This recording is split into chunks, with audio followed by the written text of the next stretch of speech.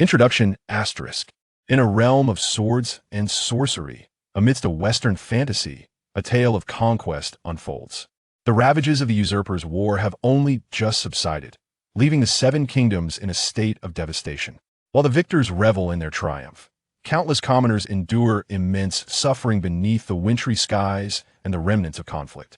Carpenters tirelessly construct coffins, mothers clutch the lifeless bodies of their children, and everywhere one turns, there are signs of poverty, hunger, and sorrow, a truly heartrending sight. At this juncture, inaction is no longer an option.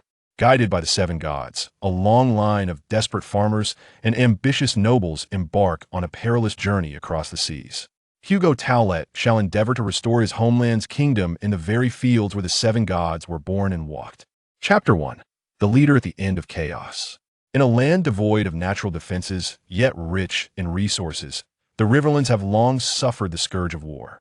The protracted and brutal days seem to stretch endlessly. Historically, kings have vied for dominion over the fertile lands of the Riverlands, with iron hoes repeatedly trampling this territory. Yet, despite the countless bones and rivers of bloodshed, unity remains elusive. Even during the reign of the true Dragon King over Westeros, whenever civil war erupted, this land bore the brunt of the turmoil. Now, yet another conflict sweeps across the land, and although it appears to be nearing its conclusion, King's Landing has fallen, and the rebels, or insurrectionists, depending on one's perspective, have achieved comprehensive victory. However, the ravens bearing news of peace have yet to scatter across the Riverlands, and the chaotic era continues to spread in disarray. Amidst the multitude rising from this tumultuous epoch, a few visionary souls have begun to contemplate their futures, or perhaps the futures of others. On the lands belonging to the ancient Tolete family by the Lake of Eyes, a group of quintessential brigands has gathered. The Tolete family has paid a heavy price for siding with the vanquished, as their domain has descended into disorder following the Lord's considerable losses, transforming it into a haven for the desperate. Nonetheless, this band has not come to this place solely for that reason, or rather, not entirely for that reason.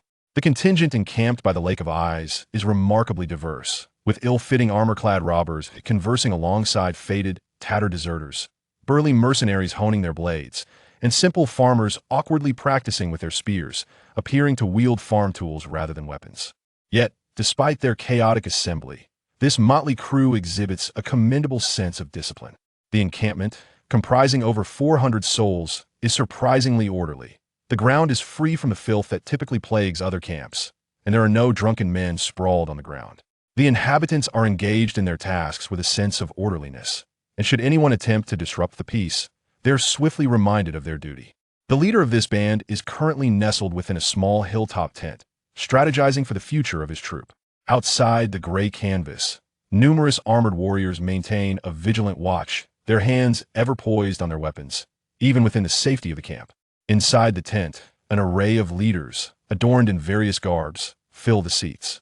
Many are clad in the traditional garb of ruthless brigands, while others resemble humble farmers. All eyes are fixated on the man seated at the head, as he listens intently to the reports brought forth by the scouts. So, it is true that King's Landing has dispatched 2,000 men, and these troops are elite soldiers of House Lannister, Hugo Tolete remarked, his golden hair cascading over his shoulders, his beard framing a troubled expression. This revelation caused his brow to furrow, and a flicker of distress appeared in his azure eyes. As the leader of this assembly, Hugo Tolete is younger than one might expect. In the prime of his youth, he possesses an unremarkable appearance. Yet, due to the hardships endured while traversing the war-torn Riverlands, he bears the visage of a seasoned commander well into his 30s.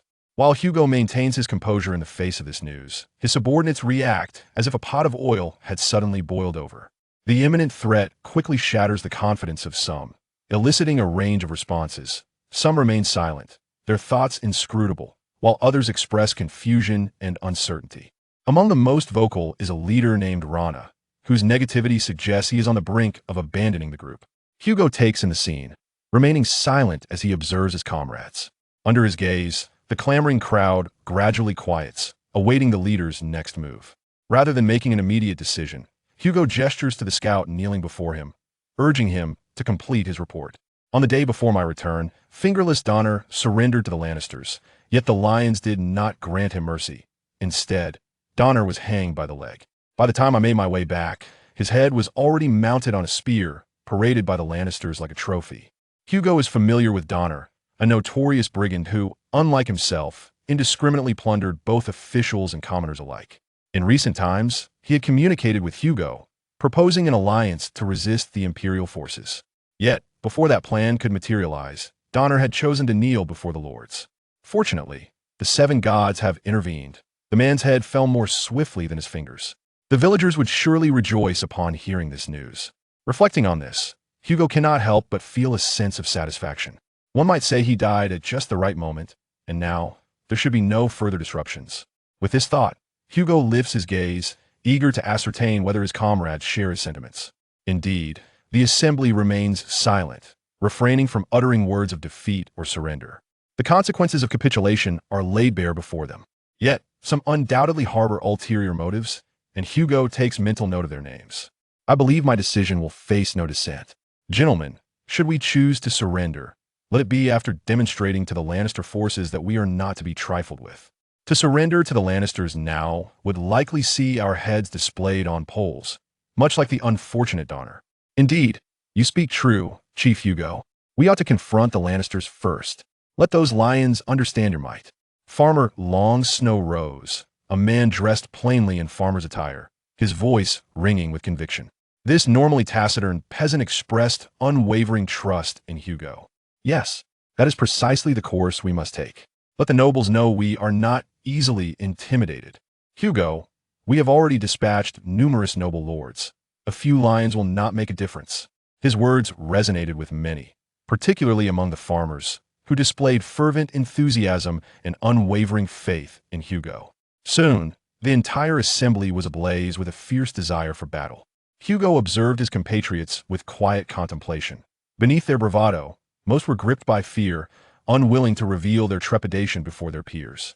Indeed, some might even retreat to their tents to plot their escape. Yet, Hugo understood that had it not been for his reputation and the tales of miracles attributed to him, he would scarcely have been able to rally such a diverse crowd. Given the unity of opinion here, I believe the next steps are clear.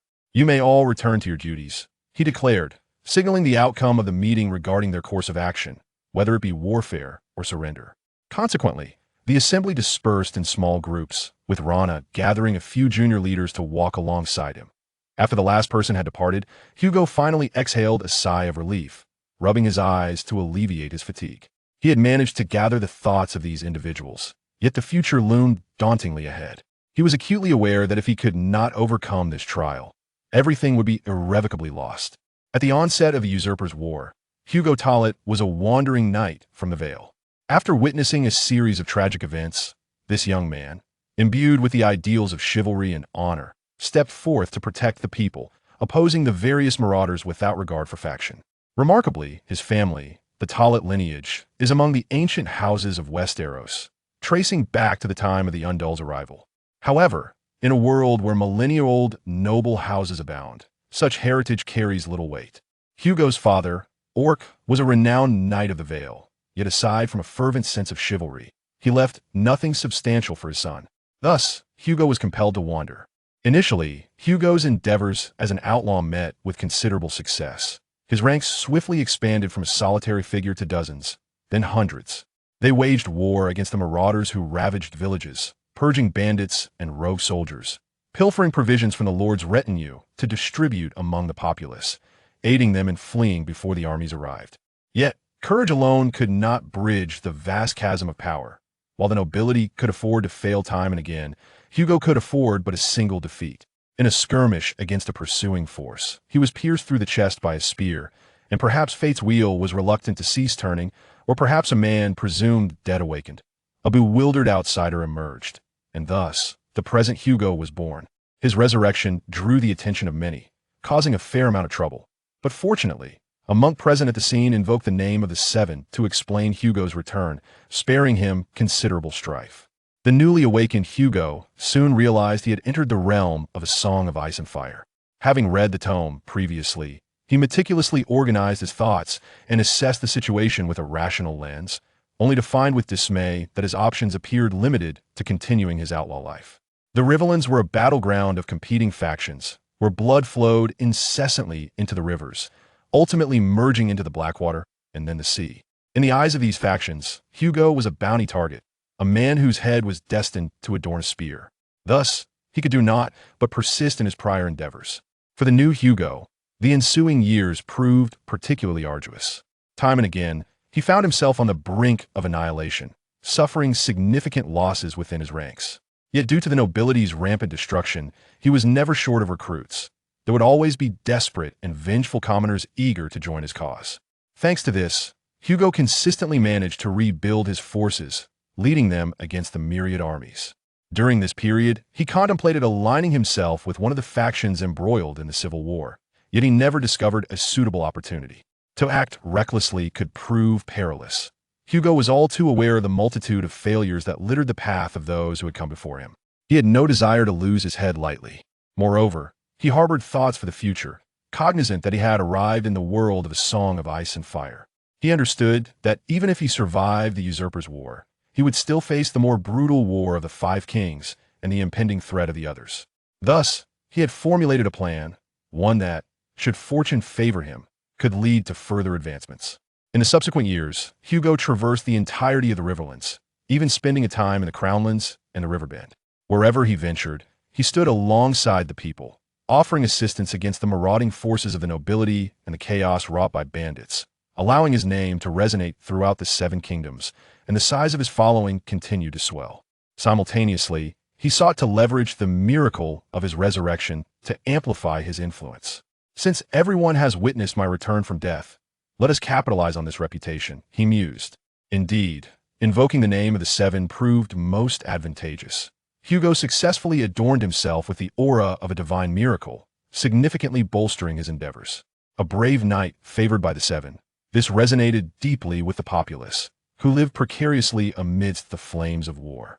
It was this very reputation that enabled him to gather such a multitude.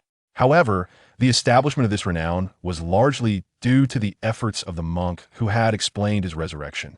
This monk, convinced of Hugo's miraculous revival and possessing considerable influence among the grassroots of the faith, had rallied numerous humble clerics and brothers to propagate his name. This was the principal reason people came to believe in the miracle. For the inhabitants of isolated villages, the outsiders they encountered most frequently were these humble clerics clad in coarse wool, and they placed their utmost trust in them and the sanctity of the Seven. Nevertheless, the thought of that monk caused Hugo considerable distress. While he had provided ample assistance, the individual was undeniably. Hugo, the monk has arrived, and he brings several hundred with him. A voice echoed from outside the tent, causing Hugo to pause in surprise. He had just been contemplating him. I will be out shortly, Hugo replied. Chapter 2. The Seven or Blood Magic. The arriving contingent drew the attention of the onlookers. This was a ragtag band, their journey through the night rendering them grimy, their brown attire now approaching black. They bore a few spears and some rudimentary shields, but more prominently, they wielded axes, sickles, rusty hoes, and flails. Yet their spirits remained high, evidenced by the seven-pointed star symbols on the foreheads of some, a mark exclusive to the poor fellows, evoking images of the armed brotherhoods from tales. The crowd watched their arrival with mixed emotions. On one hand, they were undeniably a poorly armored group, and if spirit could replace substance, the nobility would not have established such a sturdy dominion. On the other hand, more hands were always better than fewer. Two were always preferable to one, whether in tilling the soil, harvesting, or on the battlefield.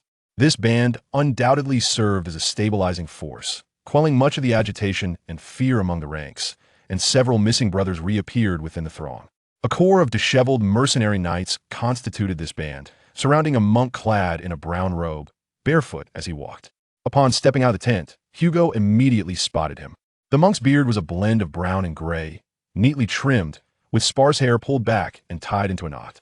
Though his robe was clean, it bore signs of wear and patches. This was the very monk who caused Hugo such headaches. Hugo did not know the monk's name, for he had relinquished his identity, humbly serving the people of the Seven Kingdoms in the guise of a lowly cleric, traversing the lands blessed by the Seven.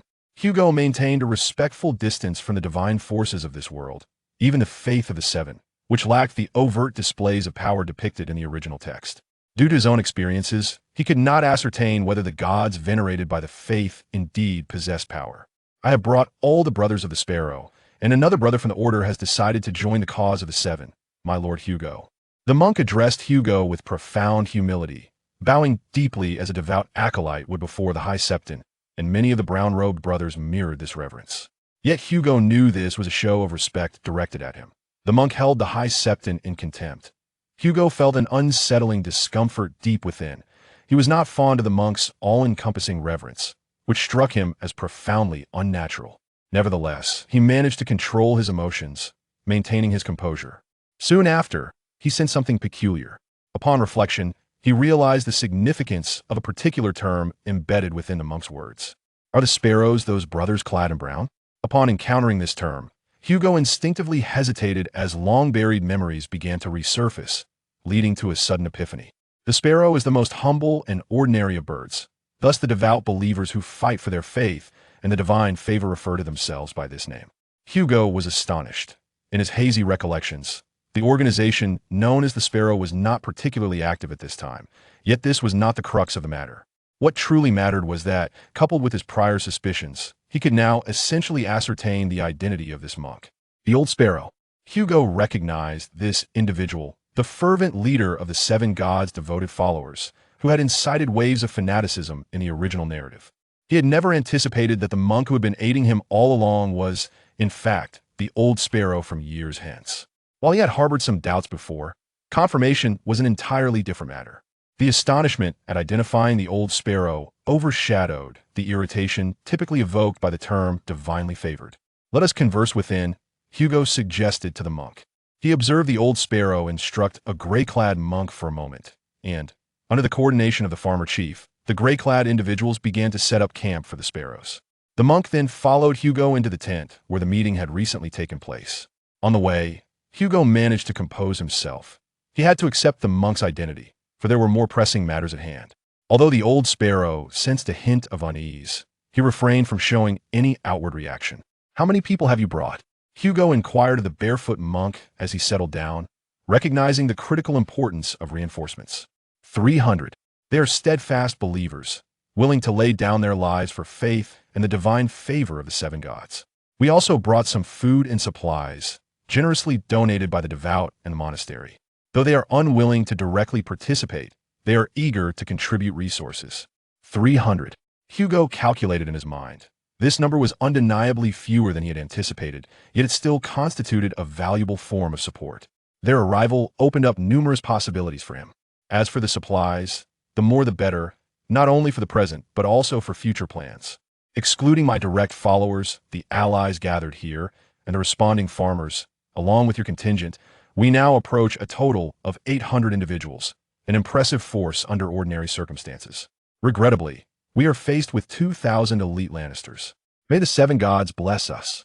The situation appeared grim, yet Hugo did not succumb to despair.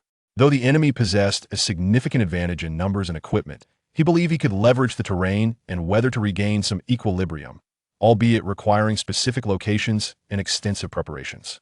Divinely favored, sir, there is no need for despondency.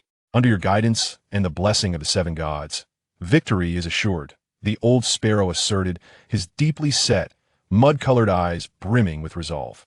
Old monk, please refrain from calling me divinely favored. To me, farmers sustain themselves through their toil, defending their livelihoods with weapons and tools. Even nobles must engage directly in the struggle for their interests. Take King Robert, freshly crowned. If he does not lead his men into battle and personally confront the Dragon Prince at the Trident, will the lions rally to assist him? Will he ever ascend the Iron Throne? Hugo took a sip of water and continued to gaze at the old monk. The people in this camp have survived through their own efforts. Had they not relied upon themselves, they would have perished amidst the chaos of war or succumbed to famine. If they lose their fighting spirit, what value is there in the arrival of a savior? It is they who have saved themselves. My role as this so-called divinely favored is secondary, and as for the blessing of the seven gods, that is even less significant. In this damned world, self-reliance is the most dependable. But you have indeed resurrected under the will of the seven gods. I do not understand why you refuse to accept your power. The seven have already united the seven stars upon you. You have clearly survived one calamity after another with their assistance. Hugo hesitated to respond to this inquiry, for he understood the truth of the Old Sparrow's words.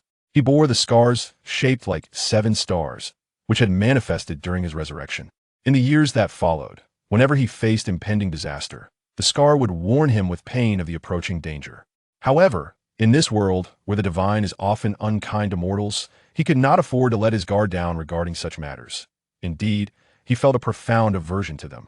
The deities in the realm of A Song of Ice and Fire were not benevolent towards humanity. They often harbored malice. In the original narrative, those who wielded supernatural powers frequently suffered dire repercussions, while the remaining few were likely the very embodiments of chaos and monstrosity. Gaining power from the divine was, at its core, a transaction, one that necessitated an equivalent cost. If he had acquired such power from the seven gods, what price would they demand in return? Hugo had long been troubled by this thought. Although the scar had only aided him over the years, never asking anything in return, he had at times grown accustomed to its presence. He even began to sketch an ambitious, albeit imperfect, plan based on what it represented.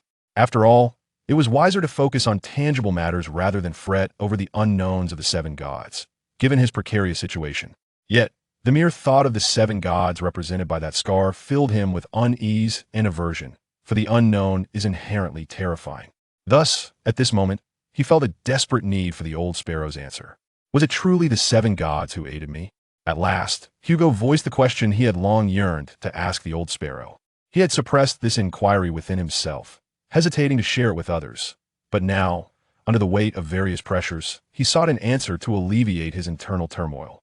The seven-star Bible states, demons, lost souls, or specters can harm no one who is a devout believer in the seven gods. A gentleman dons faith as armor, able to traverse the world. I comprehend your concerns. In the East, those who wield sorcery grant power to false deities through blood magic. However, I have witnessed your resurrection firsthand, and I can assure you that it is the divine power of the great God of the seven faces. You need not doubt. Resurrection. Hugo could not recall the specifics of his revival. He only remembered awakening to the sight of the old sparrow kneeling reverently before him, along with his astonished old subordinates. Perhaps, Hugo mused, gazing into the old sparrow's devout eyes and earnest demeanor. He glanced at the scar on his palm. Regardless of the circumstances, it had never caused him harm. Contemplating this, the weight on his heart lessened somewhat. Since it had not retaliated against him, he might as well make use of it. The world left him no room for choice. Monk, it is my error. I should not have doubted the seven gods.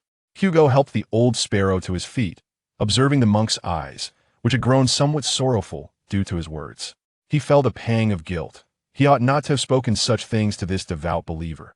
Since his arrival in this world, the old sparrow has been an invaluable ally, assisting him in countless ways. Despite his initial wariness towards this enigmatic monk, he ultimately embraced this individual during their journey together, thanks to the old sparrow's selfless support. Among the subordinates organized by Hugo, the old sparrow undoubtedly stands as the very core of their operations, tirelessly devoted to Hugo's cause, as if he were serving the seven gods themselves. Without his relentless efforts, Hugo would never have attained such renown, nor could he have rallied so many people to muster a fighting chance against the lion's formidable army. My lord, the favorite of the gods, a devout follower has informed me of the names of the two Lannister commanders leading the charge, the old sparrow stated, ever prioritizing Hugo's ambitions. Once his emotions had settled, he promptly divulged the information he had. Who are they? They are Tywin's brothers, Jellyin and Tygate. Hugo pondered these names, but found nothing resonating in his mind.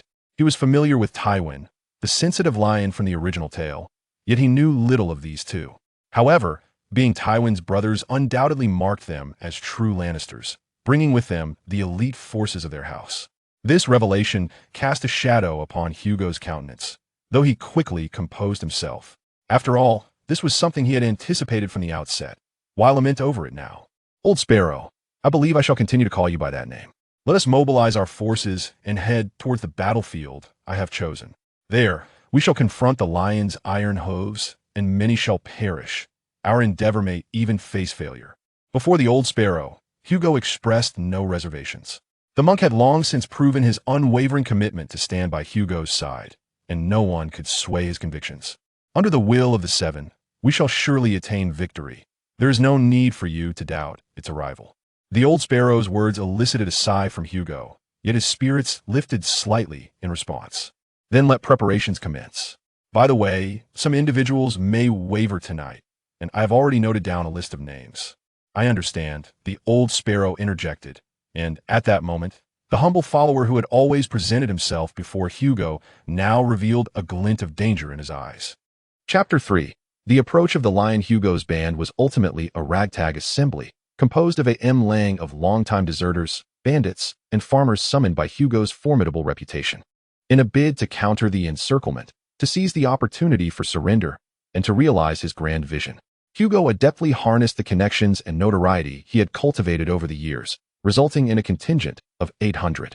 Given the diverse origins of this motley crew, their quality varied significantly. From the outset, the risk of this disjointed group collapsing upon itself loomed ominously over Hugo, akin to a sword poised to fall at any moment. The motivations for their allegiance to Hugo were as varied as their backgrounds. The farmers sought to repay a debt of gratitude, for Hugo had bestowed considerable favors upon many villages in this land, coupled with the influence of his divine patronage. This was a primary reason for his choice to welcome the imperial troops by the shores of Divine Eye Lake. Moreover, a significant factor was the desire to alleviate burdens at home.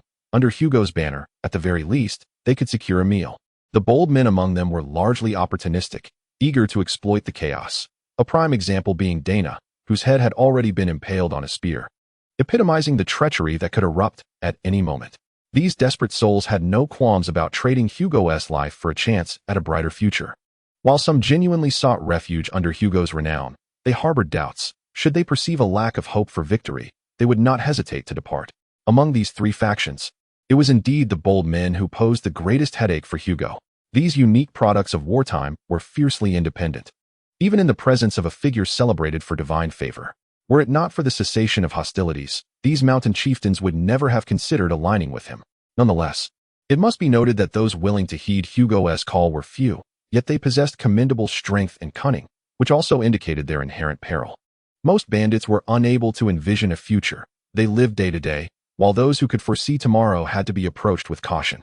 However, with the arrival of the old sparrow leading his kin, the dilemma that plagued Hugo found a temporary resolution, as the reliable outnumbered the wavering.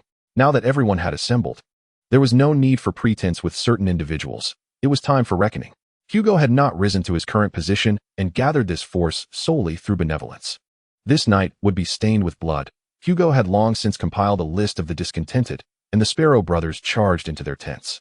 These individuals had not anticipated that a divine favored one would take action against them, or perhaps they had, yet did not foresee it would transpire so swiftly.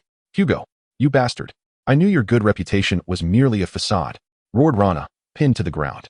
This upstart, who had risen amidst the chaos of the times, commanded nearly 100 men and was among the strongest of those summoned by Hugo. Renowned for his ruthlessness, Rana had initially thrived on the battlefield by trading in the spoils of the dead, and his enterprise had since expanded to encompass weapons, provisions, and even people, earning him the moniker of the trader of all. In the preceding assembly, he was the most vociferous in proclaiming doom. Subsequently, Hugo noticed his incessant fidgeting, and it was only after the arrival of Old Sparrow and his contingent that he ceased his restless behavior. "Lana, we have both emerged from the realms of corpses and blood. Certain truths are apparent to us both. You have failed, quite simply, and thus, you may perish," Hugo declared. With a gesture towards the executioner who had been waiting patiently, the gray-clad executioners, without hesitation, severed the heads of Lana, his confidants, and several unruly minor leaders under the watchful gaze of Hugo and Old Sparrow. Turning his back to the gushing blood of the slain, Hugo surveyed the bewildered crowd that had lost its leader. Their eyes reflected confusion, yet devoid of hatred. After all, the true loyalists of the executed had departed alongside their chief. Lana sought to betray us, to align himself with the imperial forces, trading our heads for the bounty of the Iron Throne. Does anyone dissent?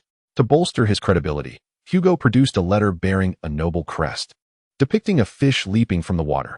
Though not the emblem of the current Iron Throne, none present could discern its significance.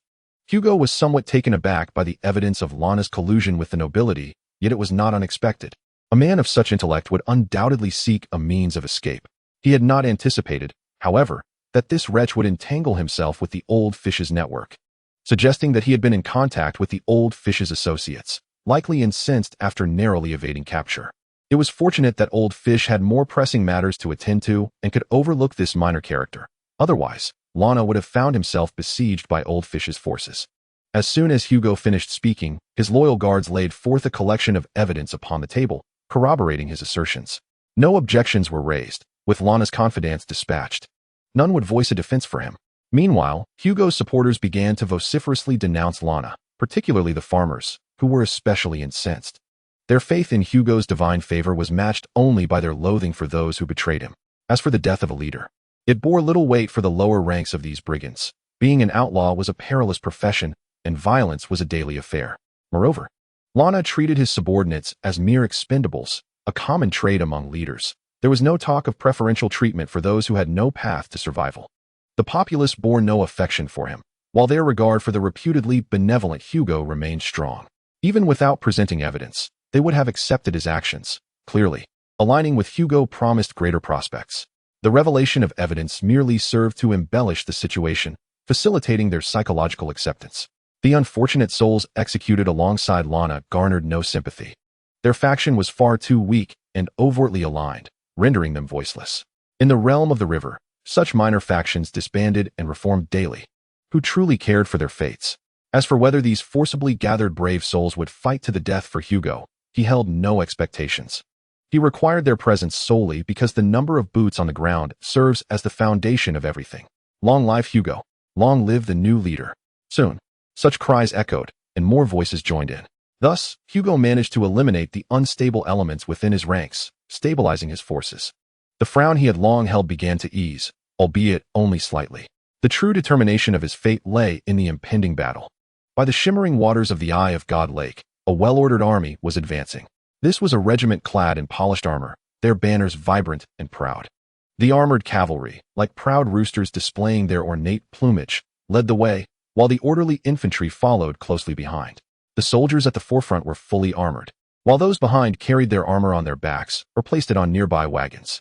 Heads were skewered on the lances of the foremost riders, attracting a multitude of flies, rendering the scene even more gruesome. Yet this was the most effective display of power.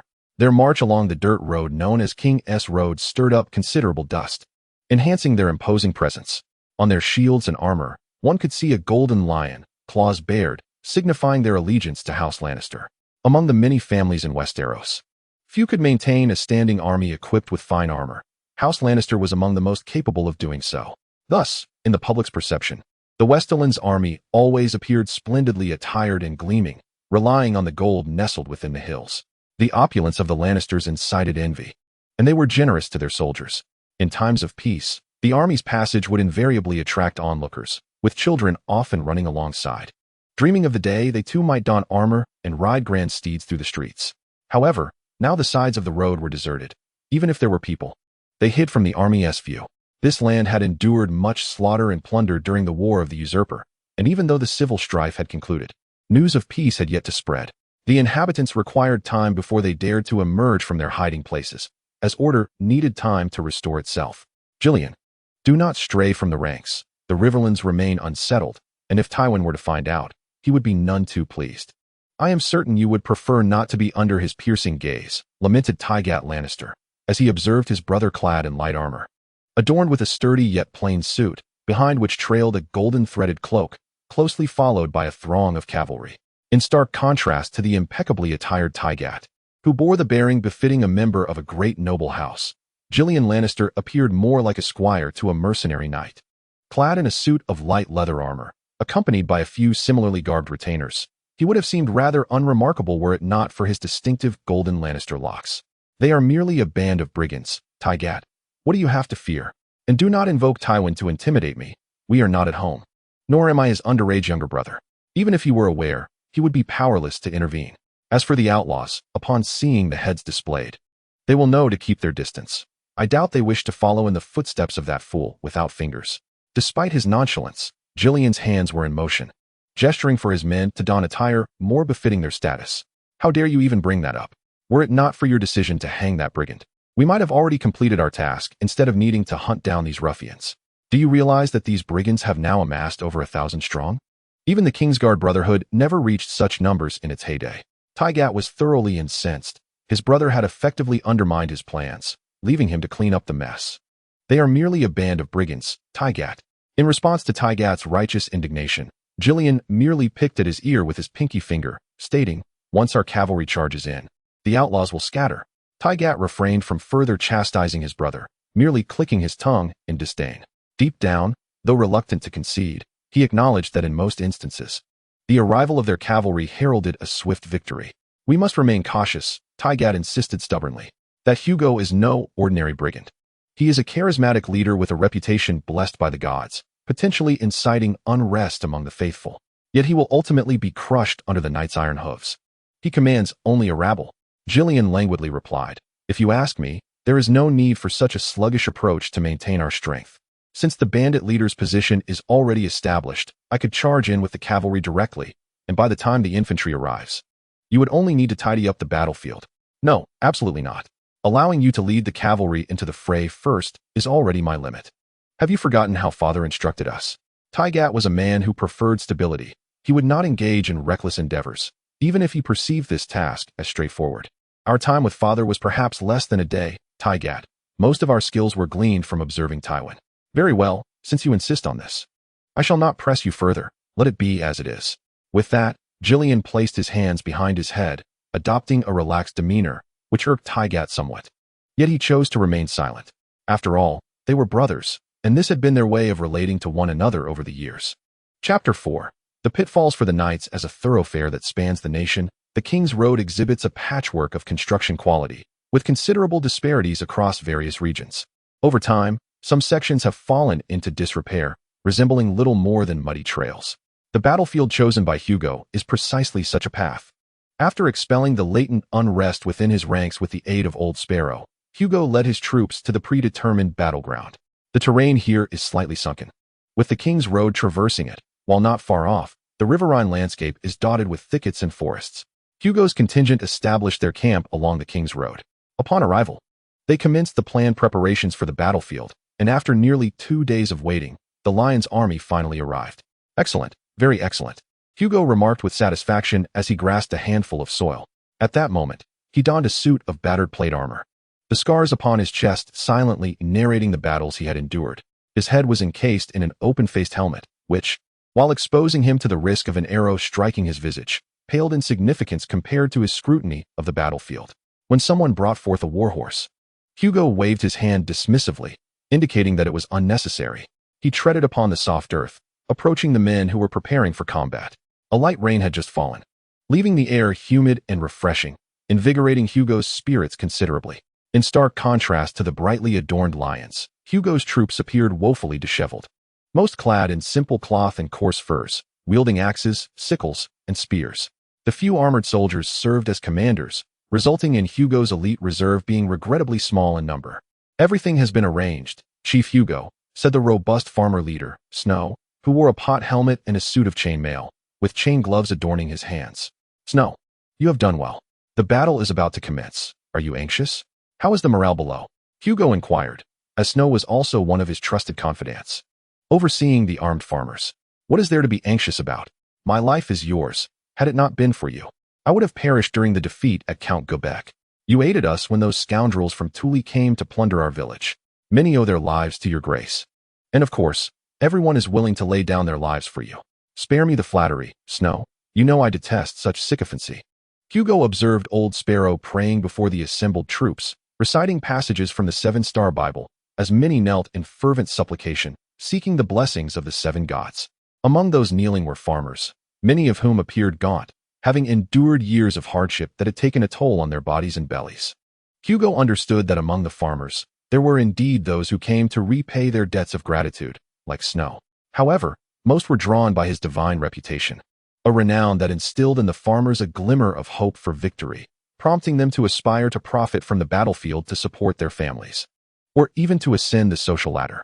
Of course, the primary reason for the influx of farmers was that much of the Usurper's war unfolded during the winter months, a season compounded by conflict that led to countless deaths. Now that both winter and war had receded, the people of the Hugian region, who struggled on the brink of subsistence, found themselves in a position where even the most unassuming farmers felt compelled to take risks. Nonetheless, fame and circumstance alone would not compel them to fight to the death. When the situation became dire, they would flee with remarkable swiftness. Thus, the key to victory remained his strategic planning. I understand your intent, but rest assured, following your arrangements, many have gained confidence in our prospects for victory. Snow asserted with conviction. This echoed a portion of his thoughts. Prior to witnessing Hugo's strategy, he believed that he would likely have to fight desperately, but after observing it, he felt that success was inevitable. Then let us approach the farmers. Your presence will bolster their confidence and alleviate their panic. Acting upon Hugo's command, Snow made his way to stand alongside his compatriots, taking care to inspire morale with uplifting words.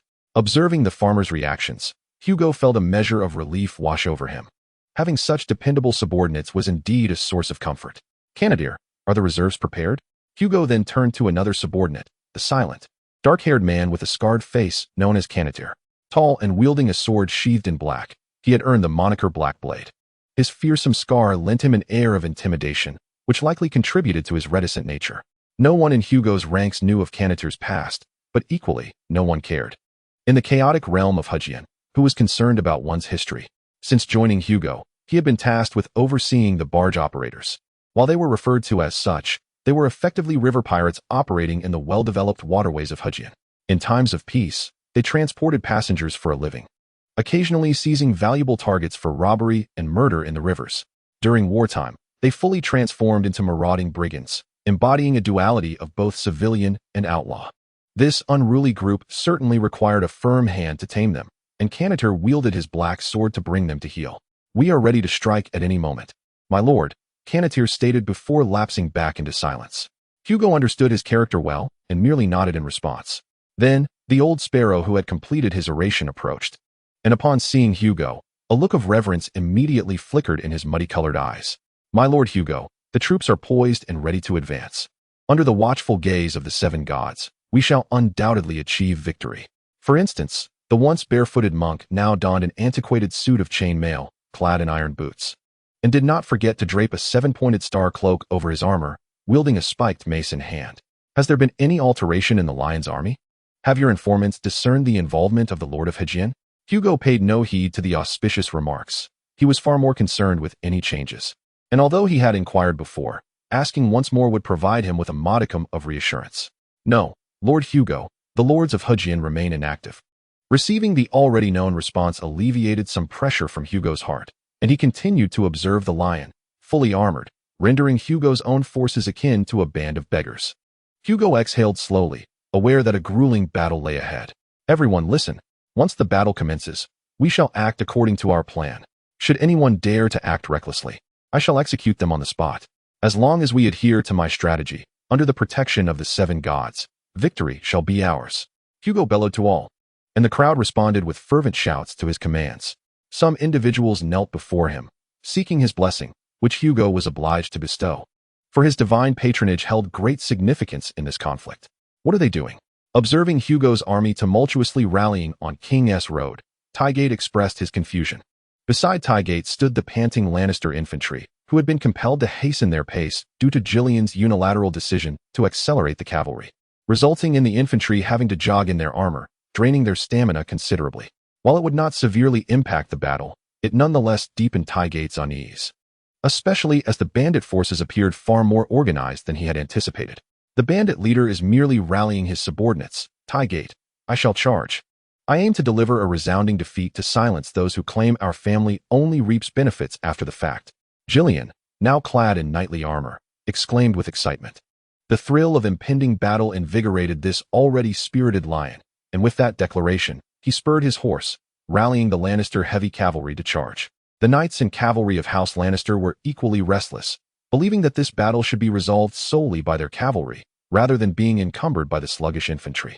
Upon reaching the battlefield, they were forced to wait for these slow-moving fellows, watching the knights kick up clouds of dust as they advanced toward the enemy. Tygate could only sigh, leading his infantry to follow suit, silently praying that his ominous thoughts were unwarranted. Let us all keep pace, Tygate commanded, urging the infantry to advance in rhythm with the cavalry. Meanwhile, Hugo stood before everyone, observing the approaching Lannister cavalry. As they drew nearer, the ground trembled slightly beneath the pounding of hooves, and Hugo noted the fear beginning to manifest in some. Steady, steady, the seven gods are watching over us. Hugo, with a sword in one hand and a gesture of calm in the other, spoke reassuringly, his presence instilling a measure of tranquility among the ranks. As he observed the cavalry charge into the treacherous muddy terrain, he noted their pace visibly slackening, albeit only slightly. This modest mire could not ensnare the horses outright. Rather, it merely rendered their movements more laborious. Meanwhile, Gillian, leading the assault, sensed an unsettling anomaly. Why were the bandits refraining from launching arrows? Was this pitiful terrain, which could barely hinder a horse's hooves, their sole reliance? Though Gillian appeared rugged, he possessed a keen awareness. However, the details his sharp perception grasped were swiftly overshadowed by an unwavering confidence. What was he anxious about? Did he truly fear that the brigands could thwart the knights? Oh, Gillian, you ponder too deeply. As Tywin advised, focus on the task at hand. As the cavalry drew ever nearer to the bandits, Gillian heard the leader, wielding a 7-pointed star shield, bellow a command. Instantly, the bandits surged toward the King's Road on the left. With their movement, a trench emerged before Gillian, brimming with sharpened wooden stakes, reminiscent of a monstrous maw eager to consume. By the 7 halt, Gillian instinctively roared, yet it was too late. The cavalry's momentum could not be arrested. Akin to fledglings returning to the nest, they hurtled toward the prepared trench. The foremost horsemen tumbled into the pit, their steeds impaled by the stakes, and after suffering the loss of nearly 10 men and horses, the lions barely managed to halt their advance. To exacerbate the dire situation, the waiting bandits behind the trench seized their 4-meter-long spears and sharpened wooden pikes, relentlessly thrusting at the halted cavalry, while others rained down blows. The lions found themselves in a precarious predicament, unable to retreat or advance. Under the relentless barrage of long spears, many resorted to relying on their armor for protection. Yet casualties mounted as some were struck in the throat, collapsing, while others were unseated in the fray, besieged by multiple spears. The frightened steeds, wounded and startled, cast their riders to the ground in disarray. Additionally, a dozen crossbowmen unleashed their fire upon the knights from close range. Perhaps their crossbows were of inferior quality. Yet at this proximity, it mattered little. They were sufficient to pierce armor. The bandits wielded more than just long spears. Amidst the ensuing chaos, those madmen bearing axes, flails, and hooks surged forth. They dragged knights from their mounts with their hooks, launching frenzied assaults. In the melee, a fallen knight faced only death or captivity. In such turmoil, the battle devolved into sheer chaos, transforming the once majestic steeds into harbingers of doom for their riders. Chapter 5. Capture the leader first. Amidst the chaos of battle, numerous cavalrymen opted to dismount, only to find that their mobility was severely hampered without their steeds.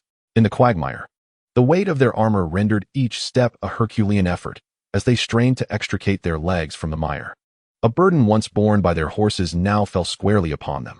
In stark contrast, the lightly clad infantry thrived in this environment. Their gossamer garments became an advantage, allowing them to move with agility, a sharp juxtaposition to the cavalrymen who struggled with every advance, ensnared by the mud. The heavily armored knights found themselves overwhelmed by a throng of light infantry, a sight deemed impossible in the eyes of onlookers, typically reserved for the foolish southern knights who dared to invade Nexmire. Yet, here it was, unfolding before them. Flanked to the side, Gillian bellowed amidst the cacophony of battle, his commanding voice a coveted asset among leaders. Initially at the forefront of the cavalry, he slowed upon spotting a trench ahead. In retrospect, that moment was fraught with peril. A single misstep could have sent him tumbling to the ground, trampled by countless hooves. However, there was no time for such thoughts now. More pressing matters loomed. The flanks appeared devoid of enemies, seemingly innocuous, yet undeniably suspicious. But the Lannisters had little room for contemplation. Under Gillian's command, some Lannister cavalry maneuvered towards the flank, only to find themselves ensnared the moment their hooves touched the seemingly harmless ground. A swamp. It's a swamp, cried a panicked warhorse, as some riders fell from their mounts, rolling into the muck. In stark contrast, several peasant farmers, clad in simple attire, navigated the terrain with remarkable ease, advancing towards the knights and swiftly delivering fatal blows. Gillian, now genuinely alarmed, had not anticipated such a turn of events. The brigands who should have scattered before a cavalry charge were instead routing them. Some knights, once dismissive of the farmers and brigands, now knelt in surrender, offering their weapons, further heightening Gillian's anxiety. Yet, his panic was short-lived, as the brigands surged towards him. A figure draped in a 7-pointed star garb shattered a knight's skull before Gillian could process the scene. In that moment of shock, 2 more individuals, marked with the same emblem, closed in on him. His initial thought was one of disbelief. How had they found him so swiftly? Yet, the dire circumstances clouded his mind, and his ornate armor shone like a beacon in the darkness. Without hesitation, one assailant swung a spear's haft violently towards Gillian's head, while the other delivered a brutal strike to his calf with an axe. As a member of House Lannister, Gillian naturally possessed the finest armor in all of Westeros. However, even the best armor could not prevent him from being brought down.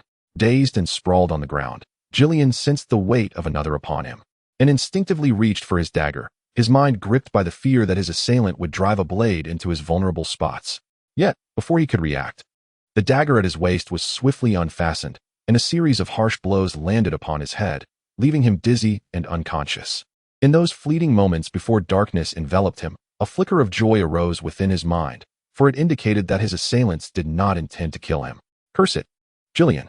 The news of his capture would not spread swiftly, yet it did little to quell Tygate's concern for his subordinate. What to do? What to do? Tygate pondered, striving to maintain his composure while analyzing the current situation. Although Gillian's cavalry had been thwarted, the bandits would require considerable time to eliminate them. He still commanded over 1,000 infantrymen and retained a chance of victory. The crux lay in how to effectively utilize these forces. Tygate ruminated, seeking a breakthrough. Recalling Tywin's counsel, remain calm, one must remain calm. The route of retreat for those bandits. Tygate grasped the key, recalling how the bandits had initially retreated from the front line to the second. The King's Road, an avenue they could traverse. All troops, heed my command. Advance immediately along the King's Road. It is solid ground. Though Tygate commanded infantrymen, they were Lannister soldiers, clad in iron and bearing the gold of the Westerlands. Upon receiving orders, they disregarded their fatigue from marching and hastened their pace. Indeed, they came. Observing the Lannister infantry marching towards the King's Road, Hugo felt no surprise. It was a plan he had devised from the outset. He stood at the edge of the King's Road, where farmers busily piled carts upon the thoroughfare, some securing them with nails and iron chains.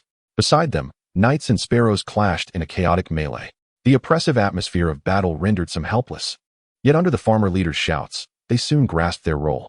Some sparrow brethren were eager to join the fray, for in the eyes of the devout, this was not a path to death, but a shortcut to the seven heavens. Snow, the task is now yours. I do not require you to halt the Lannister infantry. Merely delay them for a time. Faced with this evidently daunting task, the farmer leader accepted without hesitation. Observing their figures, Hugo contemplated whether he should have entrusted this task to the old sparrow. Although Snow was loyal and had received some enhancements from the sparrows, he lacked the old sparrow's fearless spirit. Yet this is merely a contemplation. The presence of the old sparrow at the other end is irreplaceable.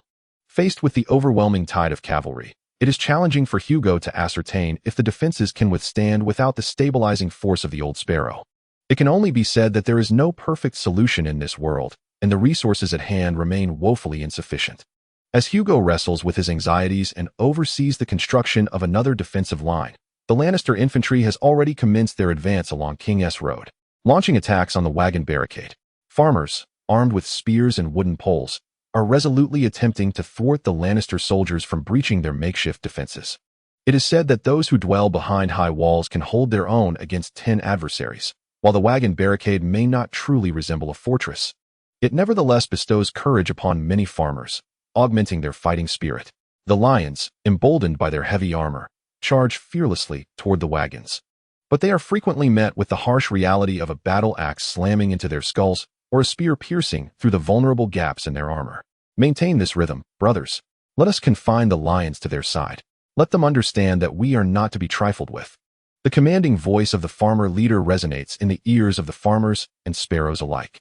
Snow's voice is powerful and reassuring, inspiring many to fight with renewed vigor and determination to slay each Lannister that approaches. In accordance with their prior training, they strive to unite their thrusts and strikes against the Lannister infantry, creating a formidable force that temporarily keeps the heavily armored soldiers at bay. However, morale alone cannot bridge the chasm of disparity in equipment. Ultimately, the lions, relying on their armor, advance toward the farmers and sparrows. What follows is a brutal melee, with both sides engaged in fierce combat, with short swords and axes at close quarters. In this savage encounter, the shortcomings in training and equipment for the farmers and sparrows become glaringly evident, as their cloth garments appear feeble against the steel blades and armor of the Lannisters. The Lannister soldiers slaughter the farmers with ruthless efficiency, reminiscent of the pillaging scene during the sacking of King's Landing, though the citizens of King's Landing were, in comparison, even weaker than these farmers. Hold firm. Do not panic. The divine stands with us. The seven bless us. Strong Snow, wielding a spear, pierces the chainmail of one lion's neck, bellowing as the man falls, his blood staining the farmer leader's attire, rendering him a figure of remarkable valor. Alas, most farmers cannot match his courage or strength. In truth, were it not for the sparrow's fearless presence at the forefront, the line would have crumbled long ago. At that moment, from the forest flanking King's Road, arrows suddenly rained down, striking true upon the heads and necks of the Lannisters, momentarily sowing panic and alleviating the pressure on the farmers and sparrows. These archers are skilled warriors under Hugo's command, having lain in wait within the woods from the beginning, prepared for this very moment. Nevertheless, despite their relentless efforts to draw their bows, a mere handful against 1,000 is insufficient. Their impact is limited to mere harassment, offering only slight inconvenience to the lions. As casualties mounted, snow gathered the farmers and retreated, while the sparrows fought valiantly until the end. Were it not for their relentless struggle, the farmers would not have been able to regroup so composedly. Many farmers bore expressions etched with fear, had it not been for Snow's immense prestige across the villages, as well as the reverence for the divine. They would have long since fled.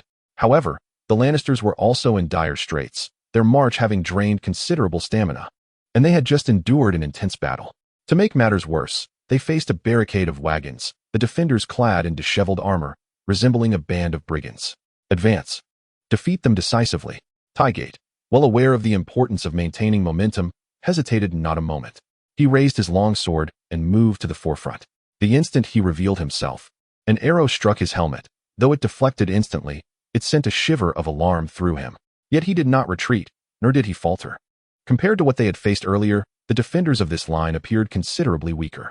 The lions surged over the wagons with ease, and after felling a dozen of the enemy, the remaining defenders hastily withdrew, leaving the Lannister banner to flutter triumphantly. As he watched the enemy crumble, Tygate felt the tide turning. Nonetheless, when he glanced at the Lannister soldiers beside him, his expression darkened. They had won numerous battles, yet at the cost of their own fatigue. Many soldiers leaned heavily on their spears, struggling to catch their breath, while others stifled their exhaustion to continue fighting. If they let their guard down even for a moment, they would be unable to continue. However, it seemed the brigands had also exhausted their manpower, and the battle was nearing its conclusion. With their progress along King's Road, the knights, once pressed down, now stood resolute. With this thought, Tygate's inner gloom lifted somewhat. He then issued further commands, dispatching men into the woods to drive out the archers. Let us muster our strength. One more push, and victory will be ours. Once we triumph, everyone shall receive the rewards of House Lannister. My friends, we Lannisters, hey, fools, look here. Tygate's declaration of Lannister's debts was abruptly interrupted by a sudden shout.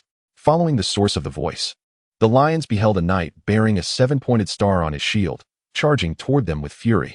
Flanked by armored elite and the 2 waves of enemies they had previously repelled.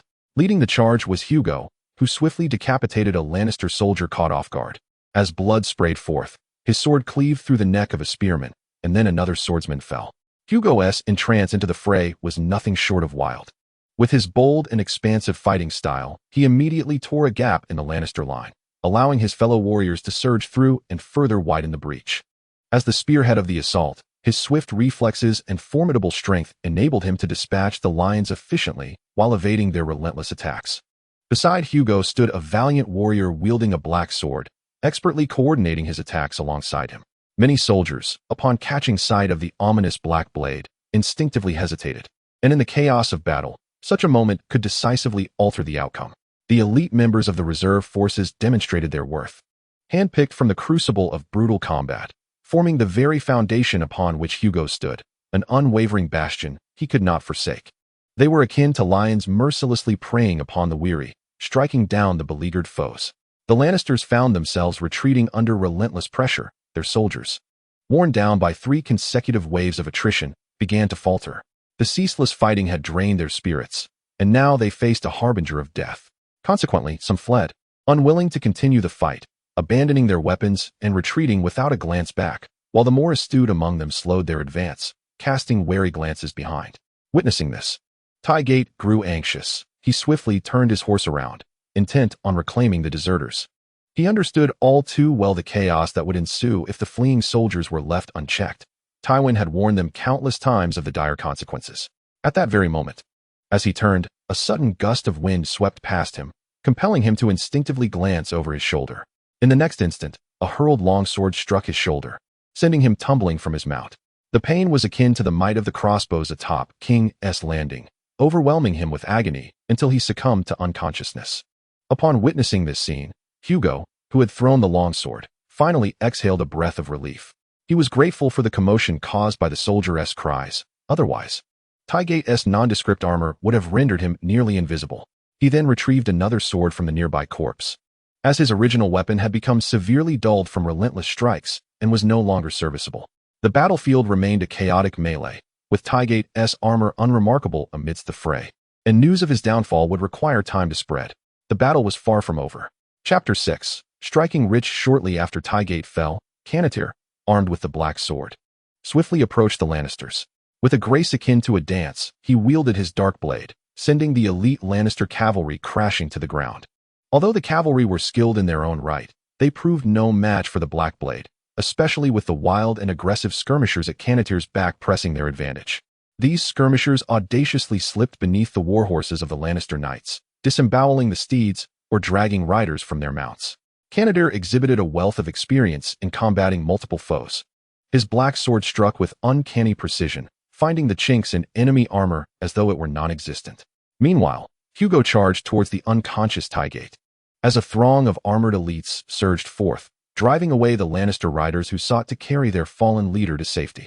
As Hugo gazed upon the fallen Lannister, the tension that had coiled within him finally began to dissipate. The Lannister general lay firmly within his grasp, sealing the fate of the battle. Quickly, shout that the lion has been captured. The crowd echoed his command, the news spreading swiftly across the battlefield. Its veracity easily confirmed by merely glancing back to see if the two Lannisters remained. Neither Gillian nor Tygate could be seen, and as word of their absence rippled through the ranks, the Lannister forces swiftly disintegrated. The cavalry, still mounted, turned their steeds in haste, fleeing the battlefield without a backward glance. In their desperate bid for speed, they discarded their armor, their disheveled retreat reminiscent of the vanquished in poetic tales. Knights clad in heavy armor, along with their elite warriors, fled amidst the jeers of peasant farmers, dragging their weapons in disgrace. Yet, many were beyond salvation, their exhaustion from battle rendering them incapable of escape. Some surrendered outright, preparing for their families to negotiate their release. Those who still possessed the strength to flee found little respite. Running in armor through the muck was no simple task, and many were felled by the nimble farmers. "We have won. Hugo, we have triumphed," exulted the bloodied farmer Snow, his voice trembling with excitement. Just moments before, despair had clouded his heart. Yet now victory lay before him. "Calm down, Snow, do not be so exuberant." Though Hugo's own emotions roiled within him, he endeavored to maintain a facade of composure. As the leader, he could not appear overly volatile, yet his eyes sparkled with joy. "Congratulations, Lord Hugo. Just as I foretold, the 7 gods have favored us." Old Sparrow approached, surrounded by jubilant warriors. Behind him, 2 of his men bore a knight in splendid armor, now stained with blood. The knight's helmet had been removed, revealing a reasonably handsome visage adorned with the Lannister family's signature golden locks. "I believe he is Gillian Lannister," Old Sparrow informed Hugo. He commanded the lion's cavalry. He gestured for the captive to be taken away and properly accommodated, for such a valuable prisoner required careful handling. "And the one over there must be Tygate Lannister," Hugo remarked, observing the arrangements being made by Cannatyr for their captive. How splendid it was that the lions had been ensnared. This represented a formidable bargaining chip. Hugo understood well what these 2 Lannisters signified, a powerful leverage in his negotiations with the Iron Throne, albeit a double-edged sword, as it could intensify the Iron Throne's pursuit against him. With that thought, Hugo turned his gaze towards the warriors pursuing the remaining Lannisters, dashing towards the lion's supply train, which held the sustenance and provisions for the 2,000-man army. Securing these resources would provide a substantial boon to Hugo's forces. The Lannisters were renowned for their opulence, and the mere thought of the potential spoils brought an involuntary smile to Hugo's lips, regardless of what the future may hold. For now, a victory has been secured, allowing him to revel in a joyous evening. At the campsite by the Eye of the Gods Lake, the triumphant returnees ignited a grand bonfire, gathering by the lakeside to commence their celebratory feast. Among the revelers were not only the victorious warriors from the day's battle, but also young men and women from neighboring villages, as well as wandering merchants and courtesans, who, like sharks scenting blood, emerged in droves following the conflict.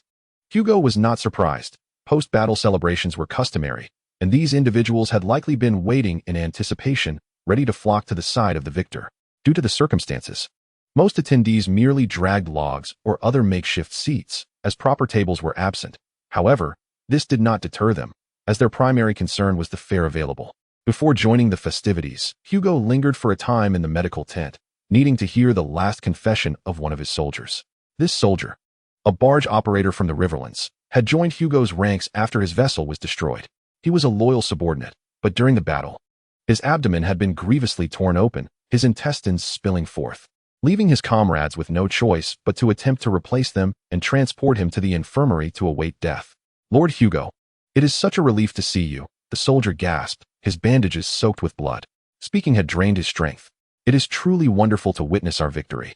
I am glad to see you before the judgment of the seven gods. I have little to say in my life, but following you has made me feel alive." "I know, Gain," Hugo called the soldier's name. Gain's spirits lifted slightly. "I ask one favor of you," he continued. "Grant me mercy. Grant me the mercy of the seven gods. Come now, take a sip." Hugo produced a wineskin, placing it to the soldier's lips. "This is wine from the Isle of Green Pavilions. Drink." It was Gain's first taste of such fine wine. As it flowed down his throat, a look of satisfaction flickered across his face, momentarily eclipsing his agony, though only for a fleeting moment. In that instant, Hugo gently plunged a dagger into the soldier's heart, his motion so tender it could almost be described as affectionate. After bestowing mercy, Hugo observed the lifeless form before him in silence. This was not his first act of mercy towards a soldier. He executed it with practiced ease, sighing silently. This was how it must be. He needed to move forward. "May you ascend to the paradise of the seven gods." Gain, Hugo finally thought, casting a contemplative glance at the sky, wondering if the seven were aware of the events unfolding here.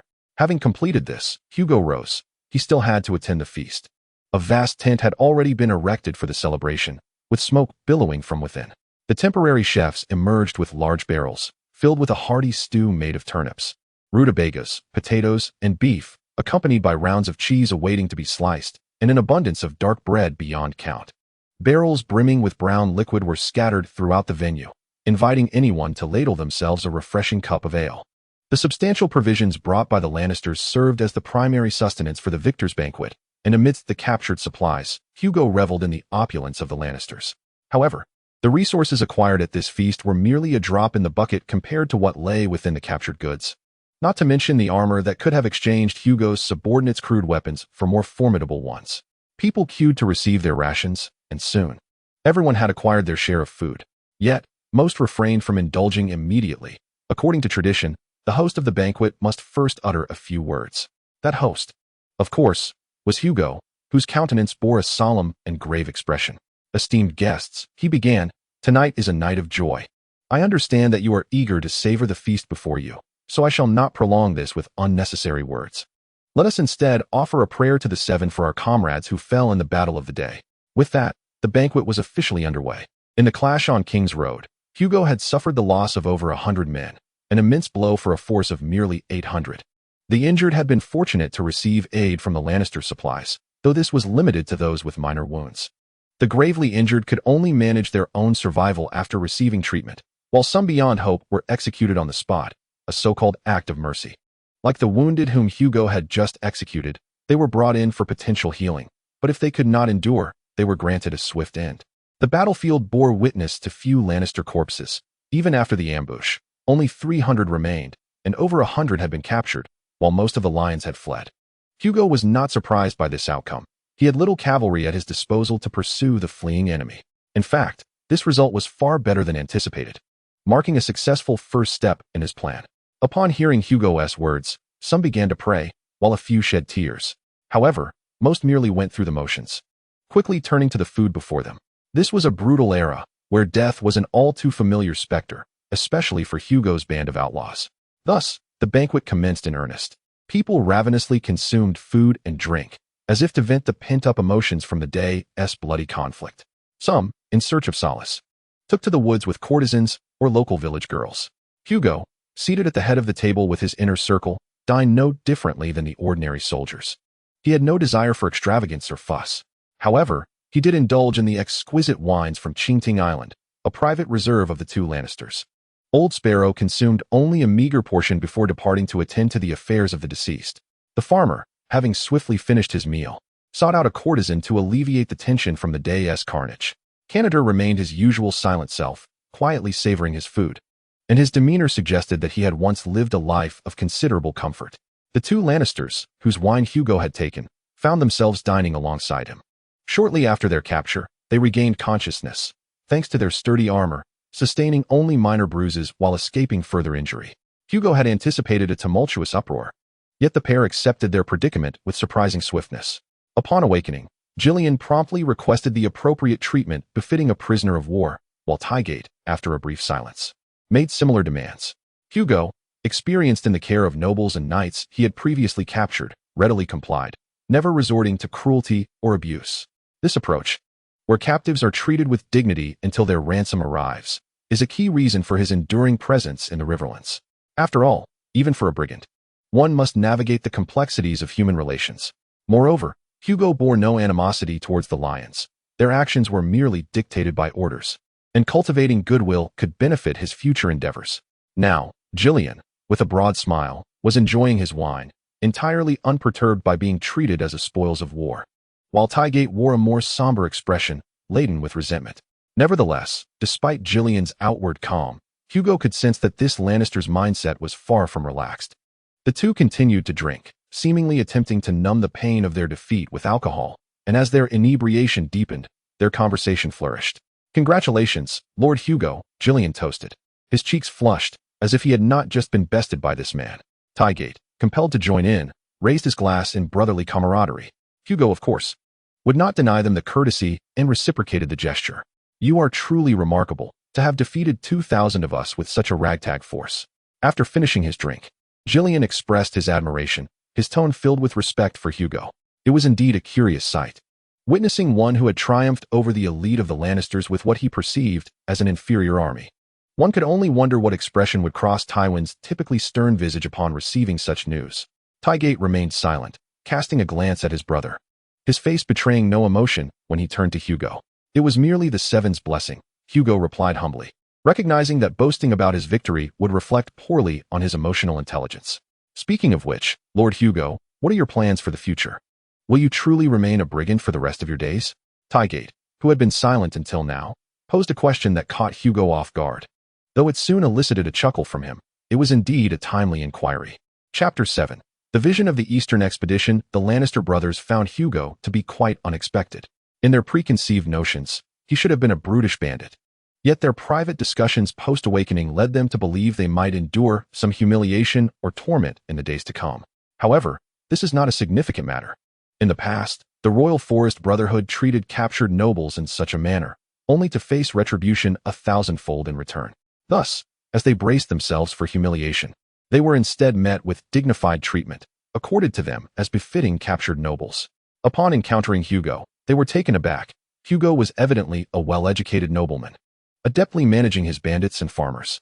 His surname revealed his lineage from an ancient family of the Vale, which was quite unexpected. As they further observed Hugo's company, they were even more astonished. His management of his men surpassed that of the Royal Forest Brotherhood, which had once vexed the kingdom. The Brotherhood was essentially a coalition of bandits who relied on popular support to contend with the military forces that sought to eradicate them. In contrast, Hugo's entourage exuded an air of comprehensive obedience under his command. Such a figure could not have turned to banditry merely to become a mountain king or a rogue confined to the outskirts of cities. He undoubtedly harbored grand ambitions. Thus, there arose the probing question from Tygate. To take up the life of a bandit is to embrace a path devoid of future. Even if one were to become a contemporary Simon Toyne or a Knight of Smiles, it would not alter the inevitable fate of being executed and displayed for all to see. The two individuals Hugo referenced were leaders of the Royal Forest Brotherhood, who, leveraging the support of the populace, kidnapped nobles and fled before the knights arrived, succeeding several times against the forces sent to quell them, thereby becoming legendary figures throughout Westeros. Yet, their eventual fate was still death. As the Iron Throne offered superior conditions to the people, they relinquished their protection of the Brotherhood, leading to the swift demise of an organization that had lost popular support, relegated to mere memory, existing only in the songs of bards. From the very beginning, my goal has been to protect the populace. To this end, I have attacked the nobles' raiding parties and even engaged in opportunistic looting against the Ironborn. Thus, they have branded me a thief and a bandit, yet my intentions have never wavered. It is commendable that you wish to safeguard the people, But now that the fires of war have extinguished, and with His Majesty Robert seated upon the Iron Throne, peace will soon be upon us. Why then? Do you not disband your forces and retreat into obscurity rather than resist us? Tygate's inquiry was astute, cutting to the very core of Hugo's rationale. Hugo merely responded with a smile. Having indulged in drink, he decided to share his plans with the two. If he could enlist them, it would be splendid. If not, at least voicing his thoughts would offer him some relief. My men and I, whether in the presence of the true dragon or the stag, are but bandits deserving of hanging. Even if we are to be offered amnesty, we must first demonstrate our worth, obtaining assurances from the Iron Throne regarding this matter. This is what I conveyed to my true bandits and deserters. Oh, do you have other intentions? Are you perhaps aiming for the Iron Throne? Gillian, sipping from his goblet, spoke with a trace of derision. Were he fully sober, he would never have uttered such words. Yet now, with spirits clouding his judgment, his Lannister status afforded him a certain disregard for decorum, making self-restraint a formidable challenge. That spiky Iron Throne is not my ambition, nor would I covet it. Such an inclination would be folly, would it not? Hugo, undeterred by Gillian's sarcasm, retorted directly, my true objective lies in the east, across the narrow sea. Oh, that is a revelation to me, Gillian exclaimed as he drained his cup and set it aside, his demeanor shifting to one of earnestness regarding Tyget. With each passing winter, countless souls in Westeros grapple with hunger and cold. The elderly are compelled to forsake their warm abodes, claiming to venture out for hunting, while parents are driven to smother their infants, unable to endure the harshness of winter. Some young men must seek distant lands, striving to alleviate their family's burdens. Should a long winter or war ensue, the plight becomes even graver, with many perishing from starvation, and on occasion, even the nobles within their castles are not spared. Listening to Hugo's words, the two Lannisters fell into silence, fully aware that Hugo was articulating a brutal truth. They had borne witness to their own share of tragedies in this conflict. They remained silent, for Hugo had not yet concluded his thought. If winter proved so arduous, why not seek sustenance in foreign lands? The Undulls came to Westeros to escape the slaughter and capture wrought by the Valyrian dragon lords. To evade the dragon lords, lords and knights relinquished the hills where the Seven were born, forsaking the valleys they once galloped through, crossing the sea to vie for the lands of their ancestors. Countless bloody battles ensued, and my forebear was a knight who played a pivotal role in the War of the Seven Stars. After much carnage, they ultimately secured new territories. Now, with Valyria having been in ruin for 4 centuries, its daughters embroiled in strife, is this not the very moment to cross the narrow sea and return to the cradle of the Seven? Hugo's words stunned the two men, leaving them momentarily speechless. The Lannisters pondered Hugo's potential aspirations, nobility, wealth, perhaps even the Iron Throne, but the notion of crossing the narrow sea to conquer the Undulls' ancestral lands had not crossed their minds. My lord Hugo, Tyget finally spoke, breaking the silence, his cheeks flushed from drink. Your vision is audacious, yet I must assert that it is equally absurd. After a pause, he continued, I perceive that you have the support of numerous clerics and monks, and you even possess the miracles of the Seven. Raising a host of common folk for a crusade is undoubtedly within your grasp, but how do you propose to cross the sea? Moreover, after amassing such a formidable force, you will inevitably face multifaceted opposition. How will you transport your army to the shore? After being captured, Tygate remained restless for several hours, traversing the camp several times under the watchful eye of his guards, engaging in conversations to glean information and analyzing the scenes he had witnessed on the battlefield. He concluded that Hugo might be capable of rallying the troops. The regions of Hajin, Storm, and River Bay had all suffered under the ravages of war. Even after the conflict ceased, many farmers would find it unbearable to endure. By offering them a glimmer of hope, they would undoubtedly follow him. However, crossing the sea was an absurd notion, fraught with difficulty, and even if a ship were procured, how could one evade the naval forces of the free city-states? This was the conundrum I needed to address, the arduous journey I must embark upon. Gentlemen, I must now confer with my subordinates. It is a habit I have long adhered to. Hugo lifted his cup, signaling for a guard to accompany him, and approached the warriors nearest to him, raising his cup in salute, which elicited a chorus of cheers. Tygate silently observed Hugo, and ultimately drained his own cup. Gillian's eyes wandered restlessly, clearly lost in thought. Do you truly believe Hugo's grand vision is feasible? Spare yourself, little brother, and indulge less. Tygate could instantly discern his brother's burgeoning excitement. He could read his thoughts with ease. Do not entertain such an absurd notion. I beg to differ, Gillian replied, raising his cup without drinking, merely swirling the wine within. creating fleeting ripples against the glass. I perceive this as an opportunity, Tygate. Do you wish to remain forever in Tywin's shadow? To stand meekly beneath your elder brother like Kevin? Impossible. Tygate's anger flared, his face twitching with palpable fury at the provocation. The Lannister family boasted 4 brothers, Tywin, Kevin, Tygate, and Gillian, with the eldest, Tywin, casting a long shadow over all. Kevin chose to obey, while Tygate and Gillian resisted their fates, yet constrained by their circumstances. They were left in a state of perpetual internal conflict. No matter how you perceive it, I have resolved to join this endeavor, lest I continue in despair like you, unwilling to remain in Tywin's shadow while still dependent on him. Initially, I intended to seek our family sword amidst the ruins of Valyria. Yet this eastern path seems equally viable. Valyria? Are you truly so reckless? The audacity of his brother's thoughts nearly caused Tygate to leap up, momentarily forgetting his anger. He knew Gillian had always been bold and daring, yet he never anticipated such madness. Thus, I have chosen this eastern expedition. After all, it appears far safer than venturing to Valyria, does it not? Gillian wore a triumphant expression, achieving the desired effect, while Tygate's countenance grew somber as he grasped his brother's intentions. Very well, I know I cannot dissuade you. What do you plan to do? Simply join in and be besieged by the Iron Throne? Tygate bore an expression of profound fatigue, genuinely devoid of words. I do not believe the Iron Throne would seek to eliminate what Hugo aims to accomplish. Rather, it aligns perfectly with the desires of the Iron Throne. Do you think our newly appointed king and prime minister are not troubled by the nation's afflictions? Countless individuals are grappling with mere survival. Should these people venture eastward, would it not alleviate the burden on the Iron Throne considerably? Gillian is acutely aware of the current state of Westeros. What Hugo aspires to do could indeed assist the Iron Throne.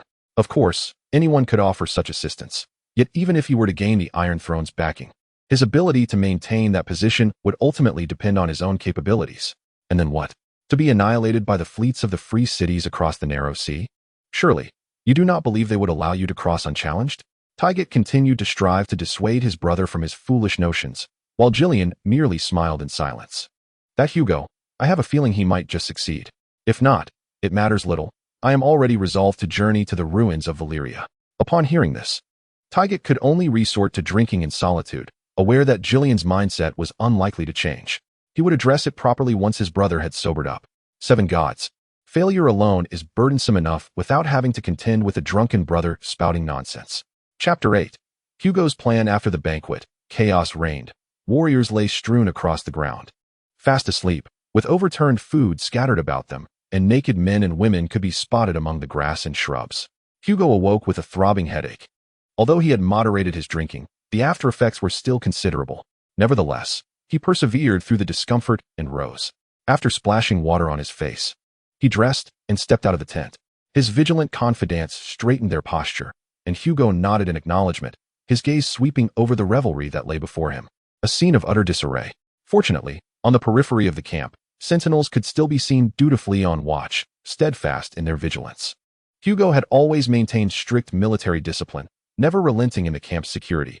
This habit had yielded commendable results, as the sentinels had saved the entire company numerous times, preventing Hugo from meeting the same grim fate as many of his overambitious peers who had ended up impaled on spears.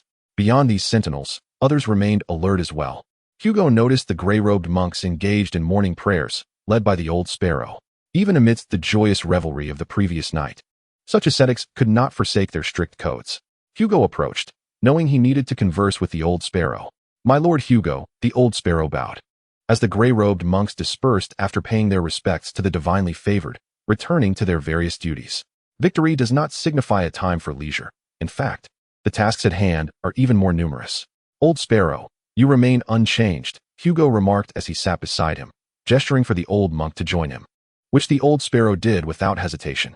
With the blessings of the 7 gods, we have triumphed, allowing us to proceed with our next steps. Yet, the path ahead remains arduous, fraught with numerous challenges yet to be surmounted. Gazing at the nascent sun in the sky and the chaos beneath its rays, Hugo reflected. This battle has been won splendidly, but it is merely a beginning. With this victory, Lord Hugo, I am confident that the majority of the sects in Hudgien will rally to your cause, declared Old Sparrow with palpable excitement in his tone. He had awaited this moment for a long time. Many sects had long desired to join your endeavors, yet internal opposition had stymied their actions. Now, such obstacles have dissipated. The preachers scattered across the land have been tirelessly spreading your renown, and now they can be mobilized. Soon, the devotees of the Seven will come forth to support your mission. Observing Old Sparrow's fervor, Hugo felt a sense of relief, for he knew that Old Sparrow was a man of his word. His assurances were not to be taken lightly. Hugo recognized that individuals like Old Sparrow represent the true grassroots strength of the faith of the Seven. These preachers traverse the most impoverished and neglected villages, providing spiritual services to the populace. Within this community, Old Sparrow holds a position of leadership. Securing his support equates to garnering the backing of these monks and clergy. It was indeed Old Sparrow's influence that had previously brought Hugo the 300 fearless sparrows. The sects, while ostensibly independent from the hierarchy of the faith, still nominally respect the authority of the High Septon, albeit in a largely perfunctory manner. While some sects flourish in wealth and others languish in poverty, each wields significant influence over the local populace, possessing considerable resources. The relationship between the sects and grassroots clergy is intricately interwoven. Many grassroots clergy emerge from these sects, and as they gain sufficient worldly experience, some will establish their own sections. Truth be told, prior to this journey, Hugo had never anticipated the intricate complexities of the seemingly inconspicuous faith of the Seven, wherein the hierarchical and sectarian systems coexist in a tangled web of interdependence. Over the past few years, Hugo has primarily gained the support and goodwill of this community, culminating in the acquisition of those 300 fearless sparrows. However, to secure their unequivocal backing, tangible accomplishments must be demonstrated. After all, the rise of the former religious order was contingent upon victories over the royal army. Now, Hugo has achieved victory, providing him with a solid foundation to expand his ranks. This triumph renders the miracles surrounding him even more palpable, prompting both numerous sects and the populace to be increasingly inclined to join his cause. The plan to enlarge his forces post-victory had long been established between Hugo and the Old Sparrow. Hugo comprehends that only by augmenting his power can he attain his aspirations. With this thought, his emotions tempered, he took the first step with conviction. At this juncture, the Old Sparrow voiced his inquiry. Lord Hugo, I am somewhat curious. How do you intend to communicate with the Iron Throne? While the Old Sparrow is fervent, he is not devoid of rationality. He is acutely aware that opposing the Iron Throne is unwise, having previously reached a consensus with Hugo on this matter. If all efforts were devoted to battling the Iron Throne, how could they journey east to the birthplace of the former Seven Gods Church? Therefore, gaining recognition and support from the Iron Throne is imperative. However, despite the consensus being established and the plan underway, the Old Sparrow remains uncertain about how to secure the Iron Throne's approval. Hugo, too, had been perplexed by this until after the battle yesterday, when he finally conceived an idea, completing the final piece of the plan. First, disseminate the news of our eastward expedition to Essos, just as we initially planned. I recall a passage in the Seven Stars Bible describing a land flowing with milk and honey, a place of eternal salvation for the soul. The greater the momentum we generate, the better. Additionally, I have recently contemplated numerous ideas that could be employed in our expedition, such as distributing simple seven-pointed star insignias to those wishing to partake, thereby strengthening the collective conviction. We could also conduct a ceremonial foundation for the expedition and devise catchy slogans. I believe Journey Eastward, Save Souls resonates well. At this moment, it is not prudent for us to emphasize military aspects, and we must clearly articulate the earthly and spiritual rewards that may be garnered from the expedition. We shall discuss these matters further shortly. Furthermore, Hugo has developed substantial thoughts on the practical execution of the expedition, prompting the Old Sparrow to pay close attention, diligently noting down Hugo's insights.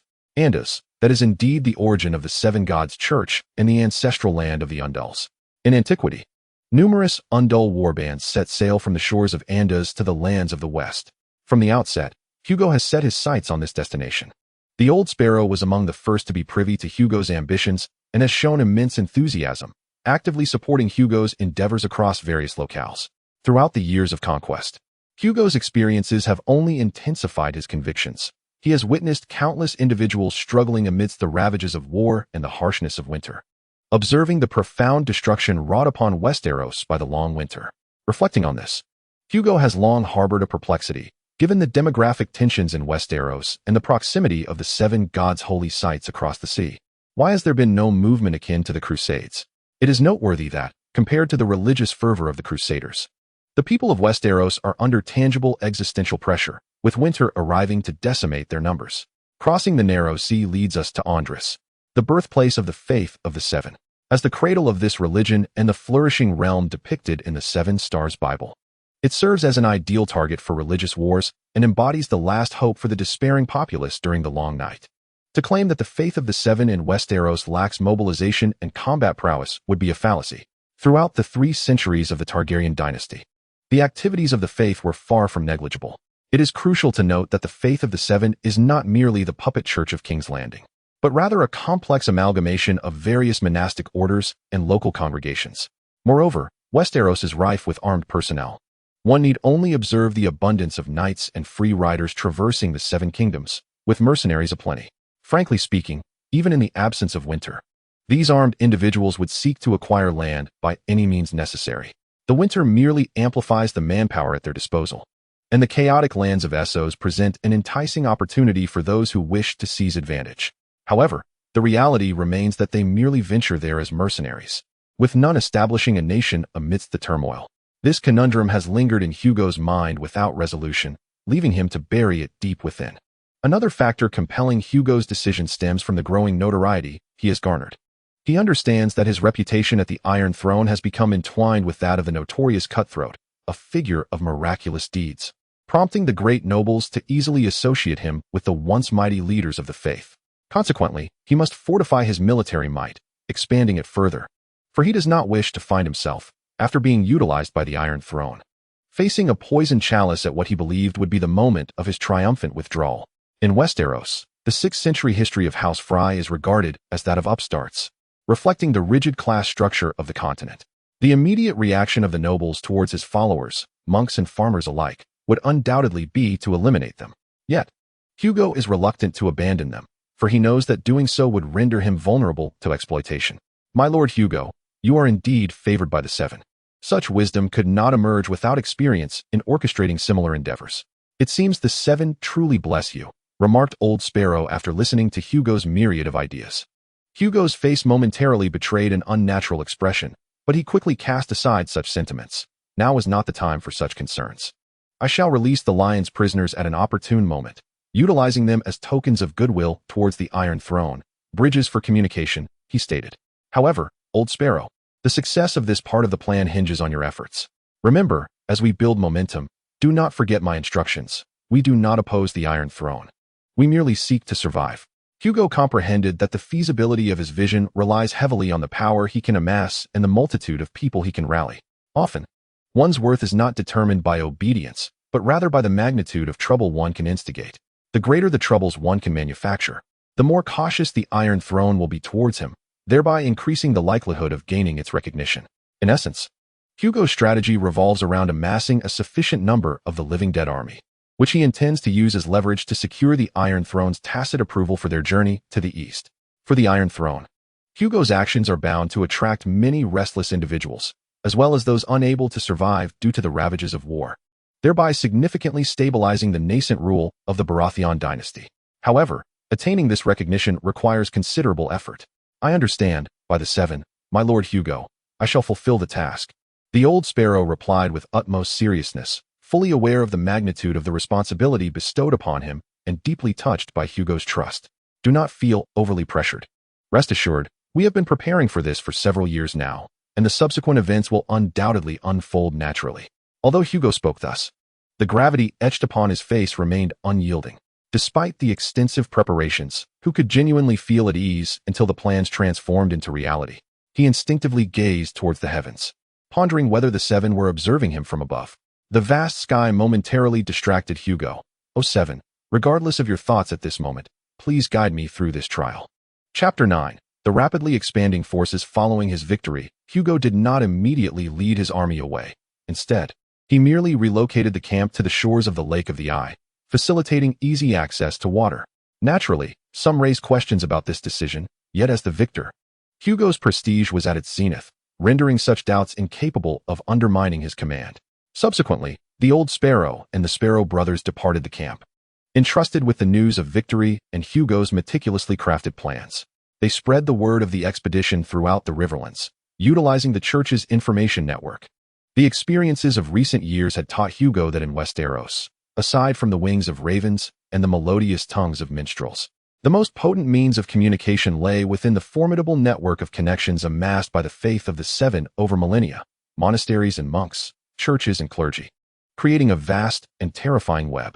As Hugo had anticipated, news of his triumph over the Lannisters rippled through the Riverlands like a stone cast into tranquil waters, stirring up tumultuous waves. With the efforts of the monasteries and monks in the Riverlands, Hugo's image underwent a profound transformation.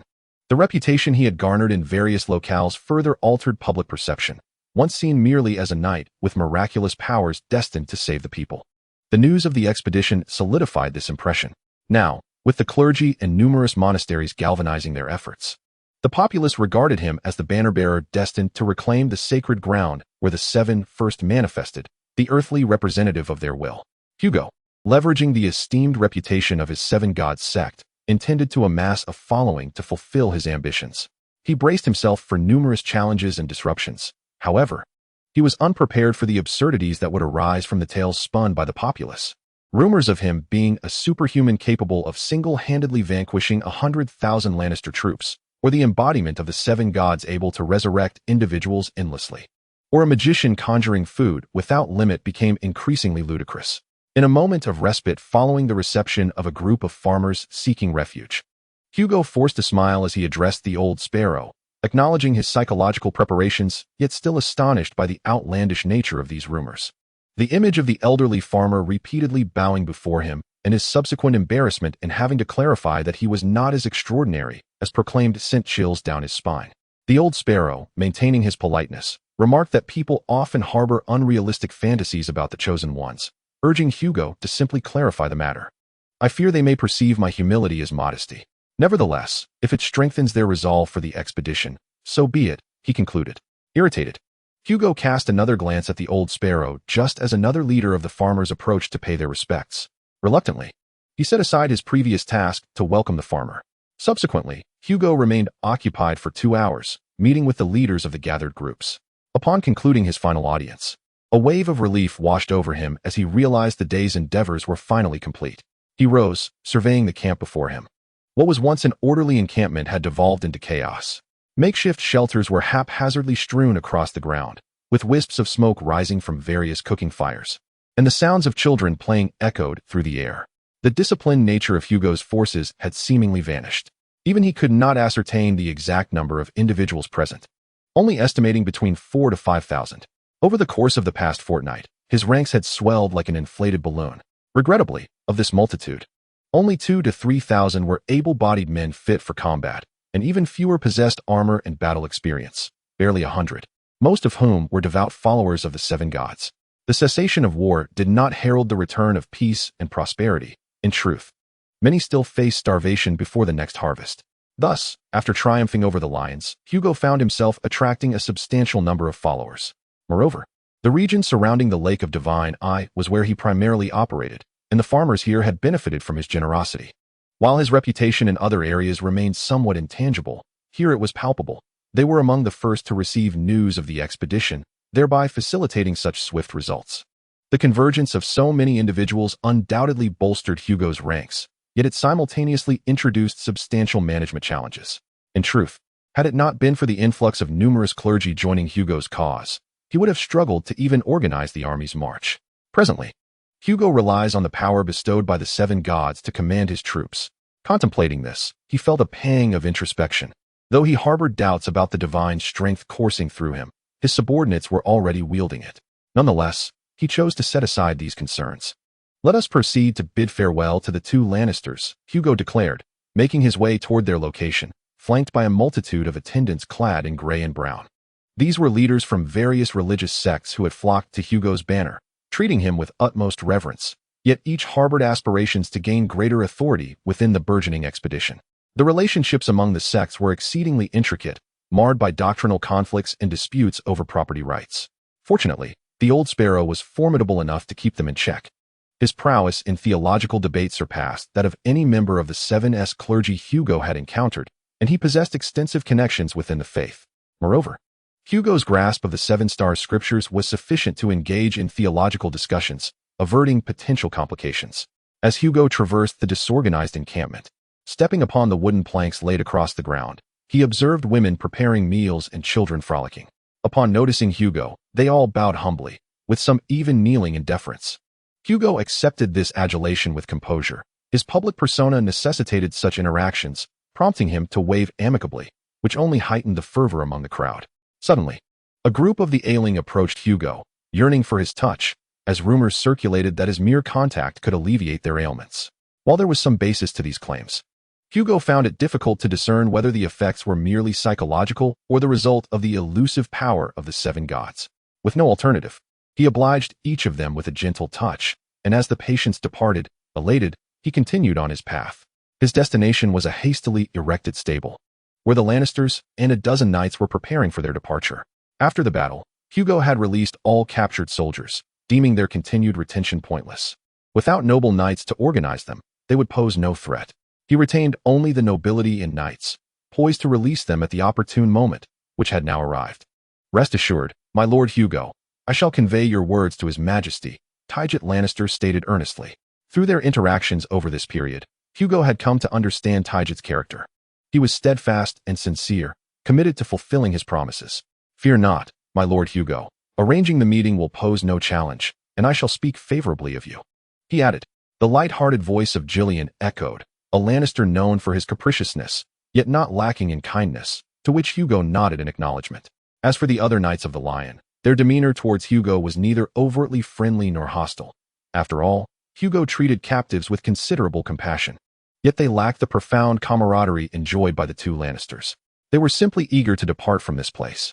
Farewell, gentlemen, may the seven bless you. Hugo declared once everyone had mounted their steeds, watching as the Lannisters galloped away after bidding him farewell. Observing their departure, Hugo could only wish for their safe passage. His entourage had expanded somewhat, yet the pressures they faced were immense. For over half a month, he had been in constant motion, as had the Iron Throne. The news of the Lannister brothers' capture had incited fury at the Iron Throne. The two lions in Hugo's possession were undoubtedly royal kin.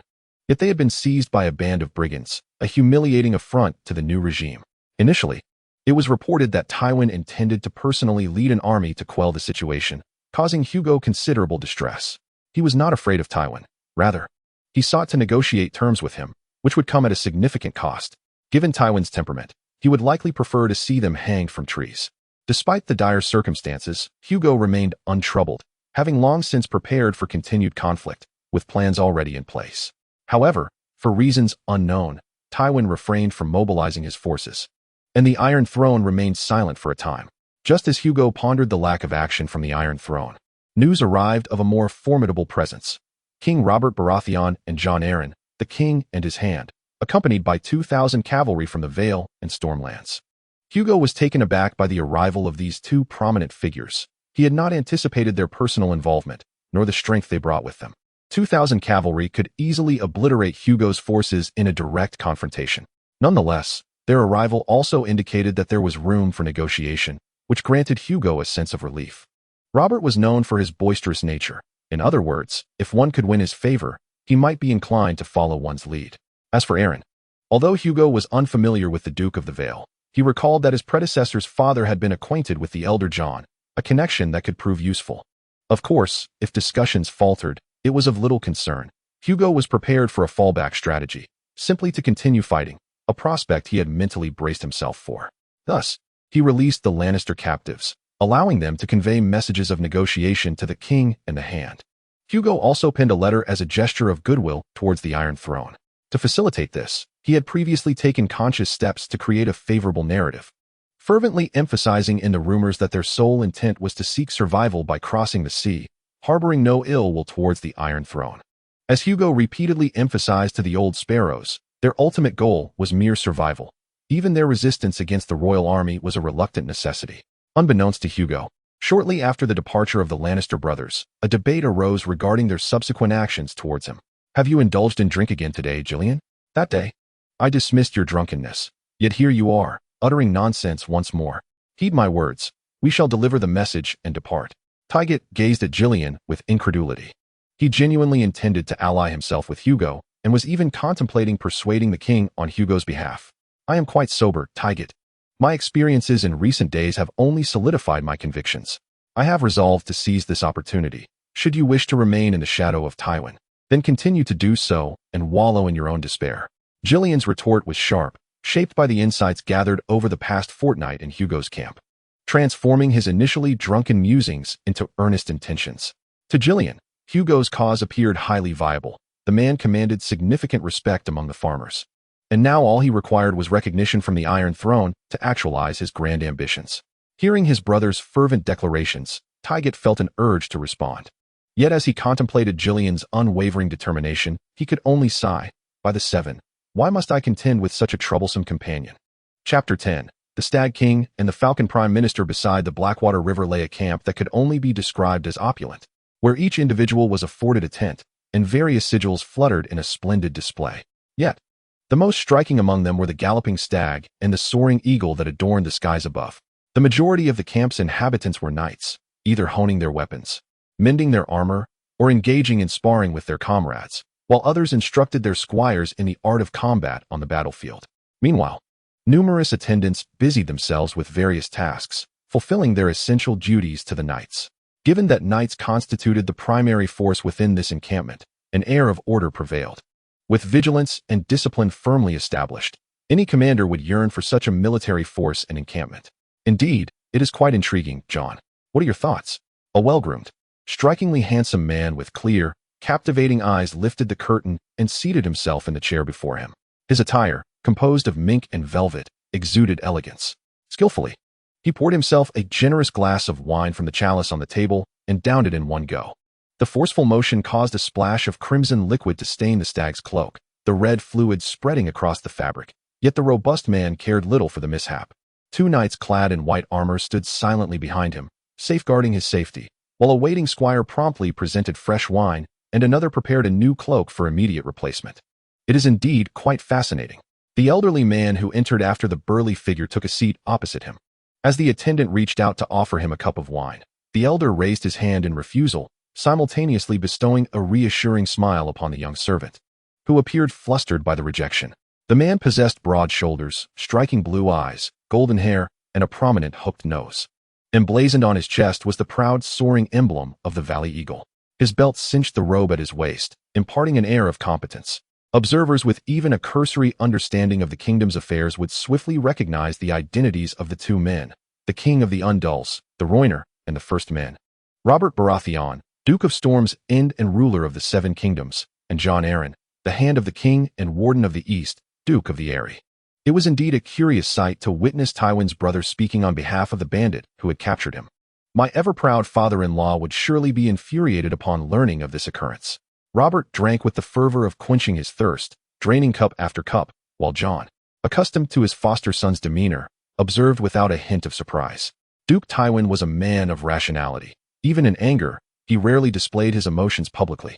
Robert, do not expect to witness him lose his temper. After so many years of acquaintance, I have only seen his emotions sway a handful of times. While Robert reveled in the spectacle of the moment, old Arryn took a more analytical approach, subtly admonishing his boisterous foster son regarding his father-in-law's disposition.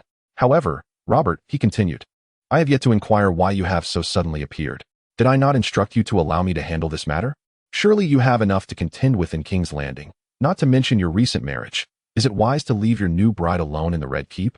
This is not the conduct of a good husband. Like many parents, he quickly transitioned into a lecture, and though old Arryn shared no blood ties with Robert, their relationship had evolved to resemble that of father and son. It is worth noting that when the Mad King dispatched envoys demanding the head of his foster son, Arryn chose to raise the banner of rebellion in response, joining Robert's uprising. Enough of this, John, Robert huffed with an air of annoyance. But it was merely a fade, reminiscent of every child facing parental admonishments. Staying in King's Landing truly vexes me.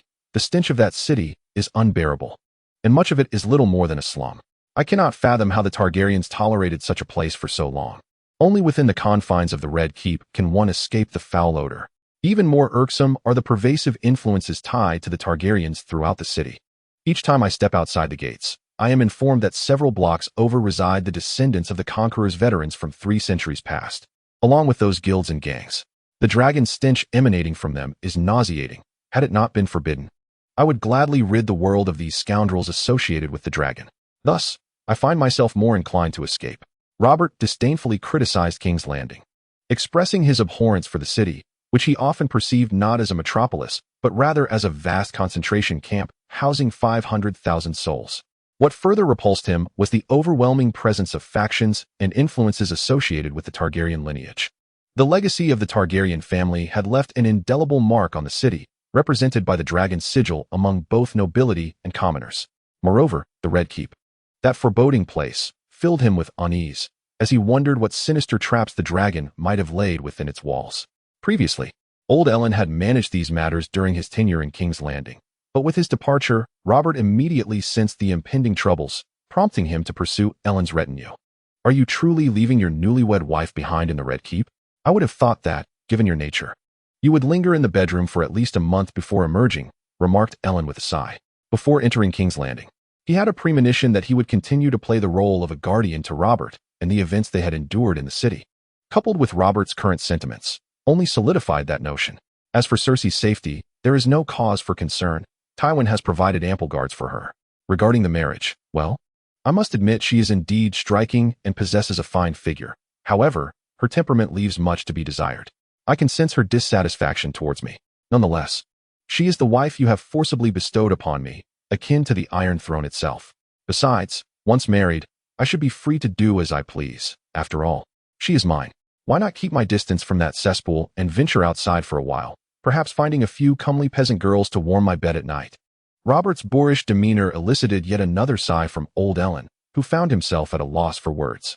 Robert had always been thus. Having fathered a bastardy during his time as Ellen's ward in the Eyrie, perpetually entangled with various women.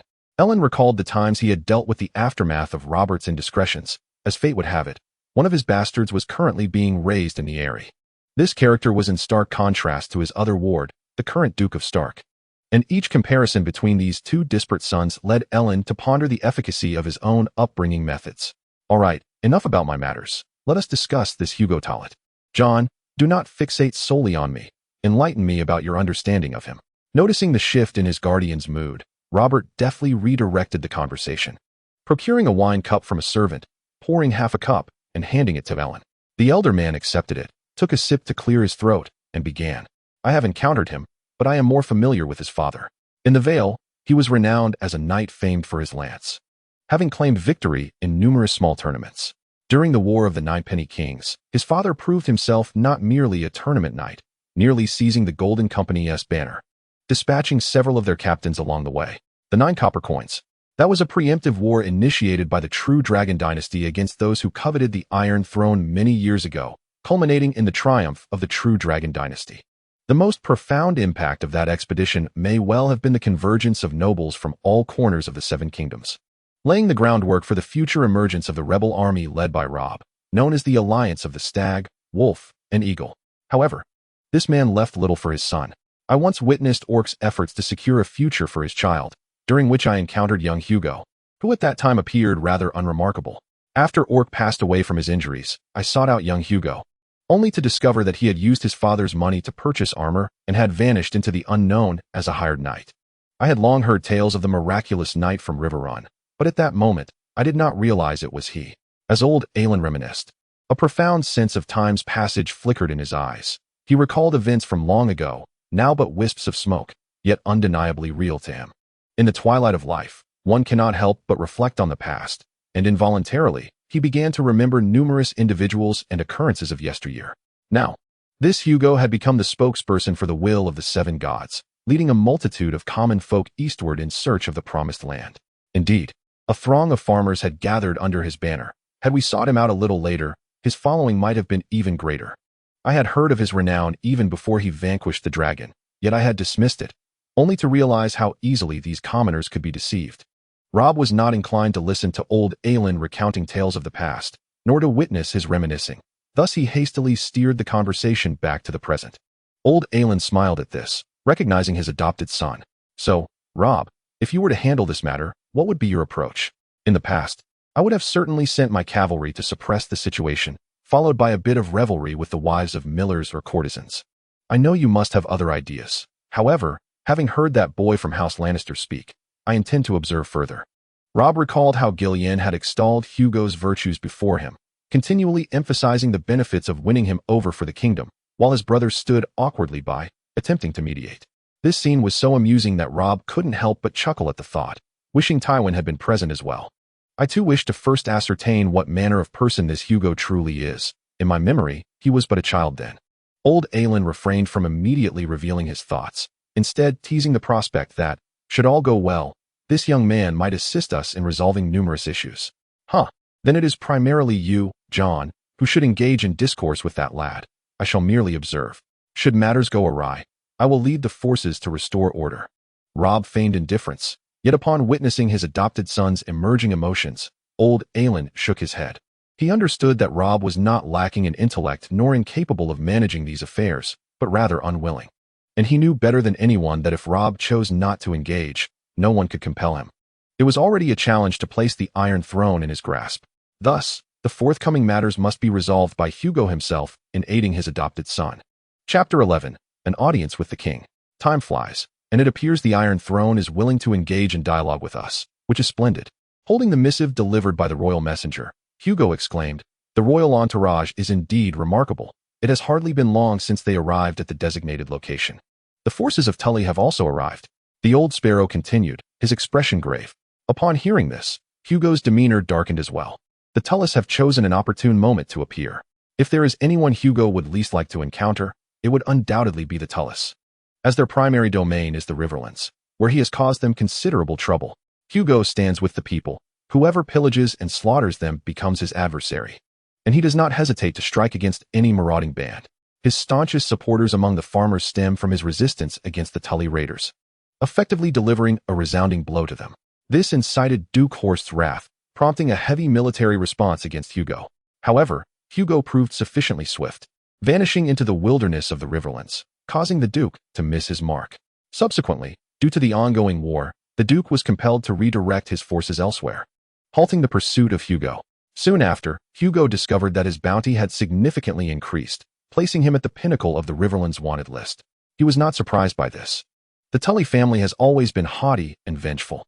The old Marquis of Frye, observing from the sidelines of the battlefield, has acquired the belated moniker of Frye, harboring a particular loathing for Hugo, the brigand knight who once humiliated him. In truth, for such high nobility, Hugo's standing is scarcely worthy of their ire, rather than hatred. It is more akin to dissatisfaction. Yet, the discontent of the great nobles can easily cost the lives of commoners or even lesser nobles. Before the arrival of the Lannister forces, Hugo had been vigorously combating the noble arms dispatched by the Tullys. The Tullys naively believed that merely sending a sufficient number of men would suffice to suppress Hugo. But the reality was that they either could not locate him or were annihilated by him. Consequently, Hugo formed friendships with several Riverland nobles he had captured, these alliances proving beneficial for his subsequent endeavors. The lords of the Riverlands harbored varying degrees of discontent towards the Tully family of Riverrun, and when conditions permitted, they were more than willing to undermine the Tullys. Thereafter, the number of encirclements increased, yet Hugo managed to thwart them all, only engaging in a bit of sport with the Tully forces near Riverrun before facing the Lannister army. Hugo regarded the Tully encirclements with little concern, as many Riverland lords ignored Riverrun, enabling him to maneuver freely within the Riverlands. Ultimately, the Iron Throne could no longer tolerate the situation, dispatching the Lannister army to pursue him. Meanwhile, Duke Tully did not cease his targeting of Hugo, attempting to subvert those who sought to join Hugo's ranks. However, Hugo, acting preemptively, thwarted Old Fish's scheme before it could take root. When faced with the inevitable, one must adapt, just as water is contained by earth when it flows, or as one prepares a fishing spot for the arrival of fish, regardless of their size. Hugo, undeterred by the prospect of confronting Horst Tully, believes that their discord pales in comparison to the grievances harbored by the Old Fish themselves. After all, Hugo has never crossed paths with the nobility. And do the nobles truly care about the plight of common soldiers? As for Duke Tully's urgency in meeting the king, it likely stems not from personal motives. With the king having arrived in the region, Tully, as the local lord, must hasten to present himself, perhaps to assert that the lively band of brigands led by Hugo is not his responsibility. Now that His Majesty has chosen the location for their meeting, it is time to proceed and discover what the king has to convey. Upon uttering these words, Hugo rose and signaled to his companions to prepare. Understanding the significance of this encounter and resolving to approach it with utmost seriousness, the designated meeting place, where the southern waters of Lake Cheyenne converge with the Blackwater River, was reached by Hugo's contingent before the king's arrival due to the distance. Not long after, the king's entourage made their appearance. to bolster their presence. Both sides arrayed their forces. Hugo commanded his 5,000 to 6,000 men to form ranks, while the knights of the kingdom stood poised atop their steeds. In stark contrast, Hugo's forces appeared somewhat lacking, facing the fully equipped knights, honed by decades of training, while many of Hugo's men were mere farmers, with only a scant few reliable fighters among them. Should conflict arise, a significant number would likely flee at the onset. However, Hugo had contingency plans to ensure his troops' safe retreat. The nearby forest provided a pre-planned escape route where the king's knights would be unable to pursue them. Yet, Hugo was reluctant to resort to such measures, as they would inevitably lead to considerable personnel losses. Nevertheless, should he continue to clash with the Iron Throne, such attrition would be unavoidable, with arduous struggles weeding out the weaker members. Cannoneer, Snow, maintain order within the ranks. I do not wish for any disruption behind me when I stand before His Majesty.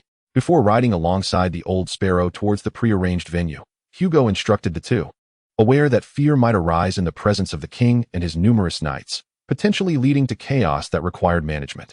Understood, Lord Hugo, Snow promptly replied, his address reflecting the shift in Hugo's status and power. Cannoneer, wielding the black sword, simply nodded. Hugo recognized his agreement, knowing that he was typically reticent. Any disorder within their ranks would severely impact the negotiations, thus necessitating his reminders to the two captains.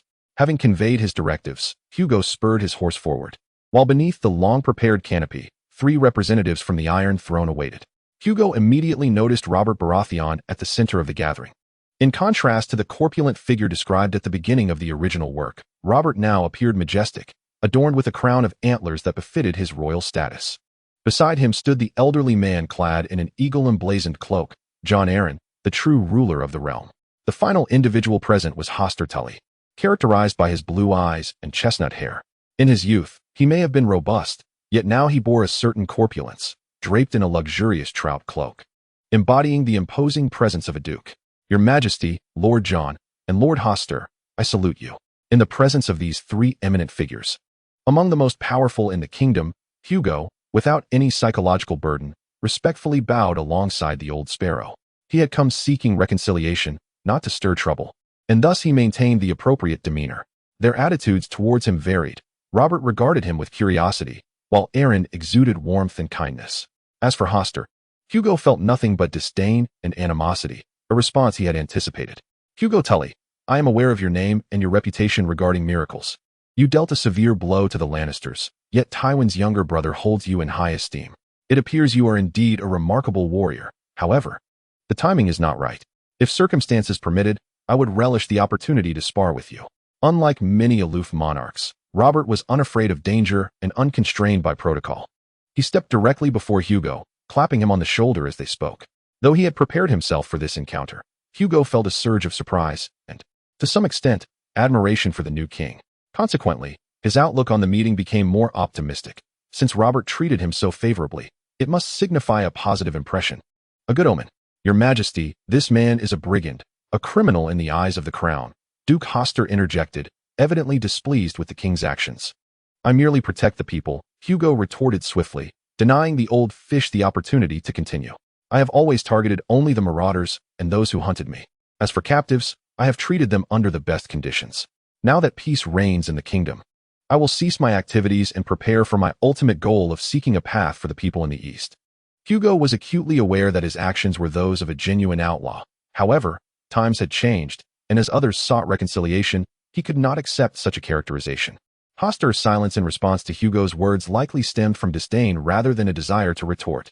He merely stood, coldly observing Hugo, his contempt unmistakable. An uncomfortable fire ignited within Hugo, and he felt an overwhelming urge to strike the old man's face. Fortunately, it was Jon Arryn who diffused the awkward silence, allowing the tension to dissipate. Ladies and gentlemen, our gathering today is not intended for shouting accusations or inciting conflict. Sir Hugo has indeed committed some regrettable actions, yet, as he has aptly pointed out, are these not merely remnants of the past? As the current hand of the king, a prominent politician among the Seven Kingdoms, the adoptive father of King Robert and the son-in-law of Duke Tolete, Lord Jon Arryn's words carry significant weight. With his utterance, the tense atmosphere in the room gradually dissipated, and Lord Horst's cold gaze shifted to a more appropriate solemnity. However, Sir Hugo remained cautious, aware that old fish likely harbored ulterior motives. Sir Hugo, I now stand before you as the representative of the king and the entirety of the seven kingdoms to inquire about the purpose behind your gathering such a multitude. I urge you to respond with care, for your words shall determine your fate. Unlike Lord Horst, old Aaron's demeanor towards Hugo was amicable, and Hugo could sense the goodwill emanating from him. This, he surmised, was perhaps connected to the legacy of his father. His father had been a renowned knight, well acquainted with many prominent figures throughout the Vale and the Seven Kingdoms, leaving a network of connections for his son. Regrettably, the young man had not been able to leverage this network. Indeed, he may not have even recognized its value or felt reluctant to seek assistance, a sentiment not uncommon among the youth. In stark contrast to both Aaron and Horst, Robert remained silent, merely moving to the table in the grand tent, pouring himself a drink slowly after Tully's accusations. Hugo understood the necessity of seizing this opportunity. He had reached yet another pivotal moment in his fate. With no path of retreat available, he began to articulate the carefully prepared words he had long contemplated, initiating the discourse he had tirelessly crafted. Chapter 12. Persuasion and Allegiance, Your Majesty and esteemed lords. If I were to claim that my intention from the outset was to gather such a multitude at the Trident, it would undoubtedly be a misrepresentation. I must defend myself here. This is not merely a personal justification, but also material for your judgment regarding my actions. Following the departure of my father, who ascended to the realm of the seven gods with righteousness and honor, my father's lifelong comrade, Sir William Bike, conferred upon me the title of knight, elevating me from squire to a position of honor. As all knights do, I swore bravery before the warriors, pledged justice before the Father in heaven, and vowed, in the names of the Holy Mother and the Maiden, to protect the weak, women, and the innocent. These vows remain etched in my heart to this day. Upon fulfilling my aspiration to follow in my father's footsteps and become a knight, I initially intended to partake in tournaments like the majority of knights in the realm, striving for accolades and glory. Alas, fate did not align with my desires. As you are all aware, my father, Orc, while he garnered numerous tournament crowns, left little wealth for his family. When I discovered that the remaining assets were insufficient to reclaim the arms and steeds seized after my defeat, I had no choice but to bid a tearful farewell to the cherished arena, cobbling together a meager set of equipment from my scant funds, and became a mercenary knight, wandering the seven kingdoms in pursuit of a livelihood. As I traversed the Bloodgate and journeyed along the King's Road, King's Landing was still the stage of the Mad King and the Dragon's Heir, with the realm flourishing and the populace thriving. A stark contrast to the dismal scene we witness today. Yet, alas, the mad actions of the Targaryen king, known for his insanity, have wrought devastation upon all.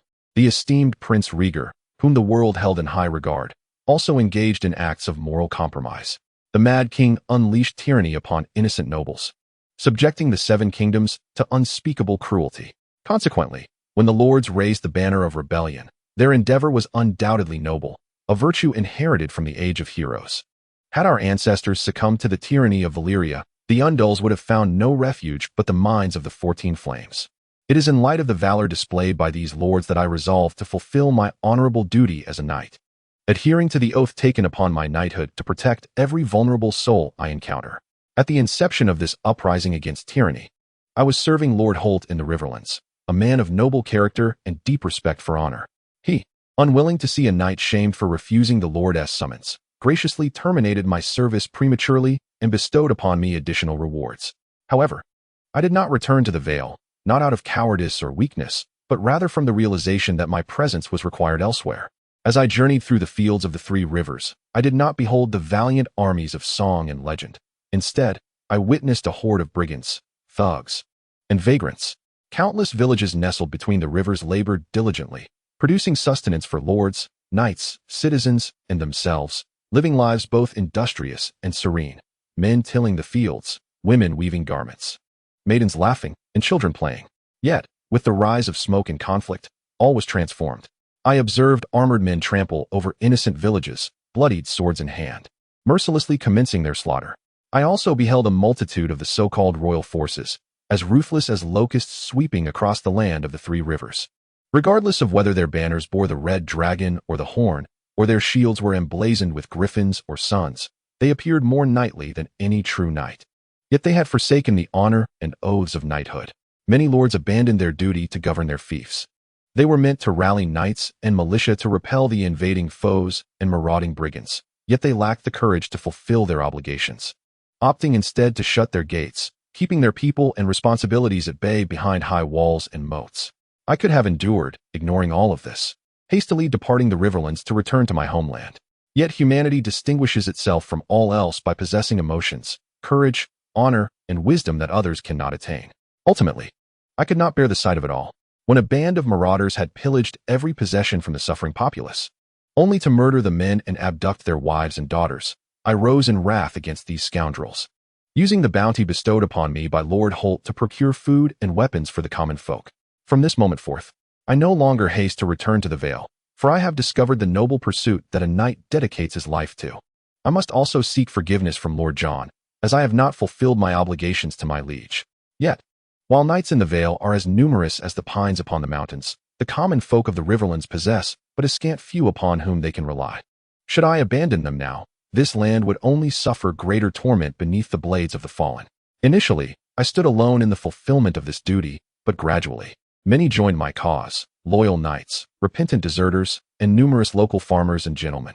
The ravages of war have stripped them of everything, while the scourge of banditry has rendered their homes uninhabitable.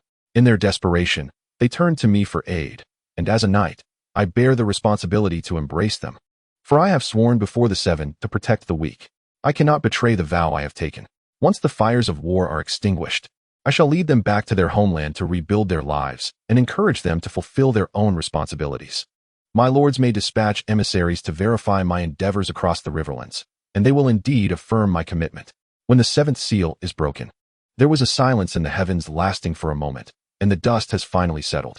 Now that the conflict has waned, and His Majesty has abolished tyranny, my responsibilities are nearly at an end. Yet, just days ago, many of those I once shielded sought me out once more, revealing that the devastation wrought by war is far more profound than I had previously imagined. Fields lie fallow, livestock has been plundered, and the remaining provisions have been largely seized by the Red Dragon and the brigands. Though I am no agrarian expert, I comprehend that the scant food left will not suffice to sustain the people until the harvest, and thus the Riverlands will soon descend into a hellish ordeal. Unable to bear witness to such suffering, I finally conceived a plan to lead our people across the narrow sea to the ancestral lands of Andalos. For only in this way can we escape the specter of famine. We shall strive to reclaim our eastern homeland and liberate our brethren from the shackles of city-state servitude, crafting a new abode with our own hands.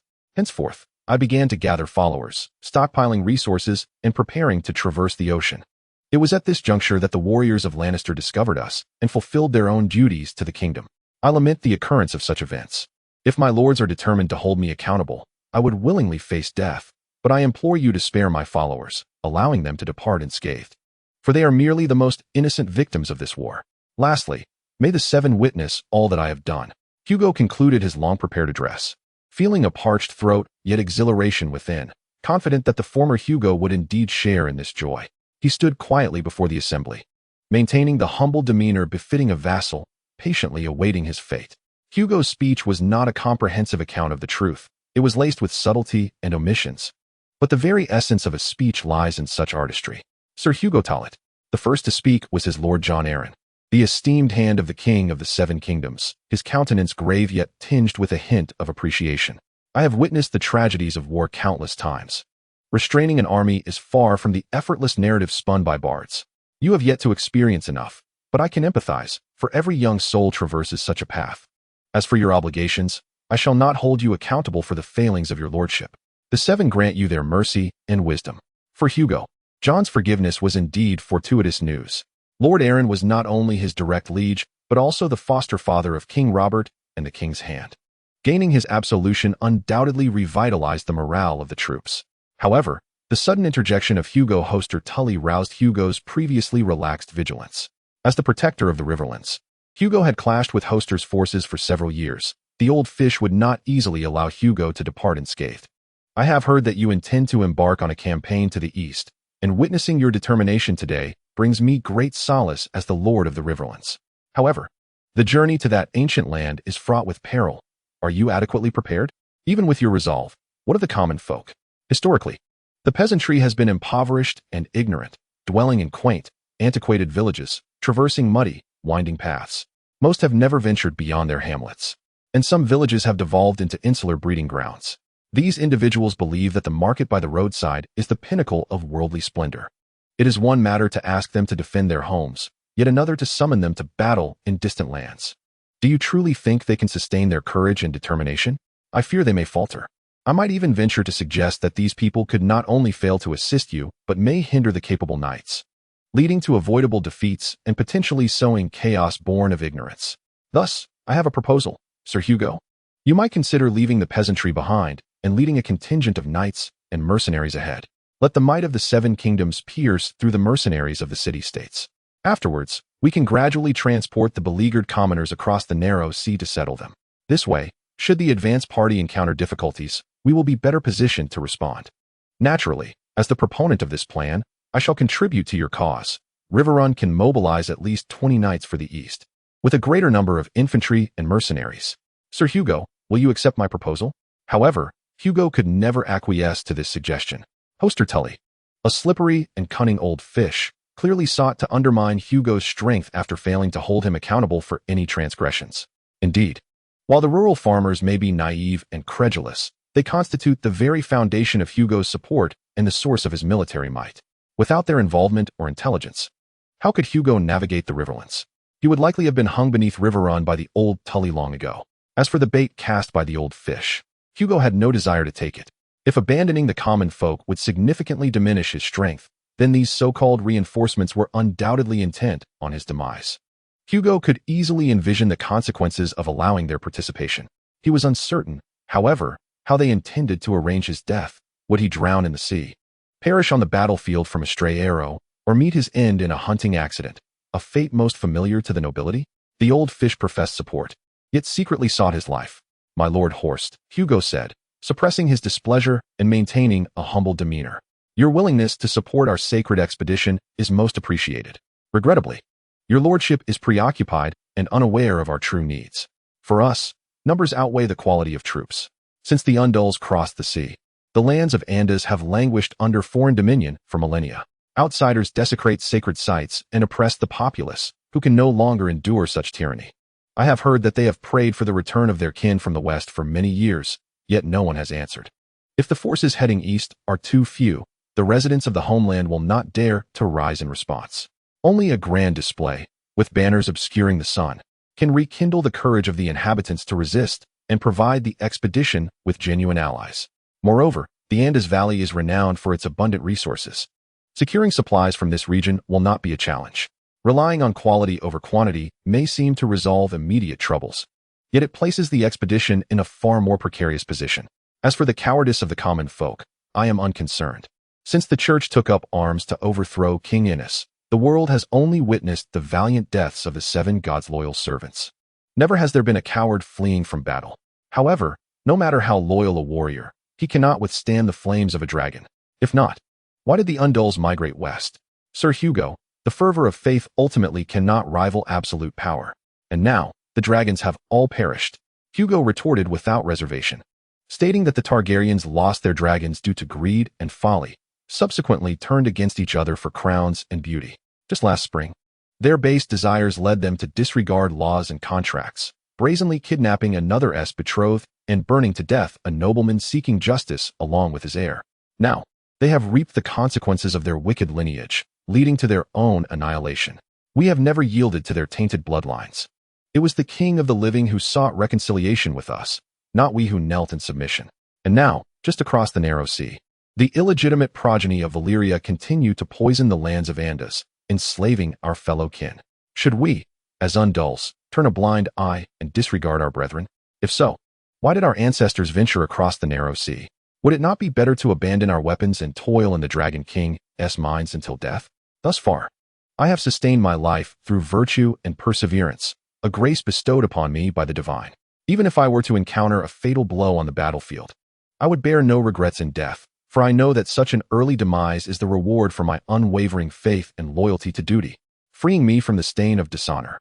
I am delighted by the purity of my private life, and possess unwavering confidence that the blessings of the 7 divine will remain untainted in my hands. Before my demise, I shall express my heartfelt gratitude to the immortal deities through reverent words and actions, for they have spared me from the tyrant's cruelty, the machinations of conspiracy, and the torment of chronic illness. Instead, I am granted the opportunity to bid farewell to this world amidst a life of honor and brilliance. Herein, I do not merely articulate my resolve. Hundreds, if not thousands, of brothers shall embark alongside me, and it is likely that we may face death together. Yet, we do not fear demise, for the hardships we confront are but a mere fraction of what countless devout believers have endured in the annals of history. In the distant future, scholars may casually judge our actions in their writings, but we shall remain indifferent to such assessments, for to us, it is merely an endeavor to cleanse the stains left by our forebears. As Hugo expounds upon the grand significance of the expedition, the old sparrow gazes at him with fervor and admiration, almost kneeling in reverence were it not for the constraints of the occasion.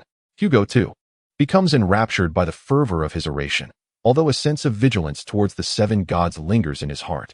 He is nonetheless swept away by the inspiration of his own words, for his aspirations are undeniably noble.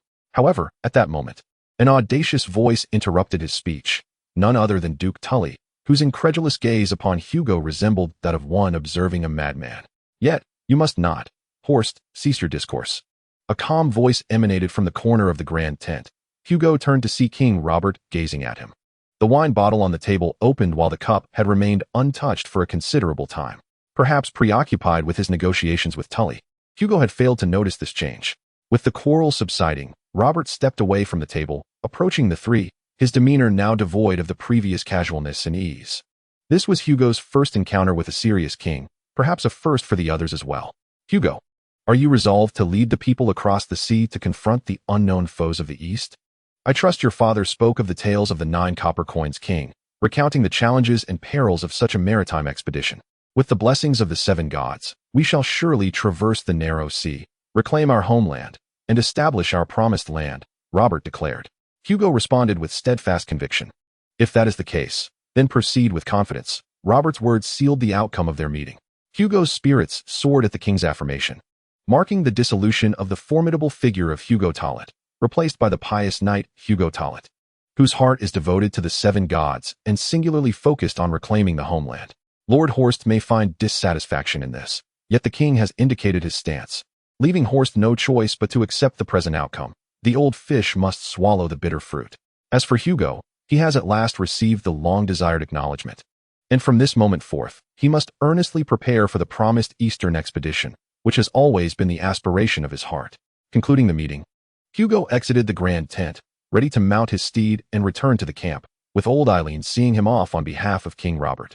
On the way to the camp gate, an elderly man and a youth engaged in casual conversation, reminiscing about the legendary battle of 9 copper coins that transpired decades ago.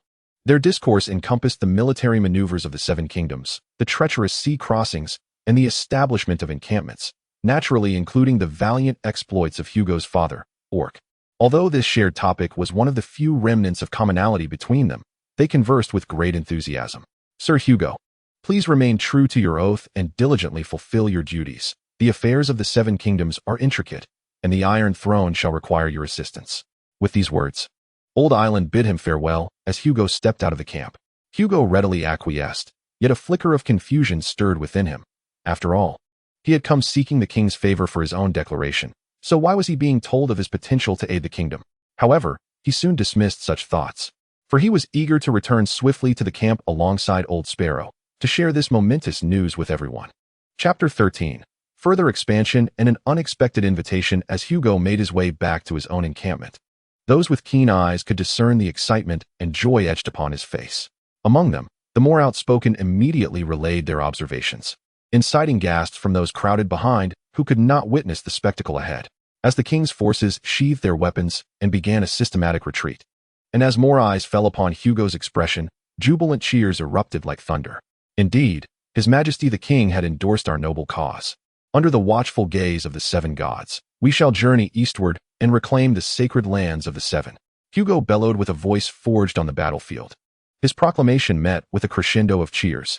Many had harbored doubts regarding their acceptance by the king, but those anxieties were now dispelled. The devout followers of the 7 gods knelt in gratitude, believing that Hugo, as a favored one, would be graced by divine benevolence in all his endeavors. He was indeed adored by the common folk. Observing the crowd's fervent admiration for Hugo, Robert remarked thoughtfully, "He has brought hope to these despondent souls.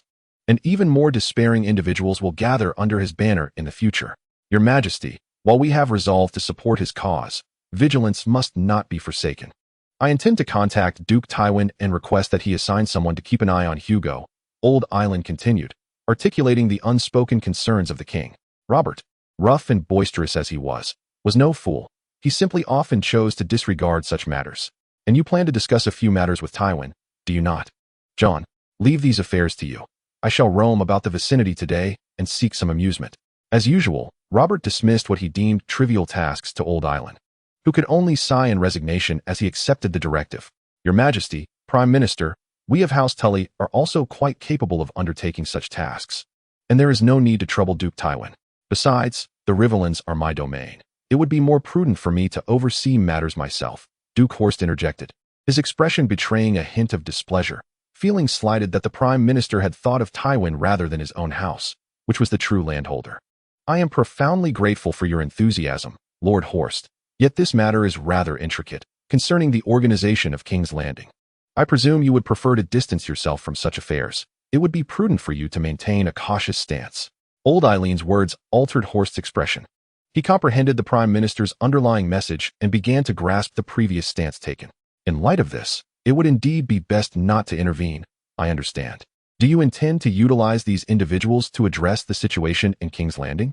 Robert inquired with a hint of surprise, taken aback by Old Eileen's far-reaching considerations regarding the resolution of King's Landing's issues. Your Majesty, I presently possess only a preliminary notion. I require a discussion with Duke Tywin. Once we formulate a framework, I shall promptly report back to you, Old Eileen articulated, alleviating Robert's burgeoning curiosity. He preferred to refrain from delving into such discussions, favoring to await the matured proposal. Meanwhile, the cheers for Hugo grew increasingly fervent. Be it Hugo or his subordinates, all were elated, for they had garnered recognition from the Iron Throne. Theoretically, the path to the east was now unobstructed. However, few were aware that this also signified their entry into the enigmatic early political landscape of the Baratheon dynasty, fraught with peril that, in a certain sense, was comparable to the dangers faced prior to their subjugation. Nevertheless, this was ultimately a triumph, a victory of considerable significance. The king's entourage lingered for only a few days before departing. During this interval, Hugo met with Old Eileen several times to discuss the particulars of their collaboration. As the details were finalized, Old Eileen resolved to dispatch some grain from the Vale. This act alleviated Hugo's immediate concerns, as many of those who flocked to him brought their provisions, sufficient to sustain themselves for a month or two. Naturally, this food would not suffice until the next harvest. Otherwise, they would not have risked following Hugo. Yet, some had arrived empty-handed, and for these, Hugo could only rely on his own reserves. Fortunately, he had spent the past few years stockpiling grain, and his devout and affluent followers consistently donated supplies, albeit only enough to endure the present moment. Moreover, the more provisions they could gather, the better. Once warfare commenced, the extent of consumption would be unfathomable. The quantity of grain sent by Old Eileen was modest, yet it greatly invigorated morale. He indicated a commitment to continue supplying provisions, as the Mad King had amassed a significant stockpile in King's Landing, which was now available for use. The Prime Minister's actions further substantiated the legitimacy of Hugo's cause in the eyes of the realm, bringing a sense of security to the encampment, thus facilitating Hugo's recruitment endeavors. Leveraging the relationships cultivated during his years as an outlaw, along with the connections among the lower-ranking practitioners, news of the events at the Goddess Eye Lake spread rapidly throughout the Seven Kingdoms. Poets sang of Hugo's deeds and campaigns by the roadside, while around the campfires, people engaged in discussions about Hugo's burgeoning enterprise. The news of the amnesty swept across the Seven Kingdoms like a whirlwind, allowing practitioners from various regions to openly proclaim the expedition. Thus, they diligently preached throughout the lands, urging the populace to join the cause. In most instances, the people dismissed these tidings as irrelevant, considering the distant shores of the narrow sea to be too far removed from their lives. However, there were those in despair, the devout, and opportunists who began to gravitate toward Hugo's ranks. In rare instances, under the fervent advocacy of skilled preachers, some towns and regions experienced a frenzy of enlistment into the expeditionary forces. People clamored to receive the heptagram, a symbol denoting their allegiance to the expedition. Among these adept orators was the old Sparrow, a practitioner gifted in stirring the hearts of the masses. The effectiveness of this mobilization was largely attributed to Hugo's established reputation.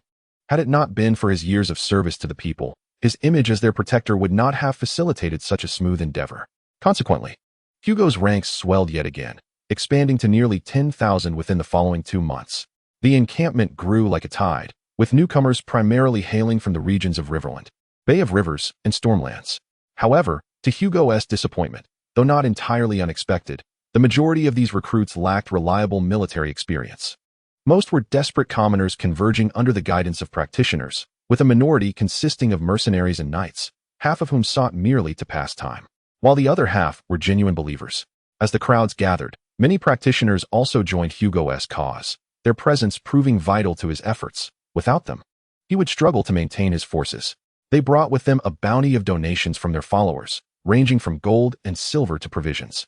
Although many were reluctant to join the expedition, they were nonetheless generous in their support for the faith, much to Hugo's astonishment, revealing the church's wealth more profoundly than he had anticipated. Yet, not all was smooth sailing. During the recruitment process, Hugo faced harassment from Horse Tully, an annoyance that posed no real threat but was undeniably vexing. Such actions were likely not instigated by Horst himself. The Riverland Lord was above such petty tactics, though his subordinates often mirrored their lord's sentiments. While Old Fish might disdain such conduct, it did not mean he would actively intervene to prevent it. In this regard, Hugo found himself powerless, forced to endure the indignity of the situation, as he was still on another's territory, albeit now under the guise of amnesty. Contemplating the current state of his army, Hugo pondered whether he should seek out the great nobles, painting a grand vision to entice their investment. He had already visited several allied nobles of Riverland, but most were only willing to contribute supplies and inquire if their younger sons and knights were inclined to join the expedition. Ultimately, fewer than 10 expressed interest. Some farmers were sent his way, though they were mainly the ones their families could no longer sustain. As Hugo pondered which noble house to visit, a nobleman proactively extended an invitation to him. This unexpected gesture came from the esteemed Fry family, renowned lords of the river crossing. Hugo found this invitation surprising, for he had no prior connection to the phrase. The Lord of the River Crossing had opted for neutrality during the latter stages of the Usurper's War, ensuring his territory remained untouched by marauding bands that might cause the phrase to side with the opposition.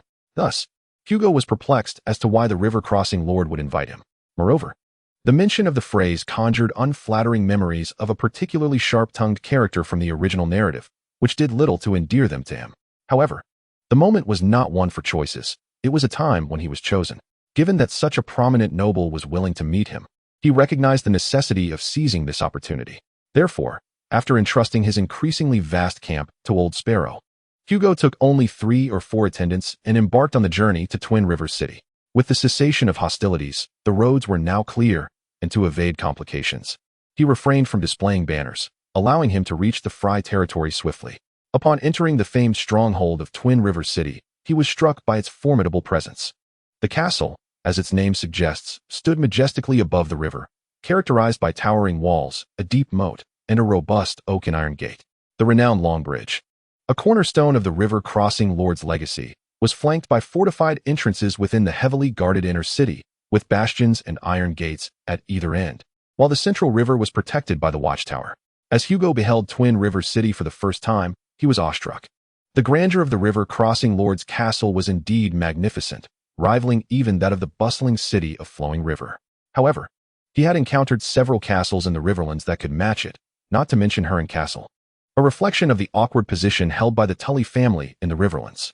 Casting aside his wandering thoughts, Hugo spurred his horse towards the castle. Beneath the twin tower banners, he declared his identity and purpose, and soon the gates of Twin Rivers City swung open before him, granting him entry into the Fry family stronghold. Chapter 14. The Weasel's bet. Welcoming Hugo and ushering him into Twin River City was Sir Stephen Fry, the eldest son of Walder Fry.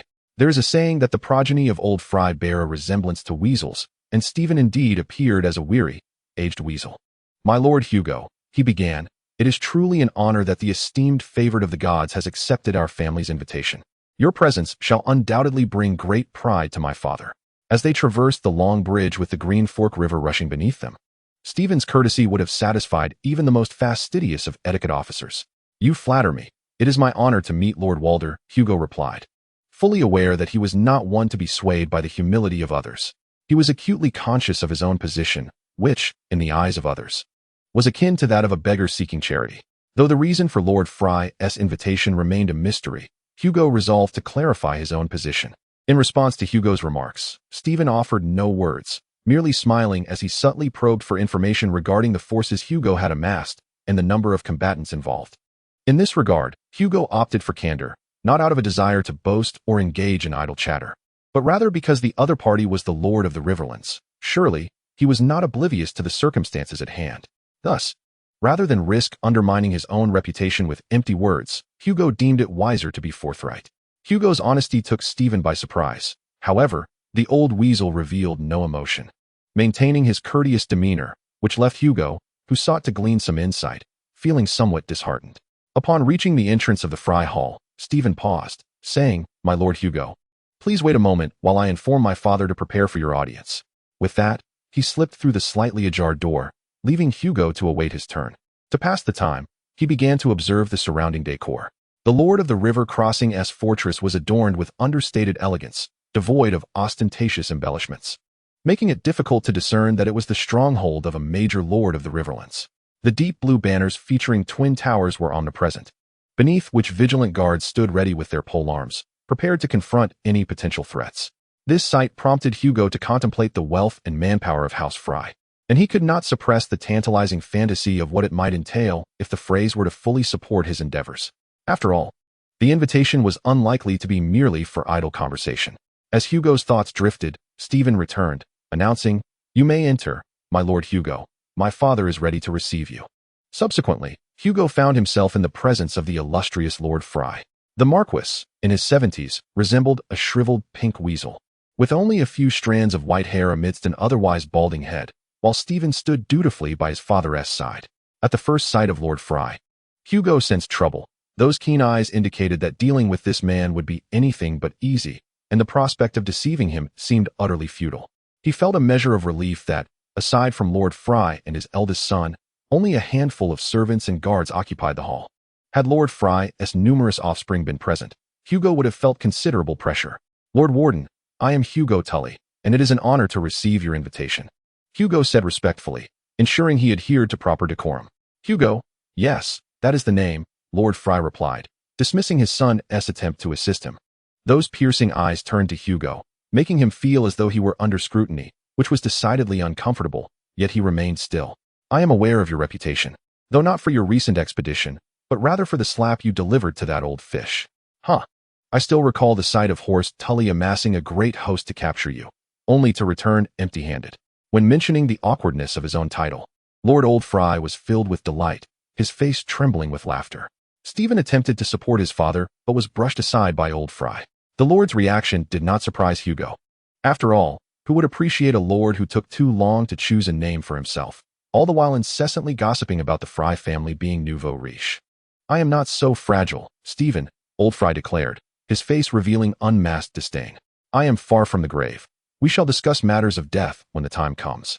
For a typical heir, the implications of Old Fry's words would be enough to instill fear of being disinherited, yet Stephen remained unfazed, clearly accustomed to such exchanges.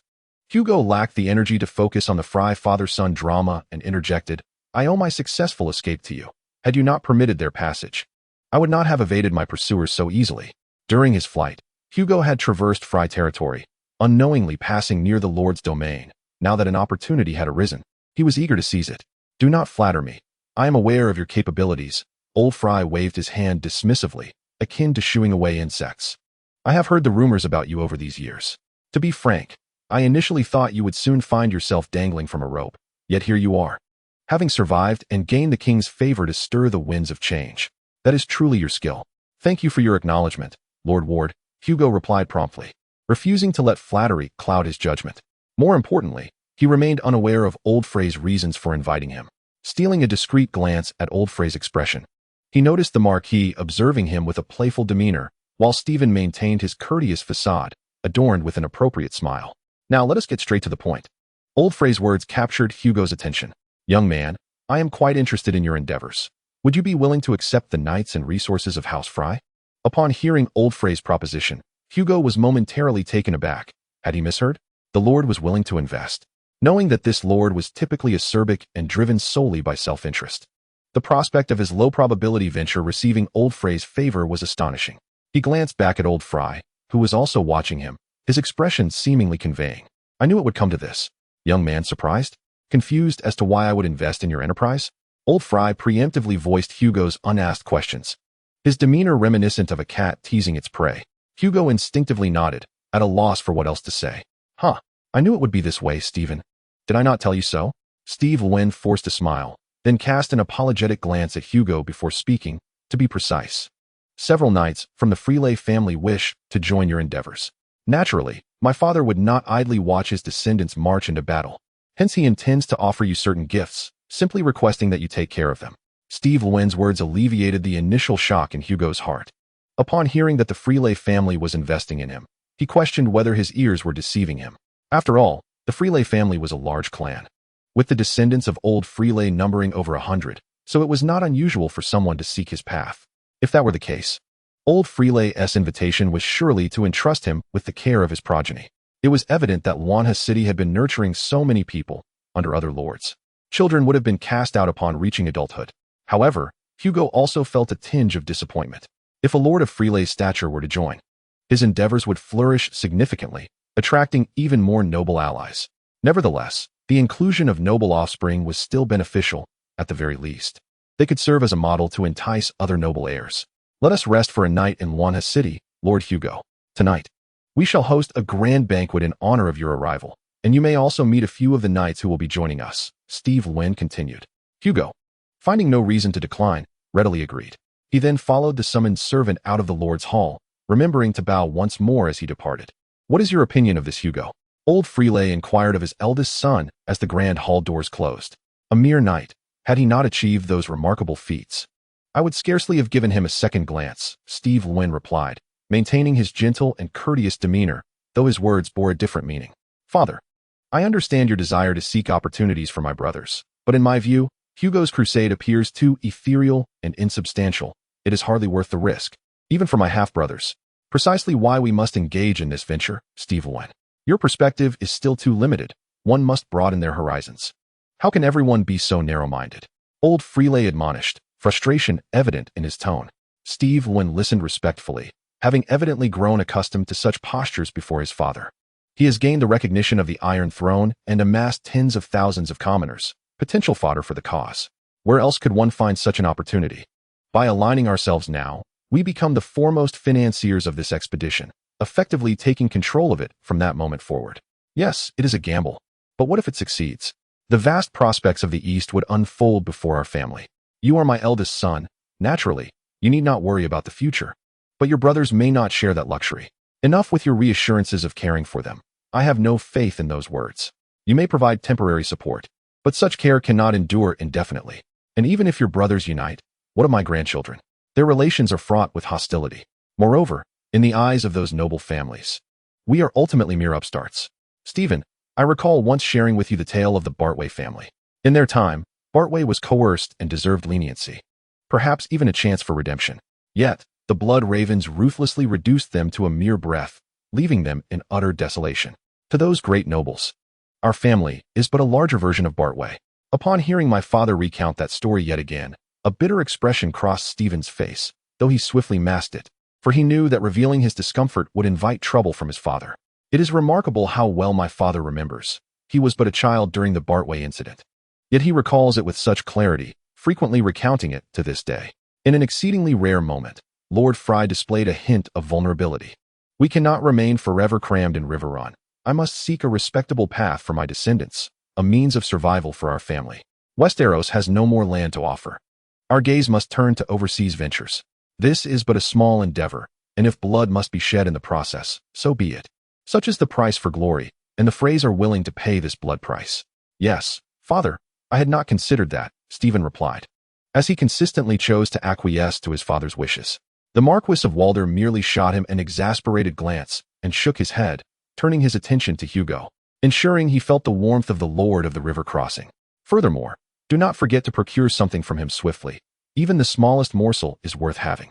And remember to send a message to Lucien, for he too must play a part in this matter, which might also alleviate some of his troubles. Of course, father, Stephen acknowledged. At this point, a shift occurred in Stephen's expression, one of assured confidence. Chapter 15. Reinforcements from the Westerlands that evening. Hugo received a warm welcome from House Fry. Old Lord Fry hosted him as if he were a visiting lord, with a sumptuous feast laid before him, each course more exquisite than the last, even the accompanying wine sourced from the finest vineyards of the arbor. During the banquet, Hugo was introduced to Lord Frey's numerous descendants, enough to form an army in their own right. To be frank, the Freys resembled a swarm of weasels, and Hugo felt surrounded by them. Their attitudes toward him varied widely. Some were polite yet distant, others arrogant and rude, while a few outright ignored his presence. Regardless of their differing demeanors, Hugo met them all with a gentle disposition, for the Freys were indeed his most significant benefactors, and it was paramount to maintain a favorable rapport. Thanks to the presence of Sir Stephen, the banquet was largely welcoming, avoiding any incidents where someone might offend Hugo. However, it was not solely due to Sir Stephen's influence. Hugo could discern that Lord Frey's sons were evidently united, orchestrating the atmosphere of the banquet under the leadership of their elder brother. However, the grandchildren of Old Forey, particularly Hugo, observed their discord and disdain with keen awareness, silently etching it into their hearts, for certain matters are beyond the purview of an outsider to address. Following the conclusion of the banquet, a somewhat inebriated Hugo was escorted to his lodgings in the city of Twin Rivers. The moment he stepped into the room, he felt an immense sense of relaxation. How long had it been since he had rested in such a warm and sturdy chamber? This slumber was particularly restorative, leaving him wholly at ease. The next morning, after Hugo rose and enjoyed his breakfast, Stephen informed him that Forey's knights were prepared. Approximately 100 men were joining the expedition under the command of several rivermen. The surname designated for Old Forey's illegitimate offspring, along with a complement of well-equipped cavalry and infantry. Observing the modest number of around 100 warriors did not surprise Hugo, given the current dim prospects for his endeavors. It was indeed a considerable risk for the Forey family to muster such a force. Yet, while disappointment lingered, stemming from his unbidden fantasies of a more substantial contingent, he simultaneously felt a sense of joy, for this number of warriors remained within his manageable scope. Hugo's own contingent consisted of only 400 to 500 reliable armed personnel, should Forey suddenly augment their ranks by several hundred. Their combined strength would nearly equal his own, inevitably overshadowing him. As for the unarmed civilians, Hugo's definition aligned with that of the Foreys. These individuals could only serve as a backdrop to bolster morale, relying on the elite during critical moments. Leading the Forey contingent was the eldest illegitimate son of Old Forey, Wad Riverwen, often referred to as Bastard Wad. He bore his own crest, depicting two silver-gray castles against a blue background, with a red ribbon slanting downwards to the left. Hugo discerned that the gray-haired Wad was a boorish and sullen figure, his gaze instilling a sense of dread, though Hugo felt no fear towards this Forey bastard. During the banquet the previous night, Hugo observed that despite being an illegitimate child, Wad was frequently entrusted with significant familial responsibilities, wielding considerable influence in both domestic and external affairs of the Forey clan. The appointment of such an individual to lead the Forey expedition underscores the esteem in which the Twin Rivers hold Hugo's venture. The support dispatched by the Forey family extended beyond this modest cadre of professional warriors. They also provided a wealth of resources, including provisions and armor. For this, Hugo expressed his profound gratitude, as his endeavors were in their nascent stages, and he was in dire need of all that proved useful. Naturally, in exchange for these provisions, he would have to offer certain assurances, primarily concerning the distribution of spoils post-expedition. However, this was of little consequence, as promises were the least valuable currency he possessed at this juncture. Moreover, circumstances would inevitably shift upon their arrival in the east, necessitating further negotiations. When Hugo arrived in Twin Rivers, he was accompanied by only a few attendants. Upon his departure, he was bolstered by over 100 warriors and a substantial array of supplies. This journey to Twin Rivers could be deemed a resounding success. On the journey back to the camp, Hugo did not neglect to foster a rapport with Wader Heaven, for they would soon be comrades in battle, and nurturing a good relationship is ultimately beneficial. However, the attitude of this illegitimate son was marked by a polite, yet distant demeanor. In response to Hugo's overtures, he appeared quite reserved, evidently finding the situation uncomfortable. Hugo remained vigilant of any intimate gestures aimed at bridging the gap between them. Disheartened by the lack of warmth, he refrained from approaching the Fry faction, recognizing their disinterest in engaging with him. Each time he drew near to the Freys, he noticed several of their younger members whispering amongst themselves. Although he could not discern their words, he was acutely aware that they were likely not speaking kindly of him. After all, during their time in Twin River City, many Freys regarded him as a beggar of sorts, which, in truth, was not far from reality. Soliciting sponsorship was, in essence, akin to begging. While the elder Freys managed to maintain their composure, the younger weasels could not control their disdain. In such a somber atmosphere, the procession traversed the riverine terrain. With the news of the war's conclusion spreading, people emerged from their hiding places, returning to their charred homes. They began to bury their dead and clear the rubble, initiating the reconstruction of their abodes, much like their ancestors had done countless times before. Along the way, Hugo made it a point to raise his banner, attracting both the desperate and the opportunistic to his cause. His personal involvement drew many to his side, and with the arrival of several organized groups of monks along their route, by the time they returned to the encampment by Lake Eyeball, his contingent had swelled to over 1,000. Upon reaching the camp, Hugo observed several areas adorned with lion banners. Alongside soldiers clad in red and well-dressed civilians and affluent individuals, presenting a stark contrast to the impoverished majority of the expeditionary force. Noticing this, Hugo inquired of the approaching Blackblade Cannoneer about the situation. It is the Lannisters, Gillian and Ty, who arrived a few days ago with 800 men and a significant amount of gold to join our ranks.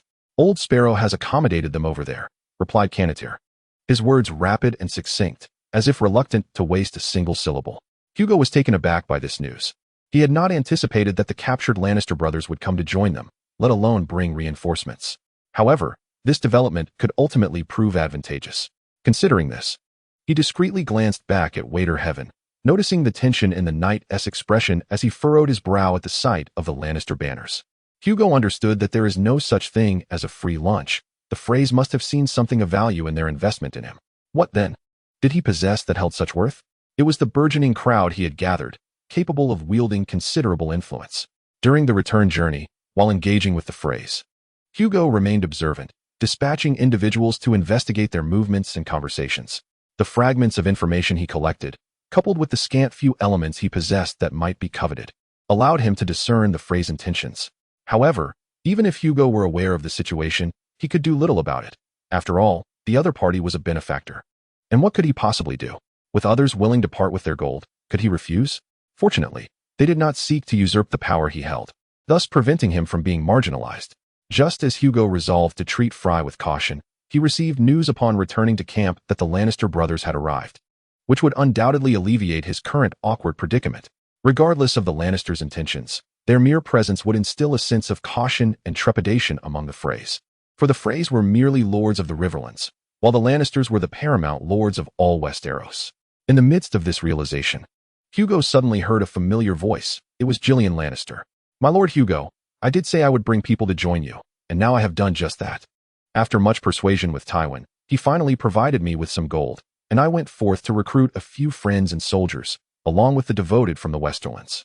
My brother Tygat, concerned for my safety, also organized some of his men to accompany me."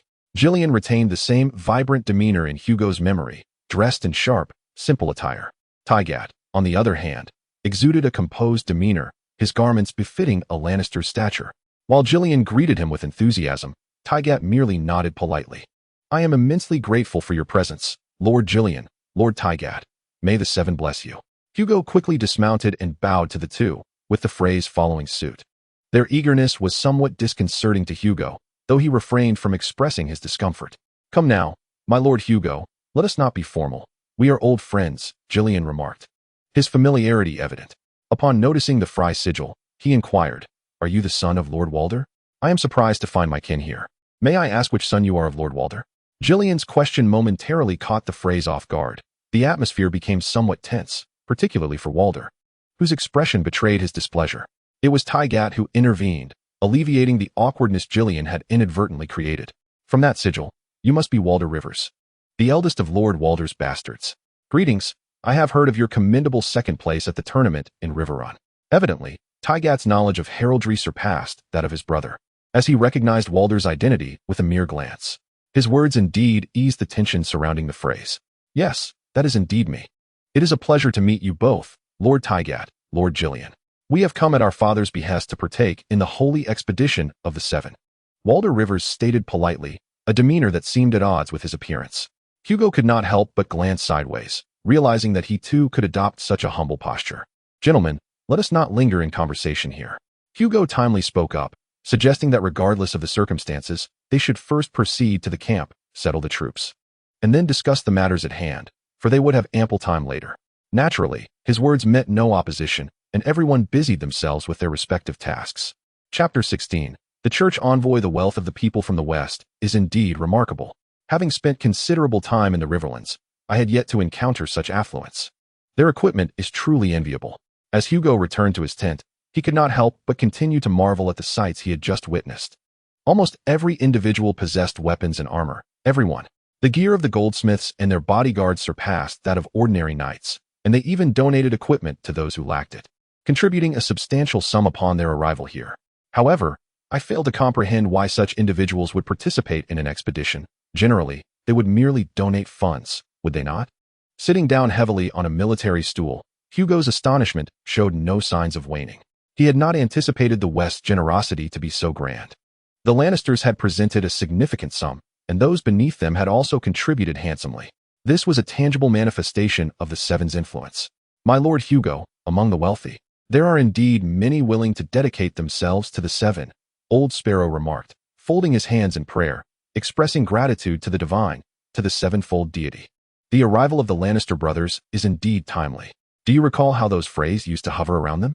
Their attitude towards me has softened considerably, haha. You should have seen how arrogant they were before.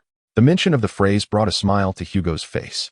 Although it was necessary to humble oneself for sponsorship, it was nonetheless irksome, and now, the suppressed emotions had finally found release. Observing Hugo's excitement, Old Sparrow offered a friendly smile. He too recognized the impact of the Lannisters' arrival. Had it not been for them, the phrase would likely have treated them with a ruthless demeanor. Neither Hugo nor Old Sparrow desired to experience that sense of subjugation. What else lies ahead? Hugo inquired after his excitement subsided. Old Sparrow immediately addressed the next matter with a serious expression, stating that Bishop Lucian would arrive today. The gluttonous insects from King's Landing had finally sent someone, arriving far sooner than he had anticipated. He had expected them to come only when their party reached the walls of King's Landing. It seemed the church had made some progress over the years. When discussing the faith of the Seven, Old Sparrow's disdain was evident. Hugo was not surprised.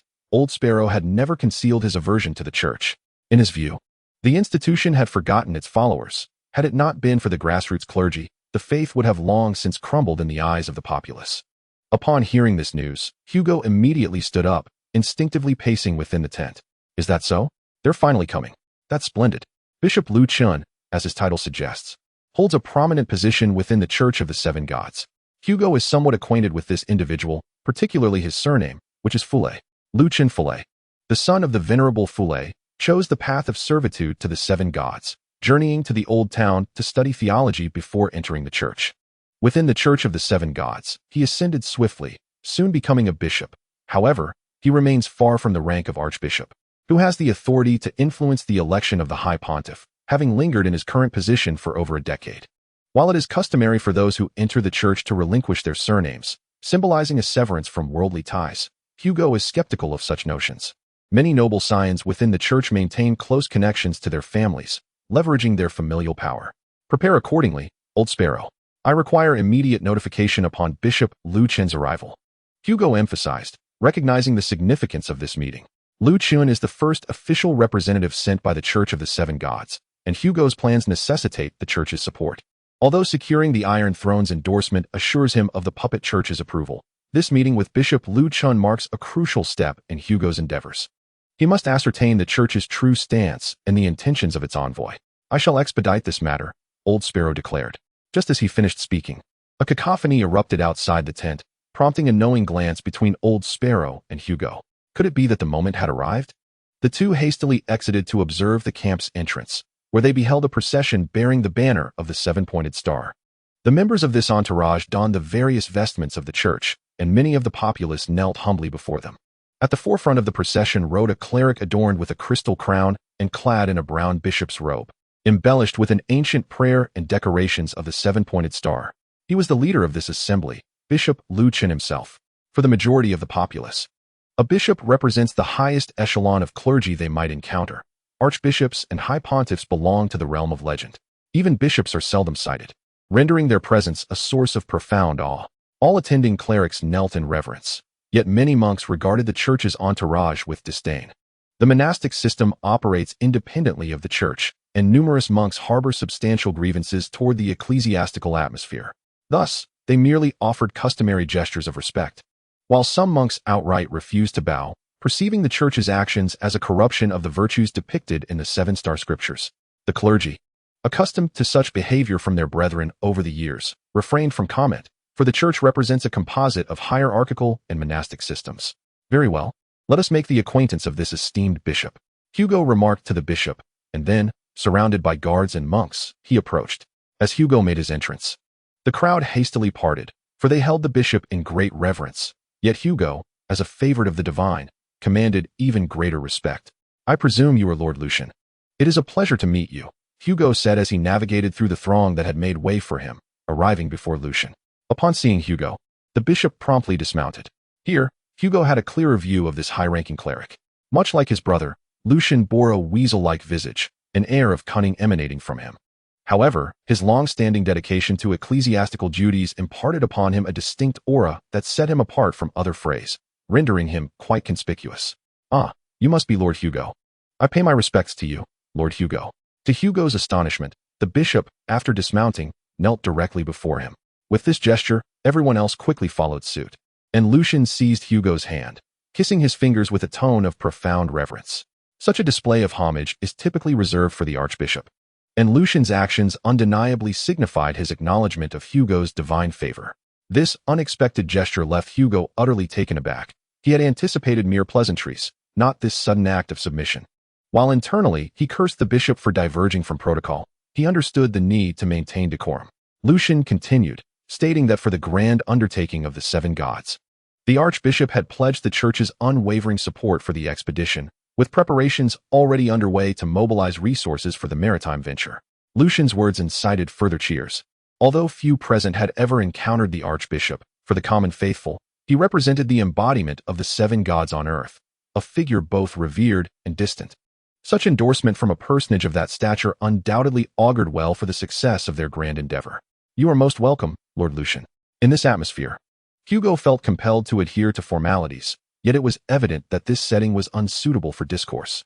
I suggest we retire indoors to converse. Of course, Lord Hugo. Lucian offered Hugo a characteristic smile of the Fry lineage, and upon witnessing this expression, Hugo felt no doubt of the man's ancestry. He then pondered the bishop's intentions. Was this an act of humility prompted by the elder Fry, or did Lucian harbor his own designs? While contemplating the bishop's motives, Hugo ushered Lucian inside, confident that the forthcoming dialogue would unveil the answers he sought. I bring the archbishop's blessings and support, Lord Hugo. As the two individuals settled into their seats, Lucian promptly articulated his purpose. The esteemed archbishop harbors considerable concern for the events transpiring in the realm of Hajian. Upon learning of your existence as a paragon of faith and the spontaneous organization of the devoted, he felt both gratified and invigorated. In this dark age, where faith has been largely forsaken, there still exist those who fervently revere the seven gods. Hugo, however, was disinclined to entertain such formalities, having heard them countless times before, rendering them devoid of significance. Fortunately, Lucian soon transitioned to matters of substance. Furthermore, the archbishop has tasked me with the temporary leadership of the clerics participating in the expedition. Upon hearing this, Hugo began to comprehend the reason behind Lucian's earlier humility. Hugo's strength emanated from the grassroots clergy, and now Lucian was effectively siphoning away the clerics, thereby diluting Hugo's influence. Yet, Lucian's subsequent words led Hugo to reconsider his initial assumptions. Of course, I believe the clerics should be led by individuals more suited to the task, Lord Hugo. It is essential that the right people perform the appropriate duties. This statement left Hugo perplexed. Was the man implying he would refrain from involvement? What was his true intention? As for the reasoning provided, Hugo found it hard to accept that a high-ranking cleric would act without consideration for personal gain. He struggled to reconcile this notion, having gleaned insights into the nature of the Seven Gods Church from the accounts of lower-ranking practitioners like Old Sparrow. Subsequently, Lucian's words indeed corroborated Hugo's suspicions. The bishop from the Folii family unveiled his characteristic smile, continuing, however, Lord Hugo, for the sake of future communications and the coordination of various matters during the expedition, establishing a stable channel of communication would be greatly beneficial. I believe I would serve as an apt liaison. At this juncture, Hugo felt a sense of relief. This fellow clearly had ulterior motives. With motives in play, there was no cause for concern. One need not fear a person who desires something, but rather one who desires nothing at all. Thus, they could engage in a gradual discourse. Chapter 17. the command to proceed to King's Landing under the auspices of the Bishop's guard, who served a bottle of Dorn red wine. Hugo and Lu Chun engaged in conversation for a full 2 hours. Within this time, they deliberated on a multitude of topics. From the acquisition of various supplies brought by the bishop to the requests Hugo intended to relay to those in King's Landing. They meticulously finalized numerous details regarding their arrangements. The provisions from King's Landing were notably substantial, primarily comprising various silver and gold items, mostly artifacts from the Grand Hall of Vale. Frankly, this left Hugo rather perplexed, yet Bishop Lu Chun elucidated, stating, "The Church of the Seven Gods is also eager to express loyalty to the current Baratheon dynasty." Finally, the bishop presented Hugo with a matter of considerable importance, specifically, a new decree from the Iron Throne, which genuinely took Hugo aback. Nevertheless, regardless of his astonishment, it was inappropriate to discuss such matters in the presence of the envoy. Hugo graciously concluded the conversation, saying, "Farewell, Bishop Lu Chun. I have arranged a most suitable encampment for you, where one can overlook the entirety of the God's Eye Lake." As Hugo drew back the curtain, he allowed the bishop to exit first, following suit and stretching to alleviate the discomfort and fatigue from prolonged sitting. "I truly appreciate it. This is my first time camping by the Eye of God Lake," remarked Lu Chun, gazing wistfully at the expansive lake. Intrigued, Hugo inquired, "You have never stayed by the Eye of God Lake? This place belongs to the old gods. It is not a sanctuary for the faithful of the Seven." Lu Chun replied, his gaze penetrating the depths of the lake, revealing a profound intensity. "In the church, one must not reveal any vulnerabilities if one wishes to ascend. Were it not for official duties, I would not approach this lake at all." Hugo understood the gravity of Lu Chun's words. Unlike the bishop, who feared potential threats, Hugo cast a wary glance into the lake's depths, aware of the ancient sanctum of Thousand-Faced Isle, where the old gods might still wield their power. "Do you believe in the existence of Thousand-Faced Isle?" Hugo pressed further. "Whether one believes or not matters little. It suffices that the faithful do," Lu Chun replied, meeting Hugo's gaze with a faint smile reminiscent of the divine. "Let us conclude our discussion for today, as I still wish to meet my brethren." He paused deliberately before mentioning his brothers, prompting Hugo to regard him thoughtfully. "Please, do not let me hinder you," he replied. Hugo observed as the bishop departed amidst a throng of churchgoers, many kneeling in hopes of receiving his blessing. Lu Chun did not refuse a single request, bestowing blessings upon the crowd, which only drew more people to him. Ultimately, it was the camp guards who dispersed the gathering, allowing the bishop to proceed. A cunning performer, Hugo mused internally, watching the bishop's retreating figure.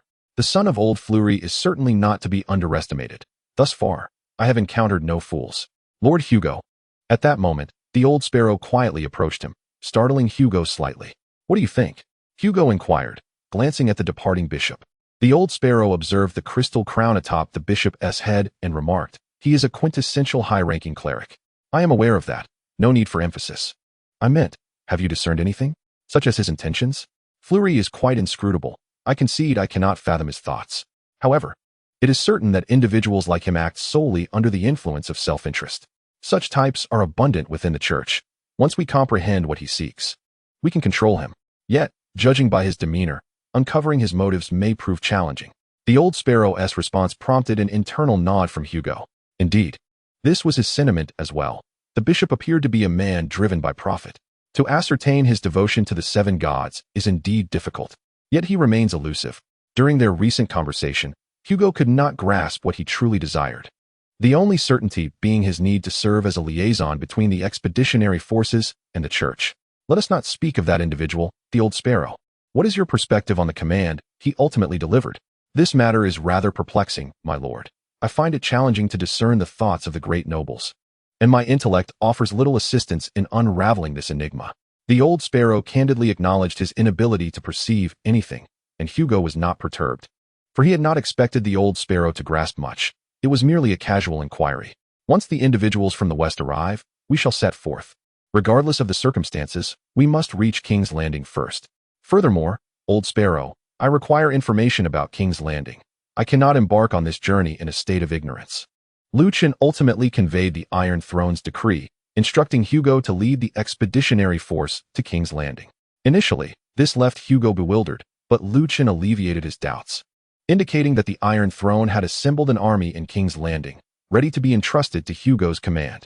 This profoundly disrupted Hugo's plans, for he had originally intended to traverse the Blood Gate into the Vale and arrive at Seagull Town, the site of the first landing of the Undulls, from where they would journey eastward to their ancestral homeland. Yet, he felt compelled to go, irrespective of the Iron Throne's claims about the army. The nature of his current authority dictated that he must comply. The Iron Throne had conferred recognition upon him, and a substantial supply of provisions had also been dispatched. How could he possibly refuse the Iron Throne? However, venturing into the unknown always breeds unease, particularly as Lu Chun's tone hinted that the undertaking would not be straightforward. Amplifying his apprehension, "I understand, Lord Hugo. I shall promptly select a cadre of Sparrow brothers to proceed to King's Landing." The old Sparrow grasped Hugo's unvoiced implications and quickly acquiesced. Hugo found himself somewhat disconcerted by the rapid agreement. He hesitated momentarily, contemplating whether to allow Canneteer to accompany him. Few could withstand the might of his black sword. "My Lord Hugo, I have traversed Westeros for over a decade. I have never been a weakling. Furthermore, it is more crucial for the black sword to serve as your captain than to act merely as a bodyguard. He and Snow are currently your most vital captains, and neither can be dispensed with. I am the most suitable candidate, for the monks and clerics do not center their loyalty upon me. Their true allegiance lies with you. Thus, my departure would not affect the overall dynamic." As the old Sparrow pointed out, with the expansion of Hugo's entourage, the identities and powers of these two pivotal captains also grew. Canneteer oversaw the mercenaries and boatmen who had pledged their loyalty, while Snow managed the farmers loyal to Hugo. Both factions were integral to Hugo's inner circle and could not be overlooked. "Very well, I comprehend, Old Sparrow. You may proceed." Hugo regarded the old Sparrow, a sudden wave of regret washing over him at the thought of sending him into the uncertain realm of King's Landing. Yet, the words remained unspoken, for the old Sparrow's assertions were indeed valid. The elderly Sparrow respectfully bowed to Hugo before vanishing behind the tent. Once the old monk departed, Hugo busied himself with his own endeavors, as his workload was perpetually overwhelming, demanding his utmost attention every moment. The Sparrow's exit went unnoticed by the others, in their minds. This venerable monk was always preoccupied with various tasks, rendering his absence entirely unremarkable. While Hugo was engrossed in the myriad affairs of the encampment, he also devoted considerable attention to observing the Weasel Bishop. Regrettably, his spies failed to uncover anything of significance.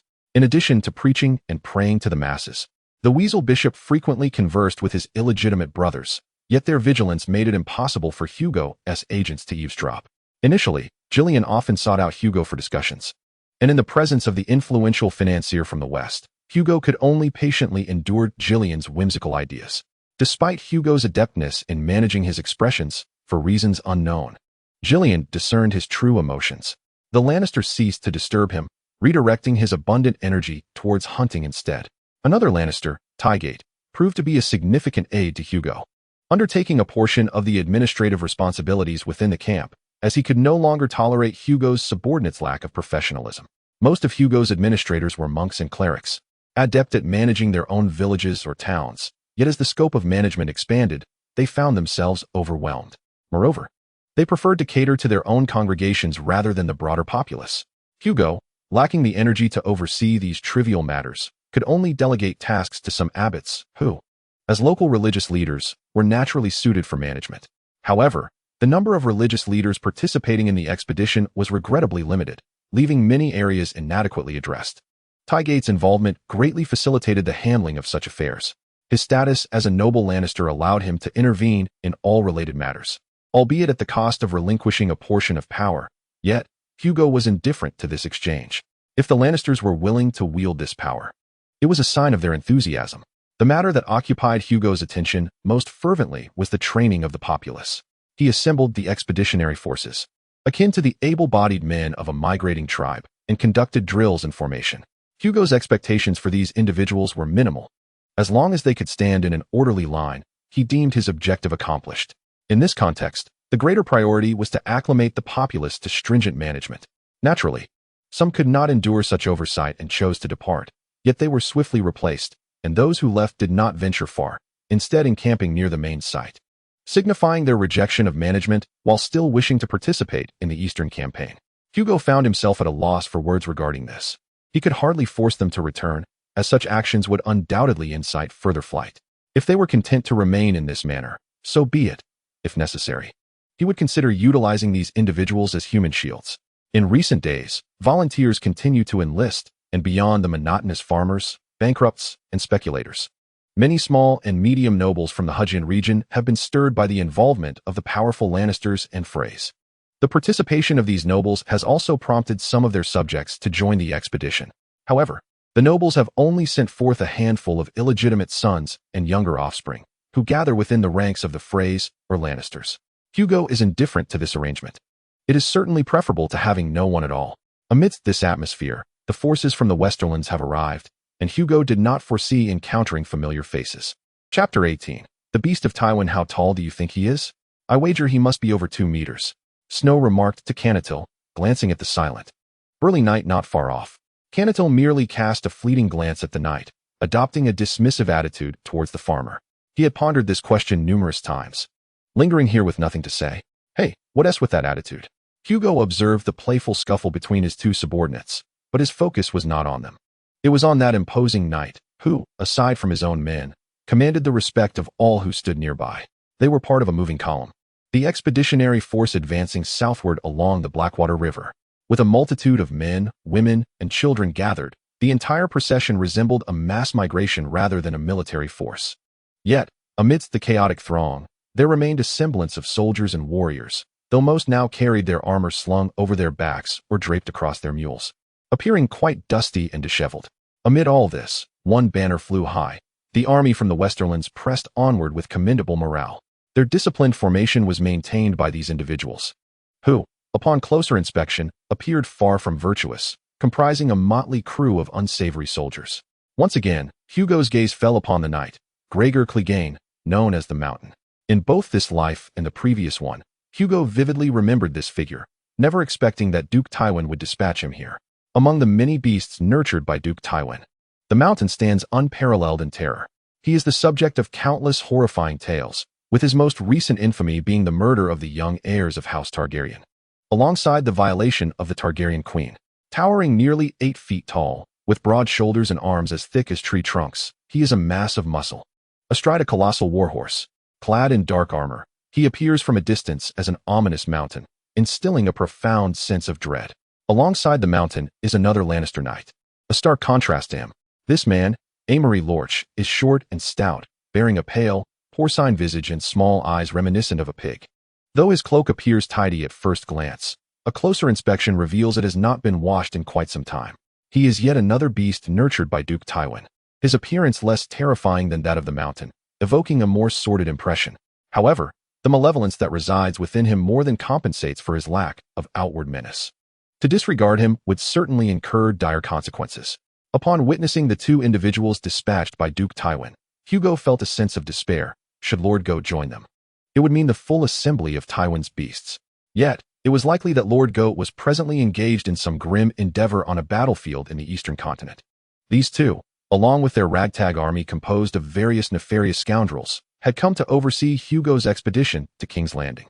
The vile nature of this band was evident to Hugo at a glance. They were far from virtuous, yet he could only hold his nose and endure. Despite their unmistakable depravity, the semblance of a military force they presented seemed to stem largely from the fear inspired by the Mountain. With this realization, Hugo resigned himself to their supervision, bracing for the inevitable provocations from these miscreants. Indeed, they wasted no time in asserting their dominance. Hugo vividly recalled that day. The Western cavalry, brimming with arrogance, had burst through the camp gates, creating chaos in the makeshift shelters outside. These men behaved as if they had returned to their own home, demanding that Hugo emerge promptly to greet them. They had even injured the guards at the entrance, their brutality leaving some incapacitated for days, while others suffered broken bones requiring lengthy recovery. Is this the so-called expeditionary force? It appeared to be merely a gathering of rabble. Sir Amory scoffed, a wicked gleam flickering in his pig-like eyes. So you are Hugo? Prepare food and drink for me at once, lest I take it upon myself to deal with your disheveled army on the way. As Amory's words fell, his entourage erupted into raucous laughter, prompting the soldiers of the Mountain to chuckle after casting a glance at their master. How unfortunate to encounter such insufferable individuals, Hugo mused silently, signaling the eager farmer leader and Blackblade to refrain from action. The camp is ready, my lords. Please allow your forces to enter. Hugo wished to avoid conflict with the Mountain and held no regard for Amory, seeing him merely as a wretched pawn. His gaze remained fixed upon the formidable presence of the Mountain, whose visage was obscured behind a fearsome helm, rendering his intentions inscrutable. Hugo understood that Amory was merely a pawn thrust forward. The true danger lay in the imposing figure of the silent giant behind him, the terrifying mountain. This confrontation was just beginning. As Hugo had anticipated, Amory's expression grew even more arrogant, his piggish eyes rendering him increasingly repulsive. Yet, before Hugo could finish his statement, he declared, as the rightful lord of this camp, that those who dared to trample my gates and injure my guards must face punishment. Sir Amory, I demand that you surrender the offenders. Hugo's words elicited hearty laughter from Amoki, while the scoundrels of Lannister laughed even louder. You are simply too amusing, you bandit leader. A punishment? I shall punish your mother, you filthy scoundrel. With Amoki's taunts, the miscreants joined in with increasingly vile insults, each more profane than the last, and they erupted into cheers whenever a particularly demeaning exclamation was shouted. Hugo observed this spectacle in silence, noting the growing ire of his subordinates as they placed their hands upon their weapons, yet he also recognized that the seemingly complacent ruffians mirrored this readiness. Nevertheless, this was of little consequence. Hugo's focus remained fixated on the mountain, Tywin's chief beast, who stood there in ominous silence, exuding a quiet menace. Why so quiet? You fool. It appears you and your gathered yokels are only brave enough to stand there. Amoki continued to sully Hugo's ears with his crude language. Hugo narrowed his eyes, realizing that he would have to take a risk and calculating that his reinforcements would soon arrive. With remarkable swiftness, Hugo drew a dagger from his waist and advanced towards Amoki in quick strides. Though Amoki's seemingly sluggish reactions were surprisingly prompt, he unsheathed his sword just as Hugo reached him. Yet it was too late. Hugo forcefully knocked aside Amoki's blade and maneuvered behind the stout man, pressing the dagger to the nobleman's throat. This entire exchange transpired in the blink of an eye, leaving both sides momentarily astonished, and in the next instant, all weapons were drawn, the atmosphere thick with tension. Gone was Amoki's earlier bravado. As the dagger pressed against his neck, fear washed over his face, starkly contrasting his previous arrogance. I believe we can converse civilly now, Sir Gregor. Hugo glanced at the mountain, who remained silent and imposing. It was clear to him that the true authority was present. Recognizing the cue, the mountain stepped forward, causing some of the more timid individuals to retreat a few paces. His deep, fearsome voice resonated. Release Amoki, and we shall engage in a proper discussion. Standing before such a giant, Hugo felt the weight of oppression, especially given the man's notorious reputation. Yet, Hugo was determined to provoke a response. He delivered a swift kick to the stout man's midsection, sending Amoki sprawling to the ground, where he broke his nose in a most humiliating fashion, rendering him even more grotesque. The laughter now belonged to Hugo's men, while the expressions of the scoundrels soured. At that moment, a voice cut through the tension. Mountain, Amoki, what in the blazes are you two fools doing? Has our elder brother sent you merely to disgrace us? Your follies have already piled high enough. Do not add to them, and do not bring shame upon our house. The visitors were none other than Gillian Lannister, followed closely by Tygate Lannister. Clad in their hunting attire, it was evident they had just returned from a hunt. Gillian's demeanor towards the mountain and Amory was decidedly brusque. Through their casual conversation, Hugo discerned that Gillian harbored a profound discontent towards the beasts his brother had kept, having never taken a liking to them. I sincerely apologize. My lords, this is all Amory's fault. I shall ensure he bears the responsibilities he should. In the presence of the two Lannisters, the mountain's attitude shifted dramatically compared to his interactions with Hugo, hastily placing the blame squarely on Amory. The accused Amory opened and closed his mouth in protest, yet ultimately swallowed his words in resignation. At this juncture, Hugo finally exhaled in relief. The arrival of the Lannisters was most opportune. Should the mountain's ferocity erupt, it would indeed be a troublesome affair to contain. However, Hugo contemplated another scenario. If the Lannisters were unable to quell the mountain's wrath, an alternative resolution would be required. Subtly, Hugo gestured to the crossbowmen stationed on the nearby heights, prompting their immediate withdrawal. The unfolding events unequivocally indicated that the situation was not merely dictated by Gregor or Amory's whims, but stemmed from the authority of the West's ruler. Hugo surmised that this matter would soon find its way to Tywin Lannister's desk. From the current outcome, it appeared he had passed this trial. Amory had received a beating and was compelled to deliver others for punishment, playing the role of a ridiculous jester for his master. In the present moment, Hugo observed the beasts nurtured by Tywin advancing before him, his mind preoccupied with another pressing question. What was Tywin Lannister truly scheming? What purpose did he have in sending these beasts to King's Landing? Deep down, Hugo sensed he had some inkling of the answer. He understood well the typical purpose behind Tywin's nurturing of such creatures. Now, Hugo felt an immense sense of relief for having dispatched the old sparrow to King's Landing, ensuring he would not arrive in utter ignorance. Yet, the old sparrow's absence was unsettling. Hugo sensed he was being drawn into a vortex, oblivious to the events transpiring within it. Chapter 19. The tumultuous city. As one descends the Blackwater River, one arrives at the famed King's Landing, the capital of the Seven Kingdoms, a sprawling metropolis housing a population of 500,000, the site of the Red Keep and the Iron Throne.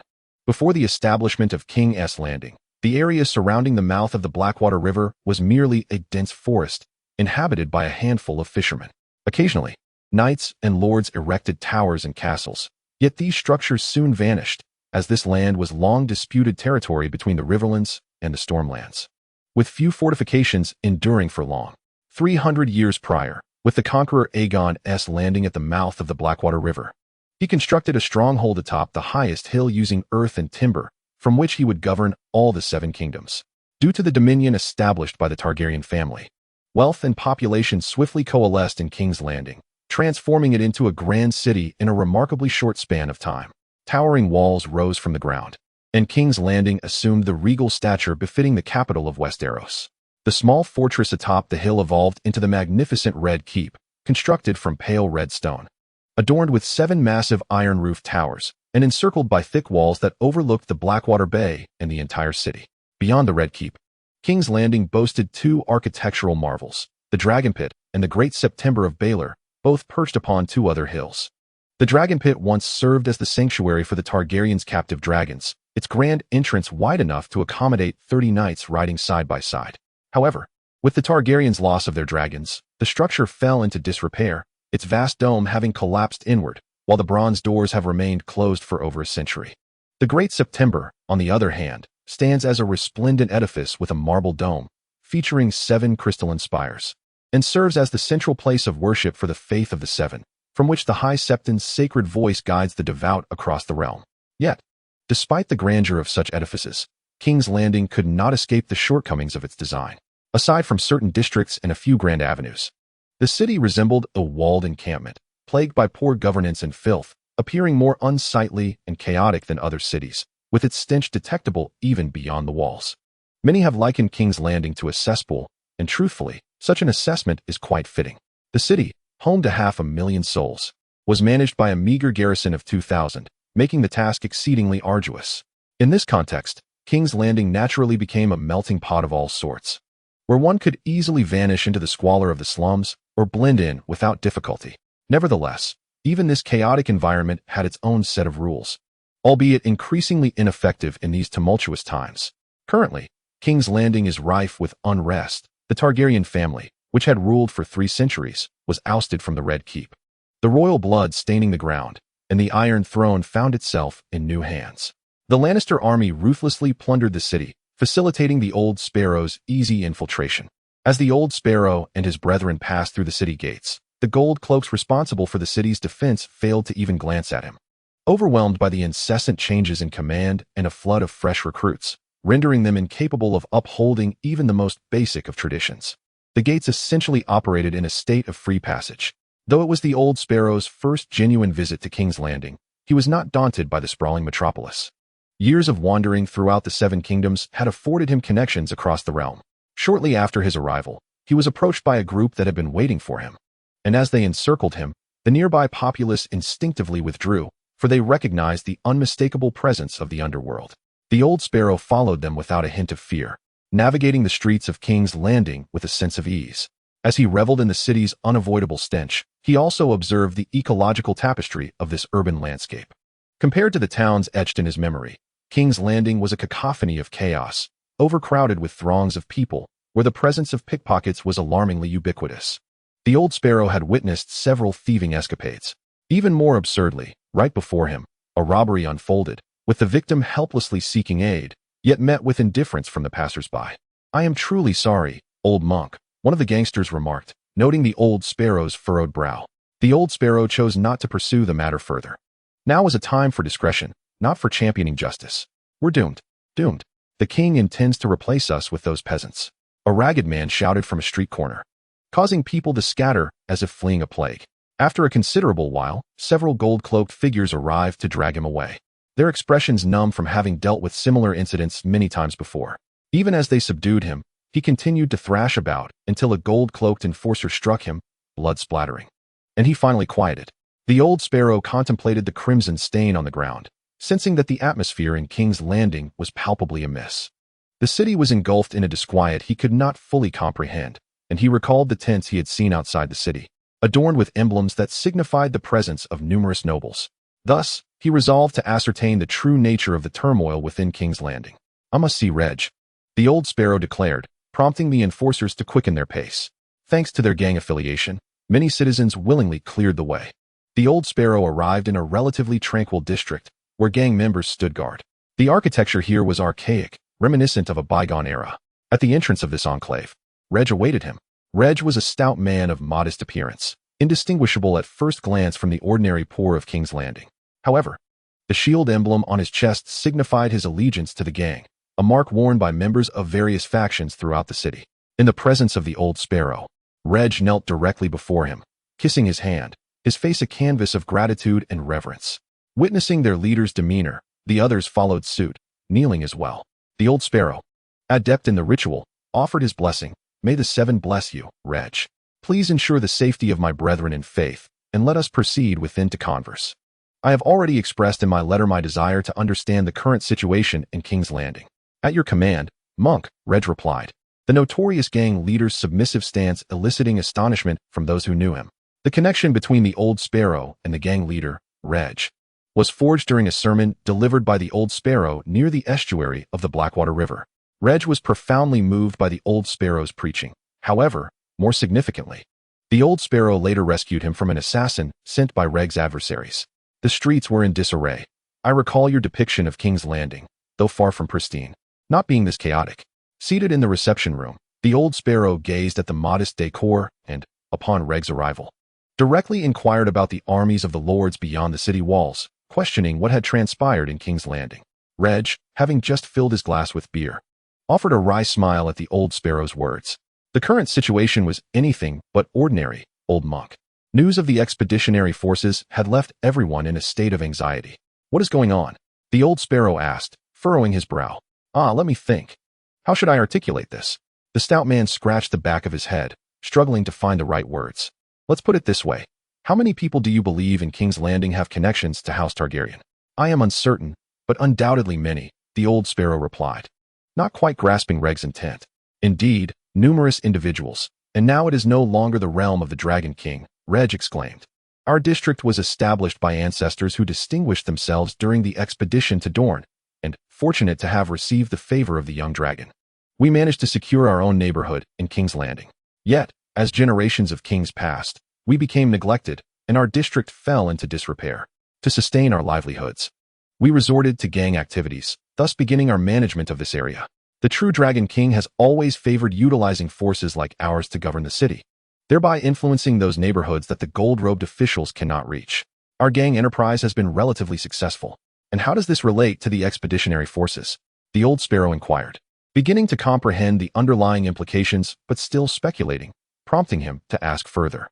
Initially, the people of King's Landing were indifferent to the expeditionary forces. However, as the king announced their deployment to the city, rumors swiftly began to circulate. Many in our gang and guild, who had lived in trepidation since the fall of the Targaryen dynasty, believed that Robert intended to replace us with these newcomers. The rumors festered, transforming into the belief that Robert aimed to supplant every individual in King's Landing associated with House Targaryen. Consider the number of people connected to the Targaryens in King's Landing. You can now understand the unrest in the streets. Moreover, a plethora of other nonsensical rumors emerged, such as the notion that the expeditionary forces were a cleansing army sent by the church to purge King's Landing, or that they aimed to replicate the horrors of the sack. These tales incited further agitation among the remaining populace. In truth, if not for the opportunistic cheese merchants from Pintos seizing this moment to flood King's Landing with inferior cheese, allowing everyone to feast, it is conceivable that far worse events could have unfolded beyond mere theft and robbery. Reg's response left the old sparrow in contemplative silence for a moment. Indeed, as the gang leader articulated, the unrest in the streets was entirely understandable under such circumstances. Moreover, we, the gangsters, are disinclined to uphold the order of the streets. These rumors have emboldened some individuals to challenge the existing hierarchy. Although the assaults are few, they have frayed everyone's nerves to the utmost degree. The Targaryens have never bestowed a single coin upon us, and they continue to do so. Thus, we have resolved to disregard them entirely. The guilds have ceased their production, leaving us puzzled about their activities. Presently, in King's Landing, everyone is in search of an escape route, yet no one knows where it lies. Rhaegar wore a grave expression. He and his gang were among those seeking a way out, which fueled his eagerness towards the Old Sparrow. I recall that when Duke Tywin entered the city, he purged many loyal Targaryen factions. How then can the populace be so apprehensive? The Old Sparrow inquired further, to which Rhaegar gestured dismissively, clarifying that those were merely the bastards of true dragons and affluent merchants, entirely unrelated to our petty roles. The lions disdain us. We are numerous yet impoverished, rendering us unworthy of plunder. Now, however, everyone believes the blade will inevitably fall upon us. What is the situation with the noble armies outside the city? Nobles? The king summoned them under the pretext of compensating for their mistaken allegiances during the Usurper's war. Their arrival has only exacerbated the chaos within the city. They, too, fear being summoned for a purge, yet they have no choice but to comply, further contributing to our city's turmoil. Old monk, do you now comprehend why the city is in such unrest? As Rhaegar spoke of these matters, he felt increasingly powerless, the weight of leadership pressing down upon him to the brink of collapse. The Old Sparrow observed him thoughtfully before speaking. Rhaegar, I possess a clear path before us. Are you willing to tread it? Had anyone else uttered such words, I would have dismissed them. However, since it emanates from you, monk, I am most certainly willing. Rhaegar responded promptly, as if fearing the Old Sparrow might retract his offer. He had long been aware of the Old Sparrow's renown and understood his status. I happen to have a preliminary idea, though it requires further refinement. The Old Sparrow had indeed formulated some initial concepts, yet they necessitated time for elaboration. He sensed the gravity of the situation in King's Landing must be handled with utmost caution, lest the entire expeditionary force be jeopardized. Chapter 20. The Prelude to Purge. As the majestic walls of King's Landing loomed before him, Hugo gazed upon this pivotal stage of the original narrative with a sense of nostalgia. It was his first encounter with this city. As a notorious cutthroat with a reputation across various factions, Hugo would never dare approach King's Landing, the epicenter of conflict, where others might effortlessly conspire against him. Beneath the walls of King's Landing, numerous houses had sprouted like parasites. This was the Outer District, a home for those who could not afford to reside within the city, along with warehouses and merchant stalls dispersed throughout. In the Outer City, construction is fervently underway. Following the defeat of the Targaryen forces at the Trident, the deranged Targaryen king, in a bid to fortify the city, ordered the demolition of the Outer District, which had provided resources and cover for attackers, a fate shared by all structures beyond the city walls. Now, with the war concluded, the resilient citizens of King's Landing have begun the arduous process of rebuilding their homes. Many had prepared for the conflict, utilizing lightweight materials in their constructions, allowing for a straightforward reassembly.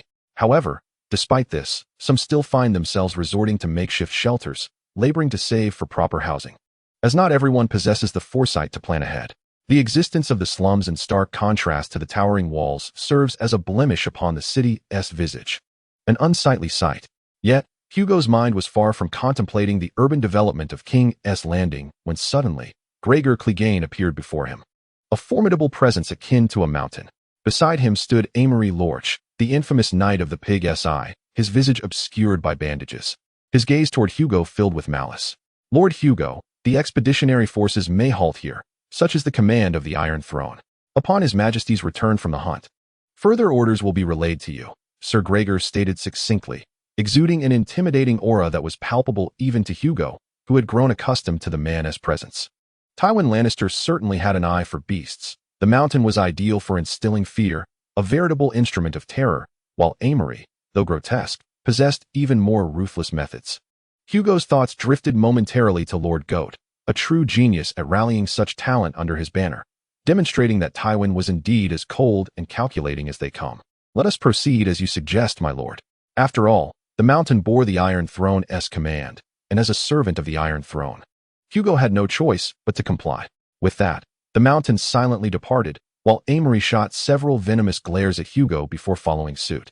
Hugo, amused by the jester's evident frustration, bid him farewell with a playful expression. Subsequently, he instructed the warriors nearby to relay the orders.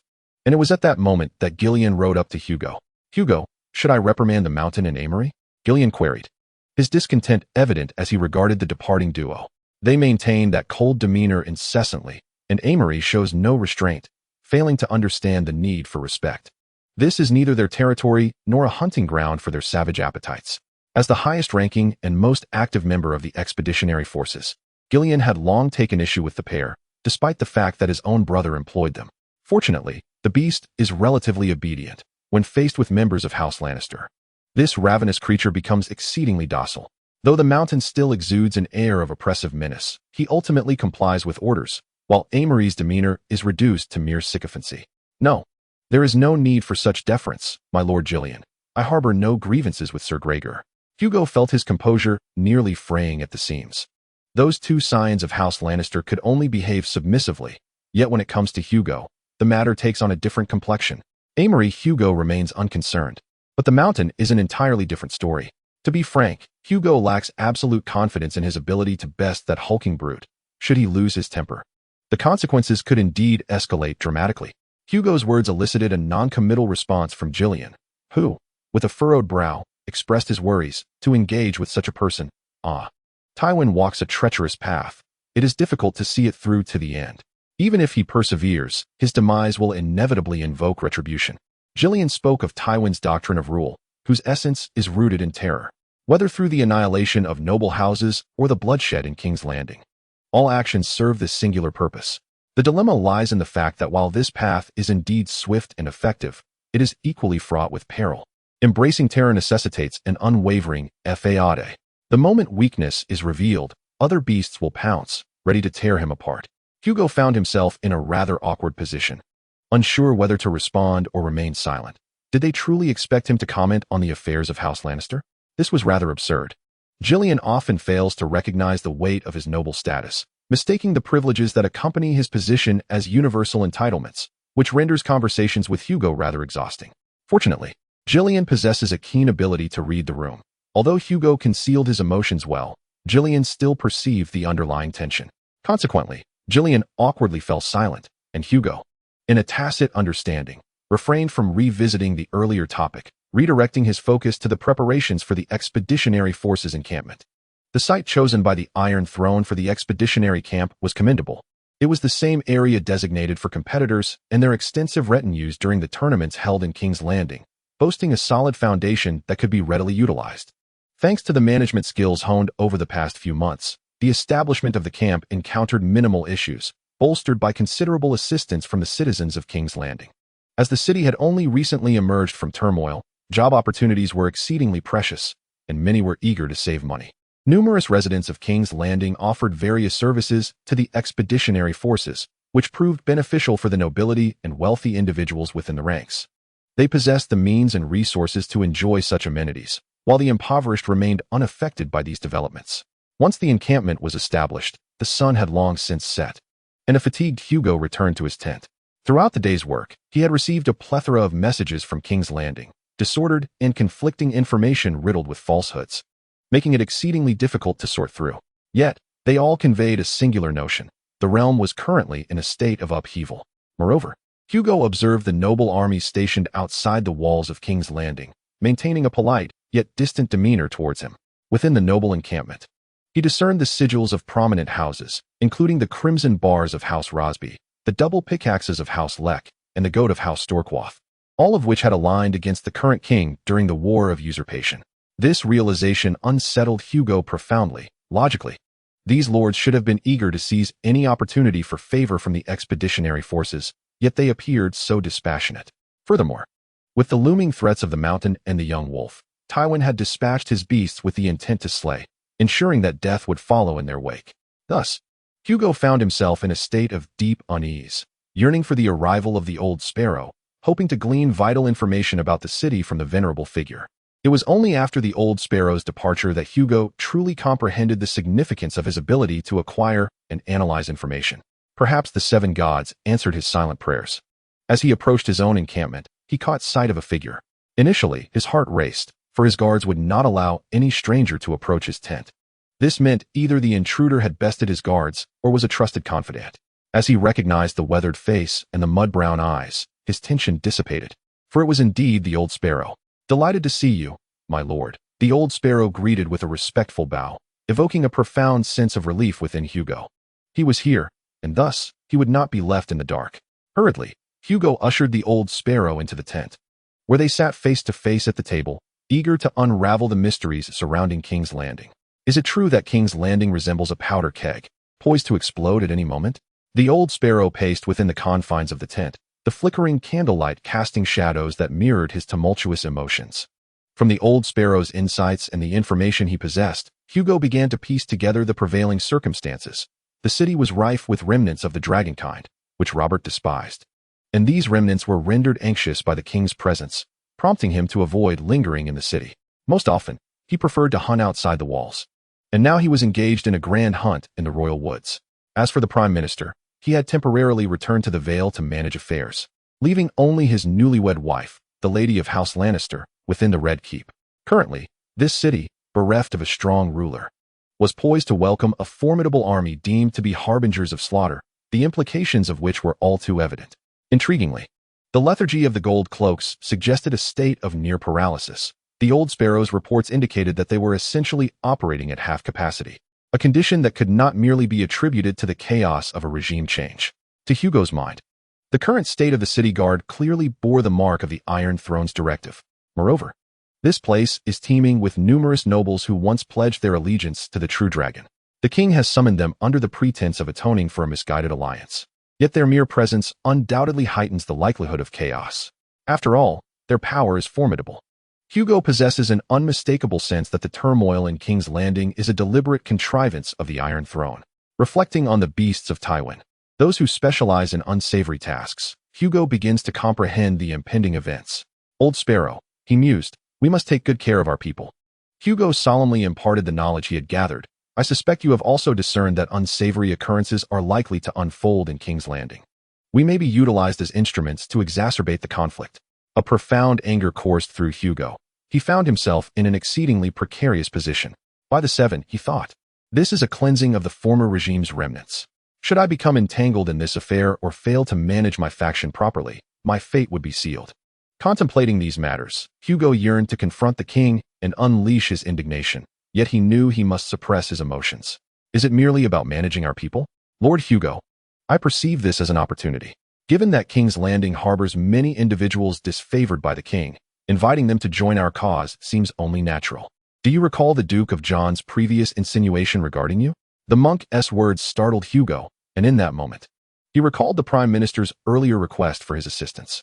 What that assistance entailed had eluded him for quite some time, and he had initially believed that the Prime Minister would soon dispatch someone to elaborate, yet no one ever came. The Prime Minister once mentioned needing my help with the Iron Throne, yet he has never clarified what that entails, Hugo pondered, his tone still laced with reluctance regarding the sensitive matter of purging the remnants of the former dynasty. I suspect the Prime Minister desires us to evacuate the commoners of King's Landing, whether it be the king or the Prime Minister. They have never been known for their bloodlust, and their actions have always been above board. Engaging in such undertakings would undoubtedly tarnish their reputations, rendering it a futile endeavor. The old sparrow conducted his analysis, demonstrating a keen understanding of the kingdom's politics. Yet how does one reconcile the presence of those two scoundrels, Gregor and Amory? Hugo voiced his dissent, and at that moment, the old sparrow's visage mirrored his own confusion, as he too could not fathom the emergence of those two miscreants. Nevertheless, Hugo had to concede that the old sparrow's reasoning was sound. After all, the objective was to eliminate the remnants of the dragon lineage that the king despised. Displacing them to the east would achieve that end, and neither Robert nor John seemed inclined to engage in a massacre. Yet if that were the case, why summon Tywin's beasts? Hugo felt a clash of thoughts, followed by bewilderment. He truly found himself at a loss. Setting aside the tumultuous reflections, Hugo resolved to defer the discussion. Let us place this matter aside for now. We shall revisit it later. Are there any other issues at hand? None, my lord Hugo. The old sparrow replied, shaking his head. Then I would ask you to conduct a patrol of the camp. Your presence will surely invigorate many. Hugo thus sent the old sparrow away, who clearly had something on his mind, but chose to remain silent upon noticing Hugo's weary demeanor, deciding instead to speak on the morrow. After the old sparrow's departure, Hugo resolved to maintain his distance from King's Landing, choosing to remain outside the city until the king's return. However, in his exhaustion, Hugo overlooked a crucial matter. Although both the king and the prime minister were absent from King's Landing, there remained a significant figure he was required to meet. One whose importance, to a certain extent, surpassed that of the king. Chapter 21. The Seven Gods Church. Such is the case, Lord Hugo. The Archbishop is eagerly anticipating your arrival at the Great Hall of Baelor. Faced with the Archbishop's invitation conveyed by Bishop Lucien, and observing the gilded seven-pointed star adorning the envelope, Hugo's expression darkened. Just yesterday, he had resolved not to enter King's Landing. Yet now he found himself summoned to discuss a matter concerning the transfer of various resources and powers. This invitation was one he could not dismiss. The Archbishop's summons held considerable weight for him.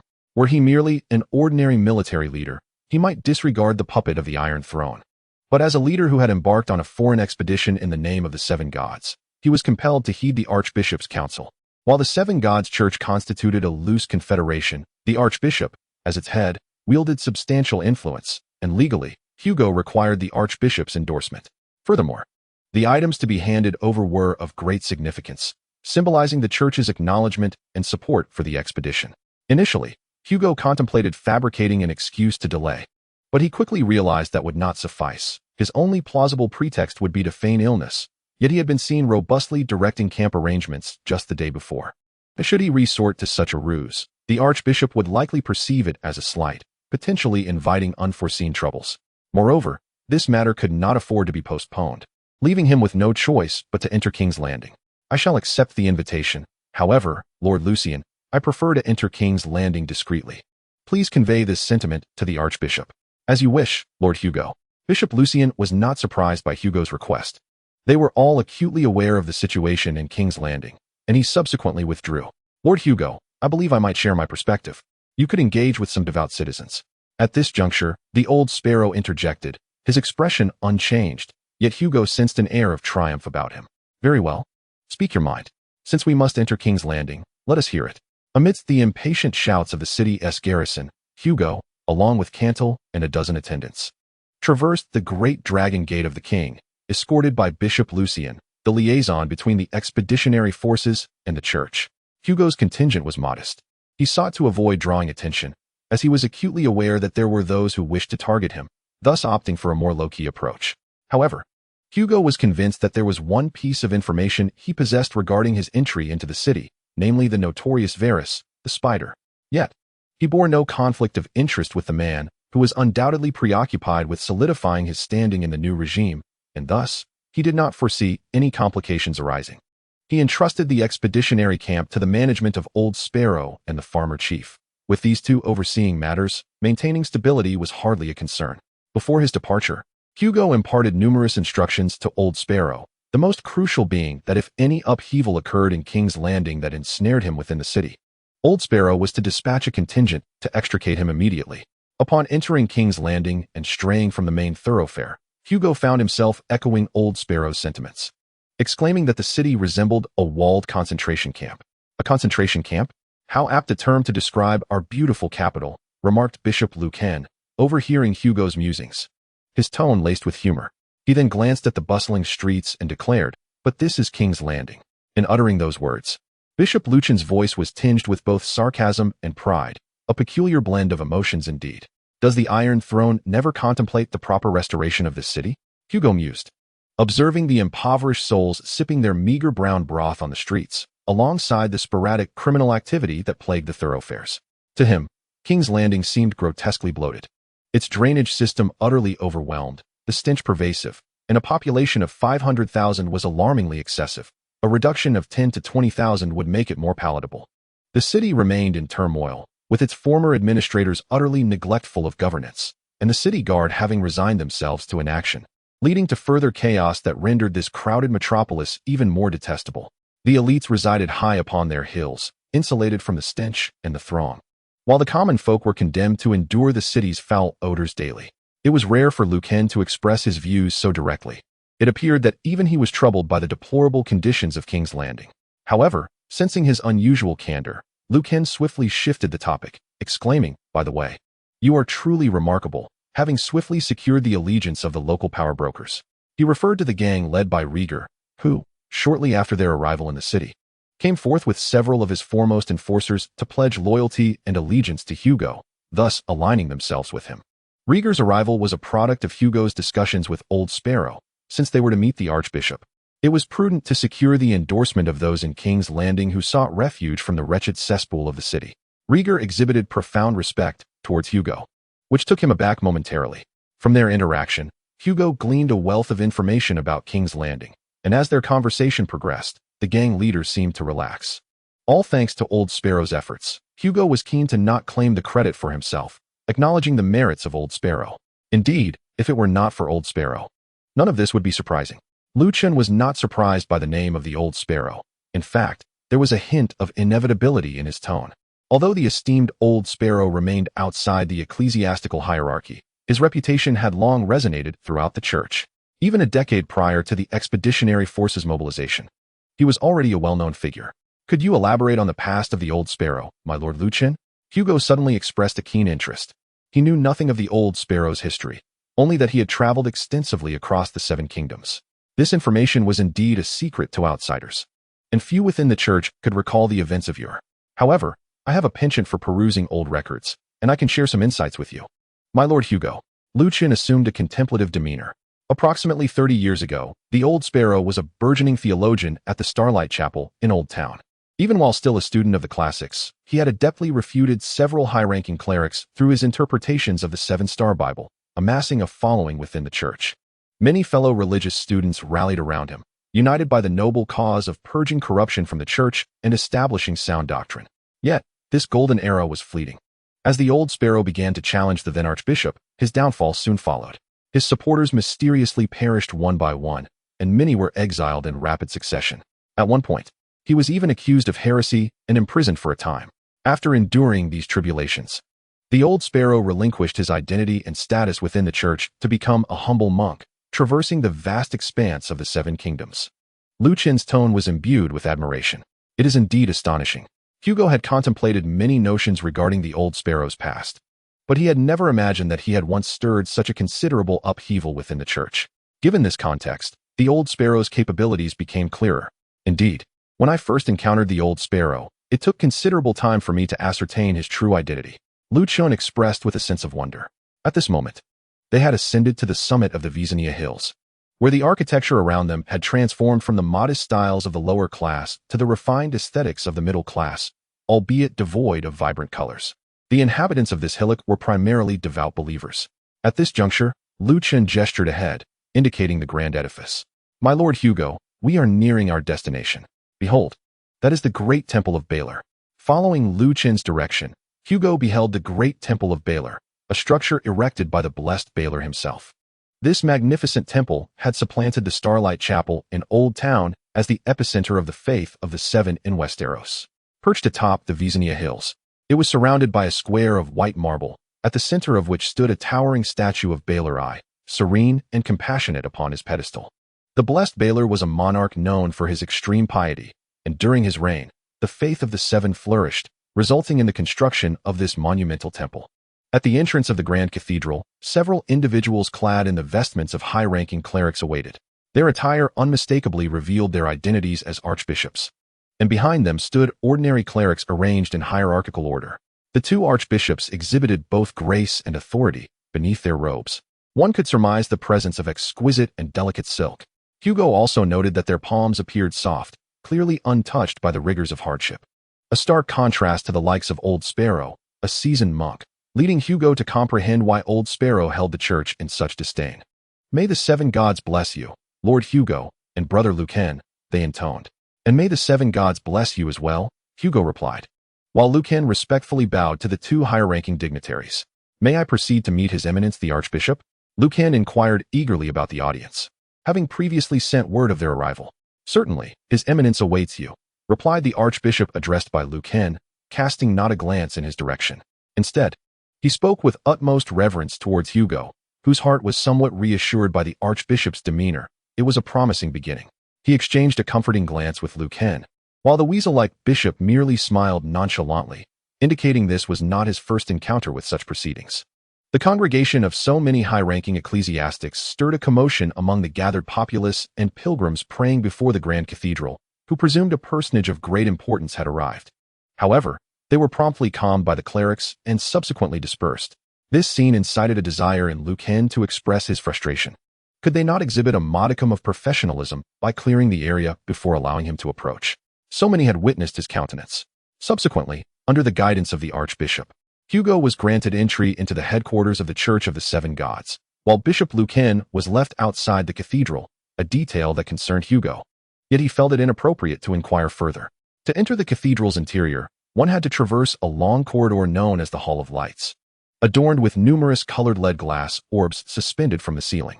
As Hugo walked through this passage, he marveled at the opulence of the church within the grand cathedral. Nothing bore a price of modesty. Even the considerable gifts of gold and silver sent to the expeditionary forces did not diminish the resplendence of the cathedral. After passing through 2 doors, he arrived at the space where the monks engaged in prayer. Here, Hugo's attendants were instructed to remain outside, a stipulation he found agreeable. It was indeed inappropriate to introduce a throng of outsiders to meet the Archbishop. The lofty altar of the Seven stood beneath a dome of glass, gold, and crystal, with the cathedral floor laid in marble and immense windows adorned with stained glass. Before the altar, devotees lit candles in reverence. And there, before the grandest altar, His Eminence the Archbishop was engaged in prayer to the Seven Gods. Observing the figure of the Archbishop, Hugo recalled the information he had gathered. He was a corpulent man, morally corrupt, gluttonous by nature, and perpetually loquacious. Before Hugo stood a figure that perfectly matched the descriptions he had heard. Had it not been for the Archbishop's grand vestments and the resplendent seven-faced crown adorning his head, Hugo would scarcely have recognized him as the leader of the Church of the Seven Gods. In a moment of dark humor, Hugo thought to himself that the Archbishop was so devout that he likely feasted in turn for each deity. Hugo could only hope that this man, despite his imposing appearance, was as foolish and easy to manipulate as he seemed, yet it was evident that being the head of the church was no trivial feat. "May the Seven Gods bless you, Lord Hugo," the Archbishop greeted with a broad smile, but Hugo sensed the insincerity behind it. When the name of Brother Lucian was mentioned, a fleeting expression of distaste crossed the Archbishop's features, causing a flicker of unease within Hugo. "It is indeed an honor for me and the church that you have come to the capital. In this age of spiritual darkness, it is profoundly moving to witness someone intent on reclaiming the sacred lands of the Seven Gods, a true manifestation of their will upon the world." Hugo acknowledged that, despite the Archbishop's unappealing exterior, years of holding such a position bestowed upon him a certain gravitas sufficient to intimidate the ignorant masses. The slight quiver of flesh beneath his chin, though detracting, was hardly noticeable from a distance. "May the Seven Gods bless," was the collective response from all, including Hugo. The Archbishop then signaled to his attendants, who brought forth 2 chairs adorned with gold and jewels, leaving Hugo momentarily astonished at the display of wealth. "Lord Hugo, let us engage in a meaningful discussion. There are many matters we must settle." As Hugo took a seat opposite the Archbishop, the attendants served them plain water, which Hugo found contemptible. In such opulence, to feign simplicity seemed absurd. Nevertheless, he masked his disdain, for it was time to converse earnestly. Chapter 22. The beginning of turmoil. In this face-to-face dialogue, Hugo could clearly observe the Archbishop's quivering double chin and the flabby skin that accompanied it. The citizens of the capital had aptly nicknamed him the Fat Archbishop.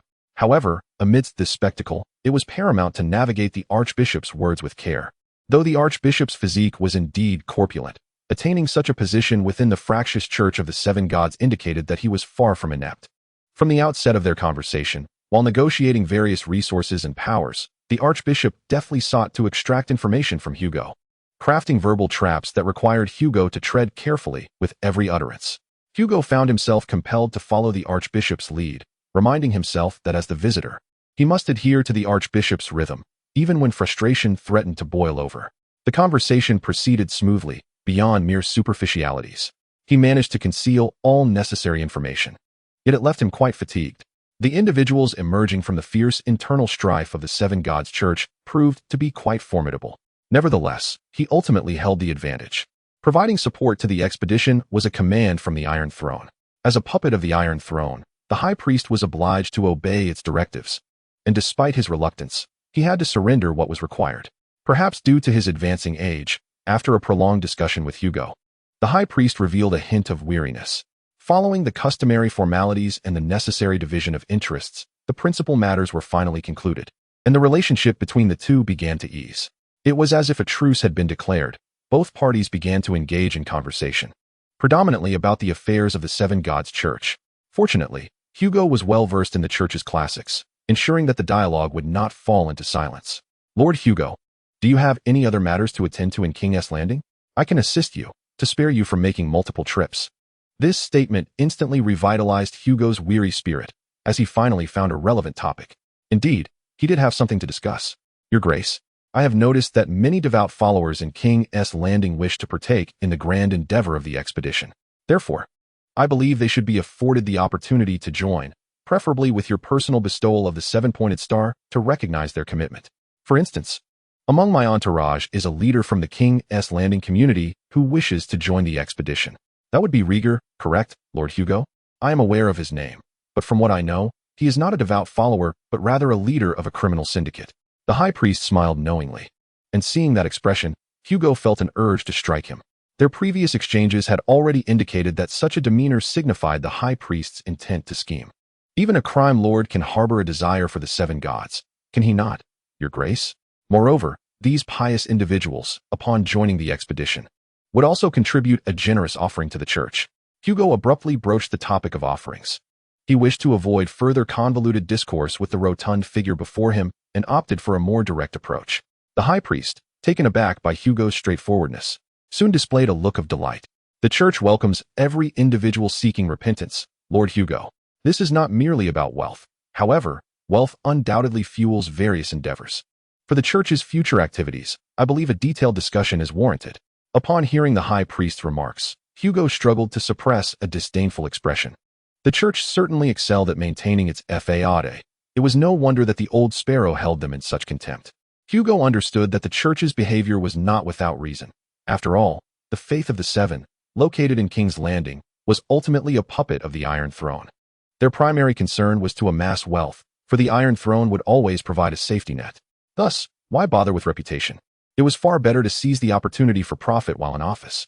This attitude contributed to the disdain some citizens of King's Landing held for the church, as they witnessed its sordid dealings daily, diminishing any sense of reverence.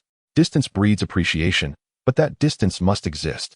Thus, the two spent some time negotiating their share of the spoils, while the 7-faced deity silently observed their conversation, one that had been witnessed countless times before. When it came to matters of profit, the archbishop proved to be particularly difficult, leaving Hugo somewhat perplexed. How could such a figure be so concerned with money? He later realized that, due to the church's structure, the means for high-ranking clergy to acquire wealth were severely limited, making the archbishop eager to seize this opportunity. For Hugo, however, it mattered little. If the archbishop desired it, then let him have it. What was important to Hugo was that he secured the individuals he needed. The archbishop sought financial gain, and thus they formed a mutually beneficial partnership. After reaching a satisfactory agreement, the two departed from the great September of Vale. At this point, the archbishop appeared far more benevolent than the obstinate figure he had been earlier, his demeanor now radiating friendliness. Let us part ways here, Your Grace. I truly appreciate your assistance. You see, if you linger outside, the crowd may become unruly, Hugo advised, as the archbishop's presence caused the assembled masses and pilgrims to kneel in reverence. Indeed, Lord Hugo, let us remain here. Then, the archbishop replied, his expression concealing any trace of the lengthy discussion they had just shared. Just as they prepared to part ways and attend to their respective matters, an unexpected event transpired. Eliminate that, Hugo. A sudden shout froze everyone in place, leaving them bewildered. Chaos erupted as crossbow bolts struck 2 acolytes, causing the crowd to surge like a tidal wave. Amidst the frenzied crowd, a group of variably dressed civilians brandished short swords, clubs, and spears, charging towards Hugo while shouting, "Kill that Hugo! Protect Lord Hugo!" Canitar promptly unsheathed his sword, positioning himself in front of Hugo, followed swiftly by Hugo's attendants and the members of Reg's gang, who formed a protective line. In stark contrast to Hugo's orderly ranks, the church members appeared utterly panicked. The archbishop, clearly unaccustomed to such turmoil, bore an expression of helplessness. The clergy hastily surrounded him, retreating into the great September of Vale, and, before Hugo's eyes, shut the doors. So rapid were the clergy's movements that by the time Hugo reacted, the archbishop had been ushered behind the door, which slammed shut behind them. Hugo wished to express his thoughts, yet ultimately found them too distasteful to voice. Swallowing the words instead, he merely unsheathed his sword and brushed his hand over the chainmail beneath his garments. "Follow my lead," Hugo bellowed as he charged forth, driven by a need to release his pent-up emotions. He had never been one to cower behind his subordinates. His survival had always hinged upon his skill with the blade. The first adversary he confronted was a figure whose face was grotesquely ravaged by syphilis, hidden beneath a hood. In a moment of revulsion, Hugo struck the blade across the wretch's visage, ending his pitiful existence. A club swung towards Hugo's face, but he deftly deflected it with his sword, countering with a swift kick that sent the assailant tumbling. Hugo relentlessly slashed at two others attempting to ambush him, leaving them wounded in his wake. Beside him, Canitor wielded his dark blade, effortlessly dispatching the city thugs who dared to attack. Meanwhile, Reg and his men engaged in a fierce brawl reminiscent of a gangland skirmish. Exchanging blows with clubs and fists, their combat a brutal display of carnage. Yet remarkably, no lives were lost. After dispatching several of the city ruffians, causing them to retreat in fear, Hugo resolved to conclude the conflict swiftly, his gaze scanning the battlefield for the enemy leader. Soon enough, he spotted an individual adorned with a golden chain around his neck, wielding a fine sword, flanked by a few armored guards. Undoubtedly, he was the chief. Hugo charged toward him, cutting down the gang members who attempted to obstruct his path with ease. Canitor, over here. Their leader is in sight. Canitor promptly rallied his men, and as they surged forward, chaos erupted around the gang leader, allowing Hugo to reach him at last. The leader, in a desperate bid, scooped up a handful of dirt and hurled it at Hugo's face. However, Hugo was prepared. Having encountered such tactics before, he merely tilted his head, allowing the sand to cascade down his neck. These rogues excelled in close-quarter combat within the confines of the city, but now they found themselves in the expansive square, and their fighting prowess proved woefully inadequate. Initially, the number of assailants surrounding Hugo far outnumbered his own, yet as the battle raged on, more and more began to flee. Finally, with a powerful kick, Hugo toppled the leader before him, pressing his sword against the man's throat, which brought the tumultuous fight to a close. The sight of their leader captured sent the remaining thugs scattering in disarray, their clubs and swords strewn across the ground, with some even discarding their armor in haste. Reg, come and see who this man is, Hugo commanded, instructing his companions to restrain the captive. He is a local kingpin of Juneland. His knowledge is undoubtedly extensive. Reg hurriedly approached, and upon recognizing the captive, he stood in shock. Harlan, it's you? Why did you attack Lord Hugo? Are you not aware he is the chosen one? I could curse your mother. Reg, how could you betray us and side with those bastards who seek to replace us? However, do not revel in your triumph for too long. It will not be long before you all meet your demise. The leader of the assailants, having revealed his identity, jeered at us. Hugo, witnessing this, cast a questioning glance at Reg, who, feeling the weight of that gaze, instinctively recoiled. Recalling how Hugo had effortlessly dispatched one thug after another, he hastily replied, "This man is also a gang leader, my adversary. Lord Hugo, this matter does not concern me. I cannot aid my enemy." Just as Reg finished speaking, a cacophony of shouts erupted from the hills below, mingled with anguished cries, causing the countenances of all present to pale. The man named Harlan, pinned to the ground, displayed a frenzied expression, as if facing death. "Ha ha ha, it has begun. Your doom is imminent, you foreign scoundrels." Harlan's taunts were met with a flurry of blows, while Hugo's expression grew increasingly grave. His instincts urged him to leave the city post-haste. "Forget that man. We must hurry to the nearest city gate." Chapter 23. Trapped in the quagmire as Hugo and his companions prepared to depart the Great Hall, a sudden voice broke through the tension. "Lord Hugo, wait for me. Please take me with you." They turned to see the voice's owner, a blood-soaked figure, his forehead smeared with blood rendering his features difficult to discern. Had he not been clad in the vestments of a bishop, Hugo might not have recognized him. "Bishop Lucian, how did you come to such a sorry state?" "My apologies for the spectacle. You see, my brethren acted with such haste that they neglected my safety," Lucian replied, feigning nonchalance. Yet Hugo could detect the disappointment in his eyes. Recalling the disdain with which the archbishop had mentioned Lucian, he glanced at the great hall's tightly shut doors. Even with the battle outside concluded, they remained barred. Hugo began to piece together the situation. It was no wonder Lucian had been so eager to act as a liaison between the expeditionary forces and the church. Everyone has their struggles. He bore no ill will, so they might as well depart together. After hastily tending to Lucian's wounds, the group set off, with Canitor handing the bishop a staff, its iron tip still glistening with blood, startling the bishop, yet he resolutely grasped it.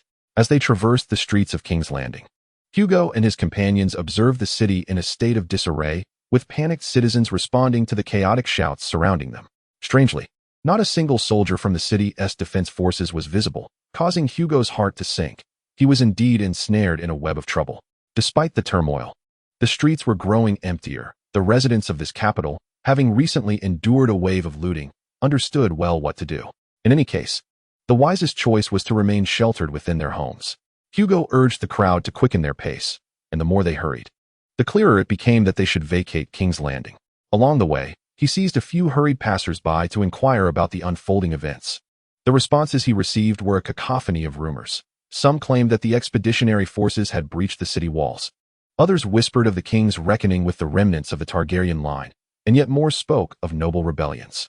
The veracity of these tales was indiscernible, a veritable explosion of gossip that left one bewildered as to which was true and which was false. My Lord Lucien, do you have any inkling of what is transpiring in King's Landing? Hugo turned to the longtime resident of the city. However, the bishop simply shook his head in response, confessing his ignorance. I too have only just returned with the expeditionary forces. I know not what has transpired in the capital. Then let us hasten our steps. It is safer to remain with kin during such tumult. In this city, anything could happen. Hugo continued, his gaze darting across the streets in search of useful information, yet ultimately finding naught. Soon after, they arrived at the Dragon Gate, where citizens were pouring out in droves. The guards, clad in gold, exhibited only a token semblance of vigilance, their faces betraying a palpable fear. Beneath the gate, the group finally found a moment to catch their breath. Hugo surveyed the throng of citizens before the gate, a look of concern etched upon his face. How on earth am I to escape in such a crowd? As Hugo fretted over their departure, Reggie approached him, the gang leader having closely followed their movements. With a tone that was both apologetic and resolute, he said, My Lord Hugo, I believe we must part ways for the time being. My family remains in King's Landing, and I must go protect them. Hugo regarded Reggie, whose azure eyes were filled with anxiety and reverence. Just as Hugo prepared to respond, a commotion erupted before the Dragon Gate. First, a gasp rippled through the crowd, which swiftly morphed into screams. Hugo then beheld a troop of cavalry crashing through the throng, the sounds of collision, cracking bones, and anguished cries creating an unsettling symphony. The pooling blood underscored the brutal nature of the scene. Momentarily stunned by the sight before him, Hugo pondered the cruelty required to trample through such a dense mass of humanity. Yet as the name of the assailant rang out among the citizens, he felt no surprise. The mountain is here. This name seemed to wield an enchantment, sending the people of King's Landing into a frenzied flight. They recalled the horrors wrought by the mountain and his minions during the recent calamity. The city's garrison vanished with alarming swiftness the moment the cavalry appeared. Several token guards promptly retreated into the towers. Then Hugo beheld the colossal figure of the Demon Mountain alongside its warhorses, surrounded by frenzied riders who, while trampling over pedestrians, did not hesitate to prod the slower civilians with their spears. Each time someone fell, they erupted in jubilant cheers. Amagi and his men trailed behind the Demon Mountain like sycophants, throwing torches at the nearest houses and laughing maniacally amidst the terrified cries of the homeowners. As Hugo crossed paths with the Demon Mountain, he caught a fleeting glimpse of its massive helmet directed towards him. Though it was but a moment, Hugo was certain that the giant had seen him. Yet, it seemed he was of no concern to the brute, who bellowed for his subordinates not to waste their strength, emphasizing that completing their mission was paramount. The cavalcade of the Demon Mountain and Amagi thundered down the main road, leaving chaos in their wake, blood intermingled with debris. As many groaned while attempting to rise, and others lay lifeless on the ground. The scene was utterly horrific, causing Hugo to ponder whether he might have become part of this gruesome tableau had he been swept up in the crowd, leading to a surge of dread within him. Reg, after witnessing this, do you still intend to return? Hugo inquired of the gang leader at his side, who trembled slightly at the sight before him.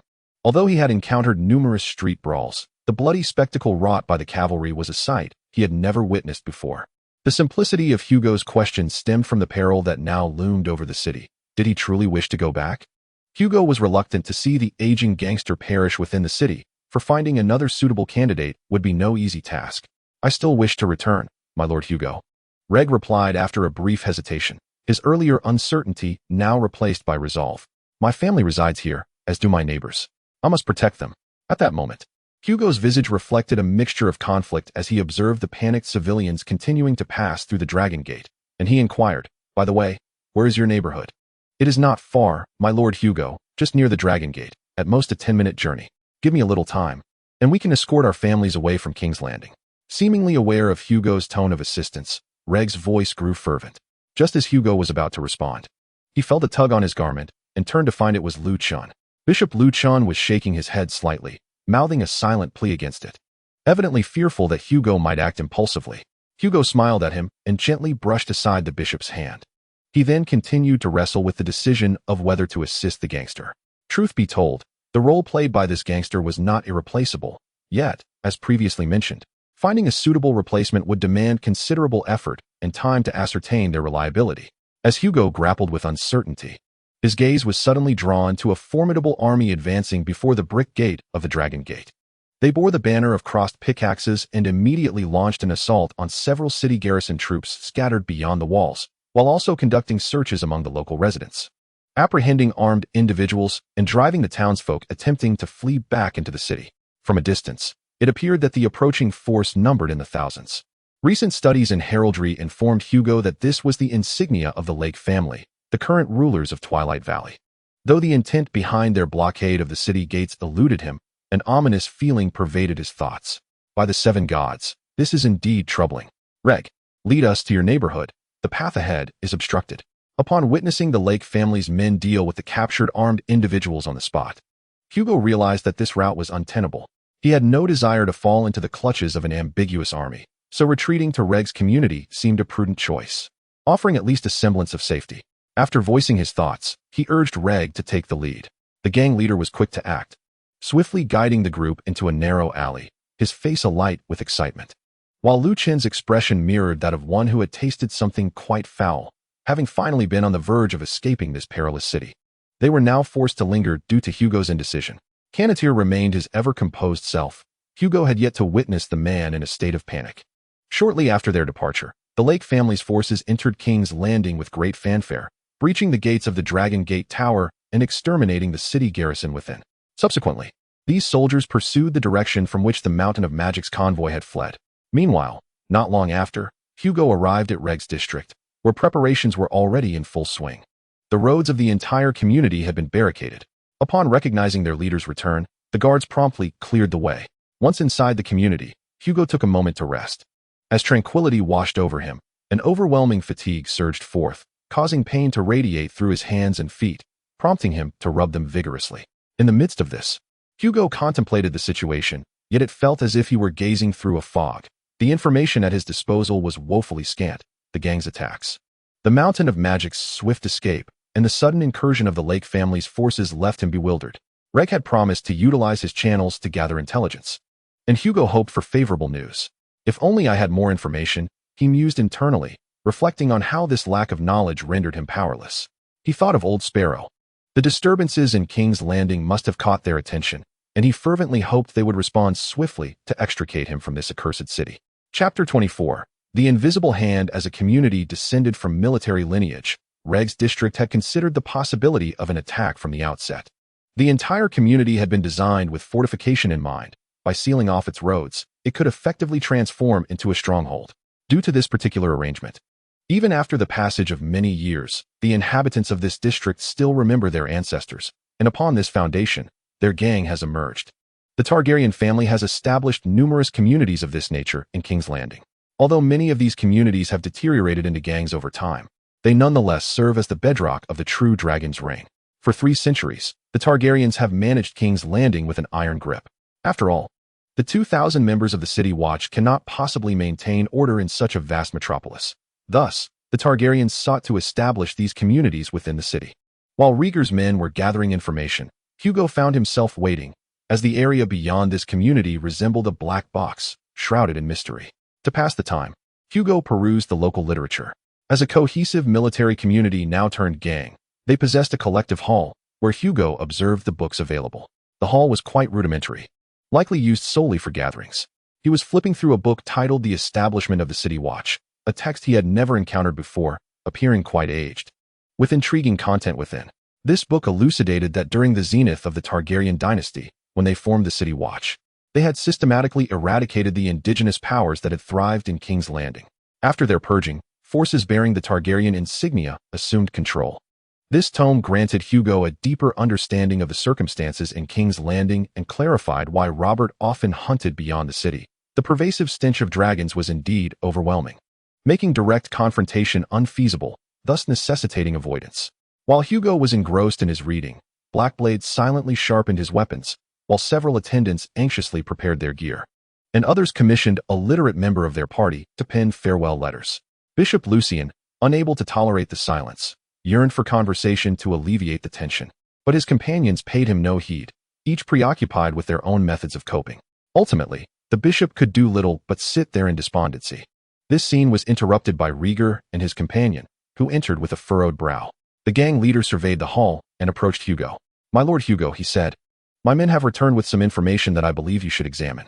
Hugo sprang to his feet, having awaited this moment for quite some time. He needed to ascertain what was transpiring in King's Landing, to the extent that he barely noticed Rhaegar's unnatural demeanor. However, upon the arrival of another individual behind Rhaegar, he sensed something amiss. The newcomer was shorter and stockier, clad in a half-leather cloak, with a round, bald head peeking from beneath the hood. He waved to Rhaegar, who retreated with a look of deference. Observing this, Hugo discreetly stepped into a nearby room, allowing only a few trusted confidants to accompany him, while the newcomer followed suit. A feeling washed over him. This individual was not to be underestimated, likely someone of significant import. "Greetings. I regret encountering you in such an environment. Had it been a more fitting locale, I would have accorded you the respect befitting your stature." That voice is remarkably gentle, a stark contrast to his appearance. "I am Varys, and by the benevolence of our great king, I continue to serve as the master of whisperers." His words echoed like thunder beside Hugo, who never anticipated meeting this individual. Varys, one of the most enigmatic figures in the original narrative, is a master of manipulating information. Regarding this man, Hugo resolved to maintain a respectful distance. His stage was not set in Westeros, and thus it would be wise to keep his distance. However, he was taken aback to find Varys here, and even more so that Varys sought him out. "What brings you here?" Hugo refrained from inquiring how Varys had located him. Knowing the eunuch would not speak the truth, idle chatter would serve no purpose. "Of course, it is for the realm." Hugo's skepticism was evident on his face, prompting a sorrowful expression from Varys. "Ah, eunuchs are rarely trustworthy. But for the realm, these matters are trivial. Do I not wish to know what transpires in King's Landing?" Hugo straightened, realizing that acquiring information about King's Landing was of utmost importance. Noticing his seriousness, Varys ceased to play coy and began narrating. The initial catalyst was a surprise inspection by the city guard at the port, during which our esteemed defenders uncovered a significant cache of weaponry. The Dockers Guild then suddenly retaliated, slaying the inspecting gold cloaks, and the chaos began at the docks. Subsequently, the valiant knights under the command of our Duke Tywin, led by the Mountain, entered the city, and with his atrocities, chaos engulfed all of King's Landing. The Dockers Guild, the Bakers Guild, the Coopers Guild, and several major criminal organizations, in a frenzy, attacked the gold cloaks and clashed with the Mountain's forces. Some noble lords joined the fray, and these rioters seized control of the city gates, shutting them tight. The Dockers, Bakers, and Coopers are formidable local powers. How intriguing. It is no wonder the state of King's Landing has deteriorated so. Then, Varys's next words piqued Hugo's caution. "The weaponry they possess exceeds imagination. My lord Hugo, my sources indicate that someone is supplying arms to the most agitated factions in King's Landing. What do you know regarding the provision of these weapons?" Hugo inquired, his concern palpable, sensing that this information might be pivotal to resolving the current turmoil in King's Landing. Varys replied succinctly, "My informants have incurred great expense to uncover the truth, my lord Hugo. They have revealed that the supplier of these weapons hails from the trading city-states, specifically the Pantosians." Upon hearing trading city-states, Hugo felt a flicker of confusion, prompting Bishop Lucian to clarify. It refers to the area inhabited by the residents of the free trade city-states. My lord Hugo, free trade city-states. The term caused Hugo to furrow his brow, for he was bound for an expedition to the free trade city-states, where the inhabitants supplied weapons to the citizens of King's Landing. Hugo found himself perplexed as to why the Easterners would engage in such actions. Yet his mind grew unsettled as he reflected on the implications for himself.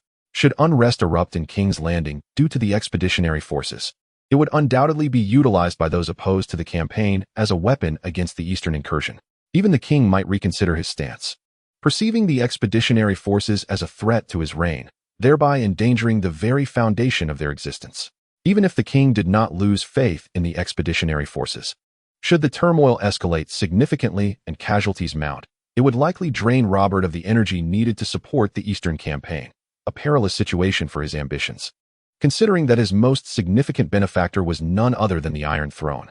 The provision of weapons, the factions within the city, the looming threat of riot, and the ambiguous stance of the city's defense forces coupled with Tywin-esque ferocity, led Hugo to sense an invisible hand orchestrating all events.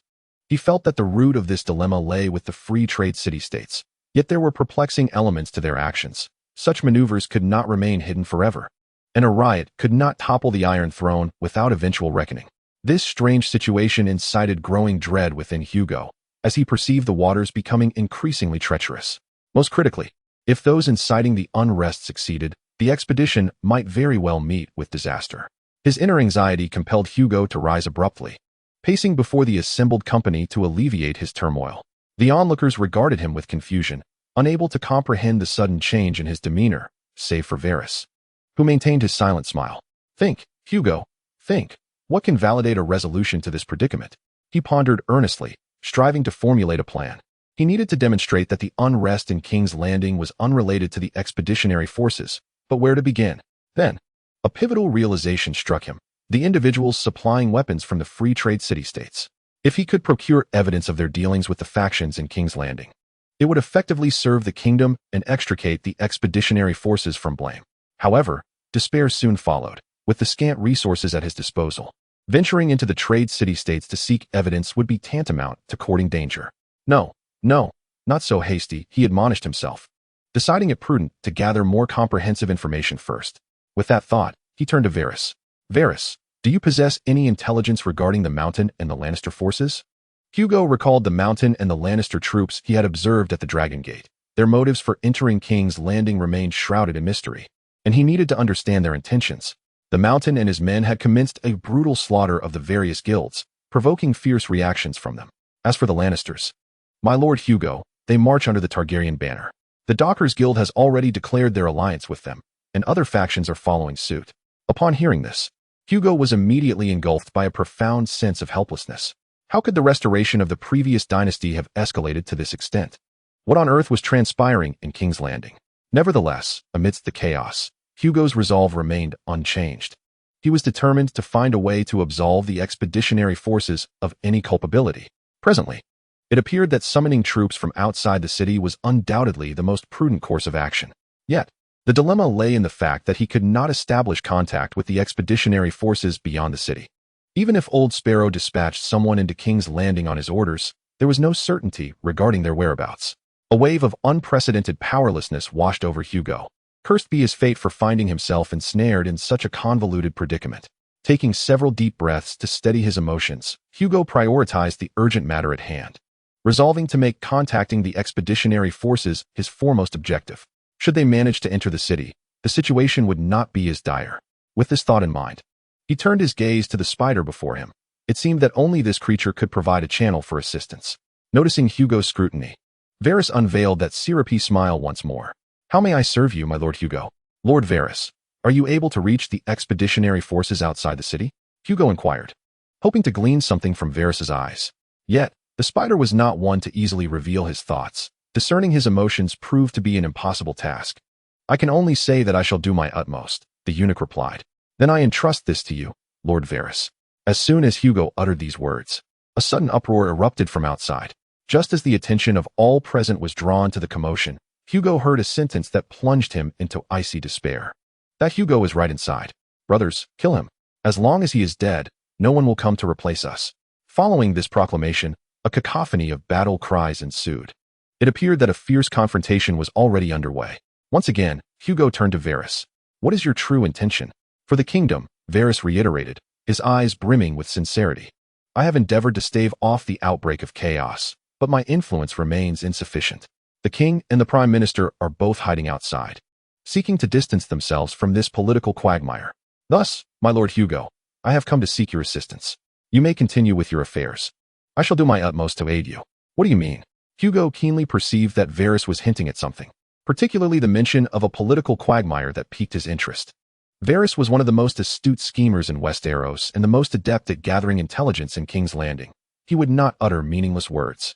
Of course, he could also be attempting to mislead him, yet Hugo felt compelled to listen. In response to Hugo's inquiry, the eunuch merely adopted an inscrutable expression. You will understand in due time. Now is not the moment. The noise outside is growing ever louder, my lord Hugo. It seems they are in need of you. Chapter 25. Timely rain. Upon hearing Varys's words, Hugo exited, realizing that he could glean no further information from the eunuch. The situation elsewhere was dire. This district was the very foundation of his survival. Should it fall, the ensuing peril would escalate dramatically.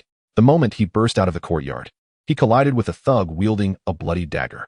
Displeased, Hugo silently cursed the incompetence of Rhaegar's subordinates for allowing such a presence to reach this vicinity. The man stood bewildered at Hugo's sudden appearance. Yet Hugo hesitated not a moment, swiftly driving his sword into the assailant's throat. As the hapless fool collapsed, clutching his neck, Hugo seized the opportunity to assess the chaos around him. To his dismay, the barricades that had once obstructed the street had been breached, and the marauders were surging across. Rhaegar's men were valiantly attempting to repel the attackers, yet they were being steadily pushed back. The streets now stained crimson and littered with scattered corpses. The assailants wore expressions of bloodlust, howling as they pursued their prey. At the forefront stood Rhaegar, flanked by his trusted allies, his spiked mace drenched in blood, shouting crude taunts and curses. Nonetheless, his other henchmen were faltering. After a brief assessment of the battlefield, Hugo resolutely led his comrades into the fray, determined to confront the adversaries before them. In swift strides, he approached a man mindlessly bludgeoning a corpse with his mace. The latter's face twisted in a ghastly rapture. Hugo swiftly severed the man's head. "Drive them back," Hugo urged, charging ahead of the others. Yet soon, Lannister surpassed him, moving with remarkable speed to cleave an entire arm from a gang member.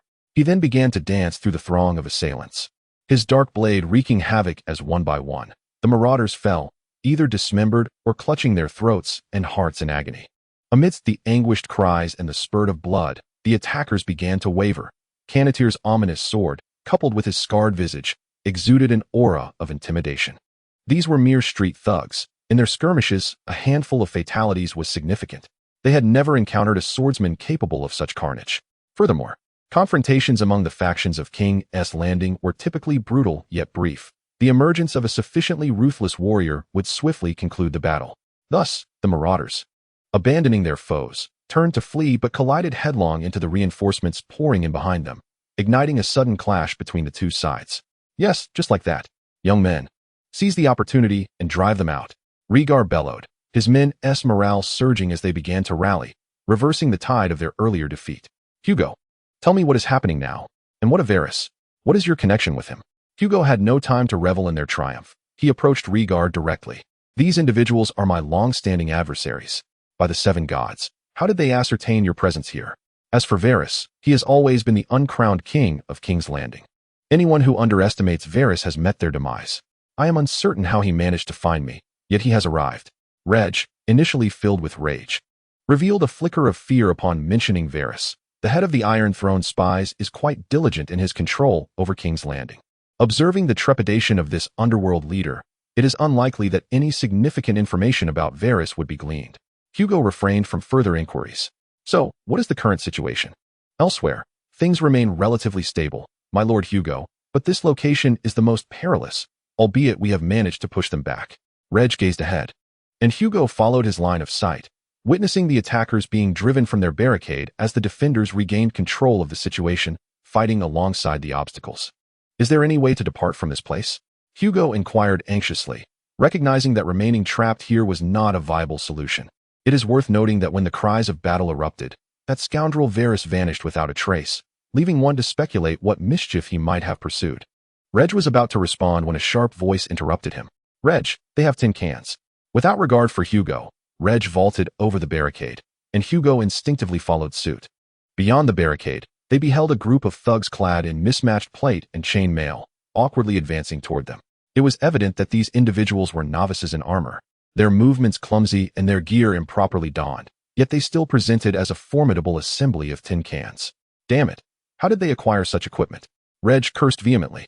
Although chaos reigned in King's Landing, amassing such heavy armaments remained a challenge, even amidst the turmoil of regime change, as the gangs lacked sufficient funds. Most of King's Landing's inhabitants are impoverished city dwellers, offering little in terms of wealth. Hugo understood the source. These supplies had been provided by the trading city-states. Yet the question lingered in his mind. How could those merchants operate so brazenly without fear of discovery? It is impossible to overthrow the Iron Throne through such means. Quelling this unrest is merely a trivial matter for the Iron Throne, so do they not fear retribution in the aftermath? Despite his doubts, no answers were forthcoming. especially with Varys having vanished. Reflecting on his words now, Hugo sensed that the man had left something unsaid. Meanwhile, Reg felt like an ant on a hot stove, anxious that if these tin cans charged forward, the defense might truly falter. Hugo remained somewhat calmer, though not by much. So, is there a way to escape? Much like the manner in which Varys entered, Hugo continued to question Rhaegar, who appeared somewhat flustered. My lord Hugo, there are indeed a few low walls behind us. That will suffice, Hugo thought. Just as he was about to command everyone to flee, the unexpected occurred. A cavalry unit charged in from the opposite side of the street. These riders were equipped haphazardly. The emblems on their shields were quite antiquated, and none of them matched the heraldry Hugo had learned, evidently newly fabricated. Yet, Hugo felt as though he was witnessing the celestial army of the Seven, although he did not recognize those emblems. He recalled that they belonged to the mercenary knights under his command. The knights swept through the assailants besieging the district like autumn leaves caught in a brisk wind. The once boastful ruffians were now scattering in disarray, while the heavily armored soldiers, intent on breaching the defenses, found themselves encumbered by their own armor, unable to flee, and were either trampled by the cavalry or ensnared and dragged along the ground. My lord Hugo, is Hugo here? A knight on horseback inquired. Adorned with a visor helm and wielding a gray shield, evidently the leader of this group. I am here, Hugo responded hastily, sensing a hint of familiarity in the voice. Though he did not dwell on it, the knights quickly urged their mounts toward Hugo, dismounting to pay their respects once their identities were confirmed. The leader removed his helmet, revealing a face beneath golden hair that Hugo recognized all too well, Gillian Lannister, wearing a smile that was equally familiar. Gillian, what brings you here? And what is this attire? Hugo pondered many faces that might come to his rescue, but never expected Gillian, who had not even displayed the Lannister banner. I would have preferred to display our lion, but Tygate insisted that the situation in King's Landing was uncertain, and the Lannister sigil would only attract animosity. Thus, I donned the garb of a mercenary knight, Gillian replied nonchalantly, and Hugo, having received an explanation, chose not to probe further. More pressing matters awaited. Then, Sir Gillian, can you enlighten me on the current situation? What is the status of the expeditionary force? How did you find me? Hugo fired off his inquiries in rapid succession, desperate for information from the outside world. Gillian responded promptly. After the common folk in King's Landing descended into chaos, the old sparrow deemed it a threat to the expeditionary force, necessitating the restoration of order and your extraction from the city. However, the nobles were reluctant to join the effort. In fact, some exacerbated the turmoil, including that fool from House Leck. Thus, only the expeditionary force entered the city, and I was dispatched to locate you. After we defeated some enemies at the city gates, I was informed of your presence here, and we made our way. If the old sparrow were present, Hugo would have been tempted to shower him with kisses, and Gillian's timely arrival was fortuitous. Otherwise, he would have had to engage in a bloody battle with those heavy infantrymen, a confrontation he wished to avoid, especially when outnumbered. Where's the old sparrow? Hugo subsequently inquired. I must hurry to his location. The old sparrow led the main force towards the Red Keep. Gillian's response caught Hugo off guard. Why was he going to the Red Keep? The fortress was currently under siege by the Lannister family, and many supporters of House Targaryen from King's Landing had joined him. With most of the rebels concentrated there, Lannister's Riverrun was now flying the Targaryen banner, signaling their intent to oust the Baratheons from King's Landing. This man truly had the audacity to make such a jest before my brother. He is utterly foolish. When mentioning Count Lannister, disdain dripped from Gillian's words. Under ordinary circumstances, Hugo would have probed further, but time was of the essence. Very well, it seems we must make haste to the Red Keep. Hugo understood that the priority was to quell this infernal rebellion. If the insurgents were defeated, all would be well. Gillian expressed his anticipation for this declaration, and with a wave of his hand, horses were brought forth. Hugo mounted one directly, followed by his retinue and the Black Blades. He called out towards the adjoining street. Reg, there should be no one to assail you, but remain vigilant. I shall need you in the future. Bishop Lucien, you should stay here. The violence is not suited for you. Yes, my lord, Reg promptly responded, his voice resonating with urgency, while Lucien nodded, revealing a look of relief. Hugo then led the mercenary knights towards the Red Keep. Chapter 26. The traitor Count. The Red Keep, a fortress renowned throughout Westeros, serves as the royal palace and political center of the Seven Kingdoms. Over the 3 centuries of Targaryen rule, this stronghold has endured countless wars and intrigues, harboring many dark secrets within its depths. Now, once again, it finds itself engulfed in the flames of conflict. The stag of House Baratheon gallops atop the towers of the Red Keep, alongside the roaring lion of House Lannister. representing the two dominant factions currently occupying the fortress. The drawbridge lay open, akin to the legs of a courtesan, its mechanisms having been sabotaged by infiltrating Targaryen loyalists, the chains hanging limply against the wall, reminiscent of tattered trousers. The drawbridge was strewn with corpses, some belonging to the Lannister family, clad in doublet armor. Others were the guards of the Red Keep, their crimson tunics stained with blood, alongside the rioters from King's Landing who had joined the fray. Despite the gates of the Red Keep standing ajar, the attackers had yet to seize it. The royal banner continued to fly defiantly over the fortress. Behind the open gates, unbeknownst to many, the defenders had erected fortifications, with bloodied pikes protruding outward like fangs. On the walls of the Red Keep, the guards incessantly unleashed arrows, while below, the assailants retaliated from hastily constructed defenses.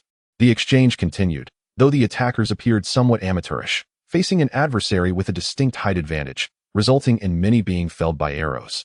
What are you saying? What do you mean there is no one left? In a house not far from the front lines, its wall facing the Red Keep dismantled, Count Riverlake of Magoo City spoke with indignation. Before him stood several guild leaders involved in the rebellion, alongside a few heads of notorious crime syndicates. Faced with the Count's fury, these leaders appeared somewhat intimidated, yet one stood forth to confront him. "My lord, our forces are simply insufficient. The young men of the guild have suffered heavy losses. We cannot afford to lose any more." Cannot afford to lose any more? Allow me to enlighten you on what it truly means to be unable to afford loss. Count Riverlake was incensed by this remark. He approached the speaker and pressed a dagger against his throat, leaving the guild leader paralyzed with fear, unable to move. "If we fail, it will not merely be a dagger at our throats. We will all be hanged.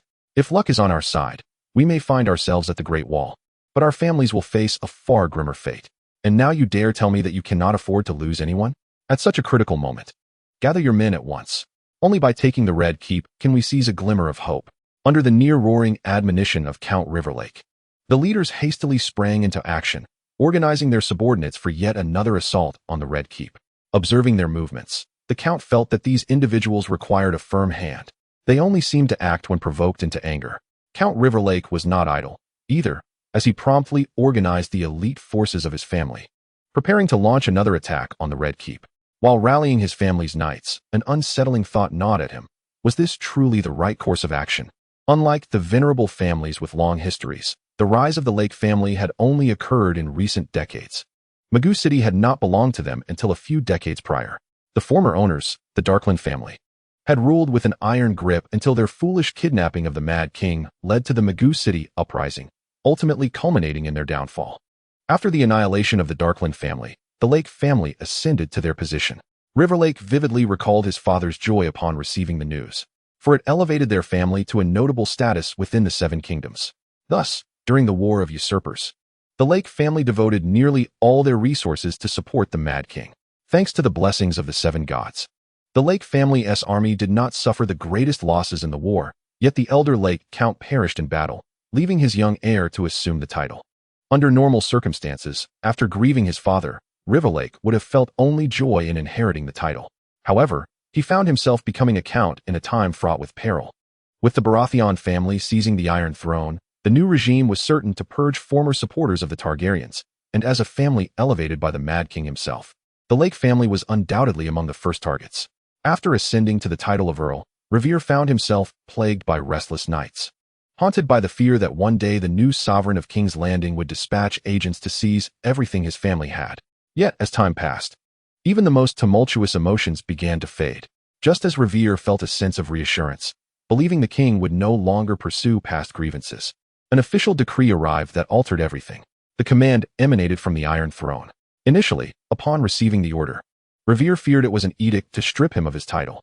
However, he soon discovered it was a summons for nobles who had once aligned themselves with the Targaryens to muster forces and march to King's Landing, to participate in a holy expedition to atone for their past. Subsequently, Revere learned that this decree was aimed at all Targaryen-affiliated nobles across Westeros. Yet, the major houses, such as the Tyrells, merely provided some supplies as a token gesture, while the Martells outright ignored the command from King's Landing. For lesser nobles like himself, however, there was no option but to comply with the king's order. After receiving the command, Earl Revere hesitated for a considerable time, pondering the true intent behind the king's directive. He found it hard to believe that the king merely sought atonement by dispatching them to King's Landing. There must be some underlying political motive. Tragically, no matter how he contemplated the matter, he could not discern the Iron Throne's true intentions. Ultimately, Earl Revere resolved to march to King's Landing with as many troops as he could muster, regardless of the Iron Throne's plans. Having a greater number of soldiers would afford him some leeway. Upon arriving in the capital, he quickly recognized the complexity of the situation. Rumors swirled throughout King's Landing. The populace speculated that the so-called Seven Gods expeditionary force was intended to replace the common folk of the city, while in noble circles, there were pervasive whispers suggesting that this expeditionary force was destined to slaughter them. Initially, Revere dismissed such rumors, reasoning that they were nobles and that the king would not resort to using a rabble to eliminate them. However, as the rumors intensified, he began to feel a gnawing anxiety. The rumors reached a fever pitch upon the arrival of the expeditionary force, which was accompanied by the infamous Mountain and the wicked Amory. King's Landing had not forgotten their names, as they were responsible for the horrors of the previous sacking, having perpetrated widespread slaughter among the wealthy families and true supporters of the dragon, even assassinating Targaryen princes and princesses. Their arrival incited a palpable dread among both the gathered commoners and nobles, who began to believe that mass murder was inevitable. Furthermore, when the Gold Cloaks discovered weapons and armor at the docks, chaos erupted throughout King's Landing. The Mountain and Amory swiftly made their way into the city, followed by the actions of Lannister forces. For Revere, the presence of these two men was particularly terrifying. He recalled a jest he had made to Lord Tywin about the absurdity of excrement being gilded, and the way Tywin had fixed him with a piercing gaze had left him unnerved, only alleviated by his subsequent apology. To this day, the memory of Tywin's stare instilled fear in him, and the arrival of the beast that was Tywin Lannister rendered him utterly unsettled. Most of the nobles gathered in King's Landing were reluctant to take risks. Many merely symbolically brought a modicum of forces, rendering them incapable of effecting any significant action. However, the Lannister family was a notable exception, as they directly brought thousands of men. Furthermore, after Rhaegar's arrival in King's Landing, the city maintained ongoing contact with him, elucidating the various interests at play and the benefits that the restoration of House Targaryen would bring. Rhaegar was swayed. If he could seize the Red Keep and subsequently control King's Landing, the noble supporters of the Targaryens would undoubtedly rise again.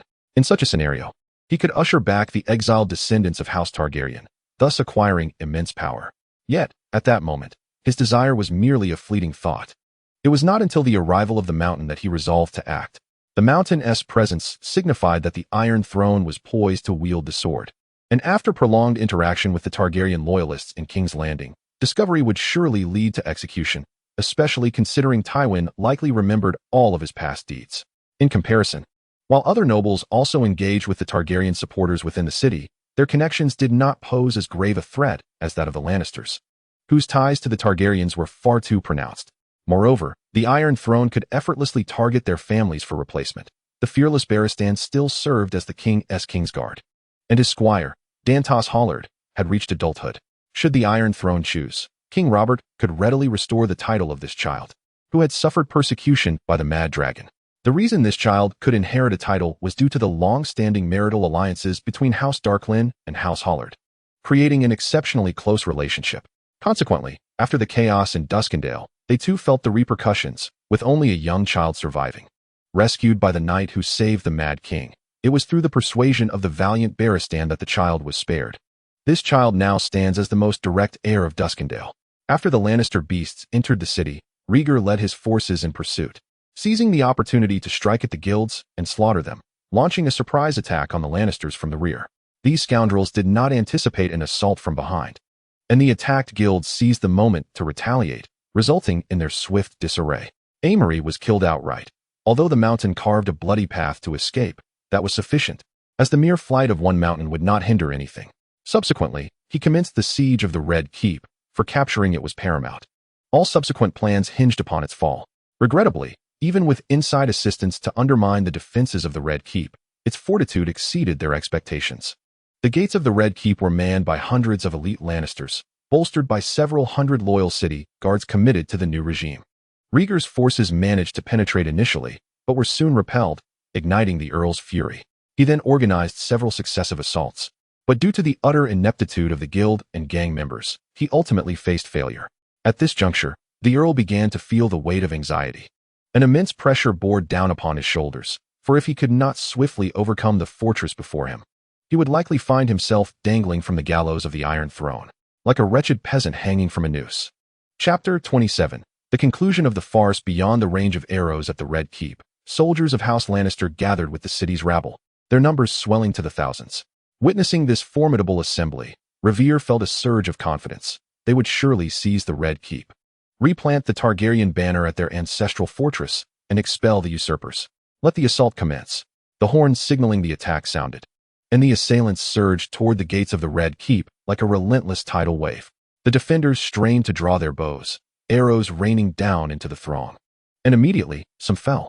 Yet it was as if they were mere stones cast into the tide, vanishing without a trace, causing barely a ripple.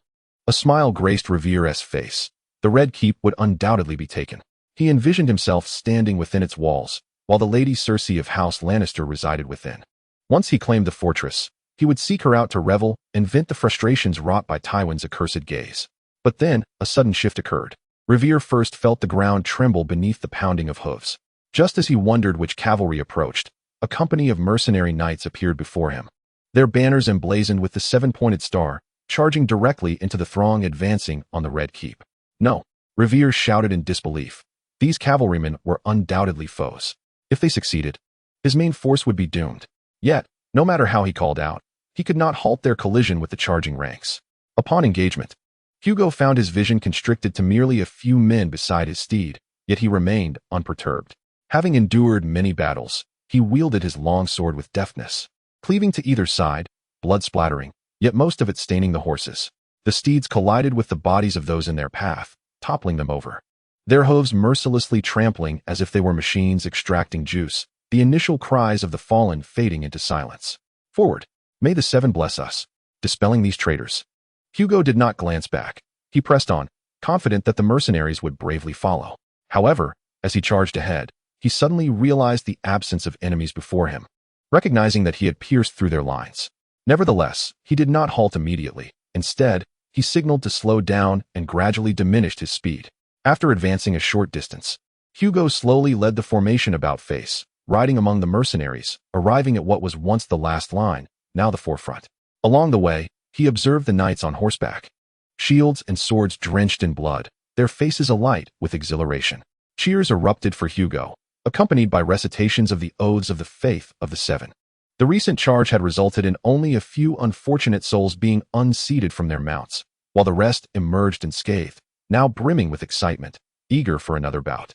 Hugo once again led his cavalry into the fray, charging towards the pierced enemy. He witnessed the catastrophic toll inflicted by the knights. The ground was littered with lifeless bodies trampled by hooves, while anguished cries echoed from those still breathing, their voices betraying their imminent demise. The living were consumed by terror, hastily fleeing the scene. The return of the mercenary knights instilled further dread among the attackers, compelling them to flee with even greater urgency. Seizing the moment, Hugo bellowed, "From this point forth, unleash your attacks. Attack freely." Meanwhile, Count Revere was no longer shouting. He stood grim-faced, observing the unfolding chaos with disbelief. Yet, the reality was undeniable. Nevertheless, this did not imply that the Count was without the means to fight back, as he commanded over 100 elite spearmen from the Vale of Twilight. Yet, he hesitated, pondering whether to commit his remaining forces. Engaging in a desperate melee with the mercenary knights was an option, as was ensuring his own safe return to the Vale. However, he would soon find that such deliberations were rendered moot. From behind him surged a band of fervent zealots clad in brown robes, adorned with a seven-pointed star upon their heads.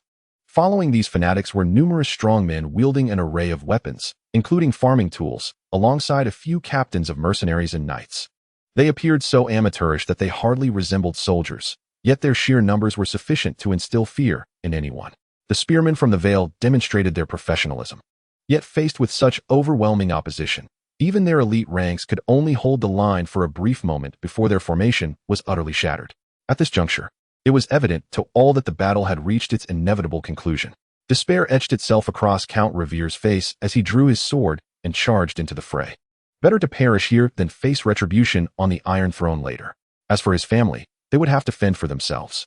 Caught between the onslaught from within and without, the insurgents attacking the Red Keep were swiftly vanquished. Their leader, Count Revere Lelek of the Vale, found his head mounted upon a spear, enduring the customary fate meted out to the vanquished in King's Landing. Once the enemy had dispersed, Neither Hugo nor Old Sparrow pursued them. Instead, they regrouped. This was not a moment to scatter their forces, and with troops of varying caliber. Allowing them to roam freely could lead to unforeseen calamities. Hugo had no desire to witness the expeditionary force plundering King's Landing. Such an occurrence would tarnish their reputation irreparably. "My Lord Hugo, it appears you have emerged unscathed. This is truly wonderful," exclaimed Old Sparrow, his excitement and joy unabashed. "I am unharmed, Old Sparrow. What intelligence do you possess regarding King's Landing?" Hugo inquired urgently. Acquiring information was paramount.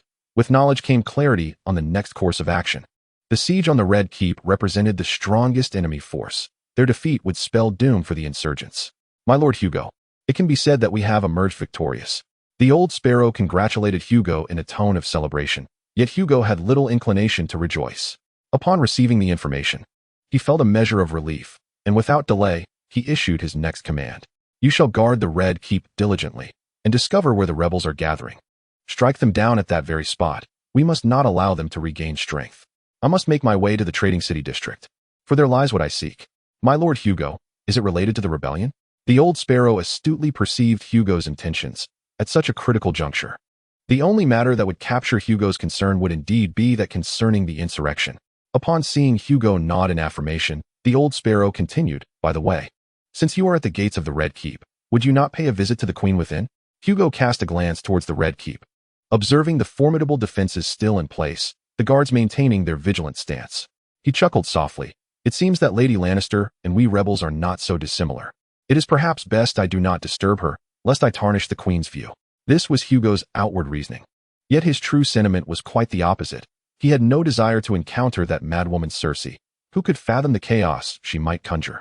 Moreover, capturing those merchants from Pintos was of paramount importance compared to dealing with that lunatic. Very well, the Old Sparrow acknowledged Hugo's disdain and revulsion, though he could not quite grasp the underlying reasons. Nonetheless, he complied with the order. "I shall go inside and converse with my niece," Jillian remarked. "It has been some time since I last saw Cersei. I wish to see how that child is faring and to relay our matters to her." "Thank you, Jillian," Hugo replied, understanding that Jillian was assisting him. Jillian merely shook his head, indicating that it was no burden for him. With that, Hugo set forth with his band of mercenaries. The trading city district was the most exotic area of King's Landing, where the 9 free trading cities of Essos, along with other distant foreign folk, would take refuge upon arriving in the capital. Despite the perilous presence of pirates upon the narrow sea, it could not hinder the frequent trade exchanges between East and West. As interactions deepened, many Easterners established roots in King's Landing, developing their own communities, thus becoming an integral part of the city.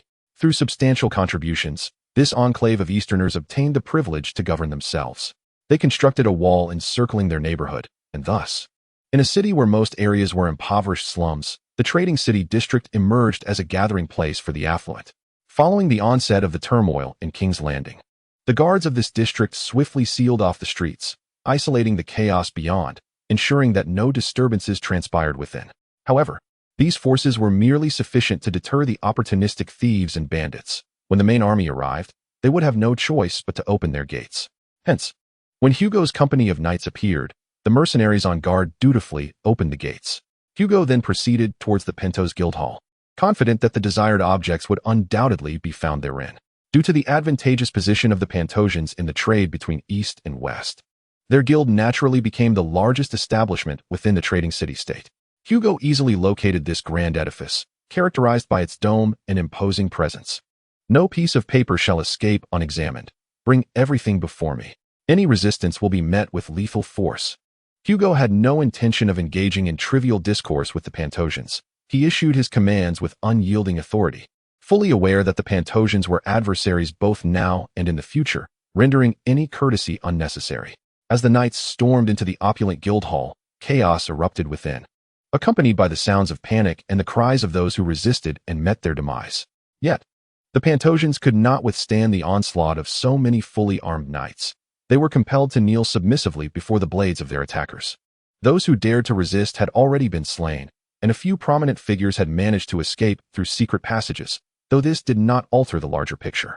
Soon, in the courtyard before the Guildhall, the knights began to retrieve documents and unearth numerous concealed weapons. Hugo immediately commenced an examination of these papers, searching for anything of significance. As he sifted through the complex documents, weariness began to settle in. However, just as he was on the verge of losing patience, a particular item captured his attention and brought forth a smile. It was precisely what he sought. This was an order from a Pantosian prince, demanding that the Pantosian Trading Company in Junlin supply weaponry to various factions within Junlin, thereby exacerbating the tense atmosphere. This was precisely what Hugo required. With this evidence, he could exonerate the expeditionary force and shift the blame elsewhere. At this moment, Hugo felt a wave of relief wash over him, and he finally allowed himself to relax. By the 7 gods, it is finally over. Yet, amid this relaxation, a sense of doubt resurfaced, an unease that had previously been cast aside. The Pantosians' involvement in this affair seemed undeniably foolish. Their extensive participation rendered their presence undeniable. Did they truly lack awareness of their actions? Furthermore, this document, as reported by the hired knights, had been discovered right on the desk of the guildmaster. Such convenience felt rather suspicious. Nevertheless, Hugo had acquired what he needed, which was sufficient to resolve the immediate dilemma, and he could contemplate the possibility of deeper conspiracies later. Chapter 28. The manipulator of Braavosi. Hugo's party did not linger long in the trading city-state. Having obtained their desired information, they swiftly departed, taking with them a variety of confiscated documents and apprehended individuals. The Pantosians, clearly unprepared for such a rapid crackdown, were caught off guard, with many being subdued by knights before they could fully grasp the unfolding situation. The trading city-state involved numerous foreign entities. While a sudden raid was manageable, a prolonged presence could potentially lead to complications.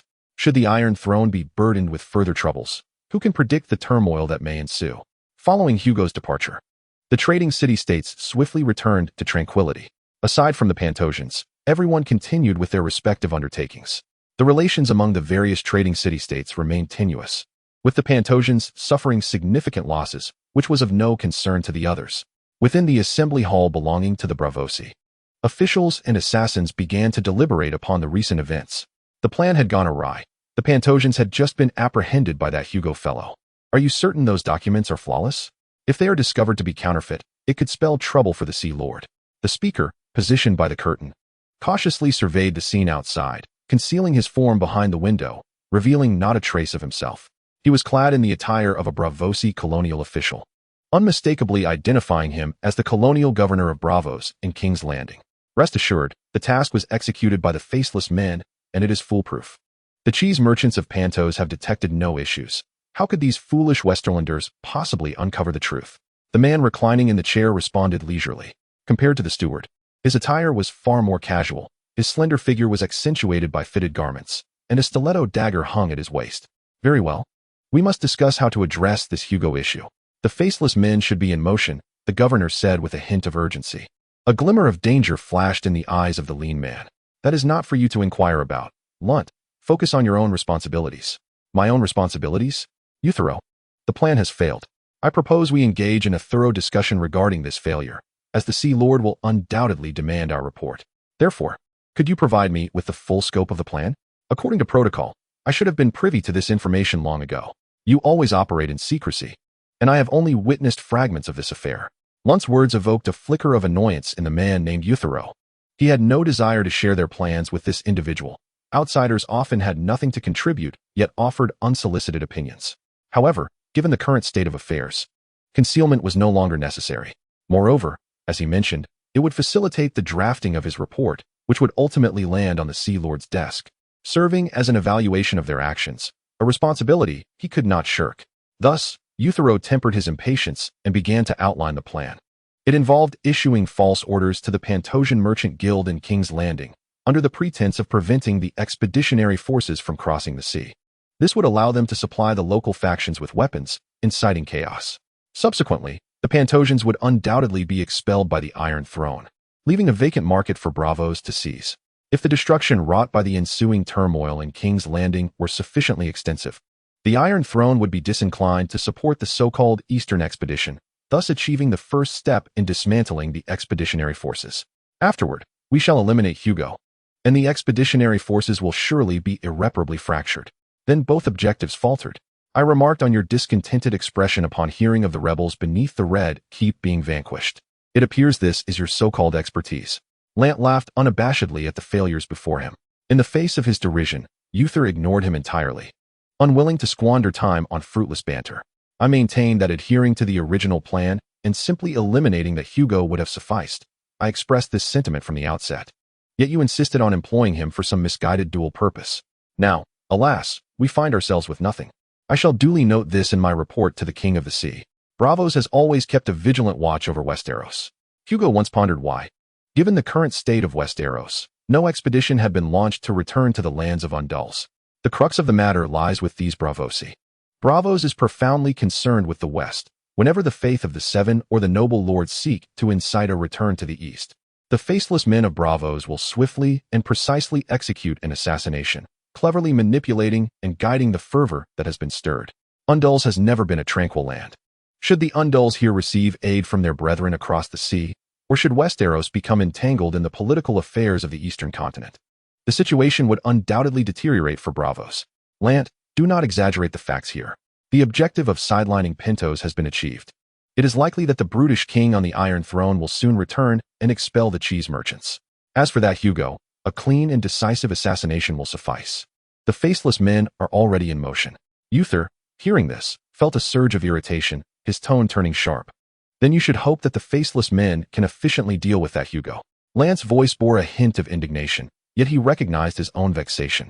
He could cast doubt on many things, but the capabilities of the faceless men were beyond reproach. The worshippers of the many-faced god have never disappointed Braavos. While the Braavosi were engaged in discussions, Hugo was leading a band of mercenary knights through the streets of King's Landing. The thoroughfares were eerily deserted.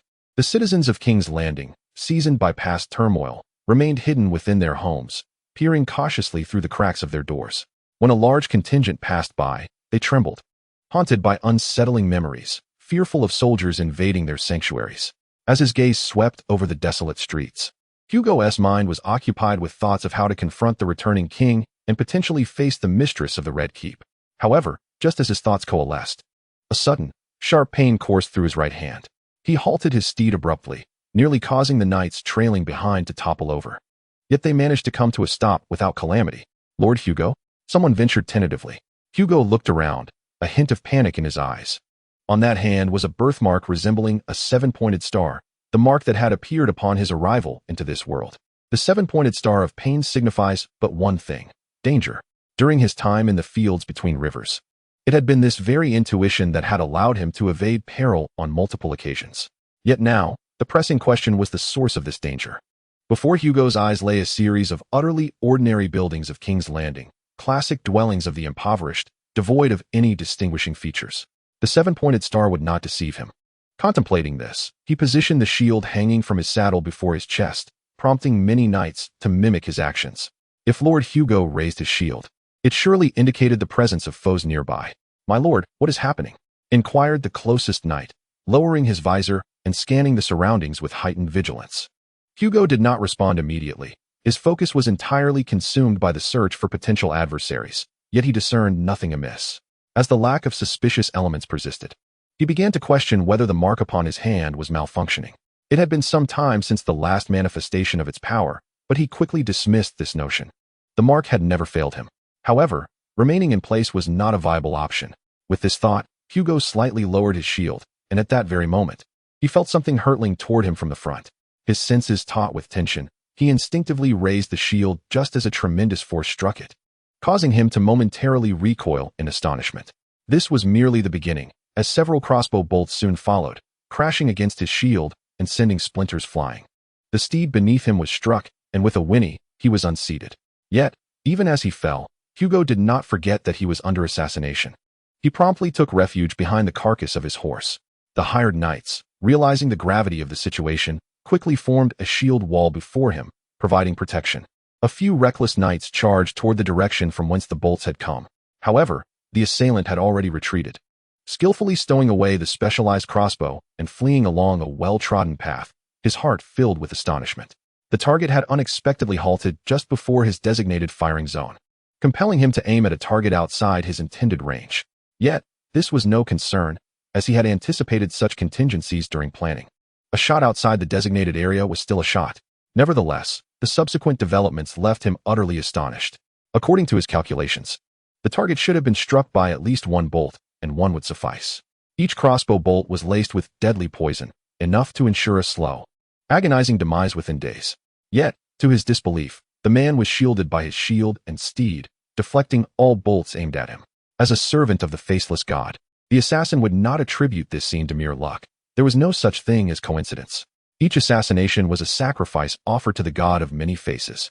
A culmination of meticulous preparation, executed under his watchful gaze, where even the smallest probabilities had been meticulously considered. The failure of the assassination can be attributed to two possibilities. One is that the target is under the protection of the many-faced god, yet this individual, hailing from the Vale of Westeros, could not possibly be connected to such a deity.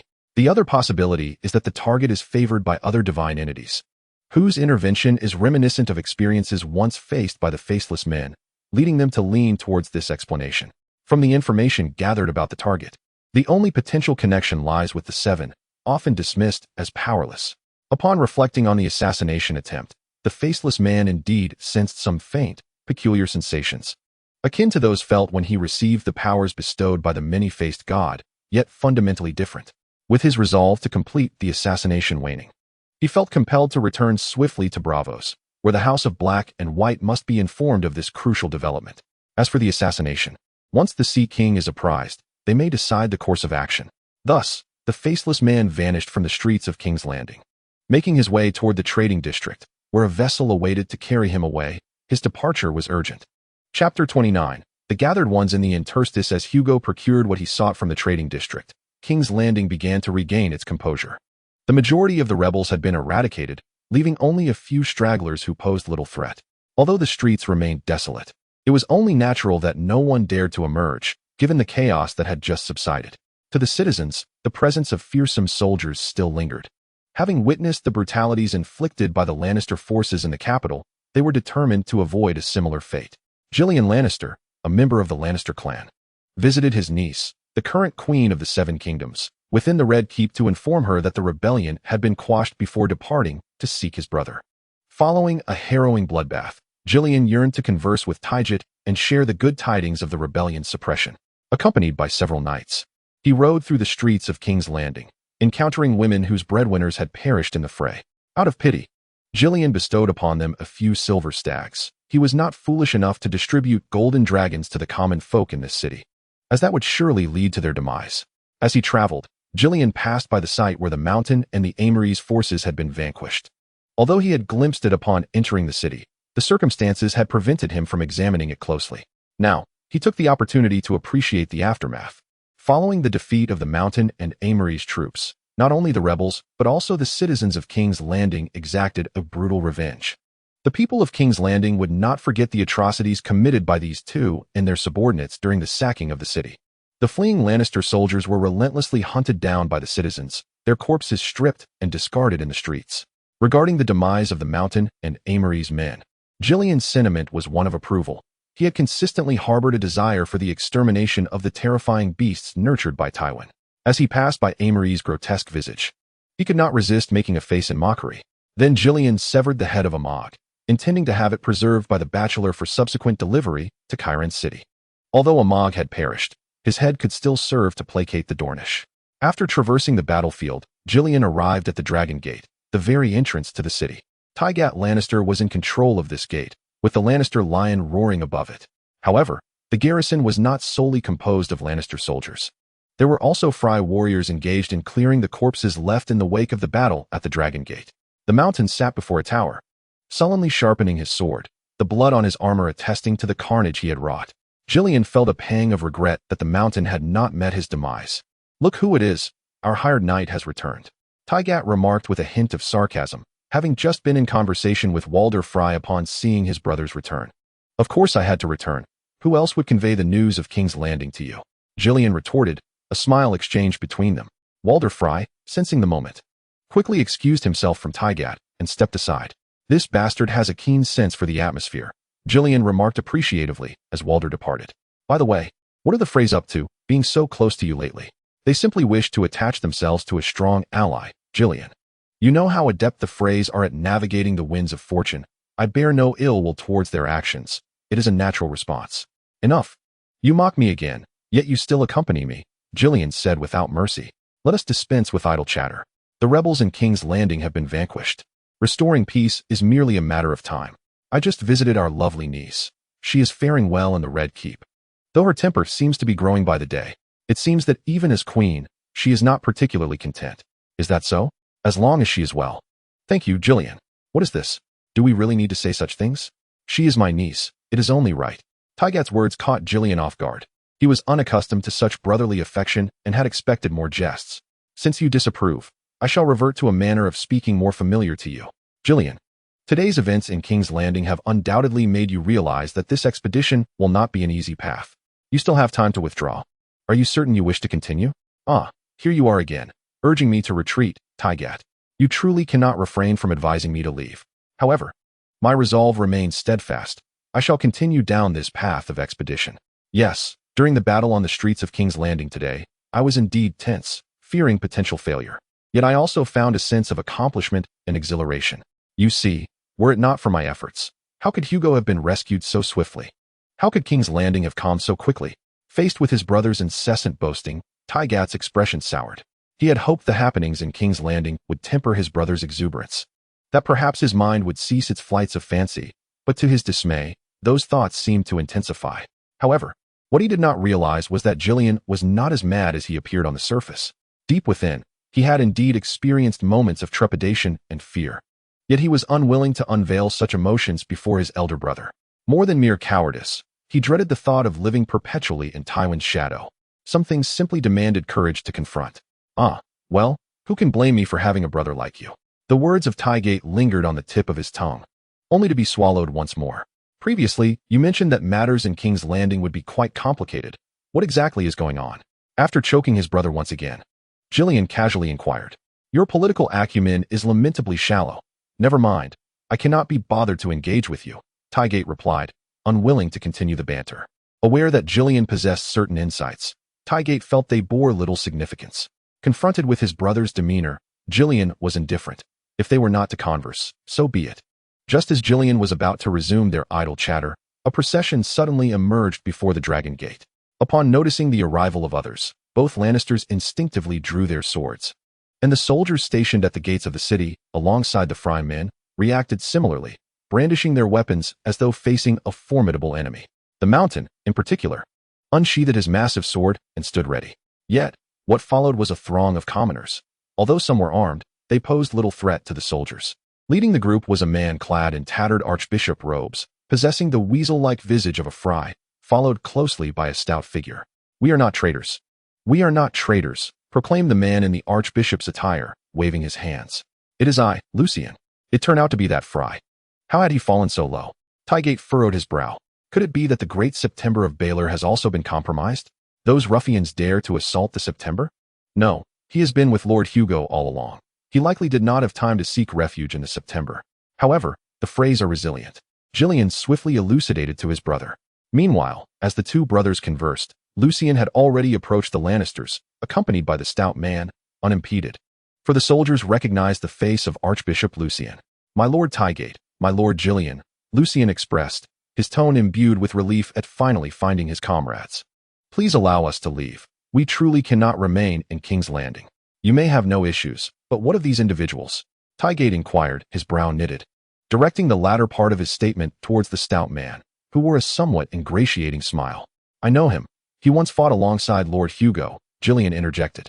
Tygat cast a glance at his brother but remained silent, continuing to observe the man, eager to discern what he would say next. My lords, I am a community leader from King's Landing, named Rieger. My community and I have sworn allegiance to Lord Hugo for the expedition, and we have subsequently faced attacks from the traitors in King's Landing. We can no longer endure life here. Indeed, we cannot remain any longer, my lords. We wish to leave King's Landing. After Tygat listened in silence, he merely stepped aside to allow Reg and his companions to pass. Grateful, Reg profusely thanked Lannister before making his exit. Before leaving, Lucien inquired about the current management of the expeditionary camp, and, upon learning it was under the stewardship of Farmer Chief Snow, he breathed a sigh of relief. This individual was relatively easy to deal with. As they exited King's Landing, Lucien and Reg gazed upon the outskirts that they had once taken for granted, now transformed by the trials they had endured to reach this point. Both exhaled deeply, relieved to finally emerge. Lucien turned to Reg and said, Reg, please accompany me. I will arrange a camp for you in the expeditionary forces. Snow can be rather obstinate, and it would be prudent for you to have someone to guide you. Is that so? I am truly grateful, Bishop Lu Chun, Reg responded. I should be thanking you, had it not been for your assistance. I and Lord Hugo might still be fleeing somewhere within King's Landing. They exchanged compliments, both aware that the bishop was trying to cultivate an alliance. However, Reg recognized that such an alliance was precisely what he needed. Without guidance, it would be challenging to establish himself within the expeditionary forces. Understanding that their time in King's Landing was limited, Reg had led his entire community to flee the city, and now he needed to cling to Hugo's support to secure his position. For Lu Chun, the events that transpired in King's Landing highlighted the significance of having armed strength. Mere familial connections were insufficient, and he needed to expand his influence. The gang leader before him was an ideal candidate for such an alliance. Moreover, Lu Chun was acutely aware that Reg was destined for a position of importance, and fostering a closer relationship with him would undoubtedly prove advantageous. Thus, two individuals, each with their own ulterior motives, temporarily forged an alliance. Chapter 30. The Unraveling of Chaos. Meanwhile, unable to locate the assassin and feeling the pain in his hand dissipate, Hugo summoned the knights back, believing this to be a desperate assassination attempt by the rebels. Since they could not be found, there was no point in continuing the search. The priority was to suppress the insurgents in King's Landing. Upon returning to his own camp, Hugo established a temporary command post beneath the walls of the Red Keep, using it as a base to crush the remnants of the insurgents scattered throughout the city. The ensuing battles were merely mopping up operations. Hugo's forces targeted various guilds and gang strongholds, eliminating the rebels entrenched within and confiscating their wealth.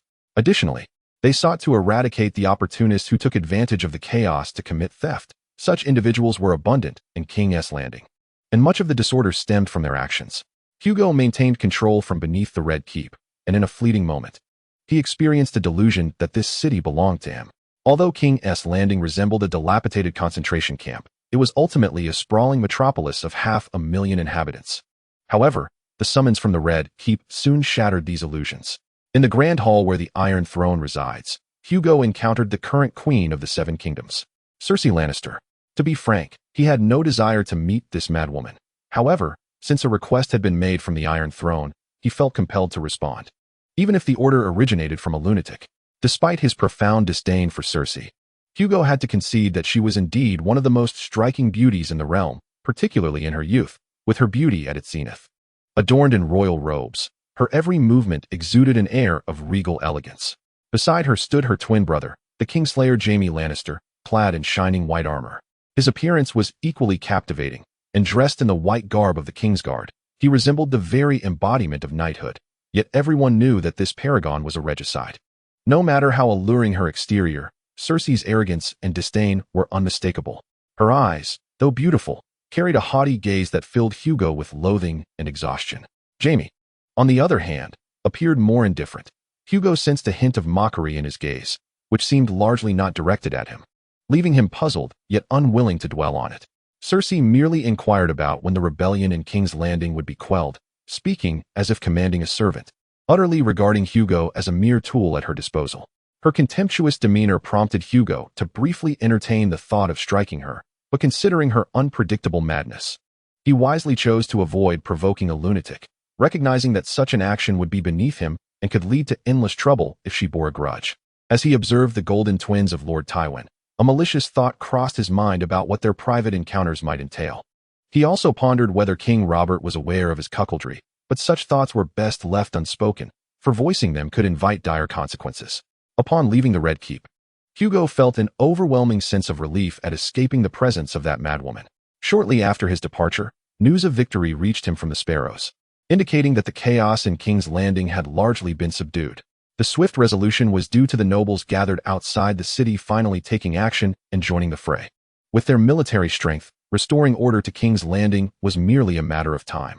However, Hugo suspected that these individuals were more akin to opportunists eager to reap the rewards.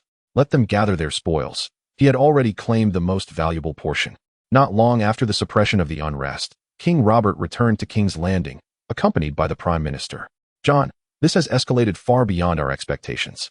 Had it not been for Hugo's quick response, we might have faced a city turned battlefield, the king lamented as he entered the city, dressed in his hunting attire. a wild boar spear slung over his saddle, alongside a bow and arrows. The events in King's Landing had far surpassed his expectations, compelling him to hastily cut short his hunt and return to the capital. Although the rebellion in King's Landing has come to a close and the forces that suppressed it have departed from the city, the atmosphere remains charged with vigilance. The streets are teeming with the city watch and soldiers of House Baratheon, alongside a few from the expeditionary forces. Beyond the walls of King's Landing, several large pits filled with corpses serve as grim reminders of the conflict. Thanks to Hugo's swift actions, further devastation was averted, yet the toll of death remains significant. Your Majesty, I previously remarked that such a plethora of demands would inevitably lead to chaos. My initial intention was solely to have Hugo evacuate the untrustworthy citizens of King's Landing. However, you sought to engage the nobles who once pledged fealty to House Targaryen. While instructing me to keep this from Hugo for the sake of secrecy, Duke Tywin insisted on exterminating these sources of instability and unleashed his beasts without prior consultation. With so many conflicting demands converging, disorder was all but guaranteed. In stark contrast to Robert's vigorous demeanor, old Alan appeared to have aged several years, his eyes heavy with fatigue, compounded by the meddling of the Pentoshi. Your Majesty, I speak candidly when I say this is the best outcome we could have hoped for. Faced with his adoptive father's exculpation, Robert remained silent, fully aware that Alan's assertions held truth. The situation had deteriorated to this point, and all participants bore their share of culpability, rendering the atmosphere somewhat awkward. Yet, Your Majesty, I too am culpable. I chose not to remain near King's Landing to manage the situation, instead opting to withdraw. I understood the potential consequences of our plan, but I chose to evade responsibility. Old Alan, a seasoned political figure in Westeros, discerned the awkwardness in his adoptive son and offered a way out. His words were not mere platitudes. They genuinely reflected his innermost thoughts. Originally, Alan's plan was merely to evacuate the civilians, but after Robert's and Tywin's new demands, he realized the situation would inevitably escalate. Reluctant to lead an operation that would result in mass casualties yet aware of its necessity, he chose to retreat and allow events to unfold naturally. Unbeknownst to Alan, other forces had also entered the fray. Had he been present in King's Landing, control over the situation would have been swiftly re-established. However, his absence meant that, without Hugo's efforts, chaos could have easily erupted. The motto of House Arryn is as high as honor, and Jon Arryn has tirelessly endeavored to uphold this creed. Yet, politics cannot be governed solely by honor. Ultimately, Alan learned to navigate the treacherous intricacies of political maneuvering. Despite acquiring such cunning tactics, one constant remains. Whenever these strategies are employed, Alan feels an immense weight of pressure and a profound internal moral interrogation. It is precisely this turmoil that compels the seasoned politicians of the Seven Kingdoms to retreat into the shadows. Oh, Jon, do not speak thus. Who would have anticipated that the cheesemonger would act in such a manner? Do not be too hard on yourself. The blame does not rest upon your shoulders. Robert, appearing rugged yet observant, noticed the shift in his adoptive father's mood and quickly sought to reassure him. Upon my return to the Red Keep, I shall have those instigators hanged and the cheesemonger's assets confiscated and expelled from King's Landing. Robert was filled with profound anger at the actions of the Pentoshi, perceiving their behavior as a slap to his face, an audacious display of insolence. Your Majesty, I harbor some doubts regarding this matter, Old Alan interjected, expressing his view that the Pentoshi's interference was remarkably foolish. He had encountered many individuals from free trade city-states, yet had never witnessed such reckless disregard for consequences. Before he could finish his thought, Robert interrupted him. That is inconsequential, Jon. What matters now is that some must be punished. His tone was icy and ruthless, embodying the demeanor of a seasoned warrior. Old Alan sighed again, fully aware of the implications behind Robert's words. Nevertheless, he deemed such measures excessively cruel, though he recognized their necessity. To avert further distress, Old Alan deftly shifted the conversation. Your Majesty, Hugo has accomplished great deeds, and I believe we should augment our investment in him. Supporting his expedition could also serve to vex the Pentoshi across the sea, demonstrating that even if the Iron Throne changes hands, its authority remains unassailable. Support him, of course, Jon. Leave the matter to you. Hugo is commendable. I quite admire such a knight. Robert's fondness for Hugo was palpable, as he relished the company of such a clever knight, a rarity indeed. As you command, Your Majesty. Old Alan replied respectfully. After addressing matters in King's Landing, I will ensure they travel to Seagull Town to cross the narrow sea to Andalos. I have already instructed the Greyfells family to oversee this. The Greyfells? Seagull Town? Jon, are you certain they will be willing? If they are unwilling, That may be for the best, is it not? A dangerous glint flickered in Old Island's eyes. Then let it be so.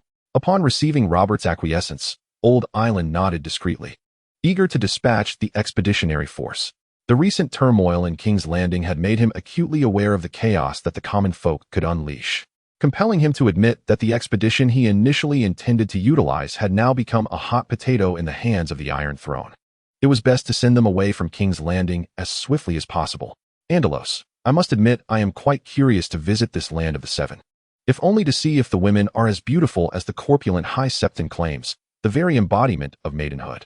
Alas, I am still bound to that accursed iron chair. Meanwhile, Robert expressed his longing for the East, though his desires invariably gravitated towards women, which caused Old Island to sigh in exasperation. This habit of his ward was vexing. He would have to counsel Robert earnestly, for this was hardly befitting of a king. Chapter 31. A new phase following the return of the king and the prime minister, King's Landing gradually settled into a deceptive calm. However, beneath this tranquil fade, turbulent undercurrents still surged. How many heads do you suppose will be displayed today? How would I know? Let the dead be. The living are scarcely surviving. It is of no concern to us. I recall that your uncle has always boasted about his past service in the army of the True Dragon. If he continues to utter such claims, remember to keep your distance. Times have changed. Indeed, I understand. At the various gates of King's Landing, such dialogues are commonplace, and they often conclude not with the forceful interruption of a golden-clad figure, but rather with one party hastily bringing the conversation to a halt. Each day, heads are impaled upon spears in King's Landing, and executions are a constant occurrence. The various factions involved in the rebellion receive equal treatment from His Majesty the King, with leaders and key figures being beheaded and displayed as a warning to others. Meanwhile, the encampment of the expeditionary forces outside the city continually expands, absorbing a vast influx of manpower. Following the turmoil in King's Landing, the expeditionary forces have gained unequivocal recognition from the Iron Throne. The Prime Minister, in the name of the Iron Throne, has issued a series of proclamations that have reverberated throughout the realm, emphasizing the merits of the expeditionary forces and lauding their endeavors. This recognition, unlike the previous conciliatory gestures, signifies the Iron Throne's substantial support for the expeditionary cause. Reg, the formidable task of managing the populace of King's Landing has been entrusted to you. This endeavor is far from easy, yet you are the only one suited for it, and I hope you will fulfill your responsibilities commendably. Within his tent, Hugo spoke earnestly to the leader of the criminal syndicate, who, at present, is no longer merely a crime lord but the commander of the King's Landing expeditionary forces. The former crime lord struggled to contain his emotions, lest he appear excessively elated. Yet, despite his efforts, such feelings inevitably surfaced. He had never anticipated attaining such a lofty position, yet reality had unfolded as it did. As Lucien had foreseen, following the demise of numerous prominent figures in King's Landing, Reg emerged as the most fitting candidate to lead the locals in the expeditionary forces, especially given his unwavering loyalty to the cause. The necessity for a leader of the King's Landing expeditionary forces arises from the unprecedented upheaval the city is currently experiencing. Guilds and criminal organizations that have operated for centuries are being systematically dismantled, a punishment for their participation in the rebellion, with the leaders and core members hanging lifeless. The remaining choices for the survivors are stark: either become a Night's Watchman at the Wall or join the expeditionary forces. Naturally, the majority opt to enlist in the expedition. For while venturing into foreign lands is fraught with peril, it is preferable to a lifetime of despair at the Wall. Those factions that did not partake in the rebellion are spared the dilemma but nonetheless voluntarily align themselves with the expeditionary forces, for, to them, King's Landing is no longer a viable abode. The purges following the turmoil have made the Iron Throne's stance towards the remnants of the previous dynasty abundantly clear. With the fragile golden image utterly shattered, the living conditions of the Targaryen commoners have deteriorated significantly. The Iron Throne may not directly act against them, yet it does not preclude others from taking up the mantle. King's Landing has never lacked for ambitious individuals, and thus, the frequency of assaults on the Targaryen remnants has surged dramatically. If it was merely provocation in the past, now it has escalated to rampant assaults. The remnants of the populace walking the streets risk being struck down by dark clubs. Consequently, a steady influx of individuals from the ruling class has surged into the expeditionary force, augmenting its ranks by 5,000 in a remarkably brief period. Accounting for all genders and ages, the gang leader, appointed by Hugo, emerged from the tent, brimming with joy, eager to wield his newfound power. Hugo, observing his silhouette, shook his head, contemplating whether this individual could adequately fulfill his role, yet acknowledged that he had no choice but to utilize him. As the gang leader departed, another group entered, disregarding the guards' attempts to bar their way. This assembly comprised notable figures, the nobles adorned with their family crests. Hugo recognized the red fish of House Mouton, the goat of House Storkworth, and the red stripes of House Rosby, followed by several nobles from the Stormlands. In essence, these were the unfortunate souls aligned with the usurpers during the war. Accompanying them was Bishop Lucien, who had previously hosted these guests. He cast Hugo an apologetic glance, to which Hugo merely waved dismissively, indicating it was of no consequence. Once distanced from the expeditionary force, the former Targaryens had now formally joined ranks, although they still maintained a separate camp within the encampment, signifying their official inclusion. The arrival of these nobles from the Crownlands, Stormlands, and Riverlands instantaneously bolstered the expeditionary force by 2,000 combatants, significantly enhancing its strength. However, after the nobles' arrival, they incessantly voiced their demands. Observing this group, Hugo felt a wave of frustration but resigned himself with a sigh, acknowledging their presence as an unavoidable reality. "Greetings to you, Lord Hugo," the still vigorous Gales Rosby bowed, while the nobles behind him merely offered slight nods, their eyes betraying disdain and arrogance. "My Lord Gales, I wonder what prompts your visit. I have already arranged a dedicated camp for you, and I have declared that the supplies provided by House Tarly are exclusively for your use. Is there anything else that displeases you?" Hugo's tone carried little warmth.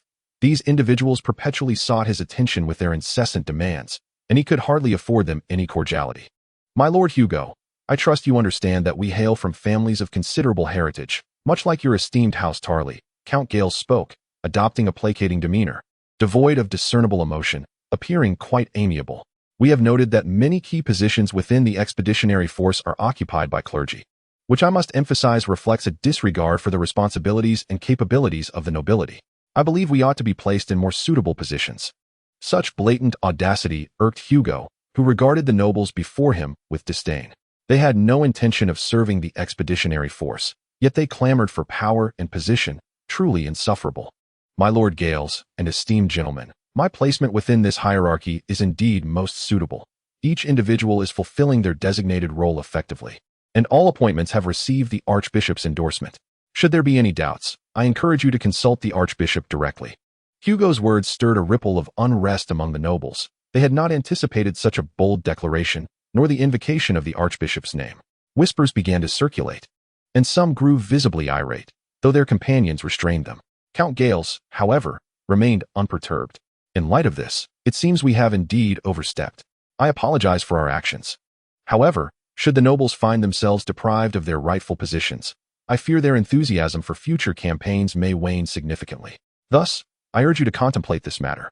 With this statement, Gales led the nobles away, leaving behind a visibly perturbed Hugo and the awkwardly positioned Bishop Lucien. "Bishop, I kindly request that you continue to engage with the nobles to maintain our rapport. Since we have weathered the storms together in King's Landing, the distance between us has considerably diminished. Perhaps you might allow your brother to converse with them, and if necessary, seek the assistance of the Lannister brothers. Simply stating it is my request." In response to Hugo, Lucien offered a rueful smile. "My lord, my brothers are but bastards. The lords of these lands regard them with disdain. As for my legitimate siblings, their arrival will take some time.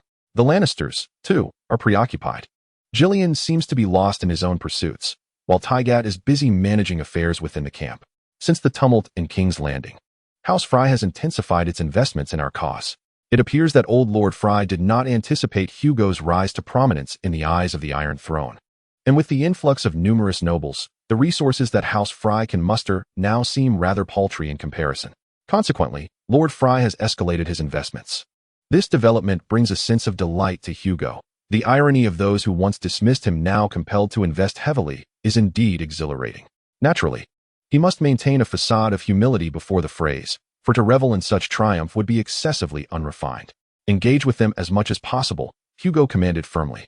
"Provide the lords with tasks to occupy their minds, lest they turn their thoughts toward the pursuit of power."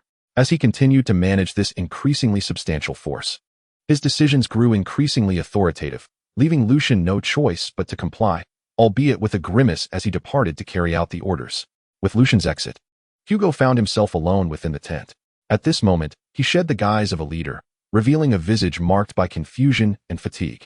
Though the chaos in King's Landing concluded with his victory, the recollections of the events that transpired during that turbulence instilled a sense of trepidation within him. There were numerous instances where a mere slip could have spelled disaster. Furthermore, this situation indicated that Pintos had taken notice of affairs in Westeros, the very land he intended to conquer, now under the dominion of Andras. With the knowledge of his impending arrival, they would surely be prepared, and his expedition would undoubtedly face myriad challenges. The memory of that assassination still stirs a tumult of unease within Hugo. Reflecting upon the myriad events, he feels an overwhelming weight of pressure and profound fatigue. However, retreat is no longer an option. He must forge ahead with unwavering resolve. After sorting through his thoughts, Hugo steeled himself, grasped his pen and paper, and resumed his work. His daily tasks were abundant, demanding his utmost attention, lest he find himself toiling late into the night. Chapter 32. The Northward Valley in King's Landing. Hugo attended a celebratory banquet honoring the Iron Throne's success in quelling the rebellion. During this gathering, he encountered Varys and the High Septon. Varys feigned ignorance of their prior acquaintance, while the High Septon engaged him in conversation as though nothing had transpired. While conversing with the High Septon, Hugo noted King Robert's amiable demeanor towards Varys, suggesting the eunuch had secured what he desired. The dialogue with the High Septon proved exhausting. Yet the rotund cleric divulged some trivial yet valuable information, specifically which prominent shipowners owed debts to the church and the various trade guilds tied to it, the implications of which were unmistakable. Choosing not to confront their subterfuge, Hugo decided to play along with these two cunning old foxes, as it was merely a matter of mutual benefit. After indulging in the probing inquiries and duplicitous exchanges of various attendees, Hugo garnered praise from the king and subsequently received a formal order from the prime minister to mobilize the expeditionary force. Finally, the army was poised to advance. A month had elapsed since his arrival in King's Landing, and the total strength of the expeditionary army had surpassed 25,000 men. This figure was not solely attributable to the manpower available in the capital, but also due to a steady influx of reinforcements from across the realm. As for the exact number, he could not ascertain, as his ranks seemed to swell incessantly, certainly more than the stated figure, but never less. The Iron Throne had also assembled a band of mercenaries for him, comprised of soldiers and knights rendered unemployed by the War of the Usurper. Traditionally, following the conclusion of such conflicts, these individuals would either seek mercenary work in the east or engage in menial tasks, with some resorting to banditry, though they were often swiftly eradicated by local lords.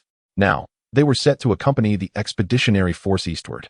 As the army prepared to depart, many denizens of King's Landing came forth to bid farewell, for numerous friends and relatives were embarking on a journey whose duration remained uncertain. Such partings inevitably invoked sorrow. Nonetheless, these departing souls had to forge onward, for their homeland no longer welcomed them, and the path home had vanished. Galloping along the King's Road, Hugo surveyed the vast procession behind him. Rather than merely an expeditionary force, it resembled a migrating people. Accustomed to such sights, he could only offer a few resigned reflections. The nobility often leads their troops in a self-absorbed manner, seemingly oblivious to whether others can keep pace, though fortunately, they do not venture too far. Meanwhile, the common folk exhibit a loose cohesion, frequently pausing in their march, disregarding orders to set up camp on the spot, and their reluctance to embark on expeditions is all too common. As for Hugo's main force, the situation is equally dire, plagued by significant management issues, with order maintained solely through the relentless efforts of Hugo and a few diligent aides. Whenever the troops halt to camp, a myriad of disturbances inevitably arise, conflicts between nobles and commoners, as well as among the commoners themselves, compounded by their inadequate organizational skills leading to chaos. However, as the saying goes, practice makes perfect. After several misadventures, the individuals began to grasp the necessary protocols, and such disturbances became increasingly rare. Once the camp was established, after attending to his immediate affairs, Hugo would supervise the training of the commoners. Recently, he altered his approach, suggesting that the unarmed and untrained commoners could effectively utilize spears and slings, thereby taking on the role of light infantry both in the front lines and amidst the ranks. These two implements wield considerable power, proving suitable for those lacking equipment and training. Throwing a few spears or hurling some stones is certainly preferable to charging into battle with mere wooden poles. Coincidentally, upon departing from King's Landing, Hugo had procured a cache of spearheads from the armory. Thus, in the designated training grounds of the camp, one could frequently observe individuals clad in simple garments practicing with spears and slings. Initially clumsy, They grew increasingly adept with each session. My Lord Hugo, if I may suggest, your young men would undoubtedly outshine these efforts. They are quite skilled in raiding and combat, remarked his guest one day as Hugo watched the training of the spear and sling throwers. This man, not tall but robust, bore a weathered visage marked by the elements. And beneath his cloak, he donned a green tunic. He was Eustace Braun, the Baron of Cragclaw, hailing from the barren and desolate Cragclaw Peninsula, rife with swamps and pine forests. The Cragclaw Peninsula is a fiercely independent land, inhabited predominantly by descendants of ancient forebears. When the Undulls sought to conquer this peninsula, they encountered relentless resistance, ultimately achieving nothing through force but securing some loyalty through the embrace of their daughters. Despite the Cragclaw Peninsula's acceptance of the seven gods and Undull culture, its inhabitants continue to uphold their savage customs, often referred to as semi-savages by the learned scholars of the Citadel. After the Targaryens subjugated Westeros with the fiery wrath of their dragons, the residents of Cragclaw knelt before the Iron Throne, becoming loyal subjects of it. During the War of the Usurper, many families from Cragclaw fought valiantly for the Targaryen crown. However, with the recent shifts in power, these self-proclaimed most loyal subjects of the true Dragon Dynasty must confront the new reality and serve the emerging dynasty. The commands issued by Robert naturally encompassed these Cragclaw brutes.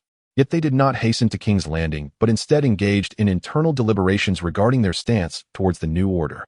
In light of the necessity to convene the lords of the entire peninsula, prolonged discussions ensued, ultimately leading to the decision that a modicum of submission was imperative. Thus, Baron of Tongue Cave led numerous men from Cragclaw Peninsula, along with families unable to harvest, to join the expeditionary forces. Upon first encountering these inhabitants of Cragclaw Peninsula, Hugo was momentarily convinced he was gazing upon wild men emerging from some unknown wilderness. The residents were disheveled, cloaked in garments that enveloped their entire bodies, with some even barefoot. Had it not been for the decent weapons they bore, Hugo would have genuinely mistaken them for refugees. Of course, my Lord Eustace, your kin shall undoubtedly excel as scouts and vanguards in the forthcoming battles in Essos, Hugo remarked, following the Baron of Tongue Cave's sentiments. He had previously observed the skills of these peninsula dwellers, finding their fundamental techniques quite solid, marking them as commendable mountain infantry. I can scarcely contain my eagerness to showcase my martial prowess in Essos. Incidentally, Andes is precisely the locale described in tomes as the place where the seven gods tread. I wonder if I might catch sight of the seven. The Baron of Tongue Cave, being quite affable, engaged Hugo in conversation directly. The devout may indeed behold the seven gods, Hugo replied, offering the safest of platitudes to placate his interlocutor. The ensuing 10 minutes were spent in idle chatter with the Baron, after which he politely excused him. One day, I shall find my energy insufficient. Following the Baron's departure, Hugo lamented the multitude of individuals he had encountered since embarking on this expedition, expending considerable vitality in the process. Thus, I believe you should delegate a portion of your responsibilities to those beneath you, suggested Canatir, who accompanied him. However, Hugo promptly waved his hand in refusal, asserting that such a course was unfeasible. My venture has only just commenced. Every ounce of support is invaluable. I am merely venting my frustrations. Once I have done so, I must diligently attend to my duties. Even Conqueror Egan would not adopt an air of superiority upon landing. As Hugo articulated, his endeavor was in its infancy. A time to adopt humility and welcome all who sought to ally with him, garnering every possible form of support. By the way, Canadir, how fares your management? Have you encountered any issues? Hugo casually inquired of the Black Blade, who oversaw all the outlaws within their ranks, tasked with the most arduous of responsibilities. All is well. No problems to report. That Harold Tig attempted to usurp my command, but I thwarted him, Canatir succinctly replied, his gaze instinctively drifting towards the Black Blade at his waist, hinting at the inevitable presence of bloodshed. Hugo recognized Harold Tig, who led the unemployed mercenaries dispatched by the Iron Throne, yet consistently resisted authority, often stirring trouble.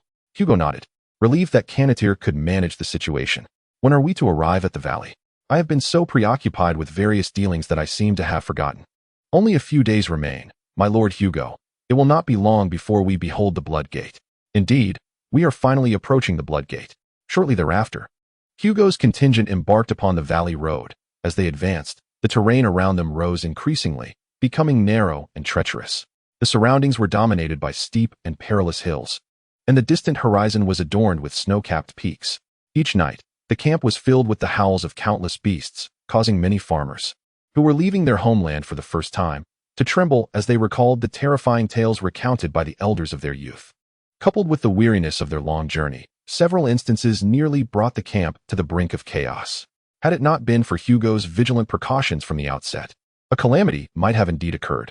Entering the valley also signified entering the attack range of the mountain clans. However, upon witnessing such a formidable force, these unruly hill dwellers dared not act recklessly, resorting instead to ambushing only those who lagged behind. This ultimately alleviated the issue of the expeditionary force's excessive length, as the news of the mountain clan's assaults prompted the troops to hasten their pace. After traversing numerous mountain paths, they finally arrived at the Blood Gate. The Blood Gate, a critical juncture into the valley, has witnessed countless armies shattered beneath its walls since the Age of Heroes. Upon seeing the Blood Gate once more, as memories vividly resurfaced, Hugo was struck by a wave of emotion. The battlements were built upon the perilous cliffs on either side. The mountain path narrowed to barely accommodate for riders side by side, and two watchtowers loomed atop the rocks, connected by a weathered stone archway. Indeed, the name Blood Gate is fitting. It serves as the gateway to the valley, blocking innumerable armies from entry. The valley has only ever fallen once, to the Undulls, who arrived by ship from across the sea. The guards at the Blood Gate had long received orders from the valley's protectors, and Hugo had also dispatched scouts ahead. Thus, they opened the gates wide for the expeditionary force to pass through the valley. Under the banner of the seven-pointed star, the immense army began to file through the narrow Blood Gate. Due to the constricted passage, their progress was exceedingly slow, prompting Hugo to engage in conversation with the gate's commander. The current knight of the Blood Gate was not the familiar Blackfish to Hugo, but rather a valley knight he had not encountered before. However, he was presently reporting at Moongate Castle, attended by William Stone, a bastard of the valley, who was temporarily overseeing the Blood Gate. The mountain paths have been quite restless, my lord Hugo. The season of attacks by the mountain clans has commenced, and the knights of the valley are gathering to prepare for the raids. Lord John has already conducted a sweep along your intended route, but caution is still advised. On my journey to the valley, I have experienced the fervor of the mountain clans, and I shall remain vigilant against them. The expeditionary force had suffered hundreds of losses on their way to the Blood Gate, which hardly reflected an appreciation of the mountain clan's hospitality. Hugo felt a twinge of gratitude towards the Highlands clan. Had it not been for them, the expeditionary forces would likely still be languishing in a lengthy queue. Nevertheless, the Highlands clan was even poorer than the brutes of Crabclaw Peninsula under his command, wielding inferior weapons and donning stolen armor. Were it not for their stronghold among the mountains, they would have long since faced annihilation. Having contemplated this, Hugo gazed towards the distant valleys and mountains, reminiscent of his memories. After wandering for so long, he had finally returned to the valley. However, his journey remained fraught with challenges. Although the Iron Throne had issued a command, he remained uncertain about the disposition of Seagull Town. Yet, he felt reassured, since the Iron Throne had given the order. Seagull Town could not refuse, though their attitude remained to be seen. With these thoughts in mind, Hugo mounted his horse and passed through the Blood Gate, officially entering the valley. Chapter 33. The Assault of the Highlands Clan. Upon crossing the Blood Gate, Hugo truly entered the valley. Before him unfolded a panorama of mountains, with verdant fields, azure skies, and snow-capped peaks suddenly revealing themselves. The valley's splendor laid bare before the outsider. Beneath the distant mountains lay the fertile Eileen Valley, the heart of the valley, where black soil nourished a variety of crops. The fruits here were large and sweet, incomparable even to those found in the river bends. Immersed in the valley's scenery and gentle breeze, Hugo felt a profound sense of refreshment, as if his very being rejoiced. Indeed, he had come home. As the beauty of the valley unfolded, a multitude of memories from his youth emerged in his mind, memories of participating in various tournaments with his father throughout the valley, witnessing his father's victories one after another. Lord Hugo, you may proceed along the valley road with confidence. The guardians of the canyon have prepared supplies and camps along the route, declared William Stone, the temporary overseer of the Blood Gate, gesturing towards the valley road. He had accompanied Hugo's entourage for a stretch, now traversing the final leg of the mountain path leading to Eileen Valley, while the main force had already advanced ahead. Hugo had just overseen the last batch of stragglers rejoining the group. Thank you, Sir William, Hugo replied to the Knight of the Blood Gate. However, scarcely had his words left his lips when an unexpected turn of events transpired. A piercing horn echoed through the valley's air, startling everyone, including Hugo. Sir William was the first to react. It's the Highlands clan. 7 gods, they dare to launch an assault so close to the Blood Gate. No sooner had Sir William spoken than a thrown spear struck Hugo's warhorse, causing it to collapse amidst anguished cries. As he was thrown from his mount, Hugo had anticipated this moment. Swiftly extricating one leg before being pinned beneath the fallen beast, he hastily retrieved his shield and raised it protectively before his chest. Hugo's decision proved to be sagacious as a deluge of javelins rained down upon him. The projectiles varied in form, with some merely being branches affixed with crude spearheads. Yet their lethality was undeniable, as numerous Bloodgate guards succumbed to the onslaught. Feeling the impact on his shield, Hugo felt grateful to have it secured against his chest. But soon the battle cries echoed around him. Suddenly, a multitude of marauders emerged from the verdant foothills, their unkempt beards and fur-clad bodies shouting in their native tongues as they surged into the fray. Hugo spotted riders galloping on diminutive horses, javelins in hand, ready to strike. The soldiers of the Bloodgate and Hugo's loyal forces reacted swiftly, forming a protective formation around their commander. The mountain clansmen, with their ferocious battle cries, crashed against the shields of the common folk, shattering the lines and plunging the conflict into chaos. Hugo thrust his long sword towards the visage of a mountain clansman adorned with a half-helmet, blood spurting forth instantly. Yet, propelled by sheer momentum, the clansman continued to lunge forward until Hugo delivered a decisive kick, sending him sprawling to his demise. All around him, the melee raged on. Hugo observed the fierce struggle between the Bloodgate soldiers and the mountain clansmen. His trusted allies endeavored to close the distance to him, yet they were continually severed by the relentless onslaught of the marauders.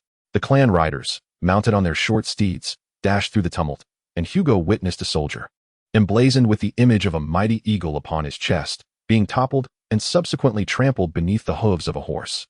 "My lord Hugo, are you unharmed?" Sir William, tense and vigilant, leaned against Hugo's back, his bloody blade poised defensively. He had just felled a charging clansman on horseback. "These mountain clansmen are unlike those we have faced before, my lord. Their equipment surpasses that of ordinary raiders." Hugo noted the truth in William's observation. The assailing mountain clansmen wielded an array of ordinary iron weaponry, a significant advancement for them, who typically relied on inferior swords and stolen farm tools. However, their overall armament still lacked sufficient iron, yet it was adequate for their purposes. "My lord Hugo, we need only to endure a little longer. The forces ahead will soon arrive," William urged, parrying a blow from a clansman, but he soon realized that Hugo had taken the initiative to counterattack. Hugo cleaved the arm of a clansman wielding a sword, subsequently dispatching another with a spear, and deftly seized the discarded weapon to hurl it at the nearest clansman, who fell as a result. The fluidity of Hugo's actions left William momentarily astounded. He had never anticipated such prowess from him. As Hugo continued to dispatch one clansman after another with remarkable ease, William quickly followed suit, determined not to allow their guest to bear the brunt of the battle alone. It would be a dereliction of duty to permit such an assault to continue unchallenged. With each foe Hugo felled, a growing number of fighters rallied behind him. Yet the mountain clansmen, even at this juncture, displayed no signs of trepidation, continuing to engage courageously in the fight. This experience transformed Hugo's perception of the ragged, almost refugee-like mountain dwellers. Despite their dire circumstances, these mountaineers exhibited remarkable resilience. It was perhaps this indomitable spirit that enabled them to contend with the Valley Knights for such an extended duration. However, in the next moment, Hugo's thoughts were abruptly contradicted by the thunderous sound of galloping hooves, heralding the arrival of reinforcements from the front. With the emergence of these cavalry, the Highland clans scattered in disarray, their swift retreat leaving Hugo momentarily dumbfounded. Although the Highland clans moved with great alacrity, there were others who had anticipated their flight. From the slopes emerged a multitude of soldiers, their attire only marginally superior to that of the Highland clans. Armed and resolute, this group launched a brutal assault on the fleeing clansmen. These were the savages from the Crabclaw Peninsula, accustomed to traversing the forests and valleys of their homeland, possessing an innate ability to navigate the mountainous terrain with the ease of walking on flat ground. Consequently, Baron Eustace strategically opted to maneuver his forces around to the slopes. At this juncture, the battle appeared to reach its conclusion. Hugo chose not to witness the carnage unfolding above. The Highland clans had no prospect of victory. Instead, he navigated through the soldiers searching for the wounded and spoils, eventually arriving before the body of a Highland clansman. This figure epitomized the attackers. Swathed in furs and adorned with an oversized hat, wielding an old yet well-maintained weapon. While this Highland clansman appeared tall, the form propped beneath the tent was, in truth, quite frail, revealing the figure to be an elderly individual. Gazing upon the lifeless body, Hugo pondered the existence of the Highland clans. The condition of this corpse suggested a severe deficiency in goods from the lowlands. It bore little more than the meager offerings of the mountains. Frankly, this was abnormal. The residents of the mountains and the valleys should have engaged in mutual exchange, with trade flourishing between them. The many precious flora and fauna yielded by the mountains held immense value for the valley's rulers, and such trade would foster communication and the possibility of harmonious relations. Yet, in the valley, no foundation for amicability existed. In Hugo's recollection, the conflict between the Highland clans and the valley inhabitants had persisted for millennia. Both clan warriors and valley knights had adopted the practice of attacking one another as a customary ritual. The valley folk wielded trade with the Highland clans as a weapon, believing that restricting the flow of goods to the mountains would vex their rivals. However, the more stringent the blockade, the more frequent the skirmishes became, with the Highland clans resorting to extortion and pillaging of the valley villages with increasing audacity. This situation was exacerbated by the attitudes of the valley rulers, who harbored an extermination mindset towards the Highland clans. There were always those who, driven to desperation by their rulers, sought refuge in the mountains, becoming the very demographic the rulers most despised, those who evaded their dominion. Regarding the conflict between the Highland clans and the valley dwellers, Hugo found it rather simple to unravel. The mountains and valleys should not exist in opposition, but rather in profound connection. As their ties deepened, the discord would gradually dissolve, albeit he lamented his lack of status to effect change, leaving him to merely ponder. Shifting his thoughts from the Highland clans, Hugo lifted his gaze to find Sir William dejectedly seated upon a stone. He understood the weight of William's disappointment, for in such proximity to Bloodgate, this incident would undoubtedly rest upon his shoulders, and as a bastard, he would likely face considerable hardship ahead. Hugo wished to offer him some words of comfort, yet the phrases lingered unspoken on his lips, for some sentiments felt too presumptuous. He remained silent, observing the approaching Baron of Hollow Crag, eager to boast of his martial prowess, alongside Canneteer, who was there to report the battle's outcome. In truth, no one was particularly concerned about the assault itself. The Highland clans had long engaged in audacious acts, even daring to slay members of House Aaron. Thus, no one suspected any underlying conspiracy following this attack. Meanwhile, high atop the mountains, an individual cloaked in furs observed the unfolding scene, producing parchment and a quill to inscribe certain notes. Once the parchment was secured, the figure pressed both hands against their face, massaging it gently. Under the sunlight, their visage transformed entirely, revealing a countenance starkly different from the one moments prior. This craft was one known solely to the devotees of the god of 1,000 faces, and indeed, this individual was a faceless man. In the wake of the recent assault, the faceless man had discerned a crucial truth. On a level imperceptible to most humans, Hugo truly possessed supernatural protection. It seemed that to bring about his demise, the servant of the god of 1,000 faces would need to intervene personally. The faceless man was confident. After all, what did divine favor matter when confronted by a dagger? Death awaited all. Chapter 34. The Land of the Seven Gods' First Conquest. Following the interlude of the Highland clans' attack, Hugo led the expeditionary forces onward, traversing the fertile black soil of the valley. In this region, where the faith in the seven gods ran deep, Hugo experienced the fervor of the local populace. Wealthy landowners and merchants continually presented supplies to the expeditionary forces as a testament to their faith, while ordinary farmers offered food and clothing to the soldiers along the route. Occasionally, valley dwellers would pledge their allegiance to the expedition, unlike many who joined out of necessity. These individuals were often genuinely devout souls. The experiences within the valley significantly bolstered the collective consciousness and mission acknowledgement among the expeditionary forces. For them, this journey resembled a path of transcendence, fortifying their resolve and propelling them steadfastly into the future. Subsequently, amidst the farewells and prayers of the populace, Hugo reached his destination, Seagull Town, from which he would embark across the sea to the east.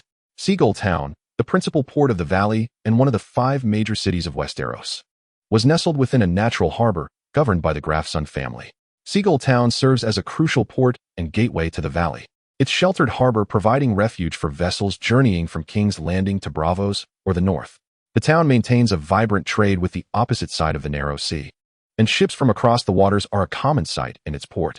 For the followers of the Seven, this city holds a profound significance, as it marks the initial landing site of the Undulls when they cross the narrow sea to arrive in Westeros. The very stones in proximity to Seagull Town bear the engravings of the 7 stars and the dual-bladed axe, which represent early symbols of the Seven's faith. In the wilderness where they first set foot, the devotees of the 7 erected grand temples. During the War of the Usurper, Seagull Town chose to align itself with House Targaryen, leading to Robert Baratheon's assault on its gates, where he eliminated the then Count, Marcus Graf's son, thus claiming his first victory in the conflict. Now, having settled his vast expeditionary force outside the city, Hugo Tolete stands before Seagull Town, gazing at a city he has visited many times in his memories. As one of the 5 major cities of Westeros, Seagull Town boasts towering walls, with Graf's Sun keep rising majestically at its highest point, alongside the soaring Seagull Tower, the tallest structure in the city. The young Count Jeller Graf's Son leads the nobility of Seagull Town to welcome Hugo's arrival, and upon seeing them, the leader of the expeditionary force discreetly relaxes. He had long feared that Count Graf's Son might direct his ire towards him, the commander of the expedition who had been summoned by the Iron Throne, perhaps even refusing to open the city gates. However, it seems that such concerns are unfounded. As long as the Count does not confine him outside the walls, it indicates that discussions are possible. If discussions are possible, then there is no problem. May the 7 bless you, Lord Graf's Son, Hugo said, casting a glance at the young Count, whose pale golden hair cascaded behind him.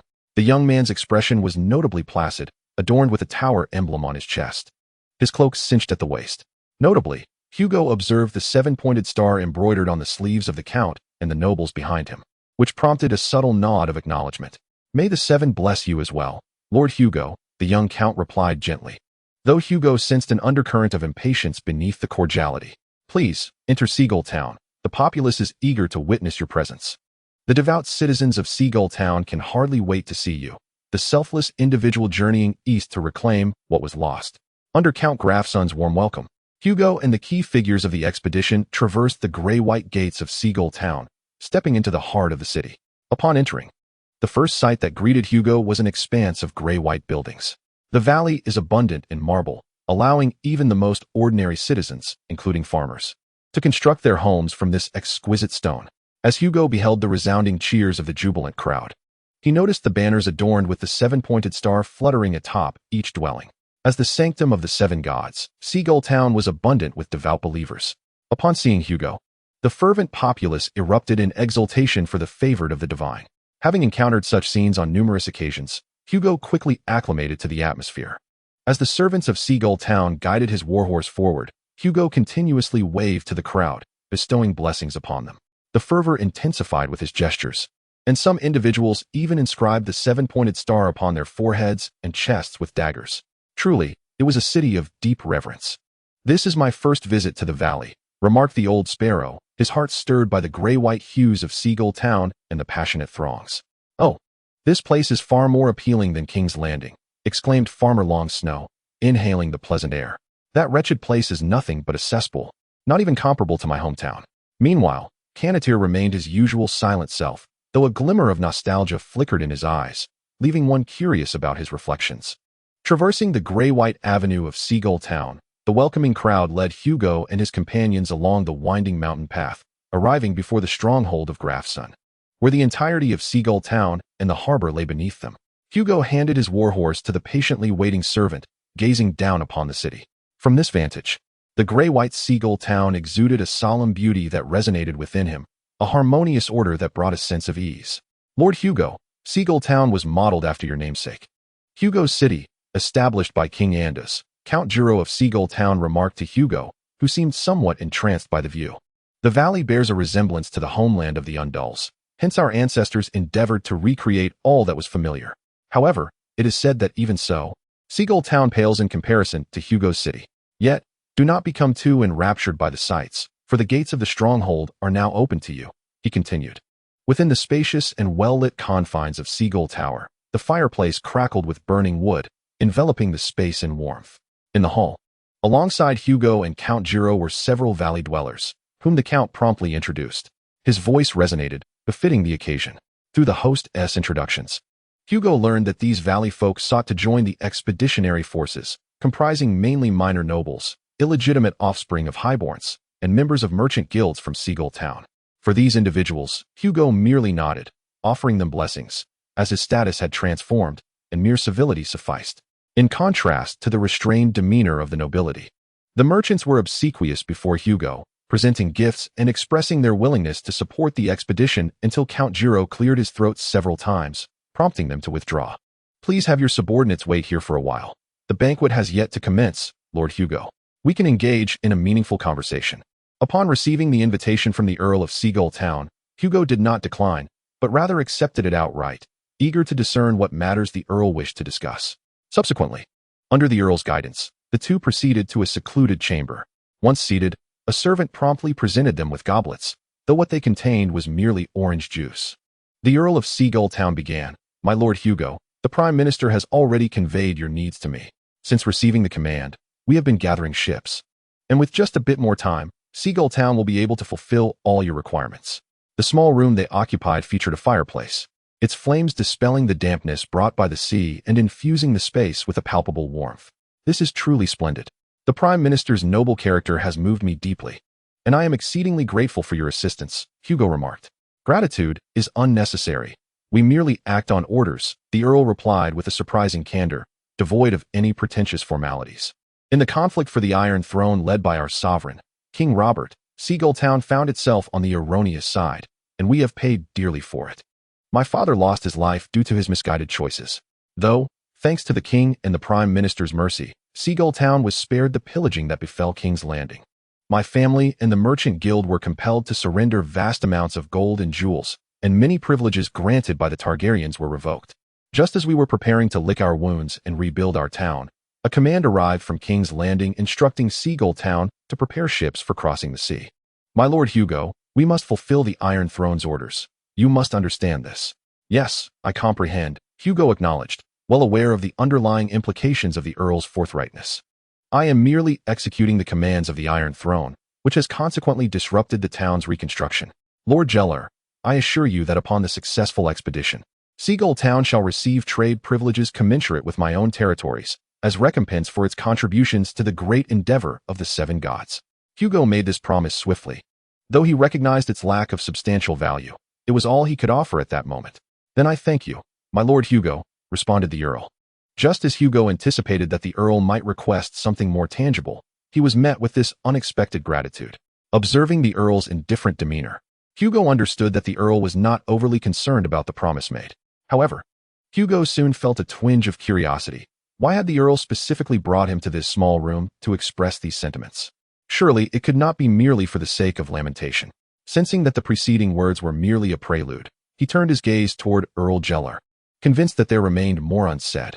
Chapter 35. The Semi-Voluntary Seagull Town. "I perceive that you know I have further words to impart," the Earl of Seagull Town stated, a look of hesitation dawning upon his countenance.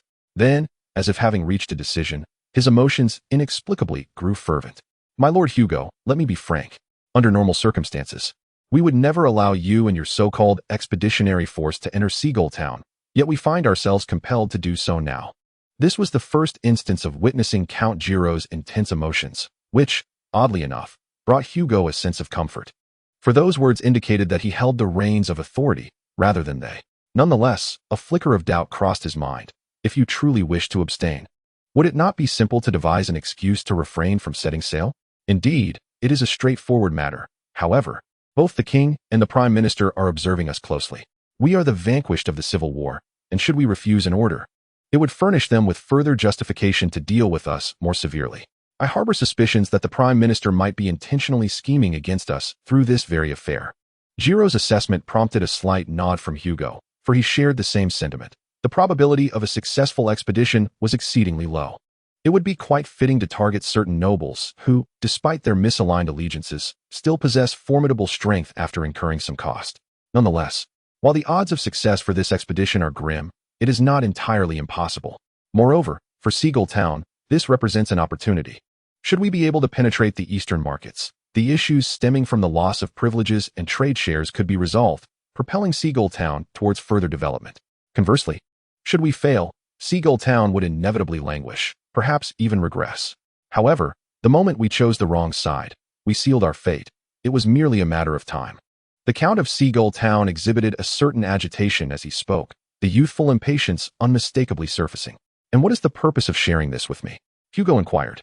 Feeling a sense of relaxation, the initiative lay firmly in his hands, yet he refrained from revealing this outwardly. "It merely signifies that we are all in this together. My Lord Hugo, Seagull Town will endeavor to support your endeavors as much as possible. I am willing to wager once more.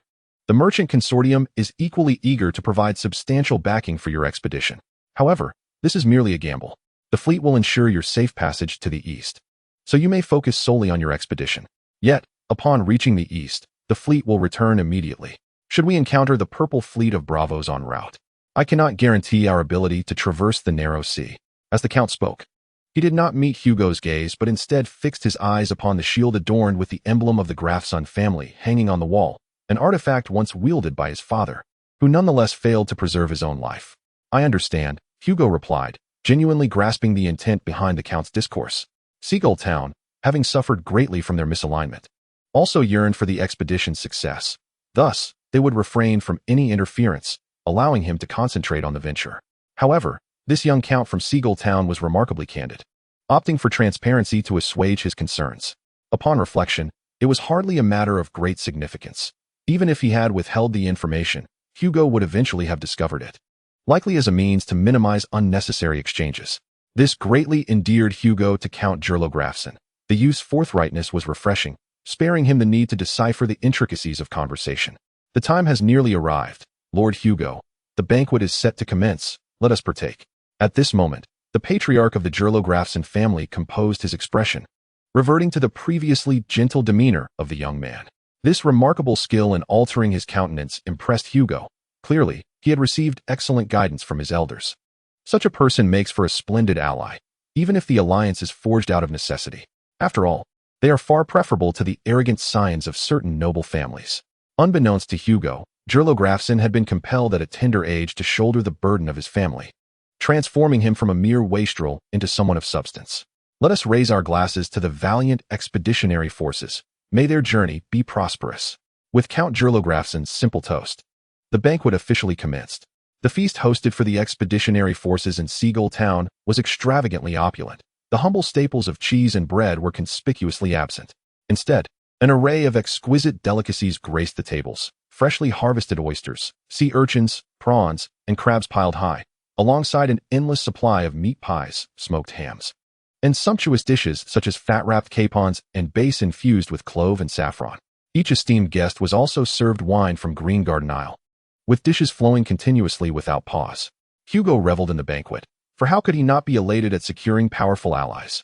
The Gerlo Grafson family and the merchants of Seagull Town represented formidable entities. Particularly, the merchant group of Seagull Town stood as the wealthiest and most prosperous in Westeros, having risen through the trade of the narrow sea. The impact of lost privileges and shares weighed heavily upon them. Thus, their willingness to embark on overseas ventures was markedly stronger than that of the more sedentary Gerlo Grafson family. In contrast to the somewhat reluctant Count Gerlo Grafson, the members of the Seagull Town merchant group surrounded Hugo with near sycophancy, eager to curry favor for better terms. The various factions within the expeditionary forces began to manifest. The distinction between nobility and commoners was stark, with nobles clustering according to their respective regions, primarily the Crownlands and the Stormlands, while nobles from other regions remained scarce. Fortunately, the lively Gillian acted as a lubricant among the groups, continuously invigorating the atmosphere, which prevented the seating arrangements from becoming overly awkward. Hugo observed the dynamics among his subordinates and noted that Lu Chun and Rege had formed a burgeoning alliance, now constituting Hugo's faction within King's Landing.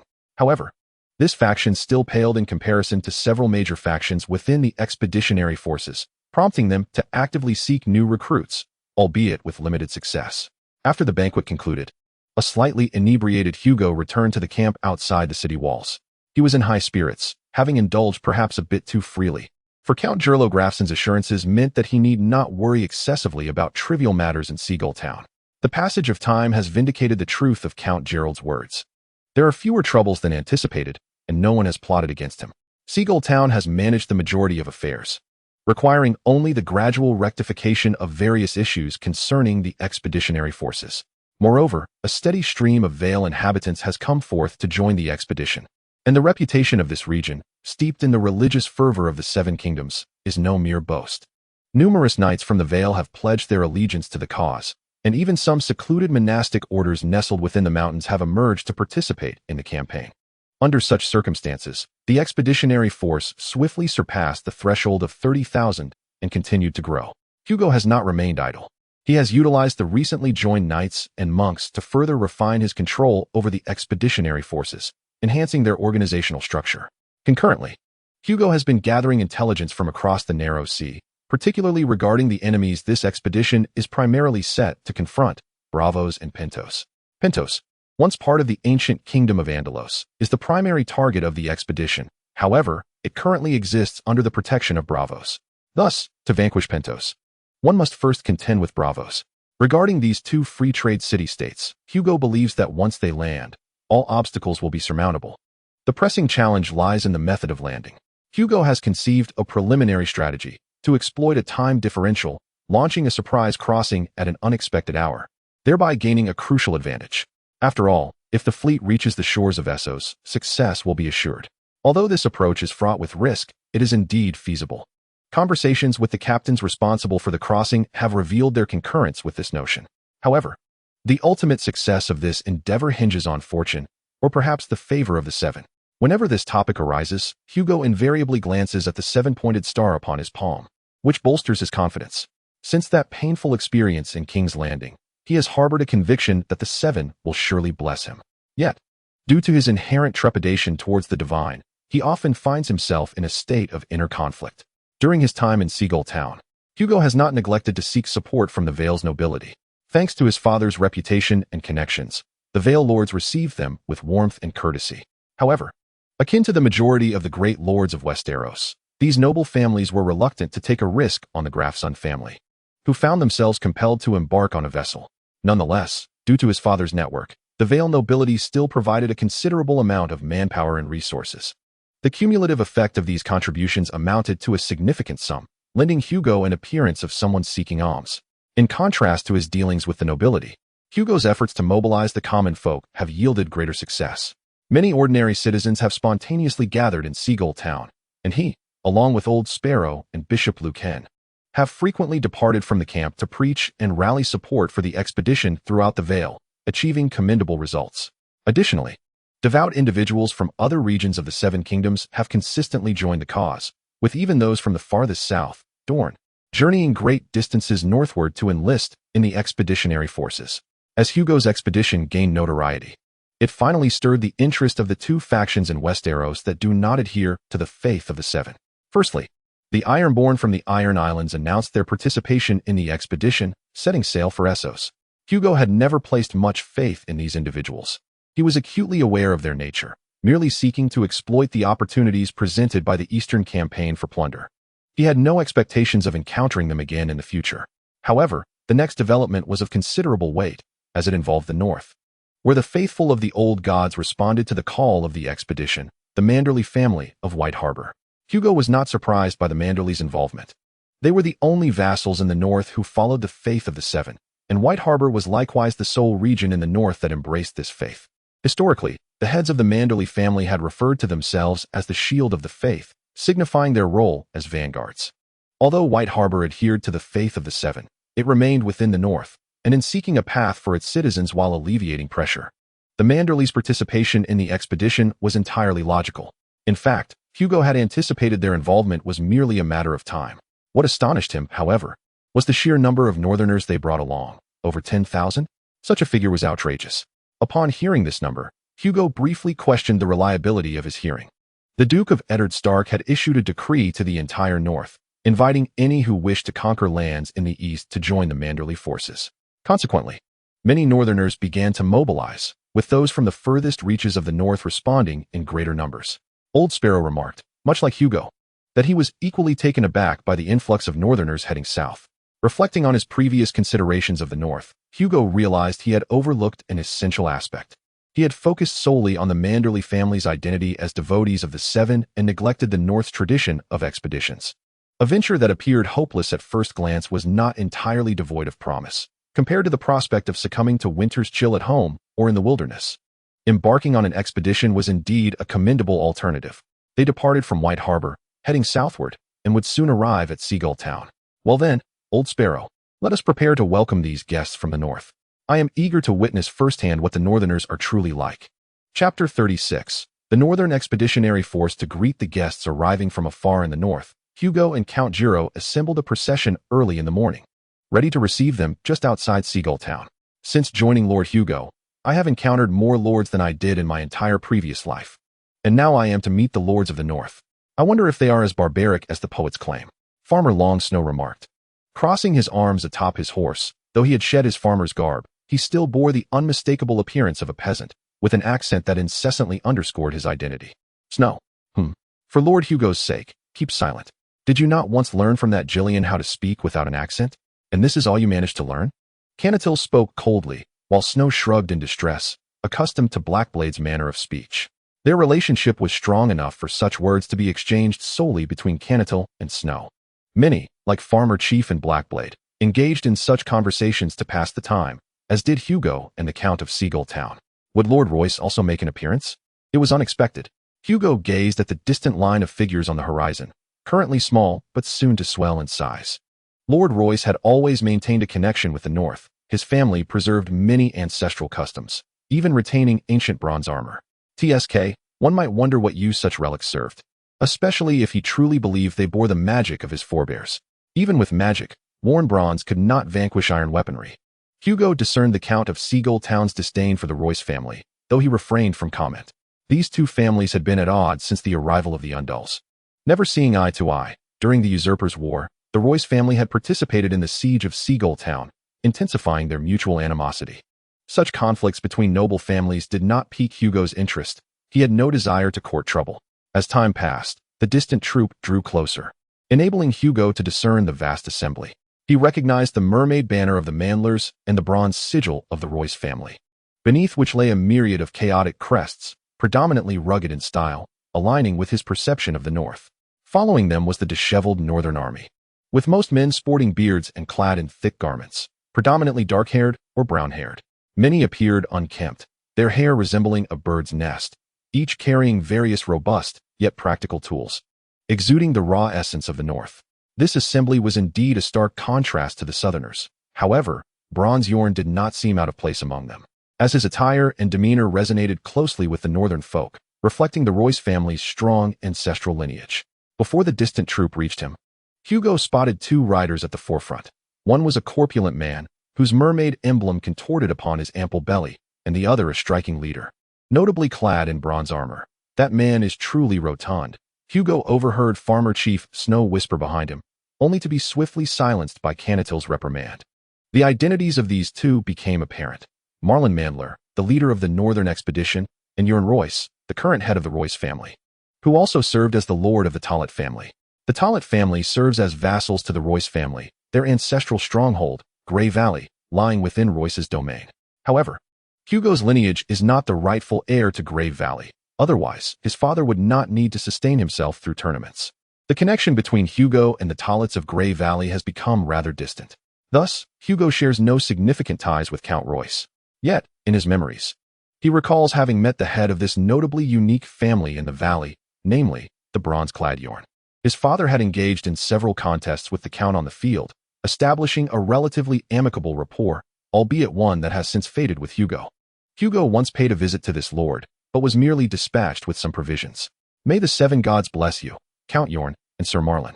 This journey southward has indeed been arduous. As Hugo rode forth to greet the two, it was evident that Count Jello was somewhat reluctant to engage with the northern man. Nonetheless, he followed suit, and unlike Hugo's cordial approach, the Count of Seagull Town simply nodded in acknowledgement. Hugo Tolete, I wish you a successful expedition. Sir Marlon, I must take my leave here, for the young master of Seagull Town does not welcome my presence. Seagull Town welcomes guests, and those who truly revere the seven gods. The Count of Seagull Town responded stiffly, his tone laced with sarcasm, reflecting his disdain for the Royce family's respect for the old gods.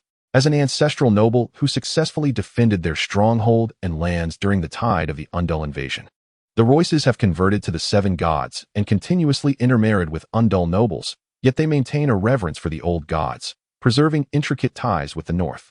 Even their relations with the mountain clans are relatively amicable.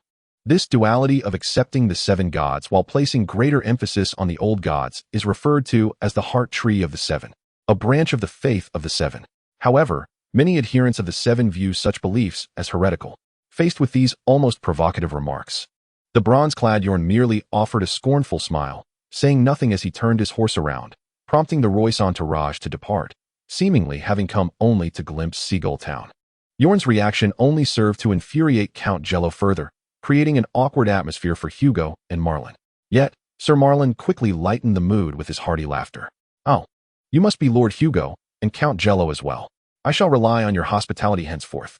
"It is my duty," Count Jello replied hastily, as if showcasing something to the departing Count Royce. "Please, step inside, Sir Marlon, and allow me to demonstrate how Seagull Town treats its friends." "Is that so? Splendid.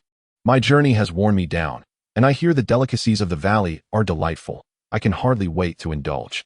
Sir Marlon's exuberant tone matched his appearance, brimming with enthusiasm for food, which effectively alleviated the earlier tension between the Count of Stonehaven and the Count of Seagull Town, allowing the atmosphere to finally ease. The trio entered Seagull Town, filled with laughter and conversation, while the massive northern contingent began to set up camp just outside the city. Within the fortress of Glafson atop Seagull Town, Count Giro held a grand banquet to honor the lords arriving from the north, with Hugo naturally being one of the principal guests. During the feast, he observed these northern visitors. To be frank, aside from a small group of nobles from White Harbor led by Sir Marlon, most of the northern aristocracy resembled Baron Eustace of Fearhole Castle, a half-wild man, and various chieftains from the mountain clans, exuding a distinctly barbaric aura. They donned furs from various northern beasts, adorned themselves with bones, and emitted a potent body odor. Even at the welcoming banquet, the northerners placed great importance on their cliques, and Hugo sensed a prevailing attitude among many northern nobles that regarded the southerners as weak. This schism was more pronounced than the regional divides found within the expeditionary forces. Had it not been for Sir Marlon's diplomatic prowess and his engaging conversations with the nobles of Seagull Town and the expeditionary army, the banquet could have descended into awkwardness. As Hugo scrutinized them, he assessed what these northern men could contribute. Based on his current knowledge, although the northerners displayed arrogance, they certainly had the courage to stand on the front lines. Maintaining such pride demanded a price. Beyond that, Hugo could discern little.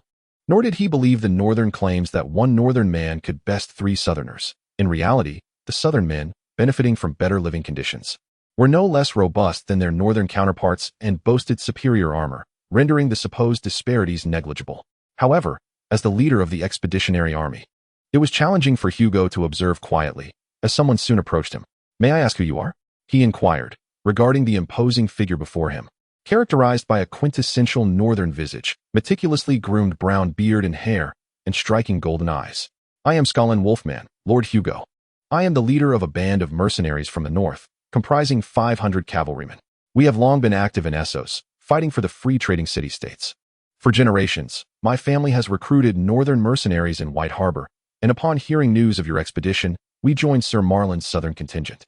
Though Hugo did not recall the name Wolfman among the northern aristocracy, the information he provided was intriguing.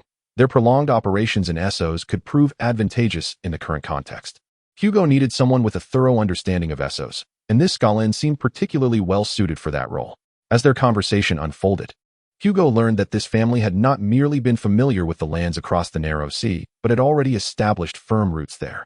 The Wolfman family traces its lineage back to the time when the Stark family first ascended to power, establishing their dominion over the north. However, nearly 3 centuries ago, when the Starks capitulated to the Conqueror, leading to the north becoming part of the Conqueror's realm, the Wolfman family could not abide the Starks' submission and forsook their allegiance, opting instead to pursue a career as mercenaries across the narrow sea. They have engaged in this vocation for 3 centuries, participating in nearly every major conflict across Essos, amassing considerable wealth and growing in renown. Naturally, a prolonged engagement in mercenary work is fraught with peril, and the Wolfman family has faced numerous setbacks, at times narrowly escaping with their lives. Yet, they ultimately succeeded in re-establishing their mercenary company.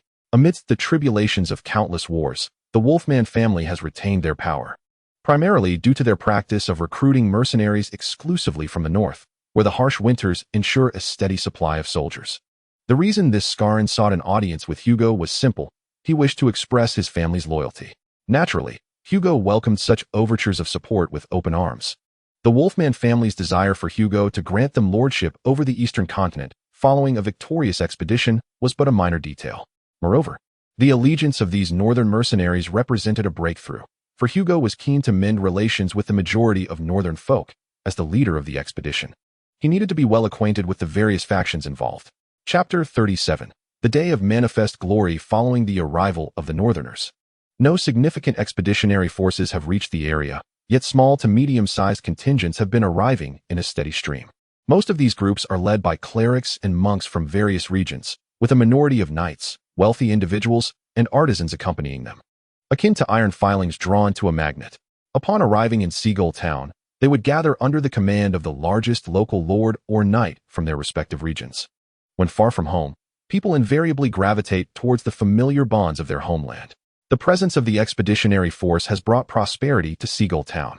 The demand generated by such a large populace has created staggering business opportunities, prompting merchants from the entire valley to converge here. These merchants have resolved many logistical challenges for the expeditionary force, and Hugo has even entered into short-term supply agreements with some of them. The reason for the brevity of these contracts lies in the substantial risks associated with the expedition. Only the desperate merchants of Seagull Town would dare to commit to long-term agreements with Hugo. However, Hugo was surprised by the merchants' swift arrival. Upon inquiring with several of them, he discovered that Old Island had disseminated news throughout the valley prior to the expedition's arrival, effectively rallying the merchants on Hugo's behalf in advance. This further enlightened Hugo to the capabilities of the esteemed elders. Their experiences surpassed his own, and he recognized the necessity for meticulousness in his endeavors. He had never contemplated exploiting the merchants, whose presence alleviated some of the logistical burdens of the expeditionary force, thereby slightly easing the pressure upon his mind. However, this did not imply that his challenges were diminished. It merely meant that he was not subjected to additional strain. Are the people of the Moonlight Mountains and the Five-Finger Peninsula at it again? By the 7, Canatir, take the boatmen at once to separate them. After inquiring into the matter, administer 20 lashes to the leaders from both sides. Hugo expressed with impatience upon receiving yet another report of a brawl. Though Hugo had the option to reside in a mansion in Seagull Town, or even in the ancestral castle of the Grafson family, he chose instead to dwell in the encampment outside Seagull Town. The expeditionary force was his foundation for survival, and he would not distance himself from it for the sake of superior accommodations. Moreover, the vastness of the camp was nearly on par with the adjacent Seagull Town, a veritable sea of shanties and tents, where he had to constantly manage and respond to various unforeseen circumstances. As a collective of individuals from all corners of Westeros, the expeditionary force inevitably brought with it the myriad conflicts of the realm, acting as a microcosm of the Seven Kingdoms' discord. The Stormlanders looked down upon the Riverlanders, who in turn regarded the Northerners as savages, while the Northerners deemed all Southerners to be worthless. In this atmosphere of camaraderie, daily disputes were unavoidable. Most were resolved privately. Yet some matters, involving the dignity of both parties, would inevitably come before Hugo. The incident he had just addressed fell into this category. However, it was not a regional conflict at the level of the Seven Kingdoms, but rather an internal strife within the Vale. This land, divided by mountains and valleys, harbored 3 primary factions: the Vale people, the Moonlight Mountain folk, and the Five-Finger Peninsula inhabitants. The Vale people resided in the fertile, airy Vale, living in prosperity, devout in their worship of the Seven, and excelling as farmers and merchants. The Moonlight Mountain dwellers were a more rugged and resilient breed, the elite of the Vale's military, often engaged in frontline battles against the clans of the mountains. Lastly, the Five-Finger Peninsula denizens encompassed the shepherds and tenant farmers struggling to eke out a living in their bleak and windy domain. Though all 3 groups shared a strong, undull lineage, contempt between them persisted. Presently, aside from the Riverlanders, the Vale people constituted the majority within Hugo's ranks. Thus their internal conflicts inevitably permeated the dynamics of the expedition. Such disputes were challenging for Hugo to resolve, as they were rooted in territorial disputes. His only recourse was to deliver equal reprimands to both sides. Otherwise, favoring one would result in a loss of support from the other. In politics, the notion of doing what is right often yields to the necessity of doing what is most prudent. Not long after Hugo had issued instructions to address the ongoing conflicts, he was summoned once more, a call that instinctively tightened his chest and unleashed a wave of irritation. "What now?" he queried, exasperation evident in his tone. Hugo's tone was laden with impatience and disdain, startling the speaker, who began to stutter in response. "My Lord Hugo, it is as such. Count Jeller has requested me to inform you that the venue for the speech is fully prepared and can commence at any moment." This announcement caused Hugo to leap to his feet, eagerly awaiting such news. The expeditionary forces gathered in Seagull Town were swelling in number, now exceeding a formidable 50,000. The fleet's preparations were also advancing, prompting Hugo to resolve to deliver a rousing speech to invigorate the morale of his troops and formally announce the commencement of the expedition. With this thought, Hugo's excitement became palpable. The expedition was finally set to unfold, and how could he not feel exhilarated? The site for the speech was arranged before the ancient shrine erected in honor of the Undul's Landing, located just outside Seagull Town. This venerable edifice, steeped in history and adorned with an archaic style, was established shortly after the Undul's conquered the Vale and still showcased its ancient circular dome. As the foremost site of the Seven's first campaign, this shrine had long been a destination for pilgrims from across Westeros. Devout believers willingly donated their wealth to embellish the sanctuary, with some even offering all their riches, hoping to spend their twilight years within the shrine and ascend to the Seven's paradise after death. Within the shrine, an array of armor was enshrined, initially consisting solely of the armor worn by those Undul's warriors. However, over time, the collection grew, forming a veritable hall of armor. This shrine, standing resolutely at the heart of the Seven's first campaign, was regarded as the most closely linked sanctuary to warriors throughout all of Westeros, thus never lacking in those who offered armor in homage to martial prowess. Hugo retrieved a suit of armor from the shrine, a tribute bestowed by his father. At that time, his father had triumphed in the knightly tournament in Seagull Town and, in gratitude to the Seven, had acquired the finest armor in Seagull Town to dedicate to the shrine. The armor predominantly featured a nearly white-yellow glaze, a hue that radiated warmth and sanctity, intricately engraved with 7 crystals forming a star. The helmet was adorned with the figure of a knight wielding a sword, the knight's form also crafted from crystal. Upon first laying eyes on this armor, Hugo couldn't help but inwardly lament his father's extravagant spending. Such armor was not something one simply donated. Were it not for his current status, he certainly would have been unable to reclaim it. Among the numerous armors dedicated to the shrine, his father's offering was indeed a pinnacle of craftsmanship, placed prominently for all to see. Hugo's choice to don this particular suit of armor held profound significance. It was perceived as being blessed by the Seven, and simultaneously, by inheriting his father's armor, Hugo signified to the Vale people that he had never forgotten his origins. Still, wearing it felt unfamiliar. After being assisted by his attendants in donning the armor, Hugo couldn't help but grumble.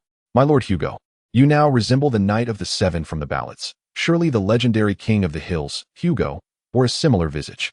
The old sparrow's mud-colored eyes were filled with joy and excitement, and upon hearing Hugo compare himself to the King of the Hills, he jested lightly. "When will our beloved maiden bring me a wife, crowned by the Heavenly Father himself?" Hugo, the illustrious King of the Hills, was the first monarch of the Kingdom of Guandas, crowned by the Heavenly Father who plucked the 7 stars to forge the crown. A maiden would arrive bearing a beautiful lady, whom Hugo would take as his wife. The Holy Mother would bless her with fertility. The old crone prophesied that she would bear Hugo 44 robust sons, warriors endowed with strength, while the blacksmith would forge each of them a suit of steel armor. "Lord Hugo, it is merely a matter of time," declared the old sparrow with conviction. Farmer Snot was astounded by Hugo's gallant attire, so much so that he reverted to calling him old until Blackblade nudged him, prompting a hasty change in address. "Is that so? Then let us proceed. Everyone has been waiting for some time," Hugo stated as he stepped forward, with the crowd eagerly trailing behind him. "Theodore, open the door." At the old sparrow's command, a veteran warrior of the camp opened the grand door, revealing the multitude of faithful congregants awaiting eagerly at the foot of the towering steps. As Hugo made his entrance, the throng erupted in a thunderous cheer, a chorus of thousands calling out his name.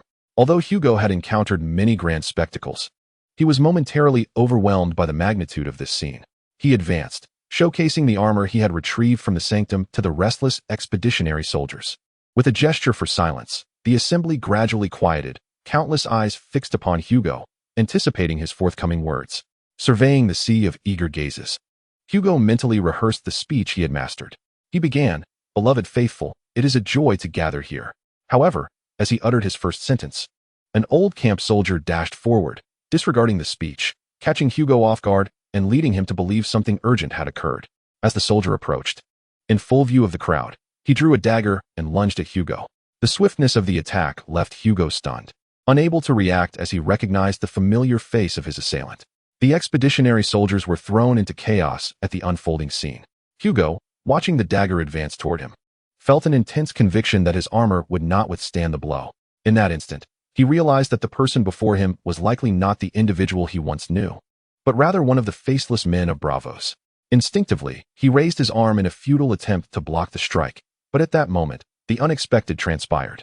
Hugo raised his arm, revealing the seven-pointed star etched into his flesh at the moment of his resurrection. Now, that star radiated a brilliant light, enveloping the assassin within its warm embrace, instilling a sense of peace akin to the sacred light described in the Seven Stars Bible. As this divine glow illuminated everyone present, Hugo, his entourage, and the audience experienced an inexplicable calm, dispelling the chaos of the assassination attempt. The assassin halted his actions, and under the pressure of the holy light, his visage began to shift incessantly, transforming from man to woman, from elder to infant, from beauty to grotesqueness, each face peeling away like sheets of paper, falling to the ground. Ultimately, an exotic countenance emerged, but it vanished in an instant, replaced by a swirling tapestry of black and white ink that obscured the individual's face. The black and white patterns struggled against the brilliance of the holy light, yet were ultimately devoured by its unrelenting presence. Once the sacred illumination dissolved the ink, the assassin collapsed. And just before hitting the ground, his true face fell away, leaving him a genuine faceless entity. A deathly silence enveloped the assembly as Hugo gazed at the faces, now strewn like discarded paper, and the true faceless one. In that moment, he grasped profound truths, turning his attention to his audience, be they commoners or nobles, soldiers or mercenaries. They were all immersed in awe at the spectacle before them, warmed by the light that had just graced them.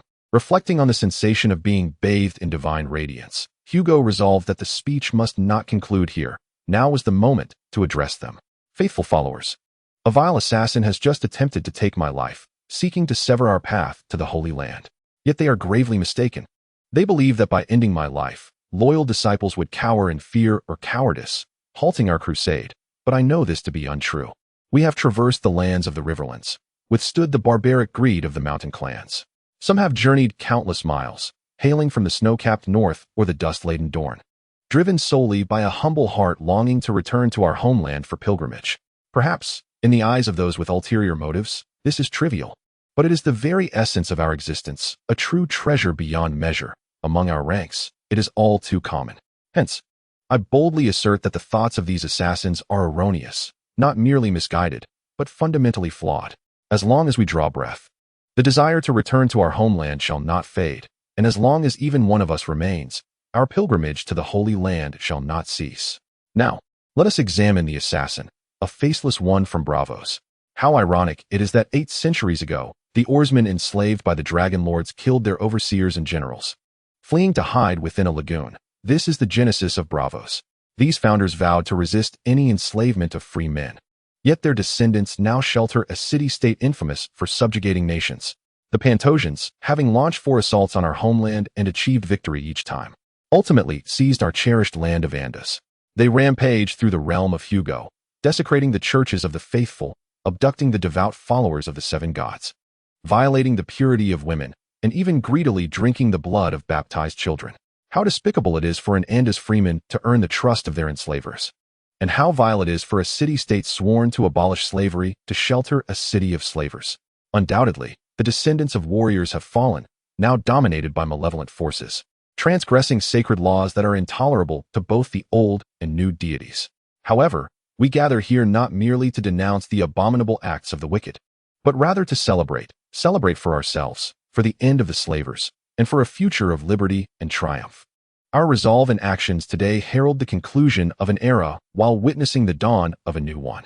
We have vowed never to allow one insidious tyranny to fade away only to be replaced by another, far more brutal oppression. We do not expect the slavers and their masters to surrender willingly. We shall compel them with our strength. For those who ride upon the backs of others will ultimately be overthrown by those who yearn for freedom. Next, we shall embark on our voyage unfalteringly, breaking through the blockade without fear. We will land on the shores once traversed by our forebears, and we shall not cease our expedition until every enslaved compatriot is rescued. Our ancestors abandoned their homeland out of fear and evasion. Now, the denizens of this new world shall redeem that transgression, mustering all their strength to save and liberate the tormented old lands. By the mission bestowed upon me by the 7 gods, I solemnly swear, I shall lead you to the sacred land, unwavering and resolute, until the vile pagan slavers are expelled from the sacred territory, and the light of freedom shines upon our homeland from coast to the Axe Peninsula. I shall not abandon my post. Only death shall halt my steps, and all present are my witnesses. Believers, let us set forth towards the east. Do not hesitate, do not waver. We must dedicate ourselves to this grand endeavor. For the glory of the seven gods, onward. As Hugo continued his address, many initially felt discomfort, but as the speech progressed, he ignited a fervor within all present. By the conclusion of his oration, he was met with an unprecedented roar of approval. Countless individuals knelt in tears, grateful for the blessings of the seven gods, many etching the symbol of the seven-pointed star upon their skin with daggers. Though blood flowed freely, none felt pain. Those now inscribing the seven-pointed star even went on to carve deeper. The fervent mixture of blood and tears became a frenzied spectacle among the believers, embodying the divine and reflecting the will of the seven gods. Countless individuals surged before Hugo, yearning for his touch, and Hugo, in turn, did not shun the masses. Ultimately, he was lifted by the people, hands raised in reverence to the seven gods' favored one, carried into their midst. Hugo found himself in a dreamlike state. The momentary divine light had imparted upon him a myriad of revelations.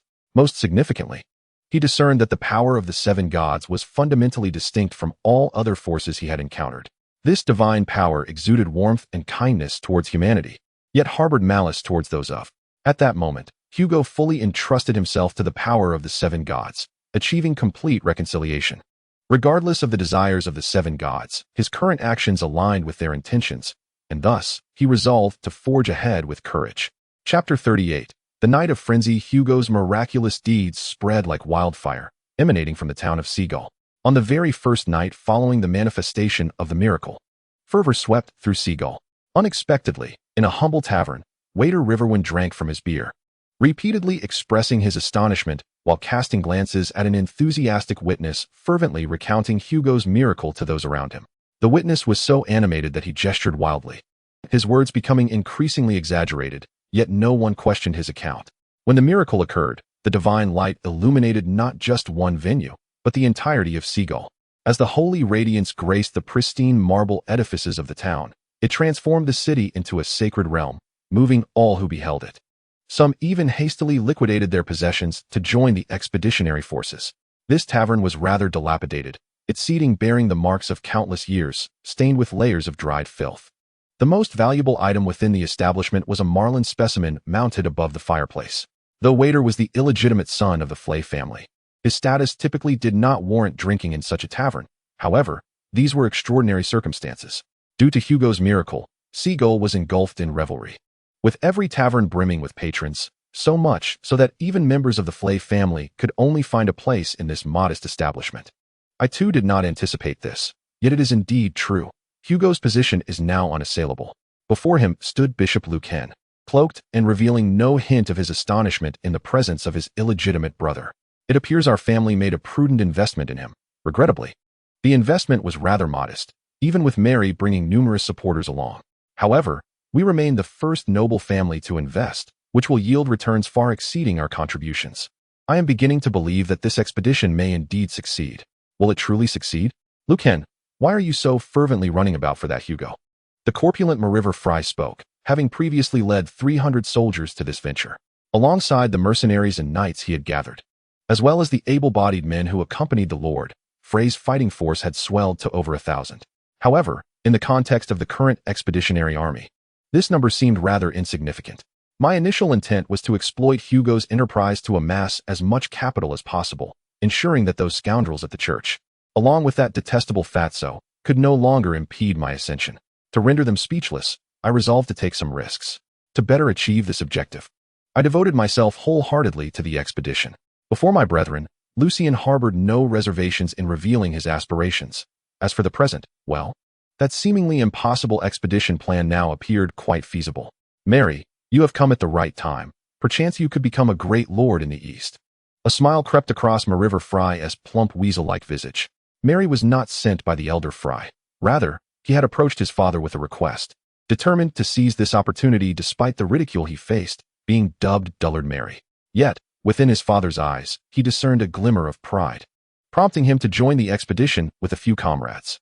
Once an exceptional knight, Mary's fortunes waned after being captured by the Brotherhood of the Forest during a campaign to eradicate them, transforming him from a valiant knight into his current state. Nevertheless, caution is imperative. Divine favor is not easily bestowed, and mortals must ultimately rely on their own strength. Ward, have you made arrangements with the captain? Despite being enveloped in an atmosphere of blind optimism regarding the expedition's future, Lucien maintained his composure, remaining acutely aware of the Fry family's contingency plans. I have made contact. The initial demands were excessive, but after today's events, I anticipate they will become more reasonable. The three Freys exchanged knowing smiles. Undoubtedly, following today's occurrences, everyone would be swept up in unwarranted optimism, and the Freys' requests would likely appear as though they were offering money to those individuals. Is that so? Then we must ensure that our men control the ships once we set sail. I harbor no trust in these merchants who traverse the seas. They are capable of anything. Ward and Mary nodded in agreement, and Lucien rose to his feet. Very well, let us conclude today's deliberations. Let us venture out to observe Seagull Town. Such sights are rare indeed. The three Freys left a copper star upon the table and stepped outside, where they encountered a procession of devout followers, each holding candles and parading around the effigies of the seven gods, with more individuals joining the ranks as they lifted their candles. This spectacle was a first for me as well. Lucien's tone brimmed with awe. As a high-ranking member of the Seven Gods Church, he understood the rarity of this occurrence. Lucien, speaking of which, what is that Rhaegar up to? You have established a faction in King's Landing. Will it assist us when the time comes? As he walked alongside the parade, Wade inquired of Lucien, suddenly recalling the factions that Lucien had gathered. That ambitious rager will undoubtedly expand his aspirations after today. Wade, I can command a portion of the Citadel's members, yet I fear that is all I can muster. It seems many things are destined to change today. As a mild concussion sufferer, Melee's cognitive abilities are somewhat impaired, making it difficult for him to grasp numerous matters in a short span. He can only listen to his brothers. I suspect that the lords of King's Landing and Storm's End are likewise in a state of turmoil. They have long pondered how to seize control of the expeditionary forces, but now their prospects are utterly bleak, reduced to mere pawns of the Chosen. Lucien continued his analysis, noting that Lord Hugo is now indisputably the commander of the expeditionary forces, his authority unassailable.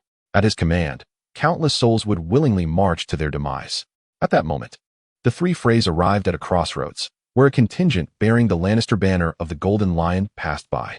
They beheld the Lannister lords, Gillian and Tyatt, who were scattering silver stags and golden dragons among the crowd.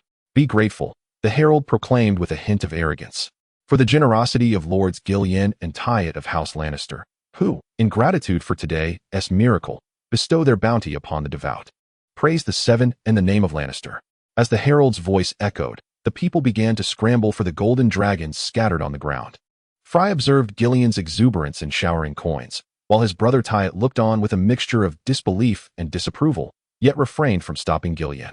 Count Edwin of Grapevine was also engaged in grand acts of charity. Today in Seagull Town was nothing short of madness. Melee marveled at the spectacle, feeling increasingly convinced that joining the expedition was indeed the right choice. Lucien, with profound intent, gazed at the omnipresent banners of the Seven in the sky, sensing that everything had irrevocably changed. After uttering these thoughts, Lucien earnestly sought blessings for himself. This bishop, born of the Fry lineage, discovered for the first time the sincerity of his devotion during such an invocation. Many others experienced similar transformations in Seagull Town that day. Chapter 39. Maritime Deception. The miraculous manifestation of the Seven witnessed at the conference profoundly altered Hugo's perspective. Once wary of the divine powers, he now found his apprehensions dissipating. Regardless of their intentions, this power was benevolent towards him, providing protection. Hugo understood that the gods act with purpose. They are often cruel and merciless, yet these Seven are kind and harmonious. As Hugo's internal outlook shifted, the external world was undergoing tumultuous changes. The miracle beneath Seagull Town astonished many. Following that miraculous day and fervent night, the expeditionary force's grievances and doubts regarding Hugo evaporated almost instantaneously. The haughty nobles began to humble themselves, eager to align with Hugo as closely as possible, while the once rebellious knights and mercenaries now regarded him with a newfound reverence. As for the common folk, they would immediately kneel upon encountering Hugo. The miraculous events in Seagull Town have had an immensely profound impact on the local citizens. On the day the miracle occurred, hundreds of witnesses hastily sold their possessions to acquire weapons and joined the expeditionary forces, and the number of these volunteers continued to swell. The transformation in the attitude of Jiro Glafson and the merchants of Seagull Town was nothing short of remarkable. They now unhesitatingly increased their investments, particularly the local lord, who displayed an eagerness for military affairs that starkly contrasted with his previous indifference. Count Jiro, who once regarded Hugo with a mere bureaucratic expectation for success, now seemed to view him as a partner, as the miracle had significantly altered the Count's perspective on the likelihood of the expedition's success. After all, if the seven gods favored the leader of the expeditionary forces, did that not imply that success was virtually assured? This sentiment now permeated the ranks of the expedition. The news of the miracle continued to spread, initially causing a great stir in the valley. Though there were skeptics who dismissed the miracle as mere theatrics, it nonetheless compelled many devout denizens of the valley to embark on a journey. This event also triggered another phenomenon. The assassination by the Faceless One unveiled the eerie ability of the followers of the God of 1,000 Faces to alter their visages before the public eye. The subsequent internal investigations ignited a wave of scrutiny regarding appearances, with some fanatical devotees becoming dangerously obsessive, leading to tragic outcomes for those whose reactions deviated from the norm. Historically, reports of the God of 1,000 Faces followers changing their faces had largely been dismissed as legend. However, the display of their abilities in front of a multitude transformed these tales into stark reality, leaving a lasting impact. The body of the Faceless One, hung at the gates of Seagull Town, served as a grim reminder of authority, yielding unforeseen consequences. Hugo swiftly took a firm stance against such behaviors, recognizing the potential for discord within the expeditionary forces. Allowing such actions to persist could breed paranoia among the ranks. And this was not the appropriate method for pursuing the Faceless One. Truth be told, Hugo had no clear strategy for locating the Faceless Ones and could only let the situation simmer for the time being. He surmised that the use of the Faceless Ones by Braavos must entail certain limitations. Otherwise, they would have already unified the entire East. Although he felt a degree of unease, he intensified his efforts to gather information from those close to him. While the miracle had thwarted the assassination, he could not predict whether another miracle would manifest in the future. Preparedness was essential. However, Hugo was unprepared for the fact that, despite his attempts to curb internal persecution of the Faceless Ones, the public's unspent fear and anger turned against the inhabitants of the free trade city of Seagull Town. Thus commenced a brutal massacre, driven almost entirely by a spontaneous eruption of public sentiment. By the time Seagull Town and the expeditionary forces intervened, the residential areas of the trade city were strewn with corpses. Ultimately, they could only apprehend a few slow-moving rioters, delivering token punishments. For a full-scale investigation would only serve to further undermine public morale. Although the current environment is moving towards a brighter future, Hugo remains vigilant, never losing sight of the expedition as the ultimate goal. With the morale issues now resolved, it is time to address the matter of traversing the sea. Consequently, Hugo resolved to pay another visit to the docks of Seagull Town. In preparation for the esteemed guest tour of the port, the town hall hastily cordoned off the finest section of the harbor, deploying a considerable number of soldiers to ensure safety. However, the paramount concern was to prevent the populace from catching sight of Hugo, lest the fervent crowd surge forward and impede his movements. In Seagull Town, even the lifelong residents marveled at the unprecedented congestion at the port. Each dock was bustling with sailors and laborers transporting supplies, and every hotel was brimming with nobles and affluent individuals. Yet, despite this, many wealthy patrons found themselves encamped outside the town. The port of Seagull Town was lined with an array of ships, warships, fishing boats, armed merchant vessels, and broad-hulled cargo ships, with the largest warships occupying the prime berths. The grand vessels hailed from the Earl of Seagull Town and the Merchant Guild, the most formidable among them being the Saint, a three-decked warship equipped with 300 oars, renowned throughout Westeros. Beside the Saint lay the Loom, Sea Sword, and One-Eyed Knight, vessels belonging to the Merchant Guild of Seagull Town. Regrettably, apart from the Earl's fleet, the other ships were civilian, though the distinction mattered little, as the difference between military and merchant vessels was negligible. The Grafson family and the merchant fleet had traversed the narrow sea countless times. Crossing the strait posed no challenge for them. They had also engaged in numerous skirmishes with pirates upon the narrow sea. However, the issue lay with the Braavosi. As Count Giro traced his fingers across the well-maintained vessels, the nobles of Seagull Town swelled with pride at the mention of their ships, yet their expressions turned grave when Braavos was brought into the conversation. The fact that the Braavosi had dispatched faceless men to assassinate him indicated their keen interest in the unfolding events in Westeros. While the Seagull Town fleet was undoubtedly formidable, I must concede that the prospect of prevailing against the fleet of the Purple Sails seemed bleak, especially considering the numerous transport ships we were compelled to carry. Count Giro cast his gaze upon the hastily summoned merchant vessels and the ships attracted by the Holy Crusade, his countenance devoid of any optimism. To a professional of his caliber, Such a fleet could hardly stand against the Braavosi. He was well aware of the purple sails and the purple hull fleet, as Bravos had a penchant for dyeing their vessels in shades of purple, rendering it synonymous with their fleet. The might of Bravos was indisputable, a dominant force upon the narrow sea, and they harbored considerable disdain for the southern kingdom of the Three Daughters. Thus, we must depart the port before the Braavosi anticipate our movements. As long as we can steer clear of their fleet and reach Essos, our troubles shall dissipate. Hugo's response caused Count Gerald to show a trace of hesitation, and the wealthy merchants of the caravan mirrored his expression. While the words seemed easy to utter, the execution proved to be exceedingly challenging. Avoiding the enemy fleet was a simple assertion, yet it was impossible to conceal, not to mention. The port was undoubtedly under the surveillance of Braavo's spies. Observing the expressions of those present, Hugo realized how utterly impractical his perspective appeared to them. Nevertheless, he possessed a definitive solution. Ladies and gentlemen, I have a notion for your consideration. Hugo's words abruptly shifted the awkward atmosphere among the assembly, drawing their attention toward the favored one. Some gazed at him with an inquisitive glint, eager to discern Hugo's forthcoming thoughts. Since the Braavosi are ever vigilant at the port, awaiting our departure, let us give them a daily spectacle. While the majority of the assembly struggled to comprehend Hugo's proposal, Count Gerald's eyes suddenly sparkled with understanding. We shall periodically organize expeditions, embark upon our vessels, and then meander at sea for several days before returning to Seagull Town. To the outside world, we shall declare this as maritime training. In reality, it will create the illusion of our fleet's departure. After several instances of this charade, the Braavosi will be utterly bewildered as to our true schedule. This plan had long been conceived by Hugo, not only to confound the Braavosi, but also to train both the fleet and the populace. However, he had previously been hindered by a lack of prestige and resources. Yet, following the miraculous event, these challenges melted away like butter under a heated knife. Hugo's proposal prompted all present to ponder the feasibility of the plan. Ultimately, it was Count Gerald who first spoke, acknowledging its viability. However, my Lord Hugo, implementing this requires a figure of considerable prestige to lead, and the resources consumed may be substantial. My prestige is sufficient to quell any concerns, and as for the resources, they are no longer a pressing issue for me.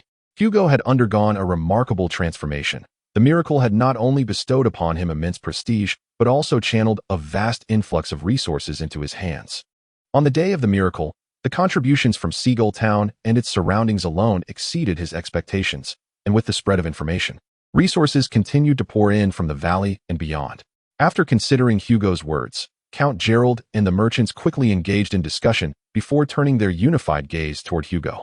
My Lord Hugo, as our offering to the seven gods, we in Seagull Town have resolved to shoulder all the expenses incurred during the training. Thank you immensely, esteemed lords. Hugo understood that this was Seagull Town's way of increasing their commitment. How could he refuse such a generous proposition? The more resources, the better. Then let us proceed to deliberate the specifics of this training, my Lord Hugo. These matters must be thoroughly discussed. Indeed.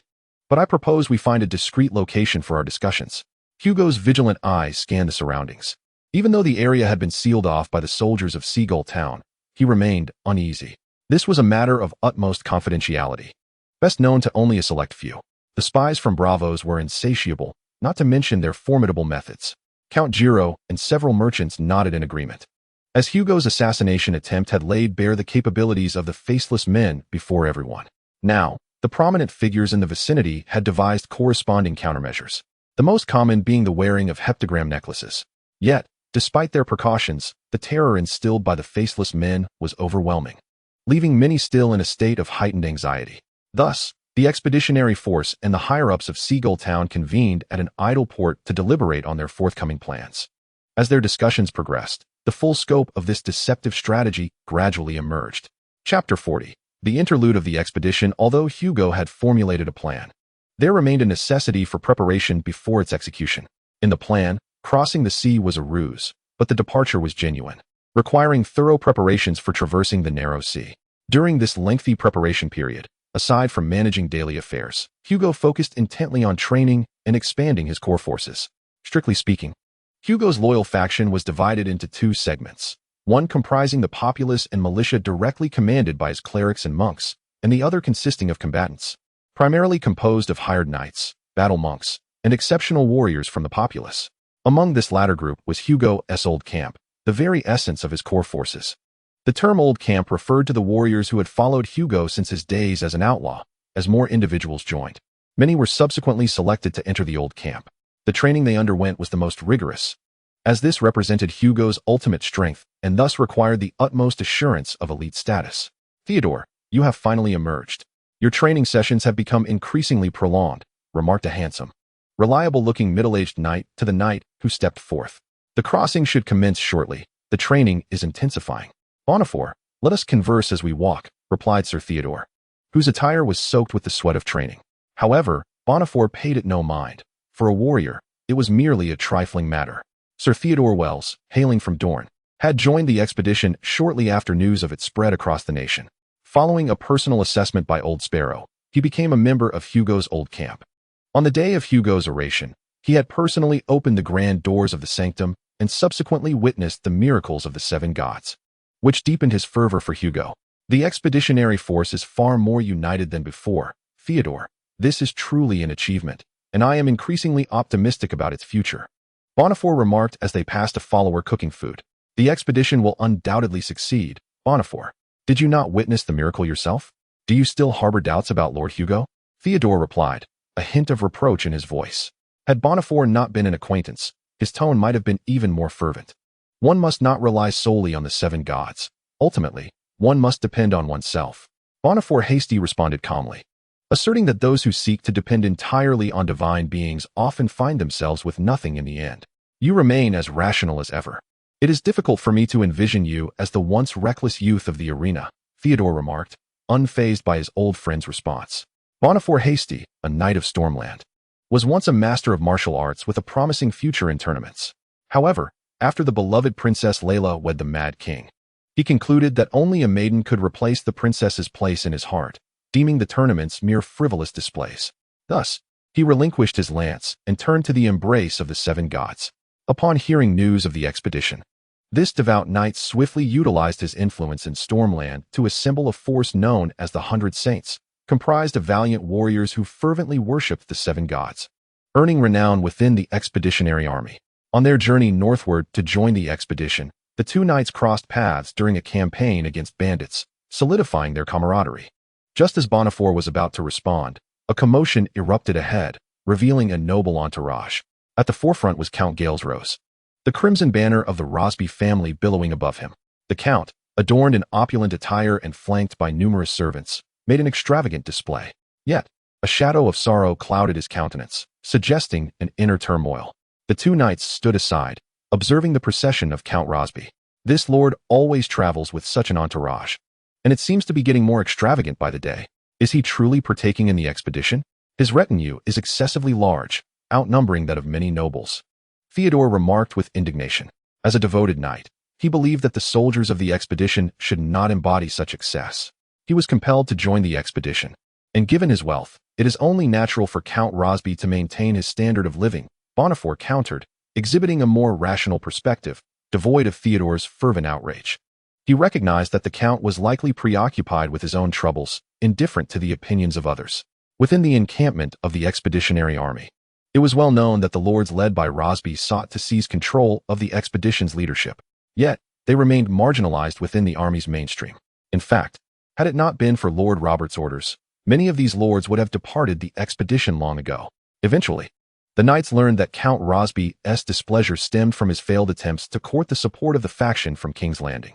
This group, comprising individuals forced to leave the capital, harbored a deep disdain for nobles like Rosby, who had previously scorned them and now sought their favor, resulting in their complete disregard for him. After the departure of Count Rosby, the area returned to its previous clamor, while the two knights casually settled into a nearby tent tavern to continue their conversation. It seems you have recently been managing the collective fund? Impressive, Bonifor. You are wielding such authority. The collective fund mentioned by Theodore was established by Hugo after the miraculous events, with the intention of pooling the surplus funds from the expeditionary forces to assist those whose resources had been depleted or lacked equipment. The management of this fund is undoubtedly crucial, and Bonifor, as a highly esteemed figure among the expeditionary forces, was granted this responsibility.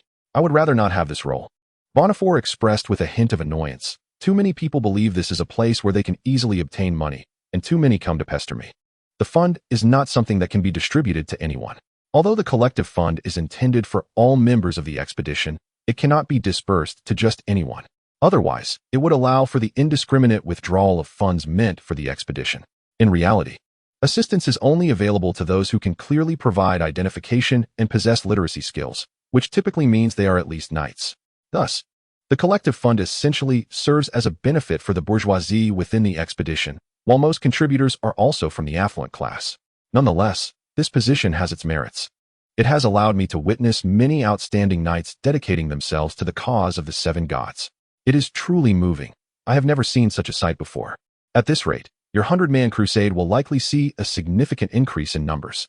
Downing the beer sent by the boss in one gulp, he continued, by the way, what are your plans for the 100-man crusade after the expedition?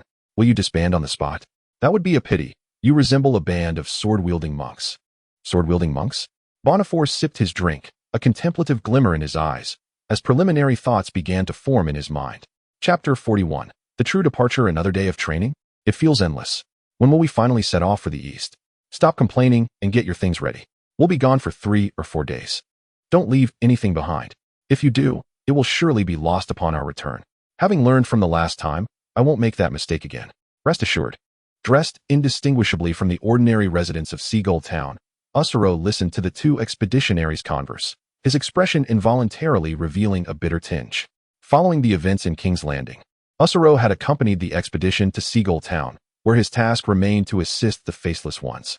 For that assassination, Usurper expended considerable resources and made extensive preparations. Ideally, eliminating Hugo during the morale-boosting rally would have been most effective, as it would have doused the fervor of the undull people like a bucket of cold water, providing them with a much-needed reality check. The operation proceeded smoothly. The Faceless Ones successfully approached their target, needing only to deploy a smoke bomb after the assassination, create chaos, change their appearance, and retreat unscathed. However, he could never have anticipated that the deity, typically indifferent to its followers and regarded as a mere fabrication among the seven, would manifest its power through this Hugo. Usurper witnessed firsthand how the apostle of the many-faced god relinquished its myriad visages before the might of the seven, ultimately succumbing to dissolution. Following that moment, Usurper comprehended that he could not allow the expeditionary force to disintegrate. Braavos must still contend with this incursion from Westeros. The strategy employed by Braavos to restrain military adventurers from Westeros faced an unprecedented debacle. Yet, even at this juncture, Usurper remained relatively unperturbed. As a senior figure in Braavos, he possessed insight into the strength of the Purple Sails fleet. What significance did crossing the sea hold? The fleet had already assembled in response to his communique. Henceforth, if the Purple Sails fleet were to vanquish these unknowing Westerners, it would suffice to instill fear within the hearts of the Westerosi. Subsequently, after the expeditionary forces embarked en masse under the pretense of training, Usurper promptly relayed information to the Purple Sails fleet and then leisurely awaited news of the expedition's annihilation. Yet, 3 days later, while basking in the sunlight at the harbor of Seagull Town, he was taken aback to see the expeditionary forces returning. Upon witnessing the grand fleet, Usurper suspected that the many-faced god had punished him, conjuring illusions in his mind. However, as the expeditionary forces disembarked, it became evident to Usurper that it was indeed true. Shortly thereafter, he received a reprimand from the Purple Sails fleet. Upon receiving the intelligence, the fleet had immediately positioned itself to intercept the main route to Andalos. It found nothing. Essentially, the Purple Sails fleet was a merchant fleet. After vanquishing Pintos, Braavos had no need to maintain a vast professional armada. A lean, efficient force, supplemented by merchant vessels when necessary, sufficed to address typical foes. To effectively confront the formidable expeditionary fleet, however, the Purple Sails fleet required considerable scale. Thus, a significant number of vessels were requisitioned, with their assembly inevitably incurring substantial costs detrimental to commercial interests. In this era, where the distinctions between warships and merchant vessels were negligible, the combat efficacy of merchant ships closely mirrored that of warships, differing only in the absence of specific adaptations for naval warfare. Furthermore, Braavos boasted the finest captains and sailors across the narrow sea, with even the most audacious pirates hesitant to prey upon Braavos' vessels. Usurper's erroneous communications caused the Purple Sails fleet to languish at sea for several days, squandering vast resources, leaving Usurper to swallow the bitter fruit of his miscalculations. Nonetheless, he did not regard this failure with great concern, believing it merely a feint by the expeditionary forces. The Purple Sails fleet shared this sentiment, resulting in a reprimand that was not overly severe. However, as such incidents transpired for the second, third, and fourth times, the frequency of misinformation escalated, leading to increasingly vehement censure from the Purple Sail's fleet. Yet, what recourse did Usurper have? He could only relay the news of the fleet's departure to the Purple Sail's fleet. Usurper genuinely wished for the Purple Sail fleet to strike directly at Seagull Town, annihilating the expeditionary fleet. However, such an endeavor was impossible, as it would contravene the tacit agreement between the Iron Throne and the Sea King.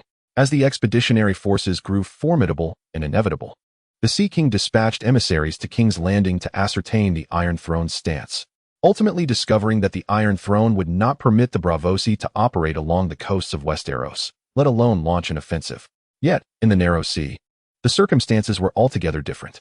Consequently, the Purple Sail fleet could not approach the shores of Westeros. Doing so would severely jeopardize the relations between Westeros and Braavos.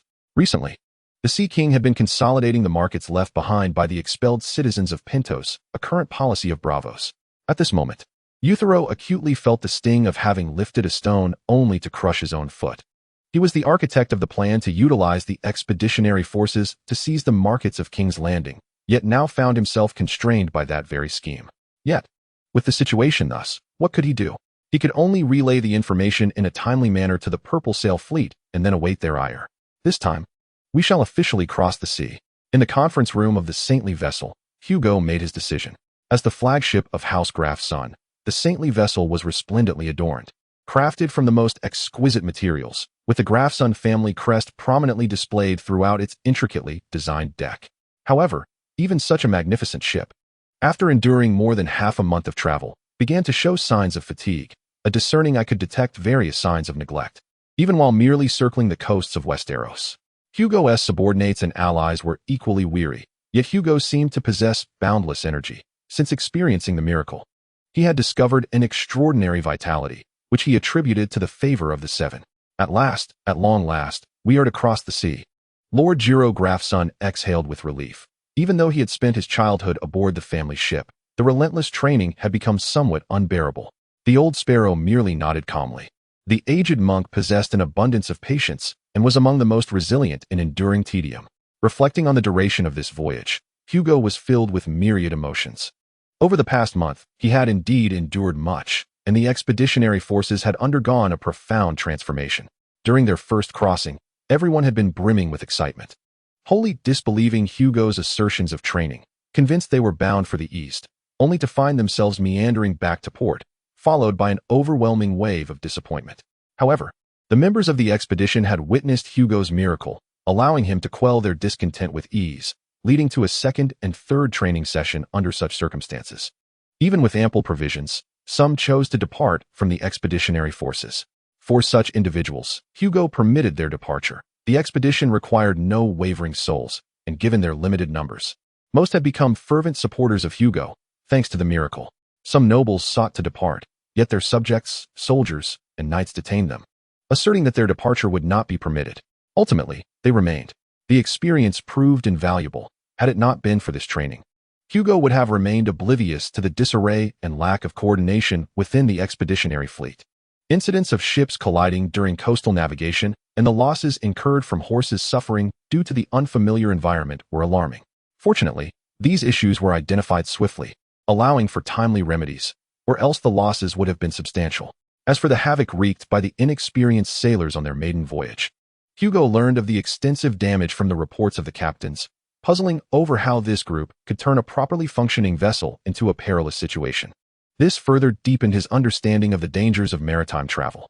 The majority of the expeditionary force, comprised of common folk, also gained valuable experience during the voyage. Many of them had previously harbored an intense fear of ships and the sea. The training enabled them to adapt, and the highly organized maritime life instilled a sense of order among them. Seamanship necessitates unity and discipline, as the actions of a single individual can impact the survival of the entire crew. Hugo insisted on expediting the ship's preparations, instructing that orders be issued as routinely as before, ensuring no one perceived any discord. All present nodded in acknowledgement, grasping the significance of this task.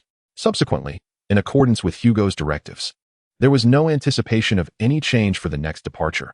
Preparations were conducted with a numb, orderly efficiency, followed by gazing at the fleet as it departed the harbor. destined for the unknown. However, the passengers soon discovered that the land had truly vanished from view, a stark contrast to their training, which had kept the coastline within sight. Upon realizing this, a thunderous cheer erupted aboard, symbolizing their long-awaited embarkation on the journey eastward, a moment they had anticipated for far too long. Listening to the jubilant exclamations and prayers of gratitude to the seven from the various ships, Hugo felt a deep sense of satisfaction as he observed the massive fleet advancing in unison, adorned with countless seven-pointed star banners. The initial step across the sea had finally been taken. Viewed from above, Hugo's fleet appeared formidable, comprising no less than 200 vessels of varying sizes gathered in this place. Yet, in the context of the narrow sea, this fleet seemed diminutive.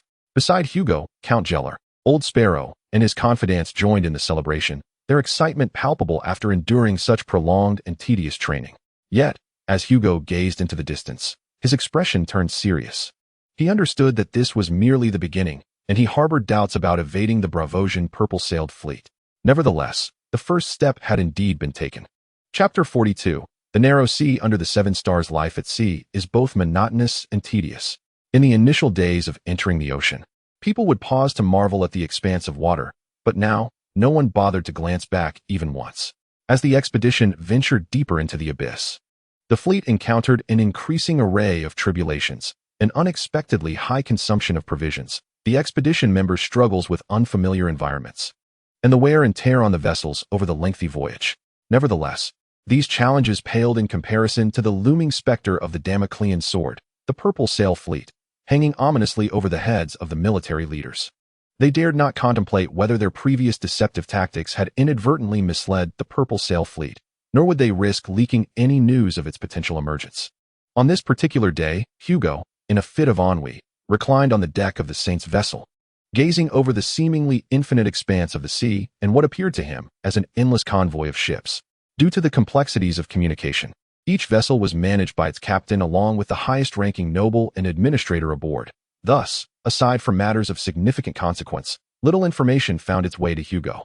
Consequently, after attending to a scant number of affairs each day, he found himself idling, leaning against the ship's railing, watching the ocean and inhaling the briny air to pass the time. When would he finally catch sight of the eastern shores? The ship, day after day, seemed to emit nothing but an unpleasant odor. A few sailors hurried past him, hauling rigging and ropes, and upon noticing Hugo, these hardy seamen offered him a respectful salute, their eyes filled with reverence. With an abundance of idle time, Hugo turned his gaze back to the sea, counting the vessels until he lost track of his tally, prompting him to organize the knowledge he held about Pantos and Andalos. Pantos, originally established as a trading outpost by the Valyrians, quickly assimilated the surrounding lands, encompassing nearly the entirety of the ancient Andalos kingdom from the Velvet Hills and the Little Rhoyne to the sea. The early Pantosians were primarily merchants, traders, sailors, and farmers, with few of noble birth. Perhaps for this reason, they showed little concern for their Valyrian lineage and were willing to intermarry with the indigenous peoples of the region. Consequently, many Pantosians bore undull blood, possibly making them the closest relatives to the Westerlanders. This very characteristic rendered Pantos the most closely linked free city to Westeros in terms of trade, as they long dominated the majority of the market there. Even following their defeat in the war against Braavos, the Pantosians maintained a formidable position in Western commerce, bolstered by years of trade and established connections. However, in the aftermath of the events in King's Landing, the issuance of an expulsion decree against Pantosian merchants by the Iron Throne marked the beginning of a shift in this dynamic. The Braavosi swiftly occupied the market vacated by the expelled Pantosians, and in light of the assassination attempts by the faceless men they had faced, Hugo harbored a strong suspicion that the instigators of the turmoil in King's Landing were indeed the Braavosi. After all, the faceless men could easily have conveyed erroneous commands to the Pantosians in King's Landing. There is an adage that suggests when one is unsure of the truth, one should consider who stands to gain the most. While it may not always hold true, it carries a degree of validity, and in this case, it was undoubtedly the Braavosi who reaped the greatest rewards. However, now was not the time to dwell on that matter. Hugo observed a swift vessel passing before him and promptly shook his head, redirecting his thoughts back to Pantos.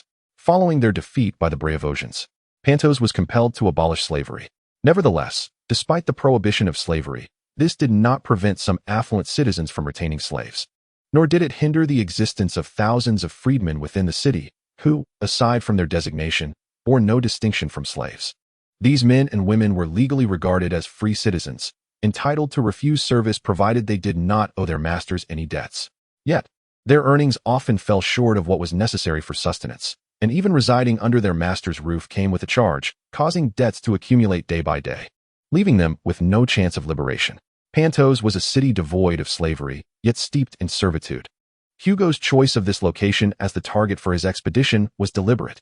Moreover, Pantos lay on the former grounds of Undulls, where many Undull kin, who had not crossed the narrow sea in their time, could potentially be rallied, and the rescue of the eastern kin was an integral aspect of the expedition's ideology.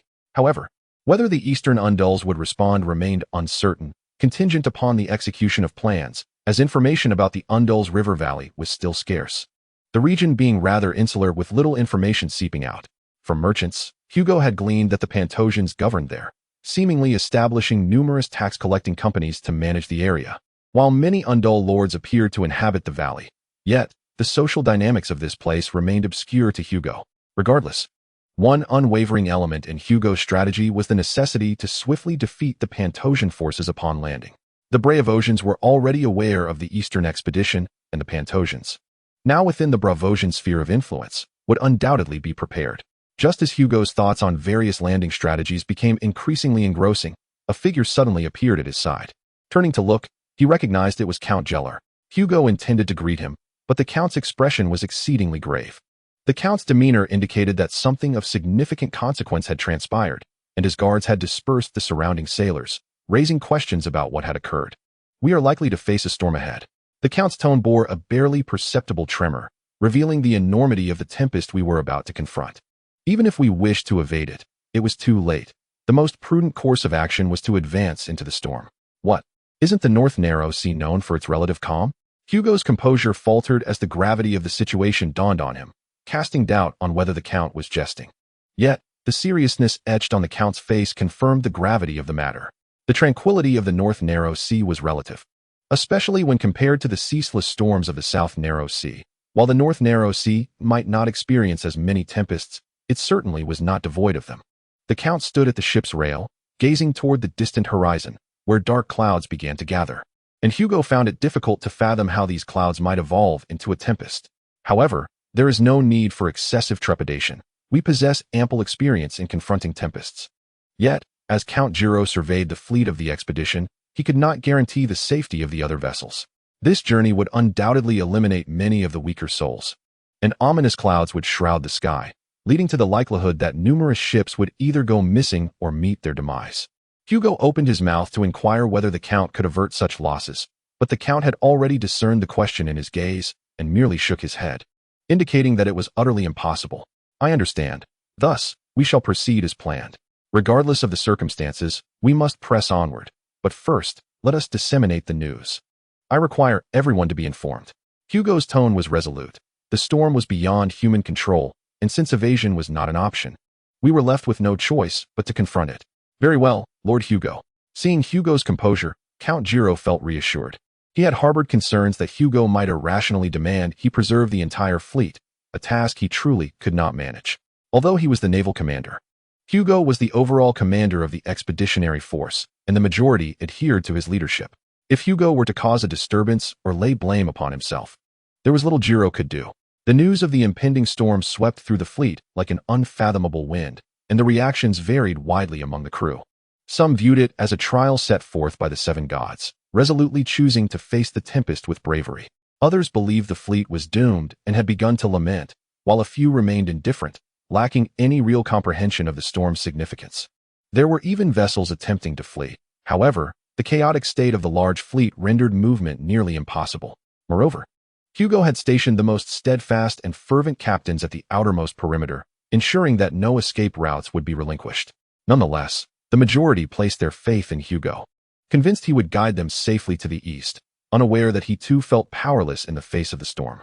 Before long, dark clouds descended upon the fleet, as if to crush it under their weight. Even the most courageous among them felt trepidation in the presence of that ominous darkness, yet the seasoned sailors remained undeterred, busily preparing to meet the storm, while the others fervently prayed to the seven gods. "Make haste. Move quickly. The storm approaches." On the deck of the saintly vessel, the boatswain's voice rang out, urging everyone to intensify their efforts. The wind had begun to rise, heralding the imminent arrival of the tempest. Although the sailors harbored their own fears, their actions remained systematic. This was not their first encounter with a storm. In such moments, they understood that discipline was the key to their salvation. As the sailors completed their preparations and readied themselves to confront the storm, they discovered that the sea was merely experiencing heightened winds and slightly larger waves. The anticipated tumultuous waves had not materialized. Not only the sailors, but everyone, including Hugo, was perplexed. What was happening? Likewise, all the ships that had braced themselves for the storm were bewildered by the unexpected turn of events. The dark clouds loomed ominously over the fleet, yet the storm had not descended upon them, and the wild waves did not crash upon the expeditionary force. More importantly, through the dark clouds, 7 stars radiated their penetrating light, illuminating the path for the expeditionary force. Upon realizing what lay before them, jubilant cheers echoed throughout the fleet, as all offered their gratitude to the 7 gods and their favored one, Hugo. "Thank you, 7 gods," Hugo sincerely proclaimed while gazing at the 7 stars above. Surrounding him were sailors and soldiers, filled with awe. Many had not witnessed Hugo's miracles in Seagull Town, yet now they beheld another kind of marvel. "Let us press onward. We must cross the narrow sea swiftly." Meeting the eyes of the crowd, Hugo spoke these words, and his command resonated with the authority of the divine, compelling them into immediate action. Chapter 43. The Knights Return. Andus, the ancestral land of the Undulls, has been inhabited by its people in the hilly river valleys since ancient times, where they established a brilliant civilization.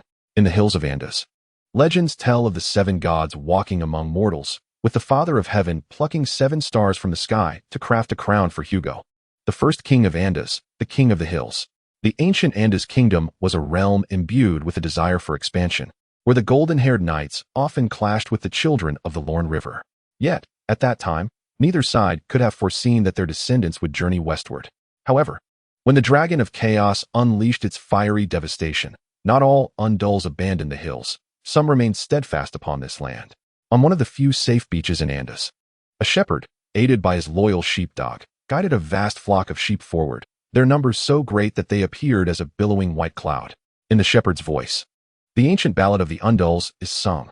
Through the mists of history, he shall return once more, setting sail across the sea to the land of the wounded, marked by the 7 gods. In this watery expanse, akin to flames, we ponder our prayers, which are for ourselves. All we must do is wait. For even if he may wander for a time, ultimately, a hero shall return home. He has ventured to places unseen by others, but surely, a hero shall return home. Within the depths of his soul lies a flicker of darkness, a deceptive dream surrounded by despair. He senses the will to fight, where surrender is unknown. Ever remembering that it does not end here. We are not alone. We must simply wait, for although he may roam for a time, ultimately, a hero shall return home. He has journeyed to uncharted territories, yet eventually, a hero shall return home. One day, they will be etched in stone. The hero returns home. He comes and goes, a solitary silhouette, but ultimately, a hero shall return home. All we must do is wait, for even if he may wander for a time, ultimately, a hero shall return home. Upon concluding this song, passed down through generations, as recounted by his grandfather, the shepherd would scoff, realizing he had just indulged in the fantasy of the Western Kin's return. What a dream indeed. Under the oppressive reign of the Dragon King of Valyria, the Undull warriors crossed the narrow sea, lords and knights stepping onto foreign soil, while those left behind faced the Dragon King's merciless rule. Those were not auspicious days. The Dragon King was exceedingly cruel to the peoples under his dominion.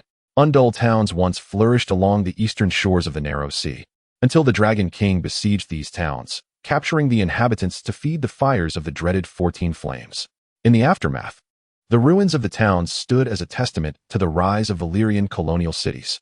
During those times, Undull culture suffered a grievous decline, retreating to the river valleys and hills of Andalos, where the people could only find solace in the prophecies and poetry of their Western Kin's return. However, with the annihilation of Valyria, the reign of the Dragon King crumbled entirely. At this juncture, the Undull people remaining in Andalos not only ignited a movement for the independence of trade city-states, but also incessantly dispatched envoys to their kin in the West, yearning for military assistance to aid their brethren still in their homeland. Regrettably, the envoys sent forth from Andalos often vanished without a trace, even when they returned. They bore tidings solely of the internecine strife among the Undull lords of Westeros, rendering them incapable of providing any real help. In such dire circumstances, the Eastern Undulls were left utterly disheartened. The prophecies and verses regarding the return of their Western kin had entirely shed their political significance, transforming into mere comforting tales for those grappling with a wretched existence. The shepherd, in that moment, was reciting a ballad of heroic returns to alleviate his weariness. With a self-deprecating smile, he mused that rather than indulging in fantasies about the distant Western kin, he would be better served by tending to his flock. These sheep were the prized possessions of the lords of Pintos, who held them in high esteem. The renowned cheese of Pintos was, after all, derived from the milk of such small herds, meticulously managed by shepherds. Shepherd would calculated the meager funds he currently possessed. Feeling increasingly pinched, he contemplated whether he should venture to the shores of Braavos, where many young men had recently flocked, some even returning with considerable wealth. The plains had become increasingly perilous, besieged by marauding horsemen, and even the distant lands where he resided had been significantly affected. As ever, the lords of Pintos remained indifferent. Perhaps a fervent young noble would rally a retinue to confront the horsemen, yet the likelihood of such an event was exceedingly slim, leaving him devoid of hope. Shepherd would cared little for the plight of slaves or the independence of the Undulls. His singular desire was to lead a peaceful life, untroubled by the ravages of war. To find a wife and to raise a few children, this was sufficient for him. He had heard whispers of yet another uprising across the Riverlands, where a so-called Maiden of the Seven was stirring discontent, even managing to topple a prominent slave lord from his position in court, much to the excitement of the youth, while the shepherd merely observed them with a detached gaze. As a solitary shepherd, he had spent countless days and nights in the desolate coastlines and wilderness, enduring the elements amidst the ruins of the ancient kingdom of Andalos. These periods of solitude afforded him ample time for contemplation. He now yearned only for a tranquil existence. To this end, he had prayed countless times to the Seven. Though the deities remained perpetually indifferent, his prayers had never been met with response. Nor had he ever anticipated such. His supplications were merely a means of finding solace. Just as he was lost in his musings about the future, he was suddenly jolted by the barking of his sheepdog at his feet. The raucous sound irritated him, and despite his repeated calls for silence, the dog continued its clamor. Impatiently, Shepherd rose and turned, intending to tend to the dog, when he beheld a sight that would be etched in his memory for eternity. Under the radiant sun, a colossal fleet emblazoned with the sigil of the seven-pointed star was sailing towards the shore, so vast that it dominated the very horizon. Gazing upon the vast fleet, the shepherd was so taken aback that he fell to the ground in shock. The shepherd dog barked louder, and even the flock began to stir restlessly. After sitting on the ground for a while, the shepherd finally regained his composure and stood up. The first thought that crossed his mind was a certain ballad, the one that spoke of knights from the west returning to rescue the land of Andas. Swiftly, Shepherd herded his sheep back to his settlement. He felt an urgency to convey this news. He sensed that this army, making its way to the coast, would profoundly impact not only his life, but also the entirety of Andas. Andas, we have finally arrived. Grasping a handful of earth, Hugo kissed it. Having finally reached the east, overcoming yet another challenge on his expedition, he arrived at the beach aboard a small vessel, accompanied only by a select few from the expedition's high command. Prior to their arrival, some soldiers had already disembarked to ensure the safety of the beach. The bulk of the forces had yet to land. Although the passengers were exceedingly restless, eager to set foot on the eastern continent, Hugo instructed them to wait. It was imperative that they did not rush in all at once, as such a hasty approach could easily lead to chaos.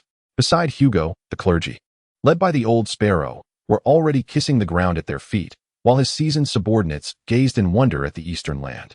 The nobles huddled together, seemingly lost in their own calculations. Prepare for disembarkation. Everyone must brace themselves mentally. I have emphasized the complexities and challenges of landing numerous times, and I hope all of you take this to heart, Hugo reiterated sternly to the assembly. Yet, in contrast to his seriousness, some individuals displayed indifference or mere superficial concern. With Count Giro and the representatives of the Merchant Guild, seasoned in maritime affairs, displaying the utmost seriousness. As Hugo announced the adjournment of the meeting, the crowd busied themselves.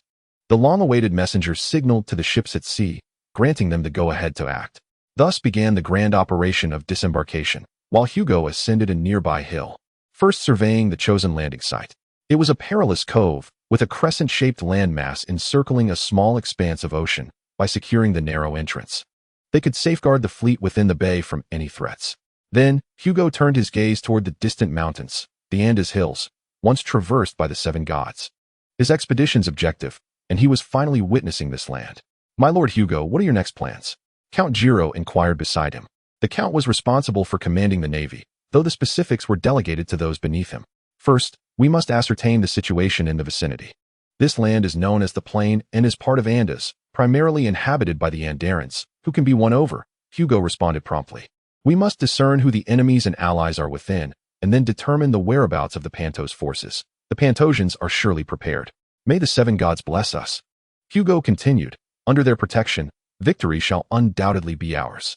Count Giro spoke with a sense of ease, buoyed by the miraculous path forged by the seven gods across the sea. However, the thunderous commotion that ensued behind them shattered this atmosphere of optimism. Turning back, they beheld two ships colliding amidst shouts and quarrels. Hugo and Giro soon discerned the sequence of events. An impatient vessel, eager to disembark, disregarded orders and headed straight for the beach, thereby disrupting the original plans and culminating in this tragic incident. "My lord Giro, let us not become overly complacent. Though we are under the protection of the seven gods, we must exercise caution. After all, those who help themselves are aided by heaven. We cannot rely solely on the seven gods. They cannot perpetually assist us. Shall we expect the gods to slay our enemies on the battlefield?" Hugo patted Giro on the shoulder and proceeded onward, believing it best to handle such matters personally. His status as a favored one of the gods rendered him beyond reproach. Contemplating Hugo's words, Giro absorbed their meaning with a thoughtful gaze. "After the army has landed, you should return to Seagull Town as originally planned, leading the fleet back. I require you to transport additional supplies and manpower, and preserving the route back to the west is crucial for morale."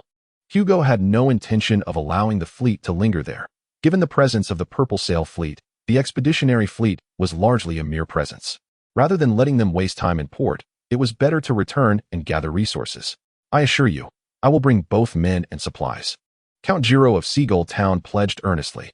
Before witnessing the miracles, such words would have been mere platitudes for him. However, after the extraordinary events, they held true significance.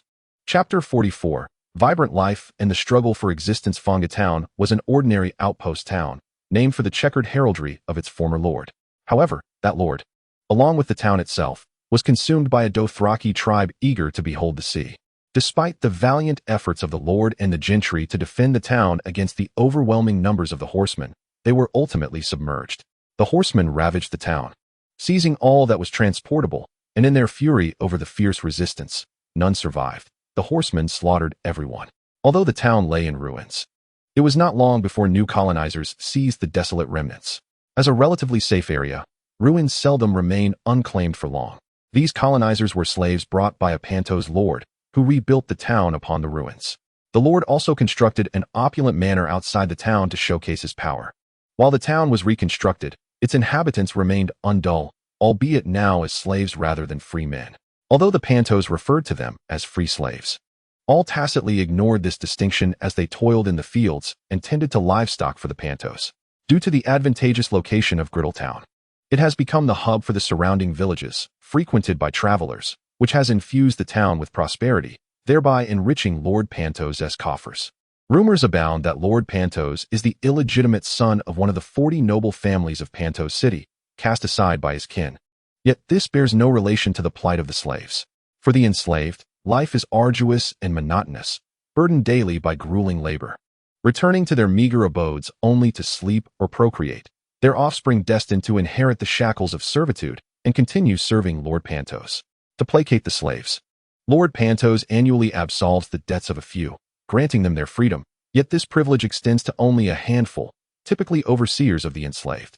The allure of regaining their status as free individuals compels them to wield their whips with fervor. There have been instances of rebellion, but swiftly the forces of Pantos City or the mounted warriors would arrive, resulting in the hanging of all dissenters, following a series of painful defeats. The willingness to resist has dwindled. Recently, news from the Valley regarding the saint has stirred excitement among the youth, who fervently discuss how the saint has compelled the court to punish the wicked slave traders, frequently extolling her rumored beauty. However, the adults remain composed, regarding these events as distant occurrences, for the Valley lies far from them. Yet beneath the surface, a subtle unrest brews, though none dare to express it openly. Had it not been for the ravages of war, life in Griddletown might have continued in serene monotony, but an unexpected battalion shattered this tranquility. For the townsfolk, today began as any ordinary day. their lives composed of toil and rest, with the scant leisure moments spent gossiping about familial matters to find solace in their dreary existence. Then, they beheld a cavalry charging into the town. The guards, mistaking them for wandering travelers, opened the gates, only to be pierced by spears. Instinctively, the slaves retreated to their homes, believing this to be merely a conflict among the pantos, a not uncommon occurrence, as the pantos often engaged in minor skirmishes over land and wealth. From their hiding places, the slaves heard the sounds of fierce yet brief combat, followed by the pleas for mercy from the once mighty pantos guards, who were nonetheless mercilessly slain.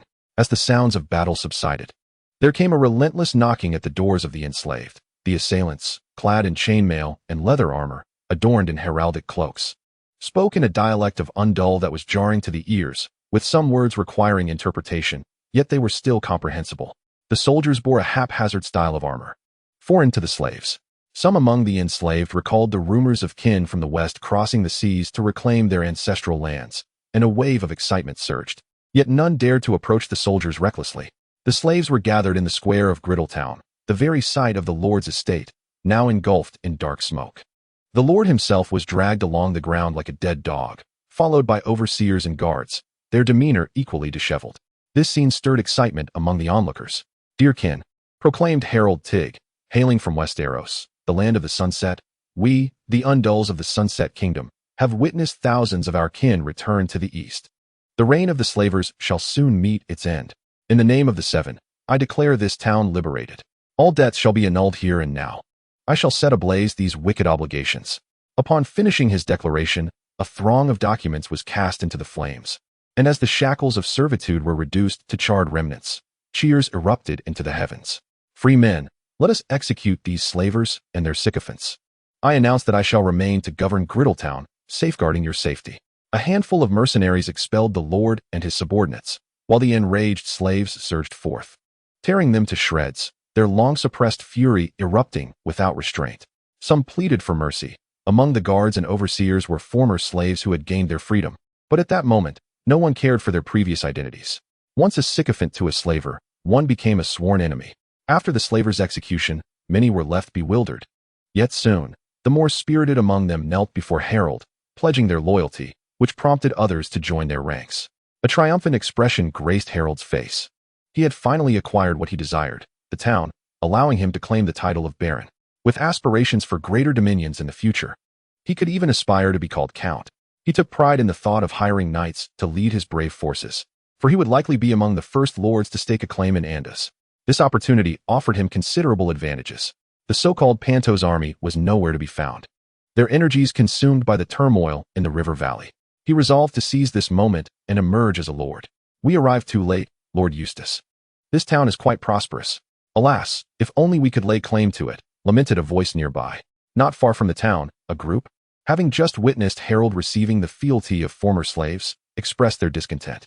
Dressed as mountain folk, they were identified as Crabclaw Peninsula inhabitants, led by Baron Eustace of Fearsome Keep. These individuals carried numerous bundles and herded cattle and sheep, having raided several estates along their journey, each returning with considerable spoils. "Let us not lament.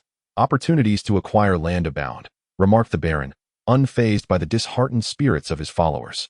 "Indeed, there is still Fostertown nearby, Lord Eustace. Let us seize that village before others do. We have gathered sufficient wealth, Luke. Exercise some wisdom. I understand that many desire to seize land, but now is not the moment for such endeavors. However, should you wish to pursue this course, I shall not impede you." Eustace, contrary to the anticipated excitement of his subordinates, remained remarkably composed. "Why?" inquired Luke, his face a canvas of confusion. "We are merely here to assault the manor and liberate the slaves. And do you truly believe the Pantosians would merely stand by? They will inevitably return, and the expedition will undoubtedly advance further eastward. When the Pantosians arrive, can we withstand an entire free trade city-state with our meager numbers?" Thus, the notion of land acquisition is but an illusion. Unlike the semi-barbaric appearance one might expect, Baron Eustace was exceedingly rational, infused with the cunning of a mountain dweller. "Lord Hugo is blessed by the seven gods. He shall undoubtedly achieve great feats, and the rewards at that time will be far greater. Moreover, I yearn to witness the miracles of the seven gods, to tread where they once walked. But if we do not seize those villages, other nobles will claim them." Luke persisted, his words incessant. For this impoverished denizen of the Crabclaw Peninsula, seizing the immediate opportunity was paramount. The affluence of the plains had profoundly impacted many from the Crabclaw Peninsula, even though much of the royal territory lacked the fertility of the land before them, which was ripe for harvest. Alas, Luke, inquire if there are any willing to accompany you in establishing a stronghold. I grant them permission to depart. Luke's reaction enlightened Eustace to the reality that, despite discussions of the future, these individuals remained fixated on immediate gains. Rather than forcibly expelling them, it would be more prudent to allow them the choice to leave.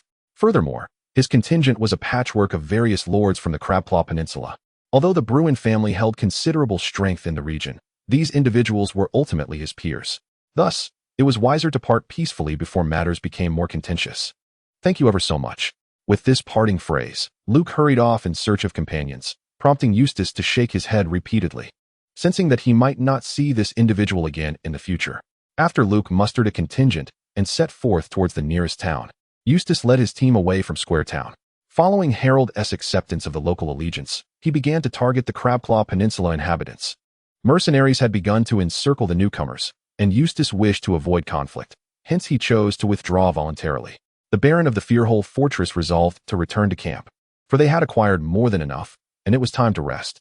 However, en route back, they observed several groups hurrying along the road, all bearing the banners of the familiar lords of the royal territory.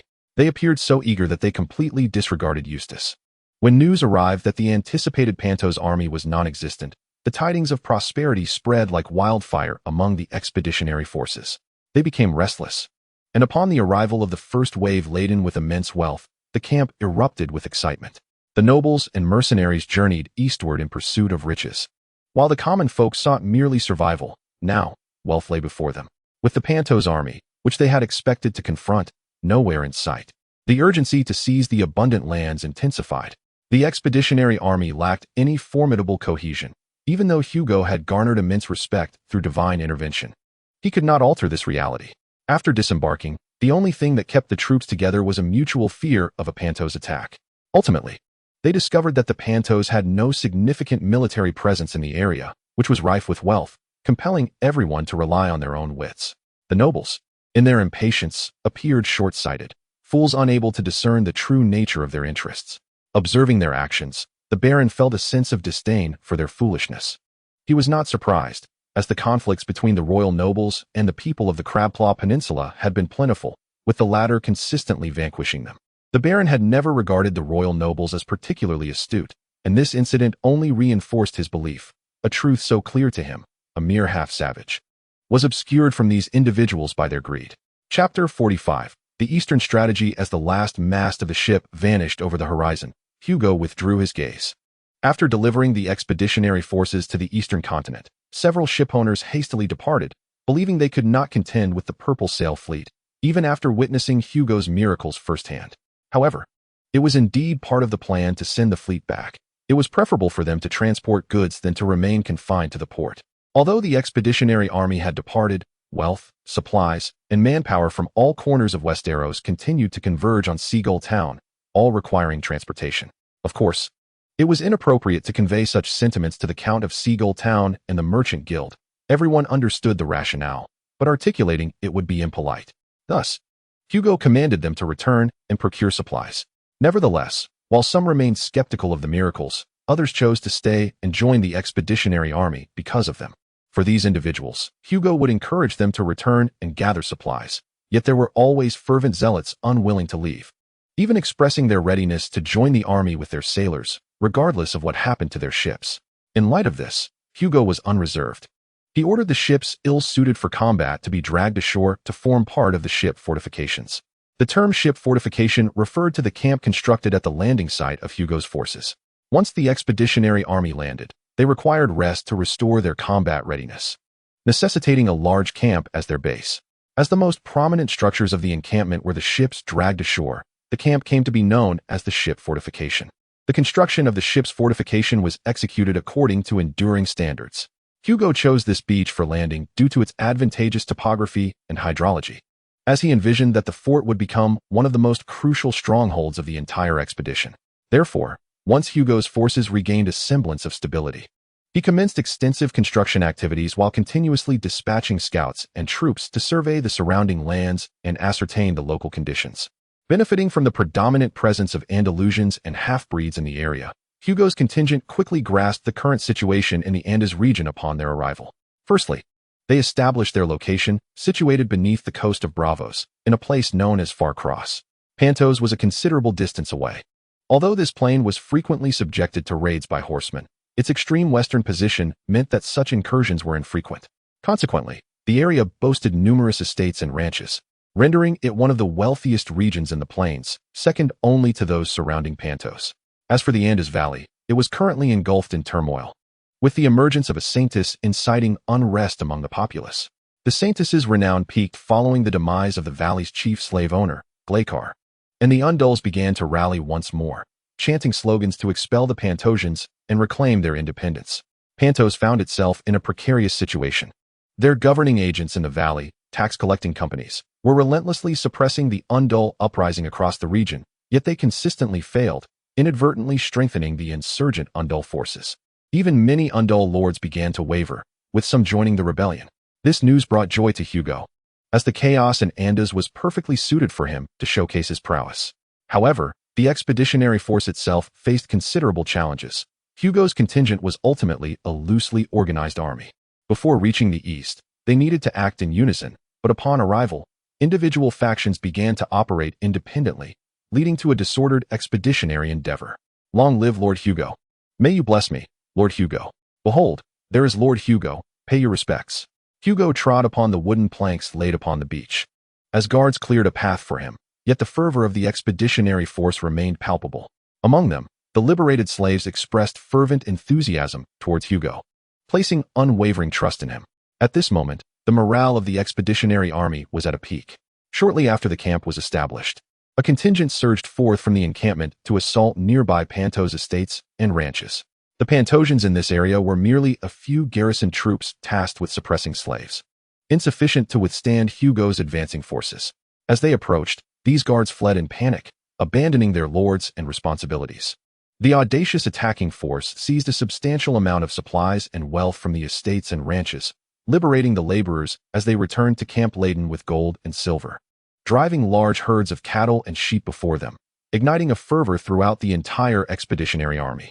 Expeditions continuously set forth to assault the nearby manors, ranches, and even towns, with Hugo also dispatching forces to join this wave of attacks. Given the weakened combat prowess of the Pantosians, within a mere fortnight, nearly everyone reaped substantial rewards. Hugo initially anticipated that the greatest challenge upon arriving in the east would be securing food supplies. However, this issue was swiftly resolved in the past 2 weeks, as the plunder of the slave masters' wealth rapidly replenished the expedition's stores. The Pantosians' dairy industry had led to the rearing of vast herds of livestock, which were now incessantly raided by the expedition and driven to the camps, where the prices of cattle and sheep had plummeted to rock bottom. Even the most impoverished individuals could now feast heartily on meat daily. Numerous slaves also arrived at the camp, predominantly Andalusians, who regarded the expedition as emissaries sent by the 7 gods and were eager to join in this grand endeavor, thereby augmenting Hugo's ranks. Everyone was filled with excitement and joy. Even those who had previously lamented the expedition now found their sentiments altered as they indulged in cheese and meat, grasping the wealth and various implements of the Pantosians. Remarkably, for reasons unbeknownst to them, the responses from the Pantosians were sluggish. The city had not promptly dispatched any forces. Hugo was initially perplexed, but upon learning from the locals that following their defeat at Braavos, Pantos had been compelled to disband their military, it became evident that their inability to muster troops was entirely understandable, likely still searching for mercenaries. Under such circumstances, Hugo's prestige soared to its zenith, as both spiritual and material needs were met. Navigating through the enthusiastic crowds and the constructions in progress, Hugo made his way to the expedition's grand camp, repurposed from a flat-bottomed merchant vessel. Upon boarding the ship, he took his seat of honor amidst the salutes of the soldiers, with the generals and lords of the expedition awaiting him. The Lannister brothers and other nobles occupied one side, while the sparrows, Bishop Lucan, and clergy, along with commoners, sat distinctly opposite them. Lord Hugo, the Pantosians are truly no match for us. Today we have conquered 8 manors and 3 ranches. Some Pantosians banded together, yet they still fell before the might of Lord Gales and his vassals, the old sparrow exclaimed, his excitement palpable. As a devout follower of the Seven, witnessing the expulsion of heathens and the liberation of enslaved adherents only intensified his reverence for the Seven and for Hugo. As for Count Gales, he puffed out his chest with pride when mentioned, showcasing his finely tailored garments to the assembly. Blessed be the Seven, my friends. I am delighted to see such victories. With each slave manor we conquer, the Seven must surely be more gratified. Hugo initially took the floor. However, today we shall not continue discussing the onslaught against the Pantosians. Instead, we must deliberate on our strategies for the future. Everyone listened intently, aware of the theme before the meeting commenced. I resolved that the expeditionary force must advance further into the Andar's Valley. My esteemed colleagues, we cannot allow ourselves to be satiated by the wealth before us, forgetting the true purpose of our journey eastward. Hugo observed the reactions of those below. The fervent members of the Old Sparrow were, of course, animated, driven by their quest for the sacred hills. Nobles like the Lannister brothers, who had already intended to embark on this expedition, readily concurred. However, the nobles led by Earl Gales displayed signs of hesitation, while many others remained neutral, firmly believing there would be no issue in following Hugo. Andars was in turmoil, presenting us with a splendid opportunity to liberate our ancestral lands. We must not be content with merely plundering the riches of the Pentoshi. True wealth lies deeper within the valley.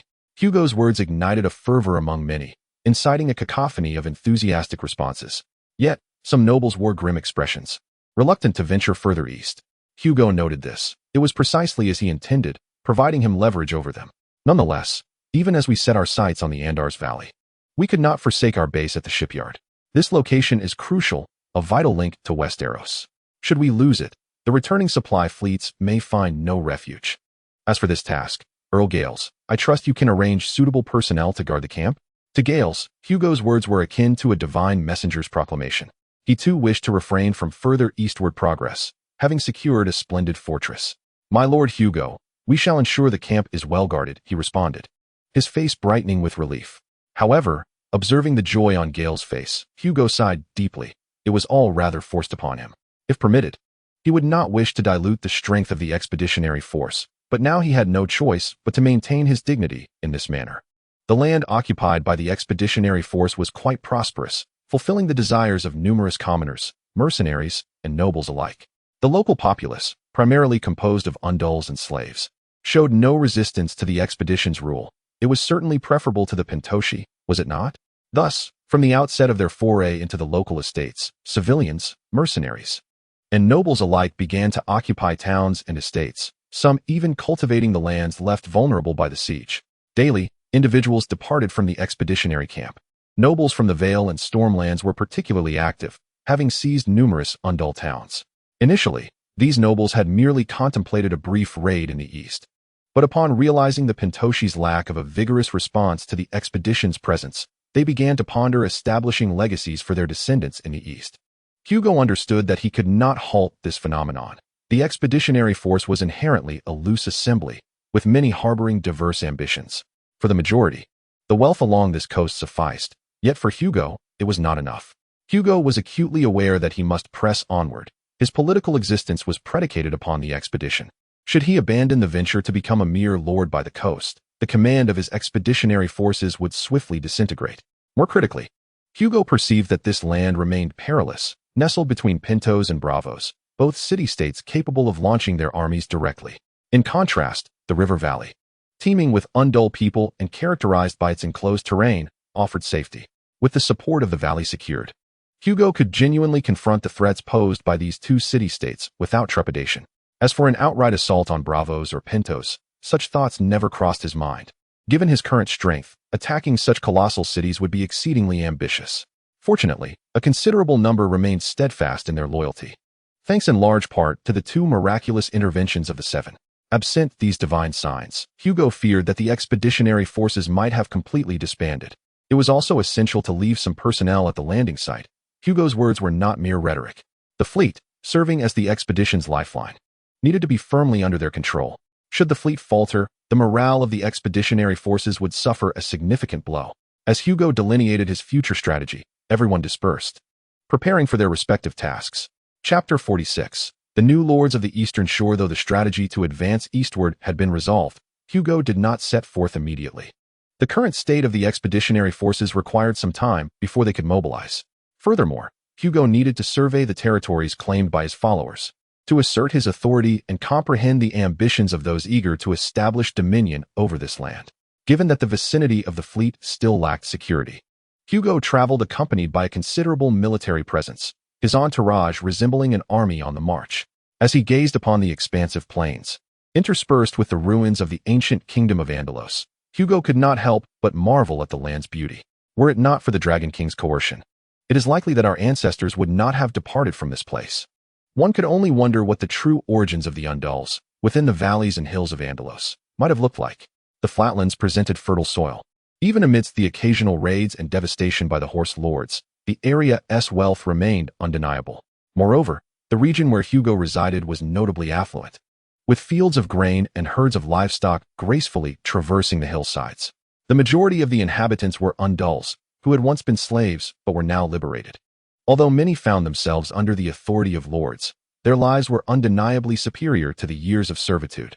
As Hugo's procession passed, individuals would often humbly kneel before him, offering their respects in the heavily accented common tongue. They expressed their gratitude for Hugo's liberation, not to mention the significance of his divine favor to the Undals. Occasionally, one might observe some Western immigrants toiling within the estate, who, upon encountering Hugo, display notable deference. Even the Northmen exhibit similar respect. Had they not accompanied Hugo on his expedition, they would not have had the fortune to cultivate such fertile land. What is the next town? Hugo inquired. Having just departed from Square Town, Hugo encountered Harold, who now self-identified as a baron. This mercenary leader was astutely accommodating, treating Hugo with great respect.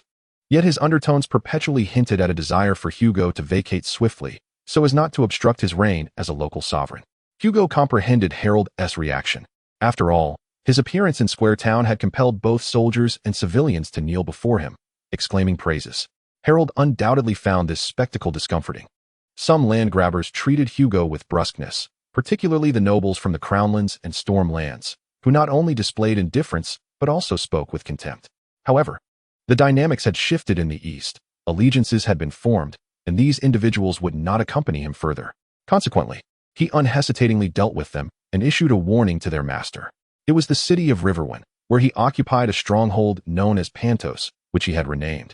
Nearby, a dozen or so villages and estates paid him tribute, and the phrase had gathered there, with Bishop Lucian recently visiting his brother. Canadair promptly responded that the troops under his command were responsible for Hugo's safety. As he spoke, the Blackblade seemed somewhat distracted, his gaze wandering as if lost in reminiscence. Hugo observed the Blackblade's demeanor, inevitably recalling the shadows of his past. Given his reaction, Hugo speculated that he was likely one of the Undals from Andis. Upon arriving in the east, Hugo had noted that Canadair's accent bore a resemblance to that of the locals. This current nostalgic posture only intensified that impression. Yet, Hugo refrained from probing further. Since Canadair was disinclined to elaborate, he deemed it unwise to intrude upon his past. Hybrid Fortress, he mused, commenting on the name of the stronghold. Riverwind, being the surname of a bastard, seemed to reflect Ward Riverwind's concern over his illegitimate lineage. After traversing a stretch of wilderness, Riverwind Fortress materialized before Hugo, a stronghold featuring 3 round towers and a surrounding stone wall, accompanied by a broad and deep moat. The walls, though weathered by time, stood resilient. Despite the fortress's fortitude, the phrase appeared uneasy. As Hugo approached, he observed numerous slingers excavating an earthen rampart, indicating their intention to construct a wooden fort nearby for defense. The twin towers of the Fry banner fluttered above the fortress, and shortly thereafter, the gates swung open, with a cavalry unit surging forth, led by none other than Ward Riverwind. This presence underscored Riverwind's stature within the Fry family, for even amidst the arrival of true Fry descendants, he remained the leader of the Eastern Frays. My esteemed Lord Hugo, it is indeed my honor to have you here in Heavenburg. Observing Wade's current reverence, Hugo was reminded of the indifference he had encountered upon his initial arrival. How fortunes shift, indeed.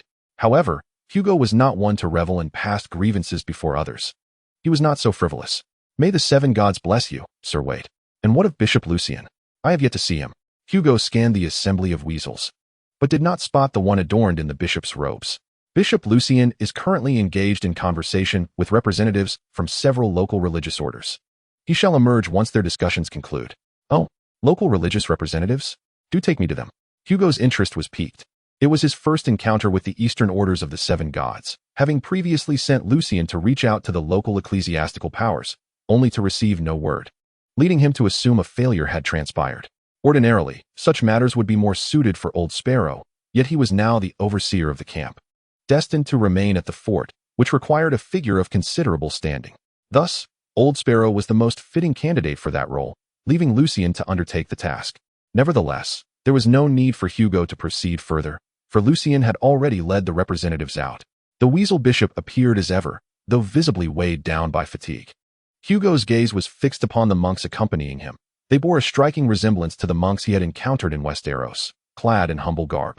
"I beg your pardon, my Lord Hugo, for the delay caused by various matters." Lucien began with an apology, stepping aside. "Allow me to introduce these gentlemen. The three before you are elders from the Surehow Mountain Monastery, the White Eagle Lake Monastery, and the Wild Hollow Monastery. Gentlemen, I present to you the Blessed One, Lord Hugo." The three elders, dressed simply and of unremarkable appearance, bowed in unison. "We pay our respects to you, Blessed One. We are deeply grateful for your presence in the East, liberating so many suffering believers." The eldest among them, hailing from the Surehow Mountain Monastery, seemed to have followed the Western tradition of renouncing their surnames after embarking on their spiritual journeys. "We had initially intended to entrust Bishop Lucien with a gift for you. However, since you are here in person, we shall present it directly." The elder signaled to a monk behind him, who then approached with a gift box. With a countenance of reverence, the elder opened it, presenting the box before Hugo. "We thank you profusely." Hugo gazed into the box and discovered a white, seven-faced stone chalice adorned with heptagrams, each face depicting one of the seven gods. The craftsmanship was so exquisite that for a fleeting moment, he mistook it for jade. Only upon touching did he realize it was made of stone. "This is the sacred healing chalice, a relic of our monastery, crafted from the marble of the hallowed ground where the Father once walked in the Andes Hills. The liquid contained within this chalice transforms into healing waters, greatly benefiting the health of the devout. This is indeed a significant gift, my heartfelt gratitude." Hugo once again spoke, taking the stone cup with both hands. To his surprise, its weight was considerably lighter than he had anticipated. Clearly, this was a unique creation of the Eastern sect of the Seven Gods, its exquisite craftsmanship evident to the naked eye. The fact that this object was entrusted to him reflected the respect the sect had for him.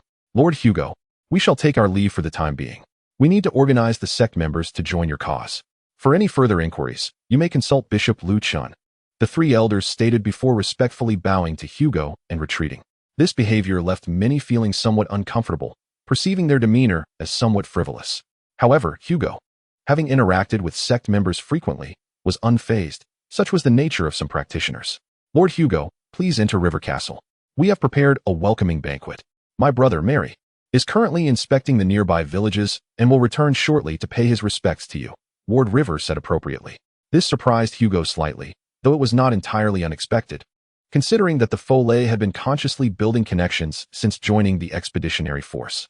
Their ability to gather intelligence was indeed impressive. "The Pantos may arrive at any moment. We must be prepared." Noticing your arrival, Lord Hugo, was merely a fortuitous coincidence. Ward's response brought comfort to Hugo.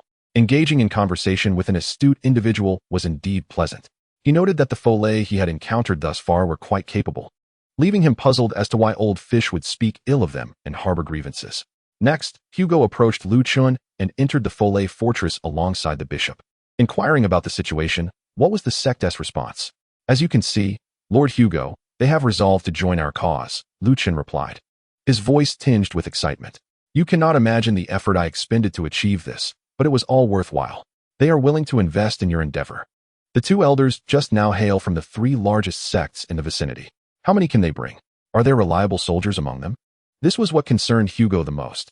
How many people could they muster, and how many soldiers could they provide? After landing, Hugo had been keenly focused on garnering local support. But regrettably, there were no significant undull influences in this region. It was a land filled with slaves, mere cannon fodder on the battlefield. The sects Lucien had discovered were the only ones he could realistically expect to contribute effective combat power. "They inform me there are hundreds, all experienced in combat against the Pantos, and they possess suitable equipment. The Pantos are not keen on seeing undull forces on the ground, which is why these sects are established in remote or sparsely populated areas. Nevertheless, the practitioners often find themselves compelled to fight to protect their sections. That is reassuring." I hope the fighting spirit of these Eastern practitioners is as steadfast as their faith. Hugo expressed his delight at the local sect's decision to join, as it signified that influential local players were finally participating in the expedition. Their assistance could prove invaluable. Chapter 47. The Pathfinders and the Wise Here. The landscape bore a striking resemblance to the Vale, characterized by fertile lands nestled beneath towering mountains. As Gillian Lannister surveyed his surroundings, the undulating, verdant hills captivated his gaze, prompting him to offer his assessment.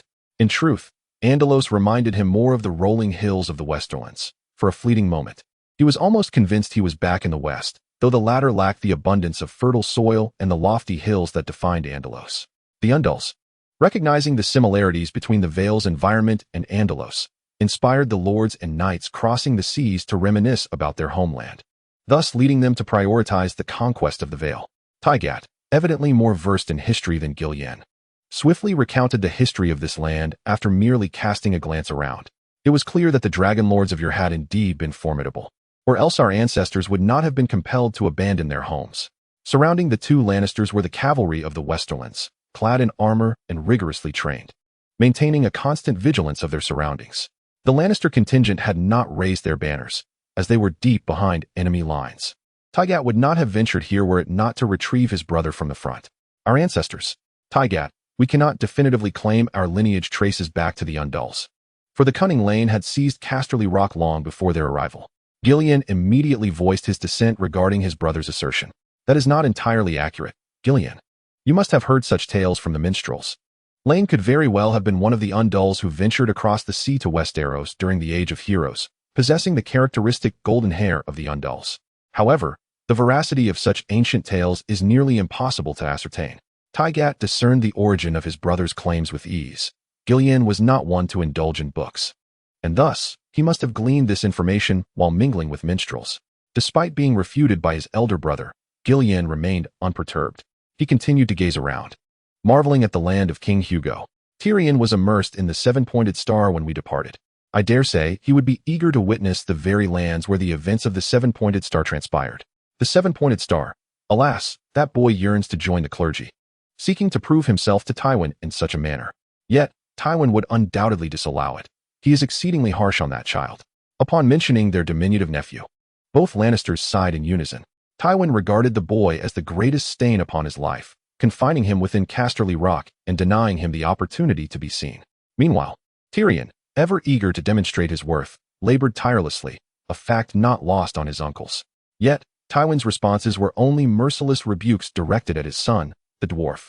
They could comprehend their elder brother's perspective. To him, Tyrion embodied the very essence of his fears regarding the family's decline, and more crucially, the fear of exhibiting weakness. Both Lannisters understood the nature of Tywin's chosen path of governance, a path that wielded power through fear, one that could not afford to exhibit any sign of weakness.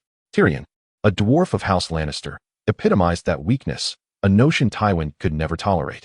The brothers held differing opinions regarding Tywin's authoritarian route. Indeed, it was fraught with challenges. Yet they acknowledged that for the Lannisters of that time, such a course was the only viable means to swiftly regain their strength. Since embarking on this arduous journey, Tywin's siblings realized that he had transformed. He was no longer merely Tywin, but a figure clad in a stern mask that bore his name. Tywin chose a path of hardship, yet he bore the burden upon his own shoulders, successfully embodying the resolute Tywin. In doing so, he effectively sacrificed his own life to the greater ambition of House Lannister. Although his brothers and sisters harbored differing views, their reverence and gratitude towards Tywin remained unwavering. Each desired to share the burden for the family, yet found that only Tywin could bear it. While Tygat and Gillian were in Seagull Town, Tywin dispatched a substantial sum of money along with 300 elite soldiers from House Lannister, accompanied by a letter addressed to his two brothers. In the letter, Tywin conveyed his experiences in a manner that, while still imbued with his characteristic harshness, also radiated warmth that they could perceive. Through Tywin's words, the brothers grasped a vital realization. This expedition was not merely a quest for personal validation against Tywin, but also represented a potential retreat for House Lannister.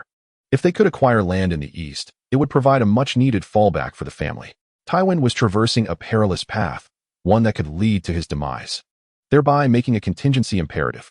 From that moment, the two Lannisters felt the weight of their responsibilities grow heavier. This expedition had evolved into an endeavor not only to prove themselves, but also to secure a future for House Lannister. Let us return. We have ventured far enough. Without a great army, it is best to refrain from further incursions, Tygat suggested, casting a wary glance around, apprehensive that no one had journeyed farther than they. And the likelihood of encountering enemies was considerable. You're worrying again, but you are right. It is prudent to head back, Jillian instinctively retorted, playfully nudging his brother, yet acquiescing to his judgment. Thus, the Lannister contingent turned their horses around and made their way towards the expedition's controlled territory. As the order to retreat was given, many breathed a sigh of relief. Though seasoned veterans, they were particularly averse to the prospect of combat. Shortly after the Lannisters departed, several figures clad as scouts appeared in their vicinity, having been observing the Lannisters, though they had merely been watchers. After exchanging a few words, the group withdrew, allowing the wilderness to regain its tranquility. As they were mounted, the Lannister contingent advanced swiftly, soon leaving the hills behind.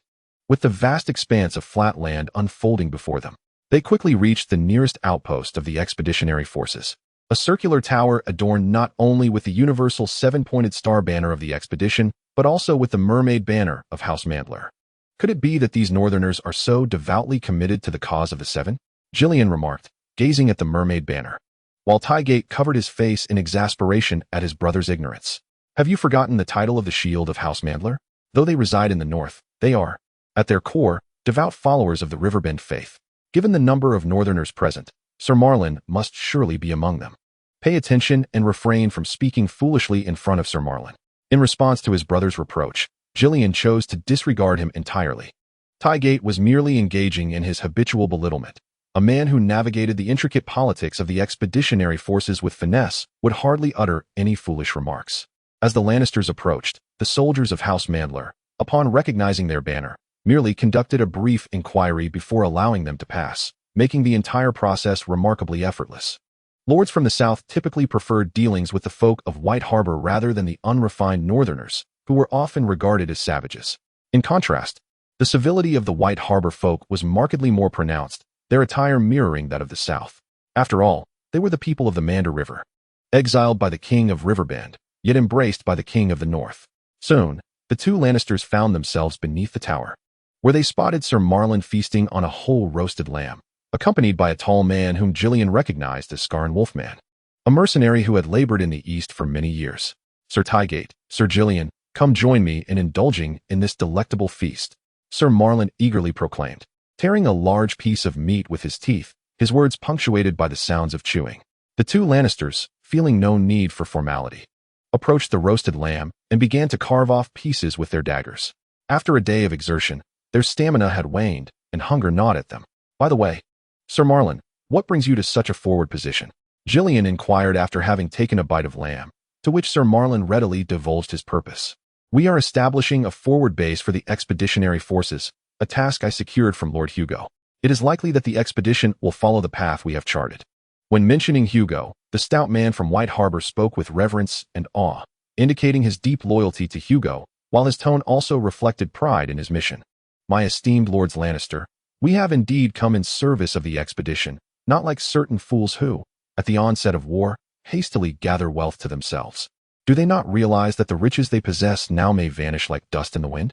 Only after true victory can anything be solidified. The formidable northern man named Scullen continued, his tone laced with derision for those who had abandoned the expedition to seize lands for themselves. Ah, Scullen, must you always mock others? Among the multitude who have journeyed eastward, some seek merely a means of survival, while others pursue wealth. Thus, differing choices are entirely natural. Not everyone possesses such fervent faith or rationality. As the two Lannisters pondered how to respond, Sir Marlon intervened to smooth over the conversation. The mercenary seemed to acquiesce to the knight's words without protest. My esteemed Lords Lannister, I recommend that after dining with me, you promptly return to the ship fortress and mobilize your troops. Lord Hugo is currently inspecting the various strongholds of the expedition, and I surmise that once his inspections are complete, we shall depart. Marlon added, demonstrating his adeptness in social interactions. Thank you for the information, we understand. The Lannisters replied courteously, prompting an even broader smile from Sir Marlon. Chapter 48. The Land of Andas. After completing the inspection of the expedition's dominion, Hugo reflected on the experience with great sentiment. In the not-so-expansive territory near the ship fortress, an earl had already emerged, along with 8 barons and approximately 10 knights. And the numbers continued to swell, as some hesitated to declare themselves nobility. However, it would not be long before decisions were made, and the commoners, mercenaries, and nobles within the expedition all engaged in the burgeoning division of land. Nonetheless, the dispersal of power was not entirely detrimental to the expedition. The forces remaining on the coast would serve as the garrison for the ship fortress, which holds immense significance as the expedition's main base. The more defenders, the better. Furthermore, Hugo also gained new strength, as many slaves sought to return to their homelands in the river valley, thus joining Hugo's ranks, alongside local warriors with ample combat experience against Pantos. As Hugo's army set forth once more, its numbers dwindled from an initial 50,000 to 40,000. And as the march continued, the ranks further diminished. When the river valley and hills of Andes finally came into view, the troop strength had shrunk to fewer than 30,000. The expedition progressed, leaving behind a series of small expeditionary regimes. The local estates and towns proved woefully inadequate to withstand the onslaught. Some towns and estates even surrendered voluntarily to request protection from plunder. The loss of noble strength within the expedition was most pronounced. Although Hugo had stationed the likes of Gelsros and other nobles at the ship fortress to manage their small territories, a significant number of noble forces still advanced with the expedition. However, the reason they continued to follow was the lack of land. Now that land has been occupied, they are compelled to take action. Although the nobles frequently departed from the expedition, the fundamental reason for the Westerlanders' foothold in the east remained the great undertaking of the expedition. They nonetheless retained a contingent of elite forces, knights who constituted a significant presence on the battlefield. In this context, Hugo led his army across the Windleap, officially entering the Andar Valley. The Andar Valley, the heart of the ancient Andar kingdom, was also the epicenter of Undul civilization, where the former king of hills, Hugo, had his capital nestled among the Andar peaks. In the legends of the people, Hugo's capital was depicted as a magnificent white city, towering over the Andar kingdom, ruled justly by King Hugo under the gaze of the 7 gods. However, following the arrival of the Valyrians, many Unduls were forced to abandon their homes and flee westward. Yet, the Unduls persevered tenaciously in this land, continuing their lives, while the valley and hills remained divided among various lords. The influence of Valyria, and later that of Pentos, was confined to towns within the valley. Although they had systematically attempted to eradicate Undul influence, their efforts proved largely ineffective, particularly in the hills of Andar. Now, the expeditionary forces from Westeros, descendants of those who had departed long ago, have returned, stepping into the tumultuous world of the valley, poised to exert a profound impact. As they entered the hills and valleys of Andar, the lush mountains and expansive fertile valleys unfolded before them. According to the information Hugo received, this land was in turmoil, with the so-called saints stirring the winds of change, while the northern Unduls had risen in rebellion, casting a shadow of war over the valley. Unlike the plains, the valley was still home to numerous Undul lords. Although their territories were generally small, they steadfastly resisted the incursions of Pentos. The Pentoshi could only exert control through various tax-collecting companies, which were now rendered impotent by the tumult brought forth by the saint. These companies could only concentrate their forces to confront the armies of the saint. Upon Hugo's arrival in Andar, he swiftly breached several grand estates of slavery, heralding their arrival. With the entry of Hugo's forces, the already restless flames at the core of the ancient Andar kingdom were further stoked. The river flowed like a serpent, winding gracefully between the mountains, flanked by vast fields on either side, while the hills of the valley were adorned with lush trees. Even those residing in the fertile Eyrie Valley would lament the desolation of these lands, for their fertility rivaled that of the Eyrie Valley. Consequently, some commoners departed from the expedition and began to cultivate the land. In their eyes, reaching the Andes River Valley was sufficient. This land was indeed fertile and abundant, awaiting their diligent hands to cultivate it. Devout individuals carried soil from the riverbank as talismans against their chests, while others fervently kissed the earth. It was by this very river that the expeditionary forces established their grand encampment, where soldiers and civilians alike reveled in the gentle breezes, admiring the splendor of the land once traversed by the 7 gods. However, within the ranks of the expedition's leadership, the atmosphere was markedly different, particularly for Hugo, who now bore a tremendous burden. "Lord Hugo, may I enter?" The voice of Canitor suddenly broke through Hugo's reverie, immersed in contemplation and weighing his options. "Come in, Canitor." The Black Blade promptly entered, first offering a respectful salute to Hugo before articulating his purpose in his customary swift and concise manner. "Lord Hugo, I have come to bid farewell." "Farewell? Why?" The news startled Hugo, nearly prompting him to rise. Canatir was one of his vital officers. Why would he depart? I am of Andas by birth. This land was once my domain. I have decided to visit a lord of Andas to secure his support for you. Oh, then go ahead. However, Canatir, do not prolong your absence. I still require your presence here. Rest assured, I shall return swiftly. Canatir's request was fortuitous, as he had recently sent local clergy alongside Bishop Lucan to visit various lords. Yet, he felt this might be insufficient and pondered how to strengthen their efforts. The circumstances in the valley differed from those in the plains. Although there were numerous slave plantations here, it was ultimately the Andas lords who governed this land, each overseeing their respective valleys and hills, making their support crucial, particularly among the lords of the hills, who were not fragmented like the valleys maintained in disarray by Pantos. There still existed substantial lords amidst the many hills. Currently, only a few valley lords had allied with them, primarily those in the region entered by the expedition. Yet they had provided Hugo with considerable manpower and resources, further underscoring the significance of the Andas lords. Hugo had no doubts regarding Canatir's words. He knew him well. This individual had always been earnest, never prone to exaggeration, and consistently reliable. As for Canatir's past, Hugo refrained from probing, recognizing that the Black Blade was not one to voluntarily disclose such matters, regardless of how others inquired. Yes, my lord Hugo. Canatir then withdrew, allowing Hugo to resume his interrupted train of thought. Presently, he was deliberating on how to approach the saintess of the valley. The saintess of the river valley, Statina Valley, was the illegitimate daughter of a noble family in the river valley. As a child born out of wedlock, her fate would have likely been to be wed off to a lowly knight or a promising young man. However, everything changed when the miracles of the seven gods manifested within her. Initially, Statina was known for her charitable deeds, gradually gaining a reputation for the healing power of her touch, as many afflicted individuals experienced miraculous recoveries after being graced by her hands. Yet, such tales alone might have led her to be revered posthumously as a saint of the seven gods. The turning point in her renown arose from a trial in the river valley, a judgment against the prominent slave owner, Glacier of the Red Branch.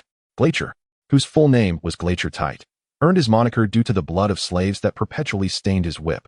He was the most rapidly ascending slave plantation owner in the last decade, and had recently solidified his status as the largest slave master in the region. The trial was initiated by a group of Andarl farmers who accused the slave owner of subjecting them to inhumane treatment akin to slavery.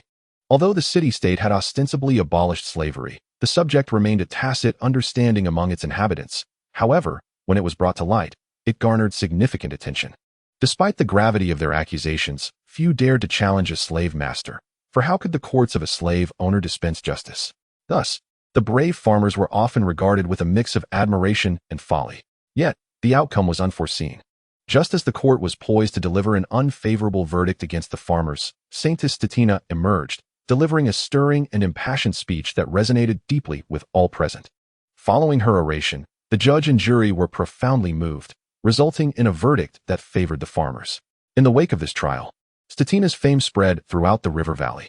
Glacier, a powerful and prominent slave owner, faced defeat before the Saintess, whose influence compelled the judges and lawyers to align with justice. With the conclusion of the trial, Statina became a symbol of resistance for the people, and soon, the courageous inhabitants of the river valley elevated her to a divine pedestal, rallying around her as a banner under which their uprising would commence. Hugo, however, harbored doubts regarding this saintess. On one hand, he perceived her rise to prominence as riddled with suspicion, filled with elements that felt amiss upon closer examination.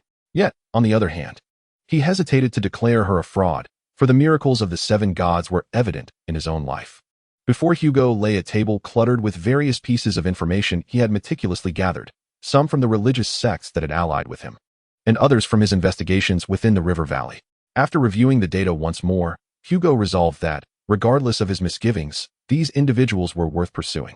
If the support of the Valley Saintess could be secured, the expeditionary forces would be bolstered with reinforcements.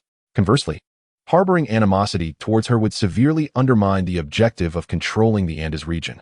Thus, it is imperative to court the Saintess. Every possible ally must be sought. Chapter 49. The Hill Lord Throughout History. The valley has been fragmented among various lords, who have engaged in relentless vendettas and struggles against one another. Yet, when confronted with external foes, these deeply divided valley lords occasionally unite. Such instances are rare, and even when the enemy's forces approach their very gates, They often continue their internecine conflicts. The Andes Hills, unlike the Valley, are isolated by towering mountains, leading to incessant disputes over resources, with ancient hatreds lingering amidst the ridges. I have returned. Gazing upon the mountain fortress before him, Canitir spoke in a flat tone, devoid of the nostalgia typically associated with homecoming. It was merely a statement of fact. Fortresses are commonplace in the hills, as each mountain lord requires protection in this region where warfare is a continual theme. Before the Black Blade stood a fortress crafted from wood, rising majestically atop a flattened hill. Despite its wooden structure, it exuded a grandeur that belied its age. Beneath the fortress, numerous makeshift shelters housed the free warriors of the mountains, who never parted with their swords and daggers, their gazes wary of those around them. 2 soldiers draped in fur cloaks and clad in chain mail stood at the gate, their vigilant eyes scanning the village and fields below, as well as every individual approaching the fortress. Upon sighting Canitir, they immediately raised their weapons. "Who are you?" "I am Canitir, the Black Blade." His declaration elicited incredulity from the soldiers, but as he revealed the black sword at his waist, their expressions shifted dramatically, prompting one to rush off to relay the news. It truly is you, Black Blade. When I first heard of a figure wielding a black sword among those who came from the west, I suspected it would likely be you." The lord of the fortress, Lord Berlick, finished gnawing on a bone, savoring the grease as he welcomed Canitir's arrival with evident delight. The lord's hall was filled with warriors, each adorned with swords, spears, and the like, indulging in food and drink under the lord's hospitality. Serving girls weaved through the boisterous men, delivering flagons of wine, while occasional playful slaps on their backsides elicited shrill, albeit perfunctory, shrieks from the maidens, which the warriors largely disregarded. "You have gathered warriors. What are your intentions?" Canitir inquired coldly. Berlick, with a sly smile, replied, "Of course. It is for the great figures, the saints, the divinely favored. I must ensure my army is prepared, ever ready to seize opportunities. You remain unchanged, as ever. I now serve the expeditionary forces, and I have come to persuade you to join us." Canitir's tone was as calm and brisk as before, while Berlich appeared quite familiar with him, showing no surprise whatsoever. After a millennium, a relative returning from the west? "Canitir, grant me a reason." As Berlich absent-mindedly scraped his teeth with a finger and toyed with the dagger at his waist, he exuded an air of irreverence. "Because Lord Hugo commands tens of thousands of soldiers, half of whom are battle-ready." As he spoke, images of Hugo's army involuntarily flashed through Canitir's mind, while others spoke grandly. "You chose to downplay it, Canitir. Your nature remains unchanged, still so honest and dependable. However, indeed, an army of over 10,000 is quite considerable. By the way, why do you not mention your divine patron?" After finishing with his teeth, Berlich summoned a servant to bring him a mug of beer, which he downed in one go. "Lord Hugo is favored by the 7 gods, yet as mortals, we cannot rely solely on them." "Ah, it is indeed you, Canitir. In that case, I shall support your Lord Hugo." Berlich laughed heartily, but soon made a decisive choice, aligning himself with the expeditionary forces. "Given your endorsement, this endeavor surely merits my allegiance. Far more reliable than those who brandish young maidens as banners, especially since they have dubious ties with the scoundrels of Twin Star City. One glance reveals their problems. However, Canitir," the Lord's tone shifted, "I wish to ask you something. Are you willing to pledge your loyalty to me? If so, I would gladly marry my daughter to you, making you my heir." Berlich regarded Canitir with utmost seriousness, devoid of the earlier levity and nonchalance. "A warrior of your courage is a treasure to anyone. Your mere existence instills fear in our enemies. Years ago, you breached an entire army's defenses to slay August, and now his lands have become mine. I have dealt with matters more thoroughly than that deceased wretch. None of his family or vassals survived.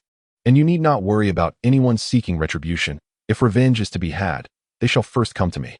As Berlich uttered these cold words, he spoke as if blood feuds and annihilations were commonplace. "No, that was merely a conflict in the mountains. I was fortunate back then, Berlich. It was only upon my arrival in the outside world that I comprehended its vastness, and most importantly, I found someone worthy of my loyalty." Canitir's refusal was both resolute and prompt, casting a shadow of disappointment across Berlich's face. "Alas, what a pity. However, this only heightens my desire to meet Lord Hugo and discover what manner of man he is," Berlich remarked, then clapped Black Blade on the shoulder. "Rest well here today. I shall find you 2 women, both virgins, to indulge you. You may take them with you if you wish, while I go to summon the lords." "Summoning the lords?" Canitir paid little heed to the matter of women, focusing instead on this. "Indeed, You have now ascended to the rank of a prominent general under the Divine Chosen. And I too have undergone a significant transformation, for I have become a Grand Lord of the Highlands, with the entirety of Swan Hill now bowing before my authority. Berelic, revealing his yellowed teeth in a manner akin to boasting, showcased his splendid ring, yet Canitor's countenance remained largely unaltered, which left him somewhat disheartened. Ah, by the way, I have a gift for you. The thwarted Berelic, as if struck by a sudden inspiration, slapped his forehead and summoned a few of his guards, issuing a few commands. Shortly thereafter, a frail man was brought before them. He was Glacier of the Red Branch, a rather fine gift, would you not agree? A look of surprise crossed Canitor's face. Had he truly captured the most influential slave master of the River Valley? This expression brought immense satisfaction to Berelic. I shall present him to your master in due course. Now that I have pledged my allegiance to the expeditionary forces, do enlighten me on the true composition of the army under the Divine Chosen. With a wave of his hand, Berelic ordered the slave master to be dragged away like a lifeless dog, then turned back to Canitor.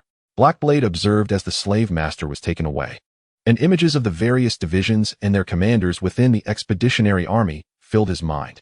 When the expeditionary forces officially entered the Andes Valley, the number of combatants was slightly above 10,000. Unfortunately, among these, 5,000 were mere able-bodied men, relegated to the role of mere presence and tasked with hurling javelins and stones from behind barriers.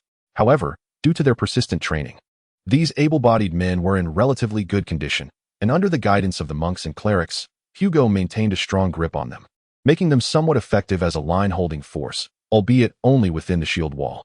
Next came the noble armed forces, currently led by the Earl of Fallenwood, Silveraxe Grandenfell.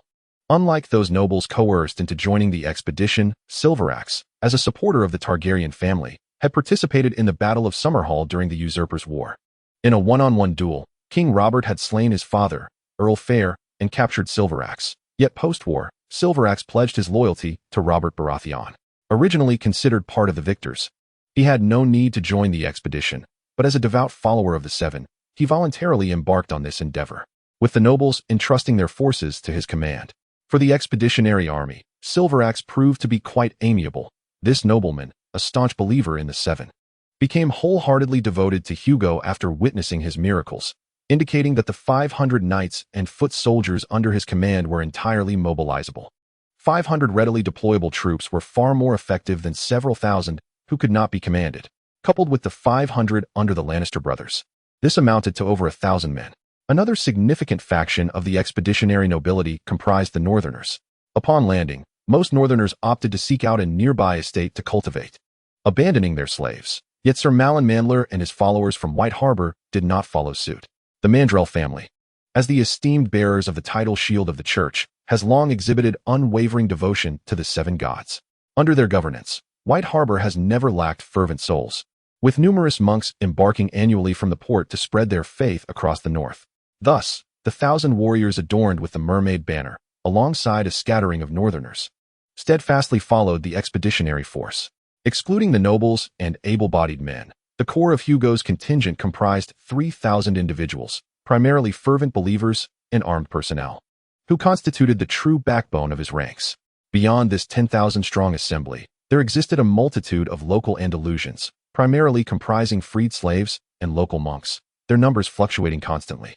Much like the civilians accompanying the expedition, their leader was a shepherd named Wood, the first Andalusian to witness the landing of the expeditionary force. After the death of his lord, he found himself with nowhere to turn and thus joined the expedition, quickly rising to prominence within the shepherd community due to his swift actions and inherent respect. Having contemplated these matters, he turned to Berlich, whose face was alight with anticipation, only to provide an unexpected reply. No, you shall learn of it when your forces reach the expedition's encampment. Ah, it seems your loyalty to Hugo is indeed unwavering. Very well, I shall inquire further upon my arrival at the camp. The Lord raised his hands in a gesture of surrender, not angered by Blackblade's response. Recognizing it merely as yet another test, had Blackblade divulged the expedition's secrets at that moment, then concern would have been warranted. Chapter 50, Revelations of the Slave Master. As the hillside Andalusians emerged en masse from the verdant slopes, the sentinels initially mistook them for enemies. The Andalusians of Andalsis can be broadly categorized into two groups, the River Valley Andalusians and the hillside Andalusians. The former dwell in the fertile plains of the River Valley, while the latter inhabit the expansive hills. Their distinction mirrors that of the valley dwellers and mountain clans of Westeros. However, the notable difference lies in the fact that both groups converse in the same tongue, and their trade and interactions are exceedingly frequent. The hillside Andalusians, in contrast to their river valley counterparts, possess a more contentious disposition, engaging in generations of blood feuds amidst the mountains, occasionally descending to assault the river valley estates to liberate slaves. This does not imply that they refrain from attacking their river valley kin. In truth, the hillside Andalusians often perceive their relatives as excessively feeble, resulting in a mutual resentment between the two factions. Presently, the majority of Andalusians within the expedition are from the river valley, and their perceptions of the hillside kin inevitably influenced the expeditionary force. As the soldiers beheld the multitude of hillside folk, they instinctively assumed an impending attack. It was only when Blackblade Canatir advanced to the forefront and elucidated the situation to the wary expeditionaries that their vigilance was finally alleviated. "Ah, Canatir, it appears your prolonged absence was dedicated to rallying such a formidable contingent for Lord Hugo. Your prowess is truly commendable, I must admit. I was unnecessarily concerned about your well-being," Farmer Snow exclaimed eagerly to Canatir, who responded with a warm smile at the concern of his old friend. Meanwhile, as these two old companions reunited, Lord Burlich was meeting with Hugo. To Hugo's astonishment, he found himself in the presence of a great lord. When Canatir took his leave, Hugo had anticipated him bringing along perhaps a handful of minor lords, yet he had instead summoned the Lord of Swan Hill, who governs the entire Velvet Hills. Among the Annaler lords inhabiting the hills, only 3 are acknowledged as great lords: the Lord of Triangular Land, the Lord of Grey Valley, and the Lord of Swan Hill, with Canatir presenting the most formidable of them all. The strength of the Swan Hill Lord lies in his control over the upper valley of the Little Lorne River, where the fertile plains provide an abundance of food and troops, making him a pivotal and as lord. Lord Burlich brought with him 3,000 men, although most were not clad in armor, and many possessed little more than their tattered cloaks. These were seasoned warriors forged in the crucible of the long and brutal conflicts of the hills, true masters of the land. Indeed, seeing is believing, Lord Hugo. Only after witnessing your demeanor do I comprehend why the Blackblades would choose your expeditionary force, Burlich lauded Hugo, who found this flattery quite gratifying. Yet, he remained vigilant, sensing that this man was formidable, akin to facing a beast, one that would not reveal its claws until the very last moment. Canatir had previously informed Hugo of the character of this great lord, and such insights led Hugo to conclude that he was indeed a cunning adversary. Hugo was certain that should the tides of fortune turn unfavorably, Burlich would not hesitate to switch allegiances in an instant.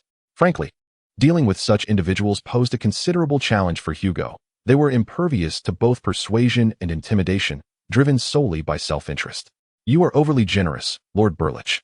Although you present a challenging opponent, the current circumstances favor the interests of the expeditionary force, sufficient to harness this beast," Hugo replied.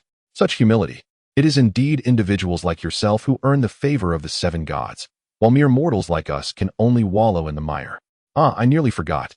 Bring forth the wretched slaver," commanded Burlich.